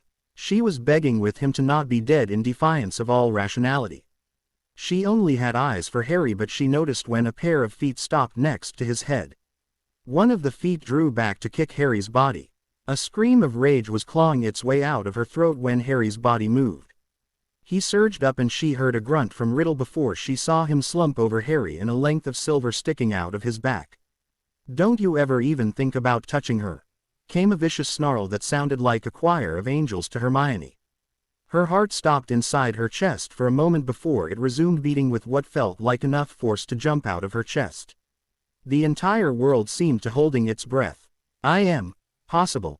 She heard the Dark Lord croak before she saw Harry bunch his shoulders and heave upwards. He used the space he created to step back and rip the sword he was holding out of Riddle's body. Then she heard the clatter of Voldemort's wand hitting the floor as it dropped from fingers that were now desperately clutching his chest in an attempt to keep his blood in his body. Hermione didn't think she would ever forget the scene in front of her. Voldemort was on his knees, a look of incomprehension on his face as he stared up. Towering over him, holding a bloody sword, stood Harry, broad-shouldered and straight-backed. Even as she was watching, Voldemort's hands seemed to fall nervelessly away from his chest and his shocked look turned to one of fear for a brief moment before contorting into a snarl. You haven't won, Potter. I will return. Riddle was glaring up at Harry with hatred as he hissed out the name, Potter, as if it was a curse. Harry looked thoroughly unimpressed and reached into his pocket for something. You mean your anchors? They're gone, Tom. The diary, the diadem, Nagini, the locket, the cup. I took care of the ring before I came here tonight. He threw 2 small pieces of something on the floor in front of Riddle. You are going to die here today, Tom. Hermione felt a vicious sense of triumph course through her veins at the fear on Riddle's face. No, I checked. Was still, please, the dying man stammered out tremulously. In the end, the most feared Dark Lord in history was reduced to begging for his life. Harry Potter's face was hard as granite. You should have stayed the hell away from her, Tom. Goodbye. With that, Harry swung the sword of Gryffindor and sent Tom Marvolo Riddle's head bouncing across the flagstones. The rest of the body had barely slumped to the ground before Harry had dropped the sword and spun around, his eyes finding Hermione's instantly and instinctively. He was by her side so fast he might have apparated, and he himself could never say how his wand slapped into his hand. He cast a vanishing charm on her restraints as fast as he could. The moment her hands were free, Hermione had her arms locked around Harry as she sobbed into his neck. The joy she felt at having his arms come around her after she had thought he was dead was indescribable. In the middle of the rubble and carnage she sat there and sobbed as she thanked whatever higher power had sent him back that he was there. It seemed to Hermione that it took an age for her tears to run out. When they finally did, she started becoming aware of herself again. Sitting on a cold stone floor is not ideal for keeping one's body temperature constant, and her body was reminding her of that now by shivering repeatedly. She felt Harry start to pull away and hung on tighter. "I'm not going anywhere, Hermione, but you need something to keep you warm." His soft voice was soothing in her ear. Reluctantly she loosened her grip and watched as he cast a warming charm on her. She was about to clamp him to her again when he removed his shirt and held it out to her with earnest eyes. Shyly she took it and slipped it over her head. Immediately she was surrounded by Harry's warmth and scent, and a moment later his arms. They sat like that for a while longer, trying to come to grips with the fact that it was really over. In the end though, with that many dead bodies around them, the smell forced them to move. It was Harry who took the initiative. "Come on, my lady. We should leave this place," he said softly. Hermione leant back to look in his eyes and nodded. Harry stood up and offered her his hand, but Hermione was staring at his chest. "Harry," she whispered, pointing at a spot roughly in the middle of his bone. Harry looked down, and there, amid the various burns, cuts and bruises from his battle with Riddle, was one that stood out. Raw, red, and open, was a cut in the shape of lightning bolt. Harry gave a sigh. "Well, one of the first things I learnt in the wizarding world was that my scar was left by a powerful dark curse. It makes sense that that same powerful dark curse would leave another mark. At least I can cover this one up." Harry tried to make light of his newest soon-to-be scar. Hermione was looking at him with tears in her eyes. "It hit you. It really hit you," she gasped out. How did you survive?" Harry's face took on a grim cast as he remembered that he had once again been walking around with a piece of Riddle sticking to his soul. "Do you remember how I found out about the Horcruxes?" he asked Hermione. At her nod he continued. "Would you like to guess what that connection between Riddle and myself turned out to be?" Harry could see Hermione's in processing at high speeds. He could also see the moment she hit upon the answer. "You were a Horcrux," she breathed. "One he never meant to make, I would assume. In the end he made himself mortal again by trying to kill me. The killing curse took his partial soul rather than my whole one." Hermione grabbed him in tight hug. "So there was no trick. You didn't know you would live when you took a killing curse for me?" she asked. "I had no idea," Harry answered completely truthfully. "Now let's go. I think there are some people who will want to see us, and I could use a shower." He felt Hermione freeze in his arms. "Harry, I can't go back," she said, fear ringing loudly in her voice. "What if Dumbledore decides he wants me killed again?" Harry gave her a rearing squeeze. "We're not going back to Hogwarts as long as that bastard is still there. I was going to apparate us to Sirius Place. From there we can ask the elves to bring our things from Hogwarts and your parents from their hiding place." Hermione nearly went limp with relief at hearing that they were going to be staying away from the man who had facilitated her kidnapping. Harry grabbed Hermione and held her tight to his chest. Once she got her own legs back under her, Hermione watched Harry summon the cloak and the sword, which he slid into the scabbard Dobby and Creature had given him for Christmas. A stray thought that a Harry wearing only dragon hide trousers and gloves was one of the wildest things she had ever seen, even if he was covered with wounds that had started to clot, whispered through Hermione's mind, gone almost as soon as it was formed. Her thoughts were cut off by the sensation of being squeezed through a hose. When they landed in Sirius entryway, both teens stumbled slightly due to their exhaustion. Mere seconds later their legs were hit by two sobbing house elves and it sounded like a stampede was coming down the hall. Sirius and the Grangers burst from the living room and paused only a moment at seeing the two half-dressed teens trying to calm the elves. Hermione, Harry, there was a race on to get to the children first and hug the stuffing out of them. Harry and Hermione were too tired and overwhelmed to do more than accept the attentions of their parents and guardian. "Mum, Dad, what are you doing here?" Hermione asked when she had been thoroughly hugged. Her mother was currently hanging onto Harry and tearfully thanking him for rescuing their little girl, and Harry was doing his best not to look uncomfortable at the combination of physical contact and, in his mind, excessive praise. "It is being Dobby's fault, Mistress. Dobby is telling Master's dogfather that Mistress is taken and Master goes to rescue her. Master's dogfather is telling Dobby and Winky to bring Mrs. Grangy Mum and Mr. Grangy Dad here. Dobby will punish himself if Mistress asks." Dobby spoke rapidly as if the old wisdom about removing plasters applied equally well to confessions. I'm not angry, Dobby, and you don't need to punish yourself. I was just wondering. Hermione rushed to the little being. While we've got you here though, do you think you could get our things from Hogwarts? Dobby nodded, eager to please his mistress, and popped away. He's pretty well covered it, sweetheart. I can't tell you how worried we have been waiting here for word that you two were all right. Mr. Granger told her before turning to Harry. As for you, son, you risked your life to save my little girl. I can never thank you enough for what you have done for my family. This was loudly and tearfully confirmed by Mrs. Granger, who still had Harry in a tight hug. Hermione stepped over and reclaimed her boyfriend from her mother.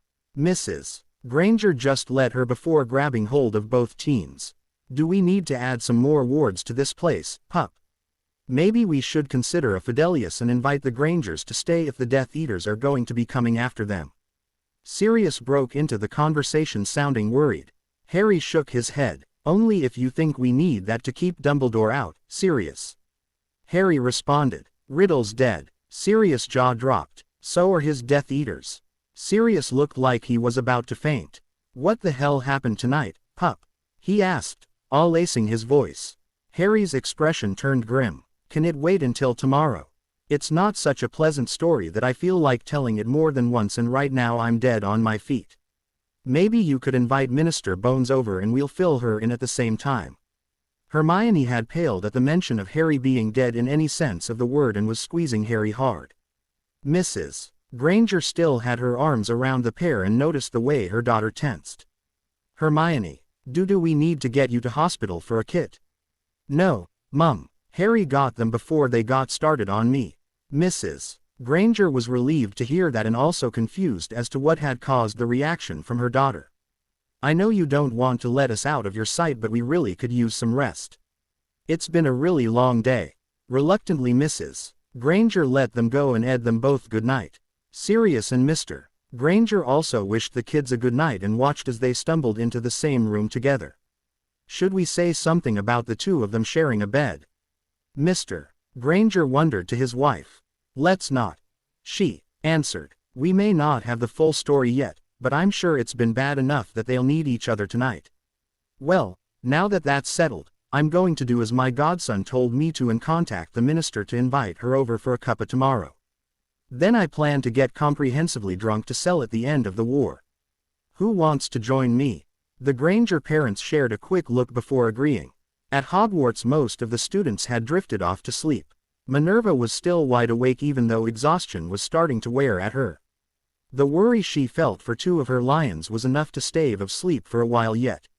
She looked over a corner of the hall where the Weasley twins and Luna Lovegood were in a similar situation.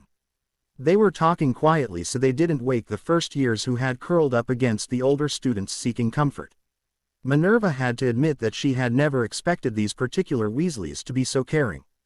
It was as if they were determined to make up for Potter and Granger's absence, and it made the head of Gryffindor prouder than she could say. A pop to her side alerted her that a house elf had shown up. She turned to see what it wanted and shot up out of her seat when she recognized Potter's oddly dressed elf. Professor Kitty. Dobby is happy to report that Master and Mistress is home safe. Master says he who must not be named is dead. Dobby and Winky is taking their things to them now. Before Minerva could respond or ask any questions of the elf, it was gone, but its presence had not gone unnoticed. Did Dobby just say that Harry killed you-know-who? A Weasley twin's voice rang across the hall. The stupid bugger took Hermione. What did you think was going to happen? Came his brother's reply. Hush, you two, we can sell it tomorrow. For tonight it's enough that we know that they're safe. Ms. Lovegood said in a firm voice. She watched as all three settled down, and half an hour later they were all fast asleep. I wonder if Phileas has made his choices for next year's prefects yet. The next morning 4 bleary-eyed adults met 2 teens who were looking like they hadn't slept too well at the breakfast table. Sirius had apparently invited Lupin to join them in getting a head start on celebrating the end of Riddle's reign of terror. Communication was kept to a minimum as everyone tried to just get the necessary amount of food and caffeine into their bodies to start the day. When the flow chime sounded, Harry shot Sirius a look. You told the minister to show up at this time of day and then went off on a bender.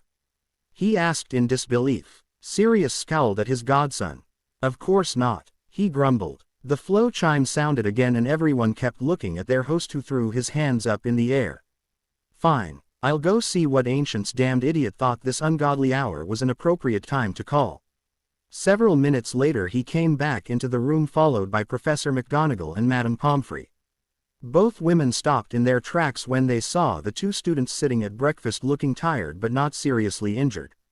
Before they knew what was happening, Harry and Hermione found themselves in a strong MCA from their head of house. Thanks, sirs, you're okay. McGonagall rasped out in a suspiciously thick voice. I'll be the judge of that, Minerva. Madame Pomfrey said, but her tone lacked some of its usual snap and her eyes looked suspiciously shiny.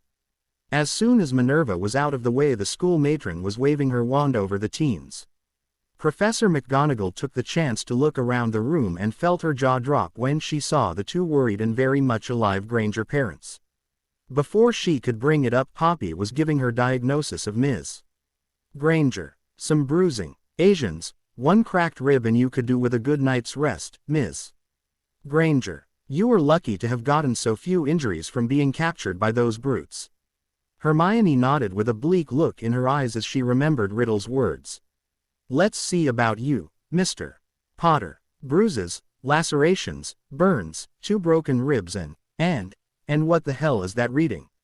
I've never seen this spell signature before. Madame Pomfrey was looking extremely agitated as she moved her wand over Harry's chest.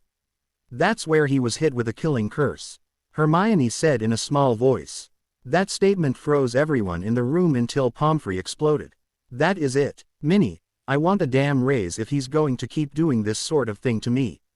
I won't. Harry's level statement turned the healer's indignation on himself. And how do you propose to keep that promise given the evidence of the past 5 years? She demanded. Hermione and I will not be setting foot in Hogwarts as long as Dumbledore is still there. He is the one who handed her over to the Death Eaters. If I had known that before I left, I wouldn't have limited myself to a disarming jinx. Either way, he will not be given the chance to put her life at risk again. The 2 Hogwarts staff members were pale as ghosts while the parents looked red-hot with rage. You're damn right you'll not be going back there. Mr. Granger roared. Sirius, when is that minister getting here? I want that man up on every charge we can manage. Sirius was looking just as furious.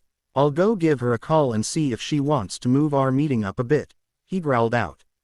There was a tense silence until Sirius came back into the room. She'll be here in 10 minutes with some more witnesses, he reported. Mrs. Granger got up from the table. I'll just clear the table then, shall I? Madam, do you think you could finish treating the kids? At this pointed reminder, Madame Pomfrey started moving in a daze. She gave Hermione a pot of bruise salve and a vial of dreamless sleep potion before casting a bone-knitting charm at her cracked rib. Next, Madame Pomfrey asked Harry to take off his shirt and briefly closed her eyes when she saw the damage that had been done. She was just finishing wrapping bandages around his chest to keep the various salves and poultices pressed to his injuries when the flow chime went. Sirius left the room to answer it and quickly came back with Minister Bones and Aurors Montrose and Tonks. The minister was carrying a familiar rune-engraved bowl. Good morning all. Considering the way our interviews with Mr.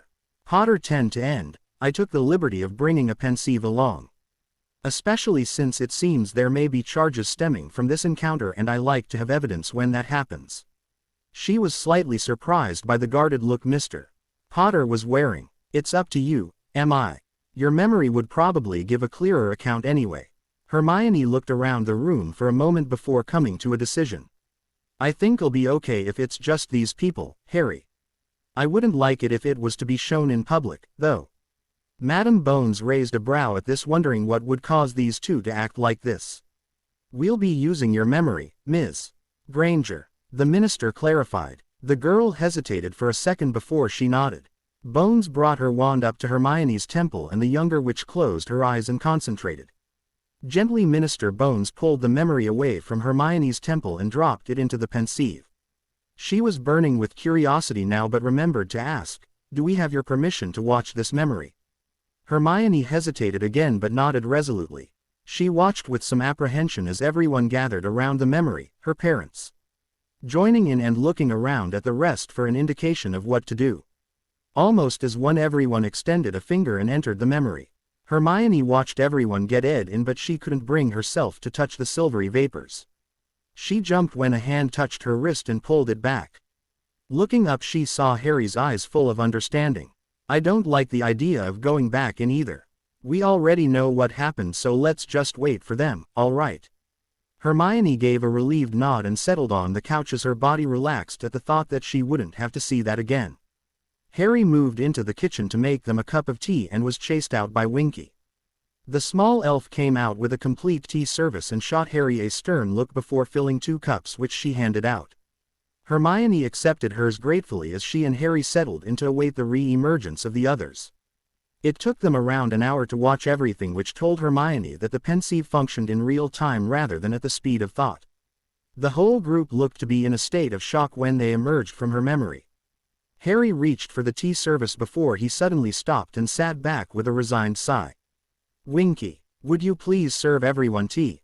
Winky popped in and gave her master an approving smile before she got started. Everyone who had just come out of the pensieve took a cup of the warm beverage and clutched it in a desperate search for comfort, or at least normalcy. Helen Granger's cup was rattling against her teeth as she tried to control her shaking. Setting her own cup down, Hermione moved over beside her mother. Mum, are you all right? Helen looked up at her daughter's concerned face and broke down completely. She dropped her tea and threw her arms around Hermione as she blubbered something unintelligible. Hermione tried to comfort her mother as best she could. When she looked over to her father for help, he seemed to be nearly as badly off as his wife. You didn't tell us how many times you nearly died. You also failed to mention that Harry took a bullet for you. He managed in a quavering voice. I think I need another drink, or 20. Sirius agreed weakly. While Hermione was trying to comfort her family, Harry took over the discussion with the Ministry and Hogwarts staff. Do you have enough to go after Dumbledore from what you saw? He asked them. Harry, could you please act like a normal human being and be a gibbering wreck right about now? Tonks asked him in a shaking voice before anyone could answer him. I've never been particularly normal, Tonks. Do the rest of you have any questions, or can we get back to Dumbledore? We don't have enough to arrest him since the only witnesses are dead, Mr. Potter, and you are not willing to show that memory in a public court. Minister Bones told him. Still, I believe that if you present an ultimatum to the Board of Governors after this story breaks, Dumbledore will be out on his ass so fast it will leave his beard spinning, and you would have accomplished your goal of removing him from Hogwarts anyway. That's not good enough. Mr. Granger broke in. You saw what he exposed the children to. Surely you can bring him in for questioning and get the truth out of him with some kind of spell. Tonks broke in on her boss's behalf. I'm sorry, Mr. Granger. We could bring him in, but we're talking about a man who was the most experienced politician in magical Britain. He's not likely to just let something incriminating slip. We do have a potion that could force him to tell the truth, but we're very restricted in when we're allowed to use it. Unless the kids allow this memory to be seen, we really don't have any grounds to request its use. Harry could see his girlfriend's father working himself into a rage at that answer, reasonable though it might be. I'm not willing to let a collection of randy old goats have a peek at Hermione. If I provide the same memory and swear an unbreakable vow that the memory is my recollection of what happened without modifications, would that be enough in front of 2 witnesses and the Minister for Magic to get Dumbledore arrested? Harry asked suddenly. Mr.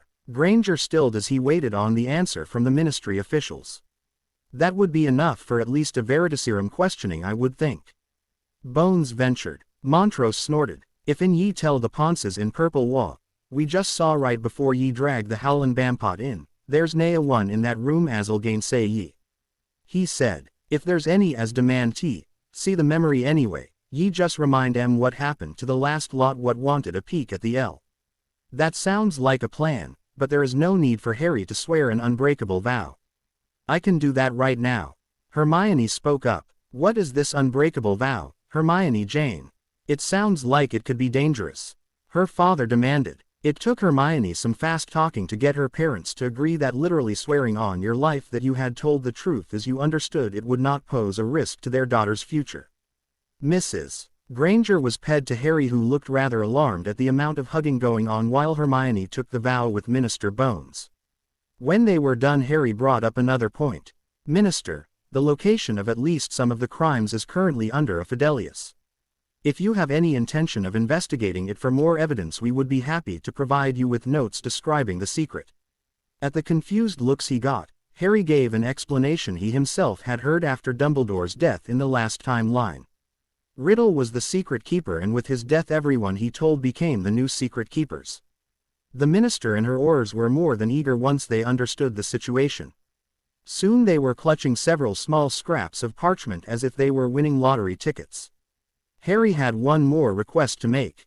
While you're tearing through the place, I would be much obliged if you would keep an eye out for 10 3/4 inch, Vinewood and Dragon Heartstring Wand.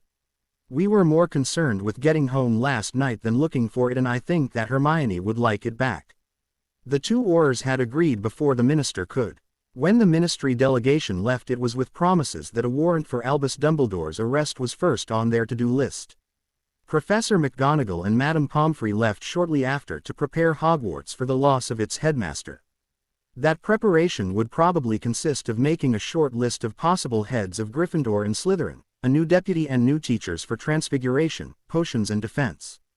They were unlikely to be hindered by Dumbledore, as he was going to be stuck in the hospital wing until at least that night.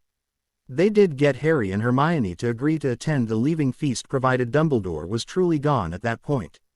The rest of the day was spent by Harry and Hermione assuring their families that they were alive and well. The day after the family had spoken to the ministry and Hogwarts, great changes were hanging over the wizarding world. In Arundel, Harry, Hermione, Sirius, Richard and Helen were sitting down to a delicious breakfast prepared by two elves who were still buzzing with happiness that their master and mistress had returned to them safely. The tea had barely been poured when a pair of owls delivered Sirius and Hermione's copies of the Daily Prophet. They were surprised when the headline was something about a proposed legislation in the Wizengamot.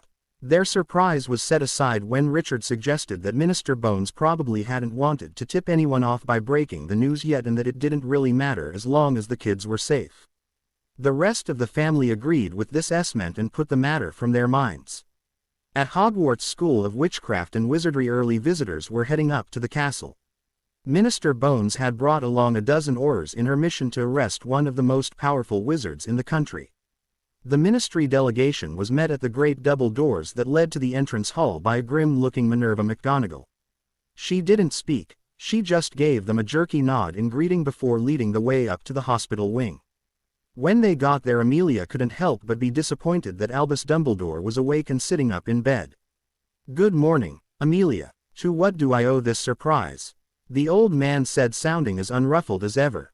"Good morning, Albus. I'm here because of something that happened the day before yesterday with Harry Potter and Hermione Granger," Amelia said. She would have continued on, but Albus interrupted her. "Then I'm afraid that you have made a long, but ultimately unnecessary journey, Amelia. I have no intention of pressing charges for Mr. Potter's actions in his overwrought state. I was simply relieved to hear that his impulsiveness has not brought him any lasting harm." Amelia had to forcibly stop herself from gaping at the old man. Time to rip his blinkers off. "I'm afraid you have misunderstood the situation, Albus. I'm not here to arrest Mr. Potter. I'm here for you. Albus Percival Wulfric Brian Dumbledore. You are under arrest for child endangerment, criminal negligence, kidnapping, conspiracy to commit kidnapping and sedition." She had tacked the last one on there to shake the Wizengamot awake when they finally heard the case, even if she doubted that she would get a conviction on that count. Dumbledore's face was frozen in a portrait of shock as the realization that he was going to be treated like a criminal filtered through his mind. The Aurors Amelia had brought along had no such problems. Two of them jumped forward and slapped a pair of rune-engraved manacles on the old man's wrists. They automatically resized to his wrists and would keep him from using magic. Another Auror had already snatched Dumbledore's wand from his nightstand. The two Aurors who had cuffed the old man lifted him bodily from his bed and started dragging him towards the doors of the hospital wing. "Wait, you can't do this. You are giving Voldemort exactly what he wants." Dumbledore started yelling as he was dragged away. "Wrong, Dumbledore. You know who is dead. Harry Potter managed to end him for good this time," Amelia told him in a forbidding tone of voice. She saw that he was about to open his mouth and correctly guessed his objection. He knew about those anchors that kept the old bastard alive, Dumbledore. Dumbledore's face paled at that news before he seemed to marshal himself. I'm afraid that there is one that he doesn't know about, that he cannot possibly know about. Dumbledore said desperately. You mean the one in his scar eye? Amelia asked him and watched the words land like a body blow. It was destroyed when Mr. Potter took a killing curse for Ms. Granger. All the fight left Dumbledore at that news. The oars who had been pulling him along were forced to take his full weight and literally drag him out of the castle he had presided over for half a century and which had been his home for even longer. They were surrounded by the rest of the oars. When the group had disappeared from view, Amelia let a deep sigh gust out as the tension that came with arresting a wizard of Dumbledore's power seeped out of her body. She looked over at a clearly saddened but determined Minerva and gave her a nod of support before following her oars out. Amelia thought she could understand what the deputy headmistress must be going through. Albus had been her friend and mentor for many years, and despite the evidence she had seen, this was never going to be easy for the fiercely loyal Scotswoman. 3 days after the defeat of Riddle, the news that Harry and Hermione had been expecting finally broke. The Daily Prophet seemed to be unable to choose which world-changing headline they wanted to print first. You know who defeated Potter does it again. Dumbledore arrested. There was no solution in Arundel when they read the accompanying stories. The family were determined not to get excited prematurely. Dumbledore wasn't convicted yet. The scene in the Hogwarts Great Hall was about as different as it was possible to be. There was an unprecedented silence as the student body gathered around the various people who had subscriptions to the Daily Prophet. As people were finishing articles, the noise level rose and rose until someone standing outside might be forgiven for thinking that a horde of giants were having a party inside. The students were expressing relief that the Dark Lord was gone, admiration for Harry Potter, and shock and surprise at Dumbledore's arrest. It took an extra loud cannonblast charm from Professor McGonagall before the noise level settled down somewhat. When everyone was quiet, she began to speak. Thank you all for your attention. I have some announcements to make. Due to Mr. Dumbledore's arrest, the Board of Governors has decided that I will be taking his place as head of this school. There was a wave of applause ranging from polite to indecently enthusiastic that greeted this news. Professor Flitwick will be taking over as my deputy. Finally, I know that many of you are waiting for news from Mr.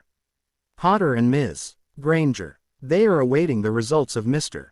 Dumbledore's trial before making their final decision on whether they will return to Hogwarts or not. Please will be cancelled for the rest of the day to give you all a chance to come to terms with the MIV changes happening in our world.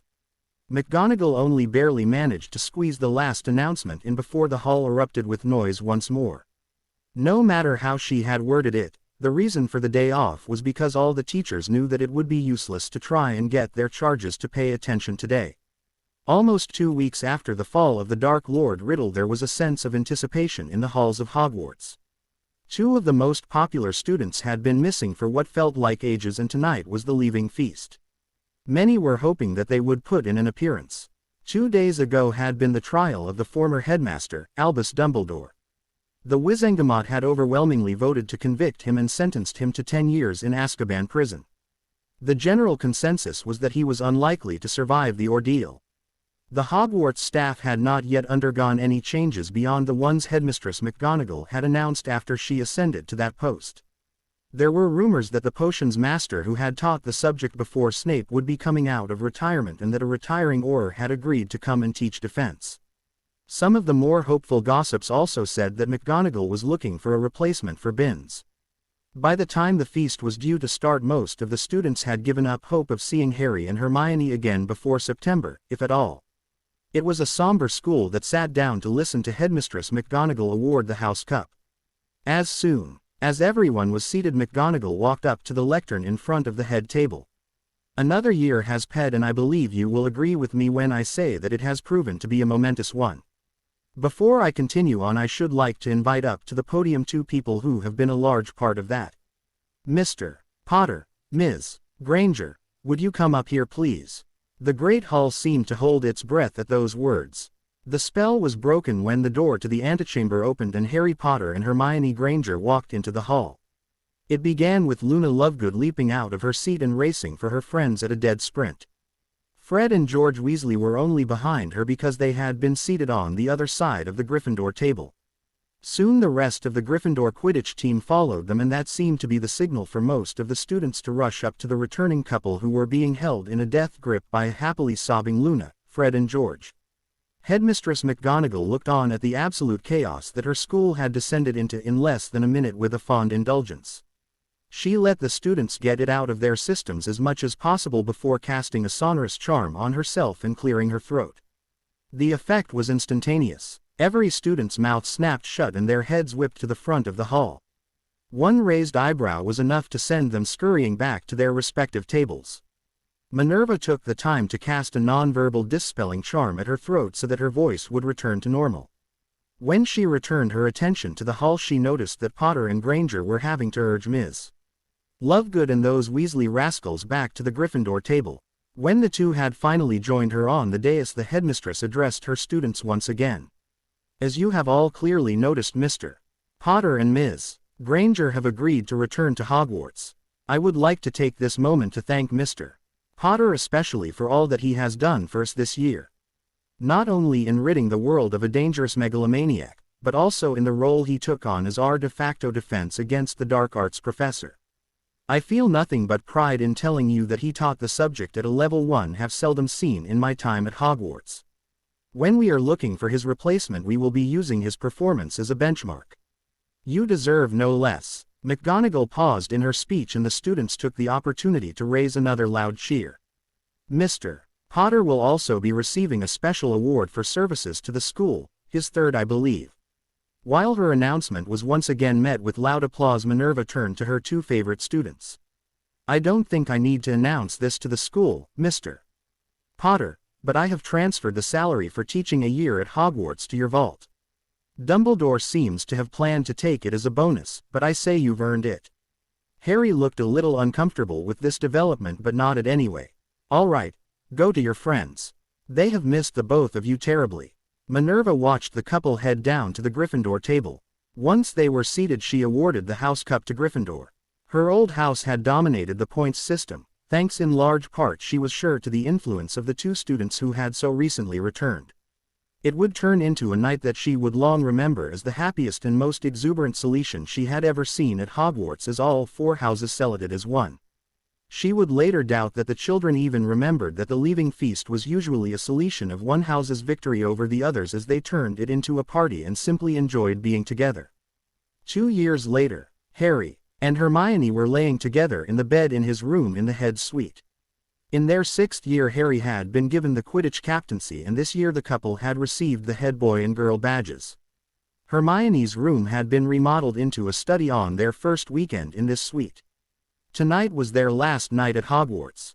They had just had their graduation ceremony, which saw Hermione leaving Hogwarts top of their CL with Harry not far behind. They had just celebrated together and were basking in the afterglow of their very pleasurable activities. Hermione was tracing the lightning bolt scar on Harry's chest. This was something she did frequently after their coupling. She thought that not many women could say that the man they loved had the proof of his willingness to die for her carved indelibly into his skin.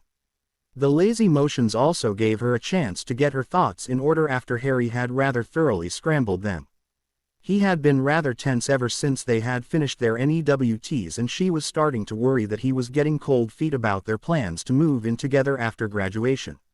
She hadn't been able to bring herself to talk to him about it, but she was running out of time if he really was having second thoughts. Here goes nothing. Harry, is everything all right? She asked hesitantly. She felt him stiffen under her and nod in a pleasant way. Is it the idea of moving in together? Do you think we need more time? No, that's not it. She felt him taking a shuddering breath. I need to talk to you about something. I would love nothing better than to move in with you, but I feel like there is something I need to tell you and I'm not sure how to make you believe me. Harry's worried tone was making Hermione more anxious than she had been before. Harry took another deep breath and started talking. As Harry told his story, Hermione felt her worry change to amazement. It all started when Voldemort killed me during the Battle of Hogwarts. The end. I hope you enjoyed this story. Also remember to subscribe and like this video. See you in the next video.